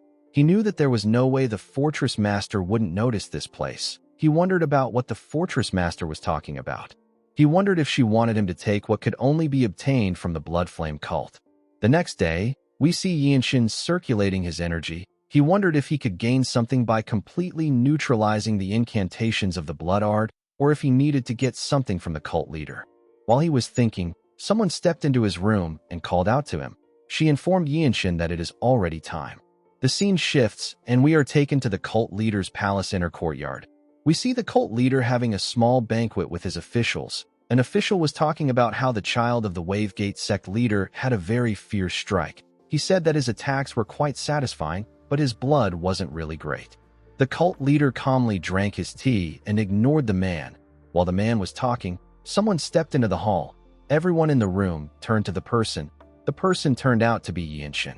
Jonghak stepped forward and welcomed Yinshin.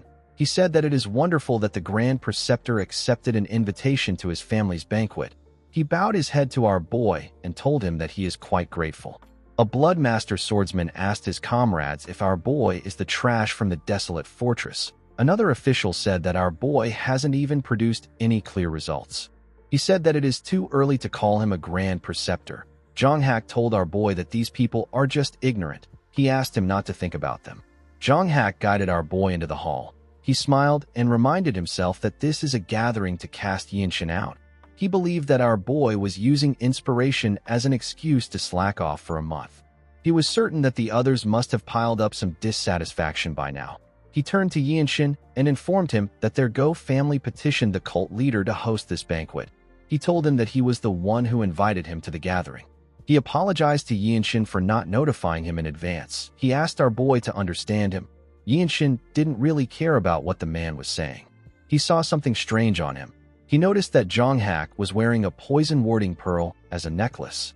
The poison warding pearl is a treasure owned only by some of the cult's executives. It is a precious item that immediately detoxifies most poisons.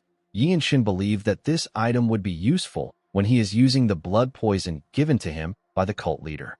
He told Zhang Hak that he is just glad to be invited to the gathering. The man smiled when he heard this. One of the officials asked Yinshin if he is tucking his tail away because the seventh apostle went to war. The third apostle said that our boy might have just been a good-for-nothing. The cult leader got up and said that everyone who needs to be there has arrived. He decided to deliver his congratulatory speech. He told the men in the room that they are pillars of the cult. He said that the day when they will demonstrate their extraordinary talents through conviction is approaching.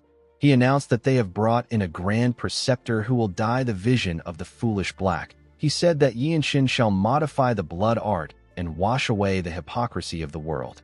Zhang Hak smiled when he heard this. The cult leader asked everyone to raise their cups and share a toast with him. The cult leader and his subordinates took a sip out of their liquor. After drinking his liquor, the cult leader called out to Zhang Hak. The boy quickly ran to him and bowed his head on the ground. The cult leader turned to Yinshin and smiled. He ordered Zhang Hak to interrogate our boy. Zhang Hak smiled and told his lord that he will obey his command. Yinshin instantly understood the situation. He watched Zhang Hak get up and turn to him. Our boy told the cult leader that he understands that there has been no progress in modifying the blood-surpassing art, and the enemies targeting the headquarters have grazed the barrier. Also, someone from the desolate fortress became the Grand Preceptor.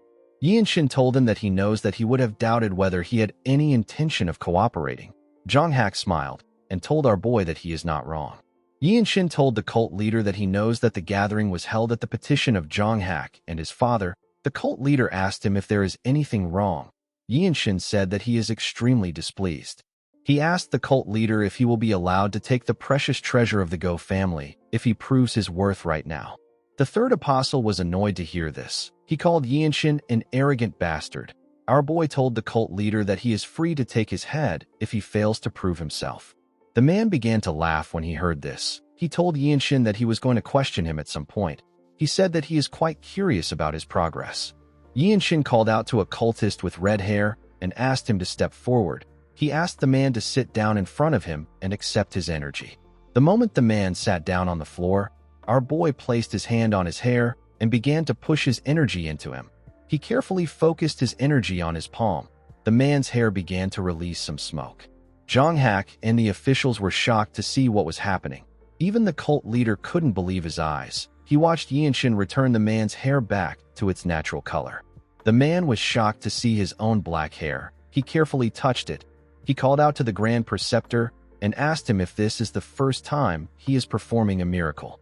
Yinshin ignored him and turned to Zhang Hak. The man was still frozen in shock.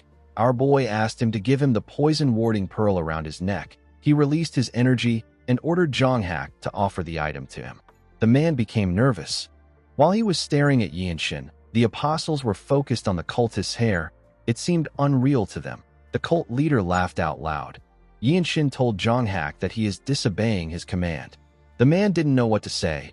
Our boy took a step forward and appeared in front of him in an instant. With a serious look on his face, he reminded Zhang Hak that he just gave him an order. Zhang Hak quickly turned to his father and the other officials. He turned to the cult leader and saw him smiling. He realized that he had no choice but to honor the bet. He took off his necklace and offered it to Yinshin.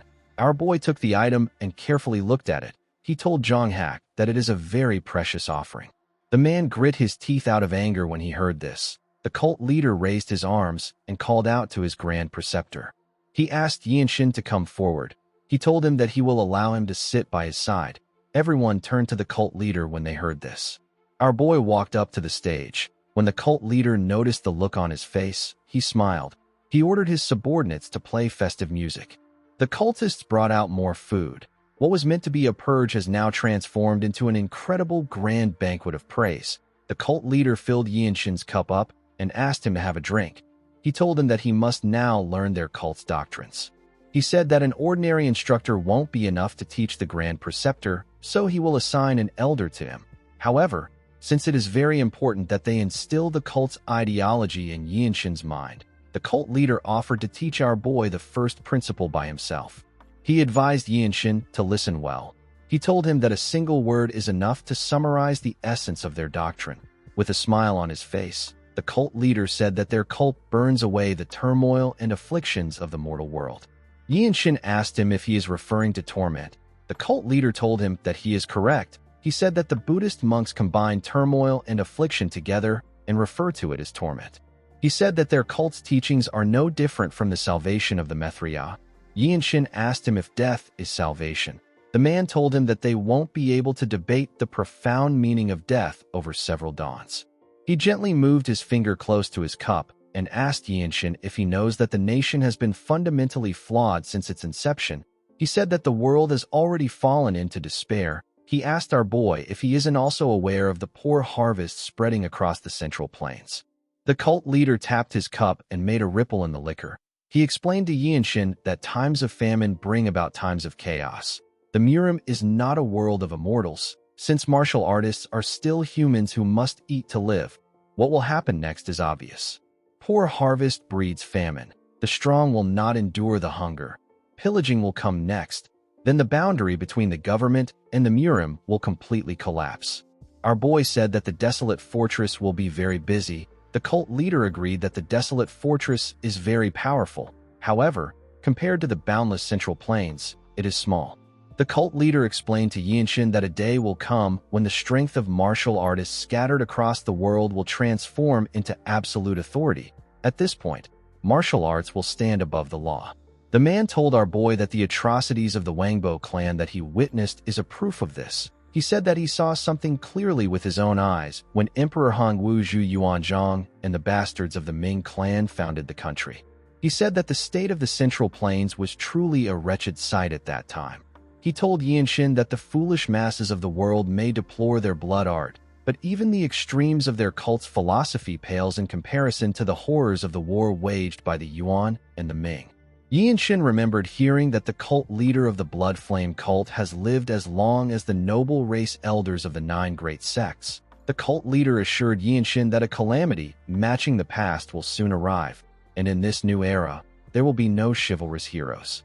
He believed that no one would raise the banner of chivalry while their stomach shrivels. He said that the coexistence of martial prowess and chivalry that fools cry out for in the Jianghu will not exist. Only martial power will remain. The cult leader said that this is why their cult must spread far and wide. He revealed to Yinshin that they will use their blood art to cull the mouths that need feeding. He said that their cultists will establish a new world order while being empowered by the internal energy of the holy sacrifices. The cultists began to scream that they will establish a new world order. Yinshin watched them as they did this. Zhang Hak stepped forward with a kid and called out to his almighty cult leader. He said that the Grand Preceptor has proven his phenomenal talent. He said that the momentum of Yinshin's demonic Azura blood art is truly towering, but he hasn't demonstrated the profound art of absorption yet. Our boy didn't expect Zhang Hak to say this. The man told the cult leader that he wants the honor of presenting an offering to the Grand Preceptor. He asked the cult leader to give him his permission. The cult leader agreed with Zhang Hak. He asked Yinshin to go down and add the boy's feeble power to his own. He believed that our boy would already understand the profound principles of the star absorption art embedded within the blood art. He smiled and asked him to use it on the boy. He assured our boy that he will step into a whole new world.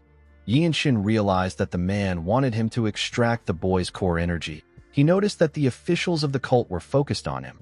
He looked outside the hall and wondered if it was already time. He got up and slowly went down. He walked up to Zhang Hak and the boy. When the boy saw Yinshin standing in front of him, he called him an abominable blood fiend. He told him that his father will never forgive him. Yinshin glared at the boy. Zhang Hak asked our boy about how he likes the boy. He revealed to him that he found a sacrifice stuffed with spiritual elixirs just for him. With an arrogant smile on his face, the man told Yinshin that he will gladly stand guard for him when he starts the absorption. Yinshin carefully looked the little boy in his eyes. He covered his hand with his energy and thrust it forward. He grabbed Jonghak's neck. The man was shocked to see this. Yinshin tightened his grip around the man's neck. The officials were shocked to see this. Even the cult leader didn't expect this. Everyone watched Yinshin snap Jonghak's neck. The scene shifts, and we are taken outside. We see someone flying in the air. The person turned out to be the fortress master. The woman seemed to be looking at something. Inside the cult, we see Yinshin let go of Jonghak after snapping his neck. The third apostle called him a bastard when he saw what he did to his son. The cult leader seemed to be a bit disappointed with Yinshin. He turned around and ordered his cultists to capture our boy. The third apostle was shocked to hear this. He couldn't believe that the cult leader wouldn't kill Yinshin even after he did something atrocious in front of him. The cultists at the banquet instantly charged at our boy. Yinshin activated his blue circle of comprehension. He covered his hand with his energy and used it to blow away the cultist that got close to him. A man next to him quickly swung his sword at him. Yinshin saw the sword moving towards his face. He gave the man a punch in his jaw and sent him flying. More cultists charged at our boy. The third apostle released his energy and carefully moved his arm. He hit the ground with his leg and fired his energy at Yinshin. His energy tied our boy's arms. The other cultists used this opportunity to charge at Yinshin. The third apostle believed that Yinshin was drunk on his own ego and rashly showing off his spirit. He wanted to see our boy receive one of his strikes. Since their cult leader ordered them not to kill Yinshin, the third apostle planned to tear off his limbs. To his surprise, Yinshin was still able to move and calmly dodge the attacks of his subordinates. It was almost as if he was never restrained. He was still able to move his hands and attack the cultists. The third apostle noticed that Yinshin was a bit distracted. He wondered if his attention was somewhere else. He stood up and mentioned Xingye County and Hunan and the Zhang clan estate. He said that these places have enjoyed fertile lands far above their station. He told Yinshin that his late father, who was the master of the Zhang clan, seduced his mother with his very decent looks. He explained to our boy that they decided to spare him alone because they were scared that Ma Yanjiak would beg the desolate fortress master to wipe them out. The third apostle asked Yinshin if this is how he will repay their cult's grace with hostility. He watched our boy jump and smash someone's face with his leg. He told him that they graciously replaced his martial arts with the blood-surpassing art. He said that they no longer need his pathetic limbs. He told Yinshin that his mouth will be enough. He promised him that he will drive needles underneath his fingernails and slice him apart. He assured our boy that his arrogant words will turn polite once he starts skinning him alive. While he was talking, Yinshin focused on dodging and attacking the other cultists. He hit one of them in the head with a crazy amount of energy and knocked him out. The other cultists became scared when they saw this. The third apostle said that Yinshin is someone who they cannot allow to improve any further. He ordered his subordinates to step aside. The men quickly cleared a path for him. The third apostle explained to Yinshin that one's level in martial arts shows their experience in the Jianghu. It means that a person grows stronger with age and time. The third apostle told Yinshin that his pathetic senses haven't bloomed yet. He told him that he will attack him with a single strike. He assured Yinshin that he will die if he tries to block the strike. He advised him to learn his place as a lowborn. Before the man could do anything, he saw something odd on the ground. He saw a blue light on the ground. Everyone in the hall instantly felt a pressure. Even the cult leader could feel it. When the cultists looked up, they saw the blue light in the air. The third apostle couldn't comprehend what was happening. He quickly realized that the twin flame blood spirit enchantment that has protected their headquarters for hundreds of years has been broken. The cult leader quickly got up from his chair. Before he could do anything, someone activated a technique known as the Moon Spirit Divine Technique. The blue light in the air shined brightly when the technique was activated. Its light was blinding. It exploded in the hall and took out a large amount of cultists. The cult leader was shocked to see what was happening. When he looked at the sky through the open roof, he saw a woman of the noble race flying in the air. The cult leader instantly knew who this woman was. He watched her slowly enter the hall. She descended gracefully. Everyone in the room was shocked to see the woman. The cult leader couldn't accept what was happening. He couldn't believe that he was looking at the desolate fortress master. The third apostle froze in fear when he looked at her. He couldn't gauge her martial prowess. He quickly came to his senses when he realized that the fortress master was looking at him. He ordered his men to attack. Immediately he gave the order. He got beheaded. His head fell to the ground. No one knew when the fortress master even swung her sword. The cultists were horrified to see what the woman did. Even the cult leader couldn't believe his eyes. While everyone was frozen in fear, the fortress master cut off the restraint around Yinshin. Our boy was surprised to see the restraint falling from his body. He didn't even know when she cut it off. He carefully looked at his master. He turned to the ground to see the third apostle's head. He turned back to his master. He remembered hearing that the fruit of the world tree wasn't something that someone could take by force. Rumors say that the tree bearing the most divine spiritual elixir in the world will last for an eternity under the protection of the fortress master. When the fortress master looked at the cultists, they all began to sweat. The cult leader smiled and fixed his hair. He told the fortress master that this is their first time meeting face to face. The fortress master glared at him when she heard this. She said that she has no words to share with a sinner. Immediately he heard this. The cult leader sensed something. He quickly moved to the side. Unfortunately, his neck got cut. The cultists and Yinshin were surprised to see this. The fortress master calmly raised her glowing sword. The cultists quickly called out to their leader. They couldn't believe that he almost lost his neck. Yinshin didn't expect the cult leader to react to an unexpected sword strike and perfectly execute his evasive footwork. The cult leader used his hand to cover his neck. He stopped himself from bleeding out. He calmly smiled. His neck began to heal itself. It completely closed up. It was as if a cut was never there. The cult leader smiled like a lunatic when his neck healed back up. Yinshin couldn't believe that the man's sword wound completely regenerated. He observed that the man's regeneration was on a completely different level from the Blood Master swordsman. The cult leader laughed out loud like a lunatic. While he was laughing, he and the fortress master disappeared. Before anyone could understand what was happening, they heard a loud sound in the sky. When Yinshin looked up, he saw a huge golden energy circle. The energy was created by the fortress master and the cult leader when they clashed in the air. The energy blew away everything it touched and destroyed more parts of the hall. Huge rocks fell on the cultists. Yinshin grabbed the boy next to him and jumped out of the way. The cult leader and the fortress master filled the sky with more golden energy. They easily tore through a mountain. The waves created by their fight destroyed more things inside the hall. It filled the hall with dust. When the dust cleared up, we see Yinshin walking out of the hall with the boy. When he got outside, he saw the cultists facing different martial artists. Several warriors said that they will exterminate the demons and uphold justice. As they spoke, martial artists of the desolate fortress charged into the cult. Shaolin monks also fought against the cultists. Wenshang and Manhwa were also among the warriors fighting against the cultists. The boy standing next to Yinshin was shocked to see what was happening. Our boy smiled when he saw that his friend had recovered. While he was looking at Wenshang, someone cut down a cultist and called out to him. The person asked Yinshin if he has joined the Blood Flame cult. Our boy quickly turned to the side to see who was talking to him. The person turned out to be Hyun. The boy was with his fellow Manhwa disciples. Yinshin watched as the different martial artists from different backgrounds advanced forward. He realized that these people stepped forward purely out of friendship and chivalry. While he was thinking, a blue-robed warrior ran to him. The man gently smiled as he stood in front of Yinshin. The person turned out to be Myung. The man pat Yinshin on his shoulder and asked him if he can see that everyone is pretty strong. Immediately he said this. The other martial artists quickly ran to them. They all gathered around our boy.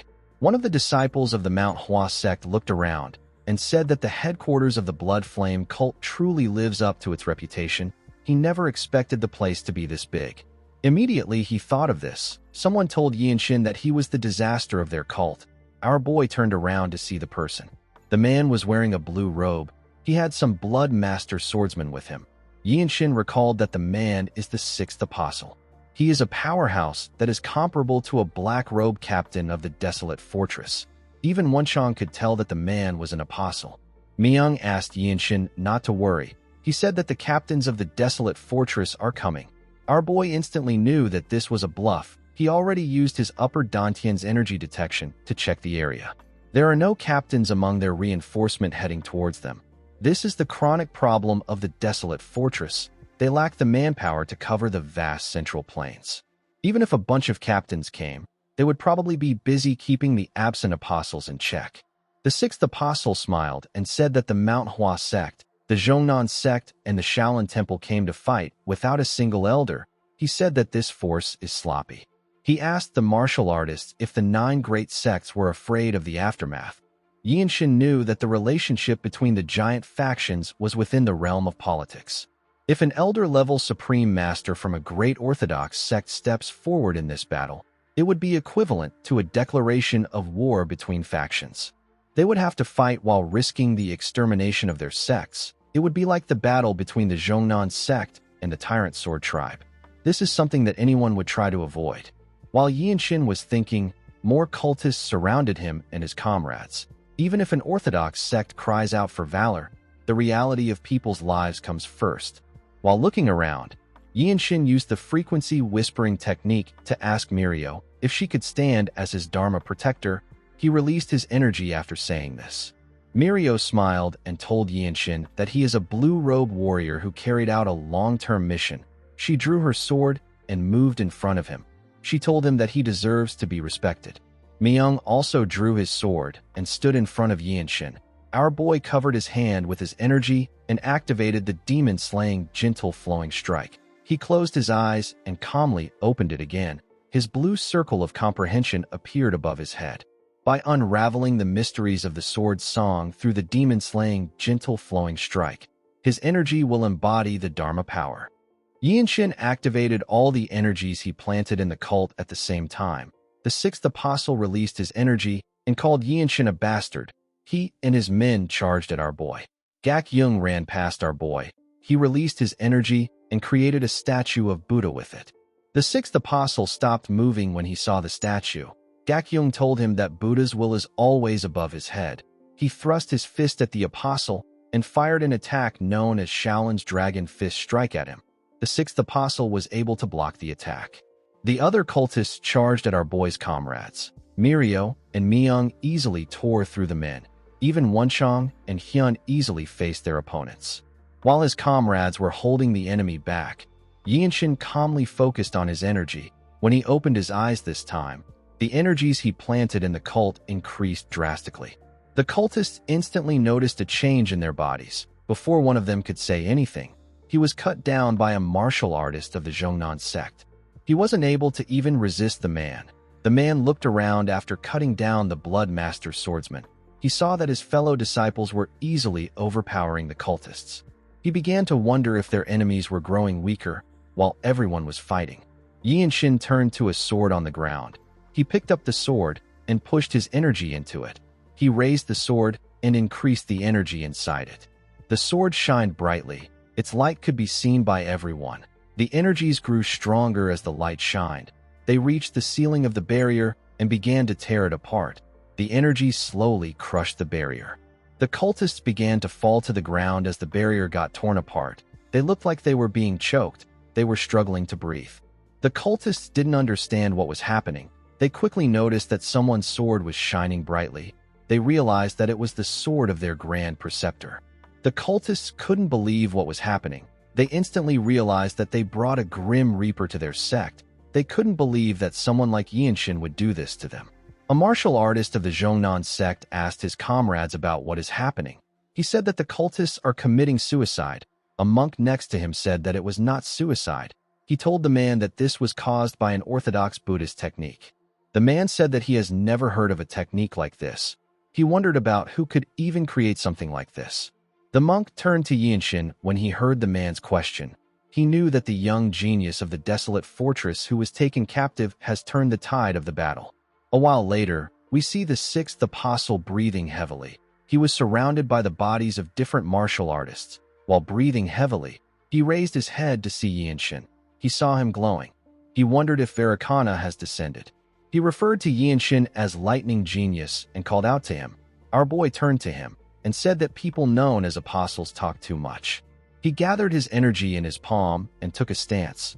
The sixth apostle glared at him when he heard this. Yinshin became nervous. He couldn't hold out any longer. Unfortunately, he was the only one who possessed a martial art that is capable of neutralizing the cult's techniques. The sixth apostle told our boy that he will be fine if he can take his head.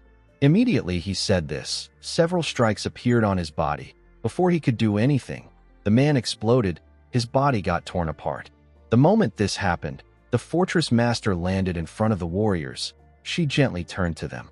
The martial artist of the desolate fortress quickly went on their knees. The fortress master turned to her disciple. She saw him standing. Yinshin calmly greeted his master. The fortress master carefully looked at our boy. She walked forward and told him that she will grant him a long sleep first. She assured him that he can rest. The moment he heard this, our boy closed his eyes and slowly fell. Before he could fall to the ground, the fortress master caught him. In the next scene, we see Yinshin open his eyes in a room. He quickly raised his head up. When he looked around the room, he realized that he was back to the desolate fortress. He closed his eyes and carefully examined his body. He observed that his pressure points, his 8 extra meridians, his principal meridians, and even his 3 energy core are severely weakened. Yinshin knew that he had to recuperate. The moment he thought of this, someone said that he senses a presence. He asked our boy if he is awake. Yinshin instantly recognized his captain's voice. He asked him to come in. Ma Jin opened the door and entered the room. Yinshin understood that the main Wangbo clan must have been eliminated for his captain to be there. Ma Jin carefully looked at his nephew. He thought that he would never see Yinshin again when he heard that he was captured by the 7th apostle. He asked our boy about how he is feeling. Yinshin told his captain that there are no issues with the flow of his core energy. He said that his blood flow is also smooth. He told Ma Jin that he simply needs to eat and recuperate a little. He asked the man about how his body is. He knew that Ma Jin would have fought the head of the Wangbo clan. Ma Jin said that the patriarch's martial prowess was quite formidable. He used an unusual martial art that he called a secret technique. Ma Jin had to join hands with the Annihilation Squad captain. They were able to take out the patriarch after 70 exchanges. The captain told Yinshin that he was able to recover from his internal injuries on his way back. Our boy asked him to tell him the day they are in. Ma Jin revealed to him that they are 5 days away from the summer solstice. Yinshin realized that this was the 15th day of the 6th month. He had already used half of his 16th year. He has about 3 years and 6 months until he turns 20. Yinshin had to subtract about half a month worth of lifespan that he consumed when he used sword chi. He told his captain that he will report to the command bureau by himself because he acted on his own. Ma Jin told him that he doesn't need to rush himself. He revealed to Yinshin that the people who went to attack the headquarters of the Blood Flame cult are still on their way back. Yinshin didn't expect to hear this. He assumed that everyone had also returned.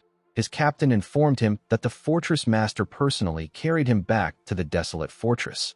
He said that she used her Lightfoot technique to return with him. Yinshin couldn't believe what he was hearing. Ma Jin explained to him that even the command bureau, which is known for their strict manner of handling matters, won't dare to press him for a report after seeing what the fortress master did. Yinshin said that he understands. He slowly got out of bed. Ma Jin asked him about what he is doing. He reminded him that he just said that he doesn't need to rush his report. Our boy explained to him that he cannot say that he is recuperating if he just lies there. Even if it wasn't or a report, Yinshin still needed to go to the command bureau to get his merits settled. As he wore his robe, Yinshin told his captain that he needs to feel the sun and the late spring breeze. Ma Jin found this odd. He reminded our boy that he is not a member of the noble race. The scene shifts, and we are taken to the command bureau. We see an official guiding Yinshin somewhere. He pointed at a room and asked our boy to head inside. When Yinshin looked inside, he saw different officials moving documents around the room. Before Yinshin could walk in, the man next to him announced that the lightning genius of the Radiant Demon Squad has arrived to report on his mission. Yinshin put his hands together and greeted the many pillars of the fortress. The officials all turned to him. A huge man wearing a green robe got up and asked Yinshin to follow him. The man guided our boy to a different room. He served him some tea while he looked at some documents. Yinshin found out that this man was the chief administrator of the command bureau. He remembered hearing that the chief administrator was someone who scolds even black-robe warriors. The missions Yinshin participated in were the ones at the Dragon Phoenix Summit and the Pinyin County Wangbo branch family. The chief administrator mentioned his exploits of destroying the branches of the Blood Flame cult while he was roaming across Shandong and southern Jili.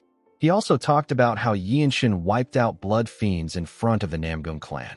He revealed to Yianshin that they received a report from a white-robe warrior called Shin Sobin and messages from the azure-eyed demonic swordsman and the Zen sword demon. Our boy asked him if he is saying that the matters he just mentioned have been reported. The man told him that everything has been fully settled. He revealed to Yianshin that the fortress master actually hasn't said anything about the incident that took place at the headquarters of the Blood Flame cult. He said that they will need a detailed report on it. Since the report was going to take a long time, the chief administrator decided to talk about the rewards that have already been settled. He said that there is 50 taels of silver, a martial robe entirely woven from 1,000-year silk, the right to request for personal martial arts instruction from the Divine Sword Squad leader, and finally, there is a high-grade spiritual elixir from the fortress. The man told Yianshin that he is free to choose. Our boy chose the spiritual elixir. The chief administrator told him that this isn't what he meant. He explained to Yianshin that he was saying that he is free to do what he wants with the elixir. He can choose to take it now or have it stored in the medical pavilion for later. Yianshin told the man that he doesn't really understand him. The chief administrator told him that everything he mentioned belongs to him. Our boy was surprised to hear this. 50 taels of silver is a lot of money. It is enough to start a family and live like a lord for years.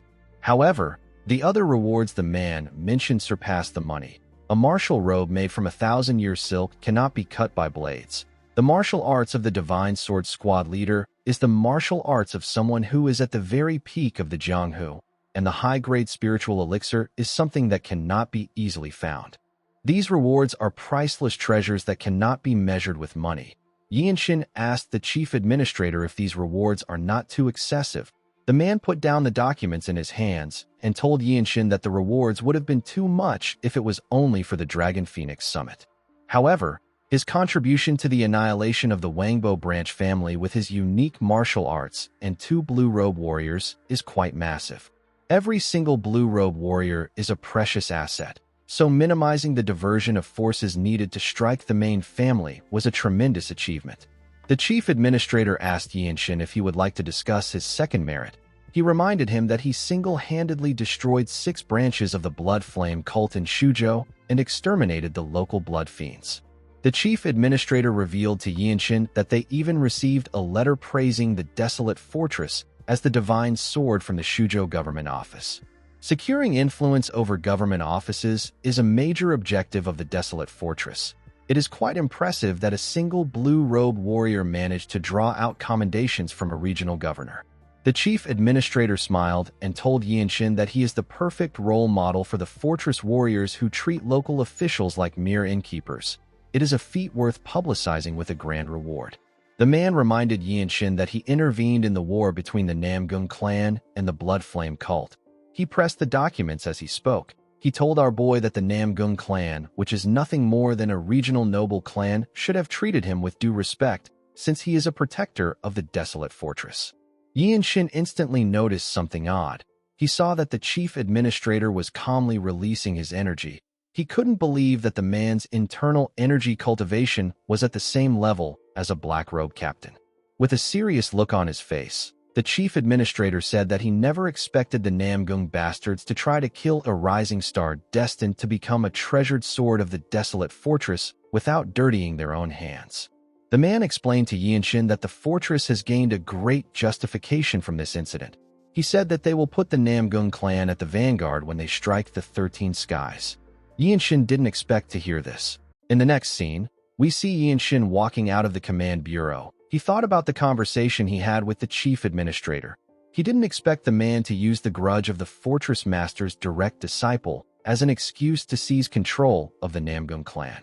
He realized that the desolate fortress plans to smash the Namgung clan into the 13 skies like a battering ram.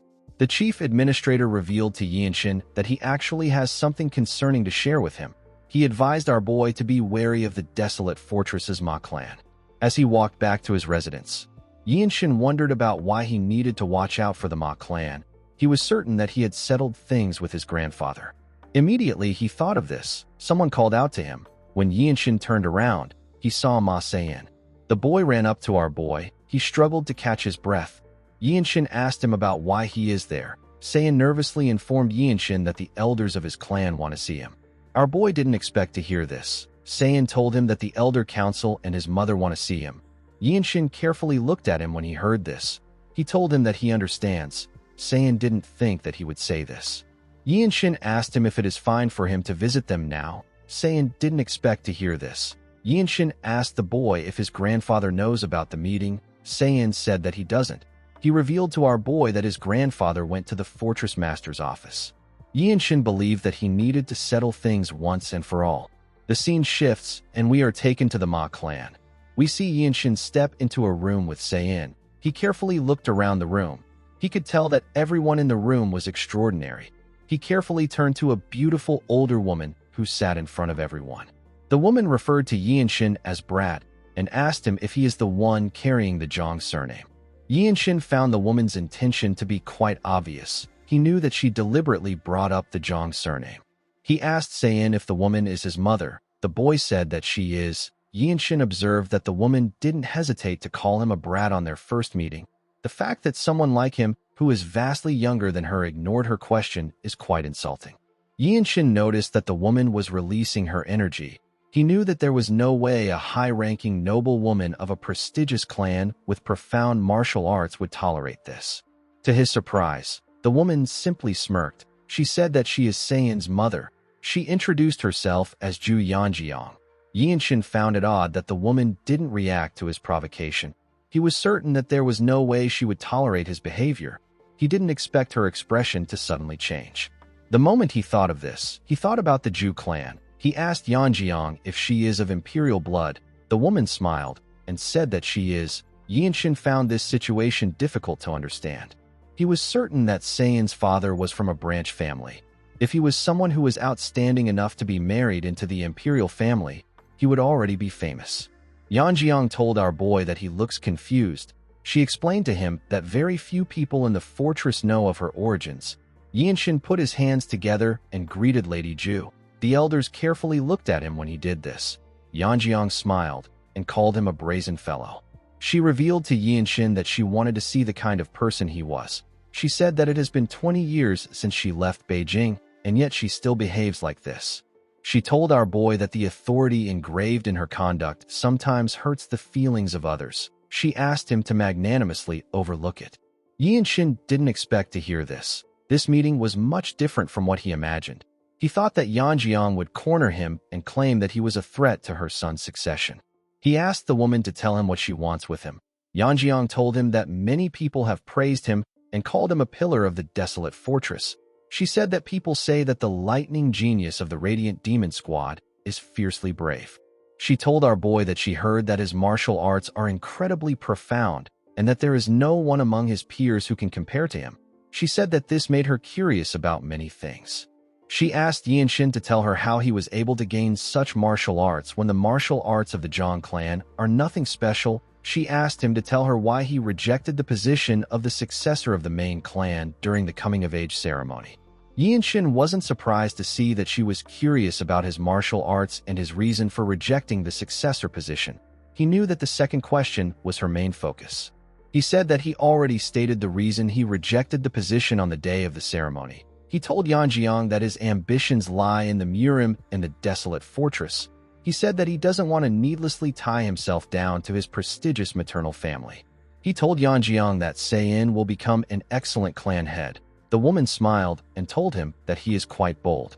Yinshin placed his hand on his sword and released his energy. He said that he hopes he no longer has to get involved with the family again. He told Yanjiang that he wants to sever their ties. He said that this will be useful in avoiding useless conflicts. Yanjiang didn't say anything. Yinshin could tell that she was confused. The woman and the elders should have been the one asking him to sever his ties with the clan. He asked Yanjiang if the Ma clan hasn't already severed ties with his mother. He asked her to give him an answer before he speaks publicly and drags the Ma clan's honor through the mud. Yanjiang asked him to tell her how he would do this. She asked him if he believes that the fortress master's martial arts that he inherited will guarantee his power. She told Yinshin that he is mistaken. She said that the desolate fortress is not a place like that. Yinshin told her that he will live solely as a martial artist of the Radiant Demon Squad. He said that he just doesn't want the name of the Ma clan to be attached to his title. He asked Yanjiang if this is not an outcome that she would like. Yanjiang told him that he is speaking casually about something that is difficult. Yinshin asked her about why she said this. Yanjiang explained to him that he has already stepped into their family's political strife. She told him that this was bound to happen the moment he revealed his talent while carrying the Ma clan's blood. According to Yanjiang, there are those who say that he should be taken in as a successor. There are those who argue that it is right to use him as a sword to elevate the main clan's reputation. And then, there are those like the elders who don't want him. The woman explained to Yinshin that a great storm will brew over the matter of responsibility the moment he severs ties with the main family. She said that they have no choice but to do whatever it takes to avoid getting caught in the backlash. Yinshin told her that this is absurd. The woman reminded him that he is the Fortress Master's direct disciple. She told him that his existence is already quite significant. Even if he wants to sever ties with the clan, the main family will cling to the hem of his robes. Yinshin turned around and said that it is hard for him to stay there any longer. Seiyin was surprised to see him walking out of the room. The scene shifts, and we see Yinshin thinking about the meeting he had.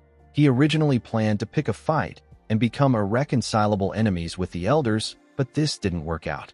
He realized that the Ma clan scheme to draw him in is not so simple. He knew that he could end up wasting a lot of time on matters like this. He wondered about what he should do. He wondered if he should reveal the truth about his constitution and lifespan to his maternal grandfather. Immediately, he thought of this. Yinshin remembered how the different members of great clans have acted towards him. He believed that he couldn't trust his grandfather. While he was thinking, someone called out to him. When Yinshin turned around, he saw Wenchang, Mirio, and Myung. He asked them if they just returned. Myung told him that he is correct. Wenchang asked our boy about how he is feeling. Mirio asked him if he is fully recovered. Upon hearing this, Yinshin thought about the things he has faced with his comrades. He looked at his teammates and wondered if there was really a need for him to obsess over the fruit if he lives a life where he couldn't trust his comrades. Wenchang noticed that Yinshin was thinking about something. He asked him if something is wrong. Our boy said that he has something to tell them. The three martial artists didn't expect Yinshin to say this. A while later, we see the three of them looking shocked after hearing what Yinshin had to say. Wenchang asked our boy if he is serious about his lifespan. Yinshin told him that he is fine. Immediately, he said this. Mirio gave him a hug. Wenchang and Myung joined her and hugged Yinshin tightly. Our boy was shocked to see this. Wenchang suggested that they head to the Ma clan. He told Yinshin that he has thought of a great plan. Yinshin didn't expect to hear this. Wenchang turned around and asked our boy to follow him. Yinshin watched as Wenchang and his seniors walked forward. They turned back to him and asked him about what he is doing. Wenchang asked him to follow them. Yinshin was shocked to hear this. This was his first time feeling like the youngest in the group. He walked forward and joined his comrades. The scene shifts, and we are taken to the entrance of the Ma clan. We see two guards standing at the entrance. The guards saw Yinshin and his teammates walking towards them. One of them asked them to state their business. His comrade told him that it is fine. He said that they can open the gate if the lightning genius is there. Wenchang stepped forward and moved close to the guards. He raised his voice and called out to Yanjiang. The guards were surprised to see what he did. Even Yinshin and his teammates didn't understand why he did this. They didn't know why he was calling the woman's name. Wenchang called out the woman's name again. The guards asked him to stop. They asked him if he knows who he is calling out to. The scene shifts, and we are taken to Yanjiang's office. We see a man kneeling in front of her. She told the man that she heard that Yinshin's internal injury is severe. She asked him if our boy would accept some supreme healing medicine. She heard rumors that Yinshin received internal martial arts from the Fortress Master. Yanjiang knew that there was a huge difference between providing guidance on a few forms and passing down a cultivation method. She thought about the unbelievable achievements that Yinshin gained in his recent journey. She told the man in front of her that they cannot cast aside the lightning genius if they are to fully embrace the Ma clan. She said that this is what she is able to come up with. She asked the man if he shares the same thought as her.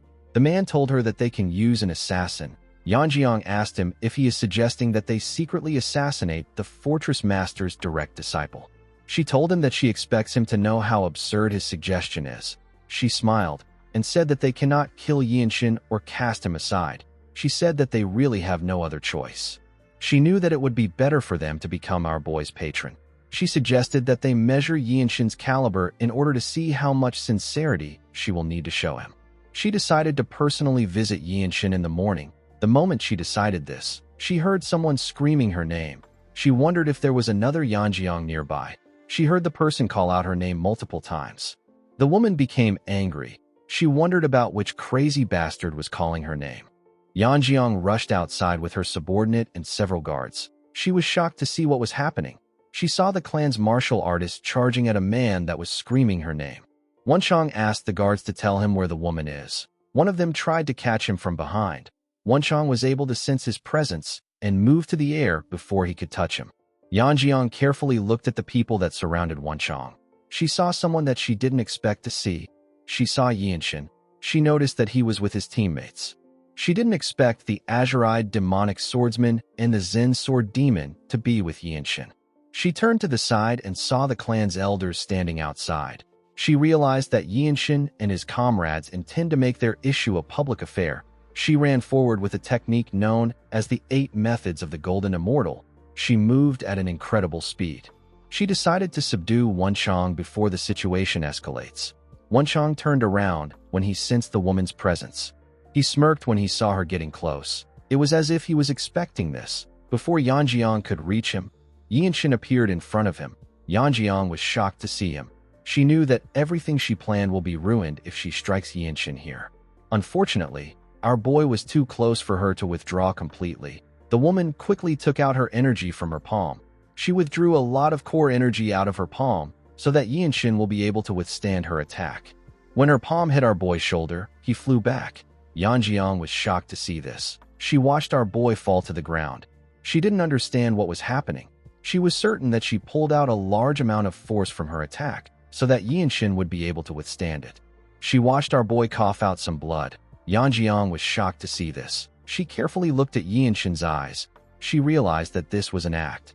Before she could say anything, Mirio stepped forward and ordered her to step back. Yanjiang was annoyed to see this. Myung drew his sword and released his energy. He asked her to step back. Yanjiang didn't expect this. She couldn't believe that even the azure-eyed demonic swordsman who is said to be able to compete for the title of the best under heaven in the future was also taking Yinshin's side.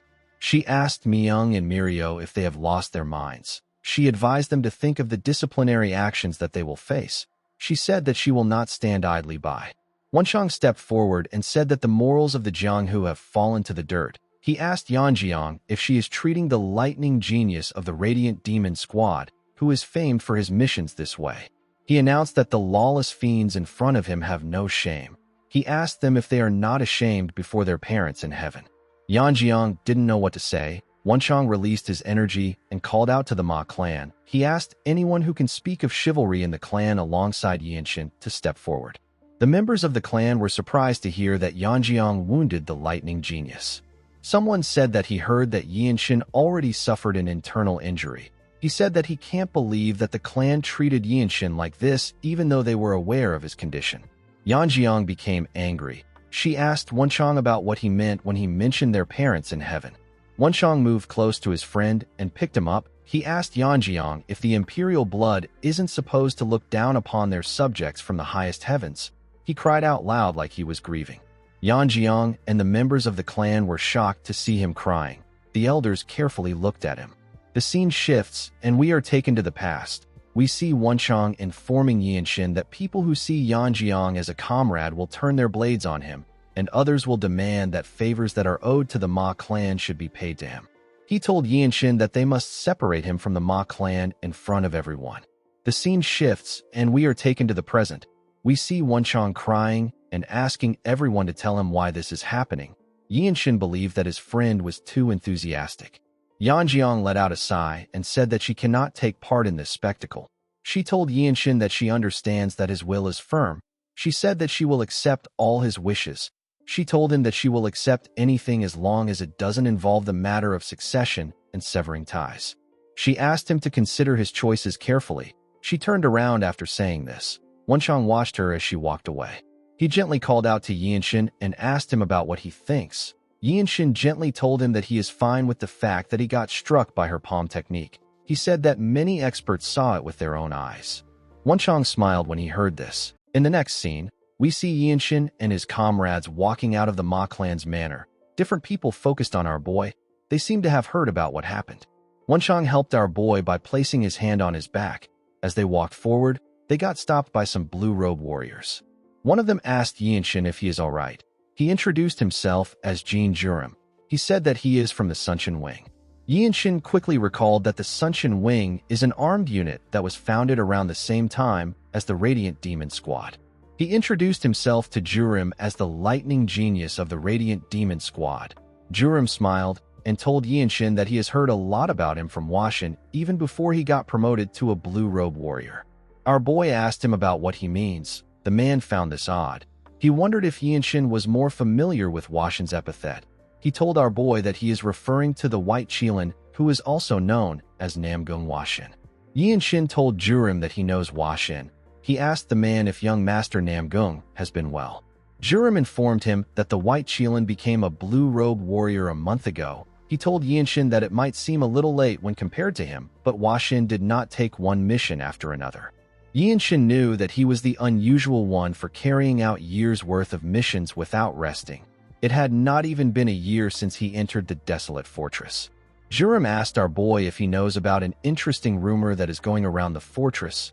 He said that people are wondering about who is stronger between the Lightning Genius and the White Qilin. The man said that he is also curious about it too. He carefully looked at Yinshin and told him that he believes that Washin would win with two forms as things are now. He said that this is because he is not in a perfect condition. He told Yinshin that he doesn't know how things will turn out after his internal injury heals. He turned around and told our boy that he hopes his body recovers as soon as possible. Yinshin put his hand together and thanked the man. After the man left, our boy thought about the fact that the White Qilin was about 2 moves above him. While he was thinking, Yinshin remembered something. He quickly turned to his comrades and thanked them. Myung and Mirio let out a sigh when they heard this. Myung pat our boy on his head and told him that he doesn't need to thank them. He said that stories about worthless maternal relative are common. He asked Yinshin to let them know whenever his relatives become a nuisance. Mirio placed her hand on Yinshin's chest while Myung was talking. She carefully looked at his body. She told our boy that his control of core energy is remarkable. She couldn't believe that Yinshin was able to manipulate his energy and cough out blood just like he said he would. She told him that his actions won't affect his recovery. Myung said that this is the best way they can deal with the Ma clan for now. He thought about the White Qilin and said that it will be difficult for Yinshin to get a particular mission. Mirio said that the fortress has decided to strike down the head of the Namgung clan through a sparring match. She told Myung that the fortress intends to preserve its image. She said that the fortress will want to send a warrior that matches their opponent's age. The young clan head and his sister are the only Namgung leaders that are around Yinshin's age. This means that our boy has to compete with the White Qilin to get the chance to face the young clan head or his sister. Washin is Yinshin's main competition. Mirio told our boy that there are not many positions that he can take for the mission. Wenchang reminded her that Yinshin managed to subdue the Supreme Flame Dragon at the Dragon Phoenix Summit. He reminded her that even the White Qilin yielded a move to the Supreme Flame Dragon, who is a few years older than him. He said that Yinshin should have already surpassed the Wangbo young clan head. He asked the group if the White Qilin possesses a martial talent that transcends blocked meridians. Yinshin thought about the Supreme Flame Dragon when he heard this. He knew that he was only able to subdue the man because he watched him fight Yu Hyun of the Manhwa sect. Our boy knew that he won by sensing and piercing his opponent's opening. If the Supreme Flame Dragon had brought out another martial art, it would have been difficult for Yinshin to win. In terms of accumulated martial prowess alone, the Supreme Flame Dragon was superior to our boy. He was born with the solar divine meridians, and he had refined his martial arts for a long time.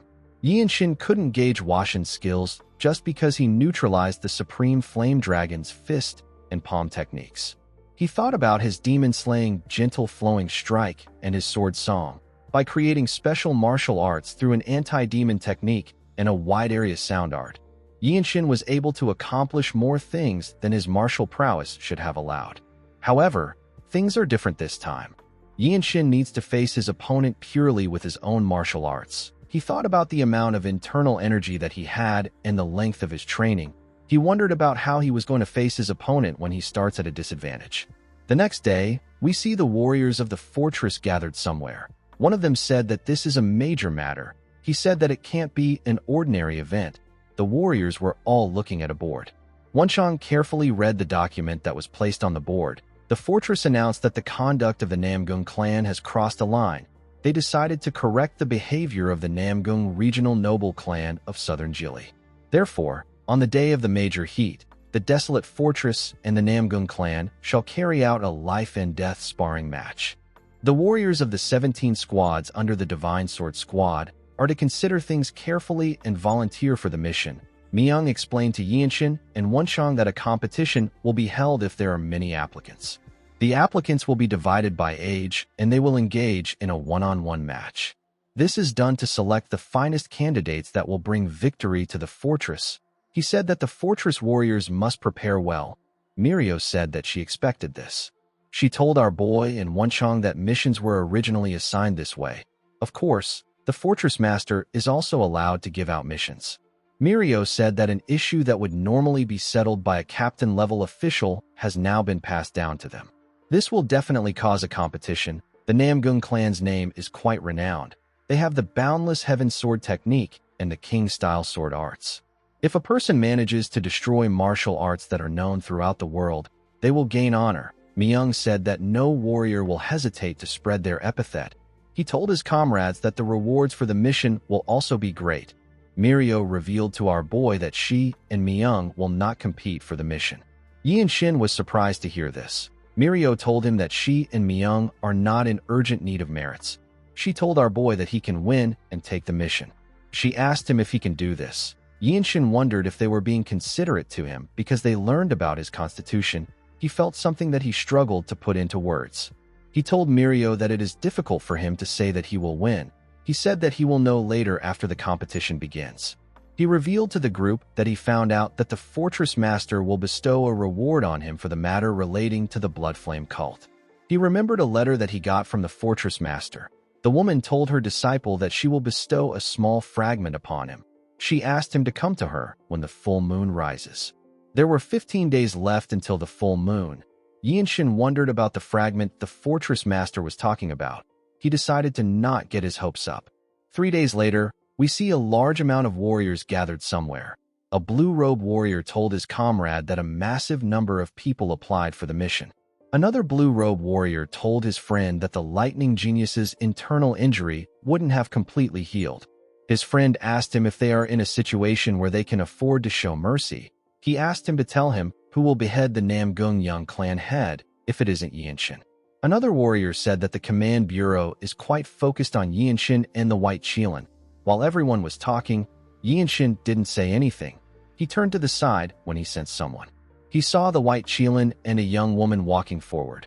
The woman appeared to be a white-robe warrior. Yinshin and Washin carefully looked at each other. Our boy greeted Washin. The White Qilin told him that it has been a while. He greeted Wenchang and told him that it has also been a while since he saw him. He said that it feels like they faced the desolate fortress trial together just yesterday. Wenchang put his hands together and told Washin that he looks even more radiant. Yinshin carefully looked at the man. He could tell that he has changed. He could feel Washin's energy. Our boy wondered if Washin had some spiritual elixir that he didn't fully absorb into his energy core. The sheer weight of his core energy was on a whole other level. While Yinshin was looking at the White Qilin, someone asked him if he is the young master known as the lightning genius of the Radiant Demon Squad. Yinshin and his friends quickly turned to the person. The person turned out to be the woman next to Washin. Yinshin wondered if the woman was a white-robe warrior who spends time on her looks. He bowed his head and introduced himself to the woman as the lightning genius. The woman introduced herself as Shin Binbin. She told him that she heard that Sobin has been in his care. She revealed to him that the girl is her younger sister. Yinshin realized that the two women actually look alike. He told Binbin that her sister has also helped him too. The woman told our boy that she heard that he was someone worthy enough of becoming her senior's traveling companion. She said that she has her doubts. Wenchang, Mirio, and Miyoung were annoyed to hear what the woman said. Washin quickly apologized for his junior's words and conduct. He asked our boy not to take it to heart. Binbin told her senior that he is saying some unnecessary things. She quickly noticed something odd. She noticed that Yinshin wasn't paying attention to her. Our boy was looking at the white Qilin. He told Washin that what is on his mind is his martial prowess since he is going to be his opponent in the contest. A while later, the competition began. We see different blue-robe warriors facing each other. Each person seemed to be doing their best to win. The other warriors calmly focused on the fights. Wenchong thought about how the competition was organized in a way that winners face each other in succession to compare their martial arts. He watched the white Qilin knock his opponent's sword out of his hand. The man's wrist broke when his sword got knocked out of his hand. Wenchong realized that no one around the white Qilin sage could stand against him. The same thing happened in the Desolate Fortress trial. A blue-robe warrior told his comrade that Washin's combat prowess is flawless. He said that his internal energy is also quite tremendous. He wondered if the Namgung clan poured this much elixirs into the son of a concubine. After Washin's match, other blue-robe warriors faced each other. When it was Yinshin's turn, he knocked his opponent down with his sword strike. The warriors watching the match were impressed. One of them said that our boy is showing greater strength with each passing day. He wondered if Yinshin was healing his internal injury while participating in the matches. His friend said that our boy's core energy control is quite delicate. While he was talking, his friend turned to the side. He said that the white Qilin has come there again. He told his friend that the white Qilin has watched every single match. His friend reminded him that Yinshin is famous for his unique forms. The man said that the evading swift steps, the infinite blossom fist strike, and the radiant sword arts that Yinshin used in the past few days are remarkable, but it means that our boy has shown all his unique martial arts to the white Qilin. This puts him at a disadvantage. The man told his friend that only Yinshin and Washin will remain in the end. He said that the winner of the duel will face the Namgung Young clan head, and the loser will face his sister. He said that people say that Yinshin stays behind closed doors except when he steps out for a sparring match. Although our boy has healed his internal injury, this puts him at another disadvantage. Binbin told her senior that she knows why he watched every one of Yinshin's sparring matches. She said that she doesn't really understand him. She remembered that an expert of her clan described Yinshin as a promising talent who has cultivated a special qi art. The expert said that our boy is a card that is best used as a surprise against heretics or enemies who have a large number.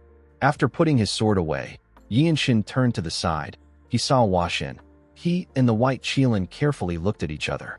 Binbin told Washin that she understands that Yinshin's forms are exceptionally refined. She told her senior that his forms are also very good. Before she could say anything else, Washin told her that he will be back. He walked forward and jumped over the warriors with a technique known as the boundless flowing body. He gracefully landed on the stage.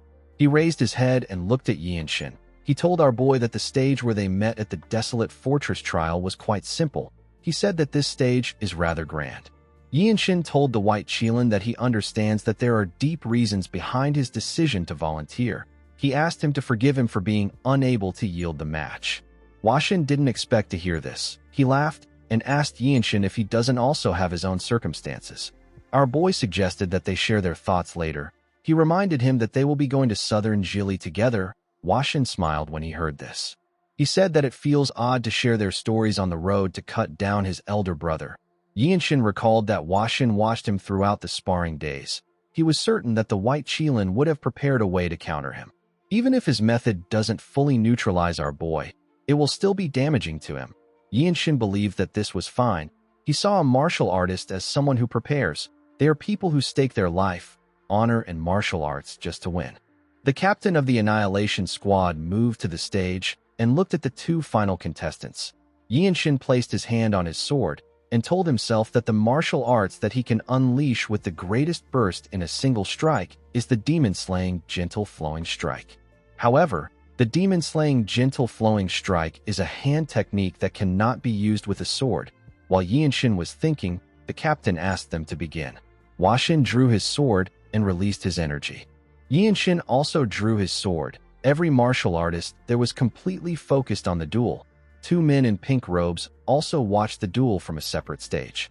One of them stroked his gray beard, and said that the Namgung's blue and white Qilins made their names known when they were younger than the lightning genius. The blue Qilin, who is the legitimate heir, uses the king-style sword arts, while the white Qilin uses the boundless heaven technique. The old man said that people often say that the two brothers will one day become invincible. This man is the leader of the desolate fortress's elder council. He told the man next to him that the white Qilin was always strong, but after he absorbed the spiritual elixir's energy, his accomplishments have grown tremendously. He said that Washin's talent was bestowed upon him by the heavens. He told the man next to him that Washin would have been the Namgung young clan head if he didn't have an older brother.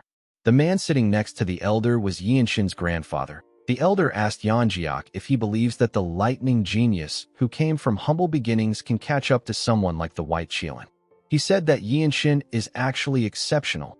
He told Yanjiak that he has heard of the martial art that kills fiends and demons, as well as the sound art that exterminates the weak. The elder laughed and said that such tricks won't work on supreme masters of the orthodox path. Yanjiak told the man that Yinshin was born with unprecedented instincts. He told him that our boy can create martial arts that fit him perfectly with the aptitude of a grandmaster. He said that no one can guess how much further Yinshin will grow. The elder didn't expect Yanjiak to praise Yinshin to this extent. He asked the man about why he hasn't taken our boy in. He told him that he heard that he hasn't been able to shower Yinshin with riches. Yanjiak didn't like what he heard. The elder smiled and asked Yanjiak if he is afraid of offending the grandson whom he cast aside, or if the fortress master said something to him. Yanjiak didn't say anything to him. The man found it odd that Yanjiak didn't say anything. He laughed out loud and asked Yanjiak if it is the two reasons. He told the man that his karma is pitiful. He reminded him that he once commanded the Jianghu as the divine sword squad leader. He asked Yanjiak if he remembers the day he annihilated the demonic cult's remnants and planted the desolate yellow banner upon Tianshan. The elder told Yanjiak that he was truly powerful back then. There were few under heaven who could compare to him. He asked our boy's grandfather to tell him how he fell this far from grace. Yanjiak revealed to the man that the reason he did not take Yinshin in is because the Ma clan's martial arts are far removed from orthodox arts. The man was surprised to hear this. He told Yanjiak that he has changed a little. Yanjiak turned to our boy and said that he will become the desolate fortress's divine sword, so the Ma clan's martial arts will not suit him. While he was talking, Yinshin took a stance and pointed his sword at Washin. He thought about the vortex of rotation, the formidable wall of the mighty fist, and the infinite blossom fist strike. He recalled that he created the vortex after seeing Chung Myung's sword realm. He created the formidable wall after witnessing Saiyan's technique. He got the inspiration for the infinite blossom fist strike when he was facing Yu Hyun. Every martial arts Yinshin has created relied on inspiration. The sword song and his movement art were also created from inspiration. Yinshin gathered his energy in his left hand and prepared to strike. Washin moved his sword down and charged at our boy. Everyone became tense when they saw this. Washin got pushed back when his sword faced our boy's hand. His sword was shaking. Yinshin carefully looked at his hand. He realized that the fourth form of his technique still needs refinement. However, it was definitely powerful. Even though it didn't hit him, a master like the white Qilin was driven back 7 steps. Washin charged at Yinshin again. Our boy swung his sword and used the radiant sword art. His sword released a bright glow. The white Qilin was able to block his attack. Their swords released a bright light when they clashed. Washin slowly pushed Yinshin back. Our boy realized that Washin was pushing him back with his deep internal energy. He pushed Washin's sword aside and turned around. He thrust his fist at the man with the infinite blossom fist strike. The white Qilin was able to block the attack. When his energy clashed with Yinshin's own, it caused a small explosion. The white Qilin disappeared in front of Yinshin. Our boy realized that his attack was too shallow. The white Qilin reacted the moment he sensed his energy. Yinshin quickly turned to the side when he sensed something. He saw the white Qilin preparing to use the boundless heaven technique.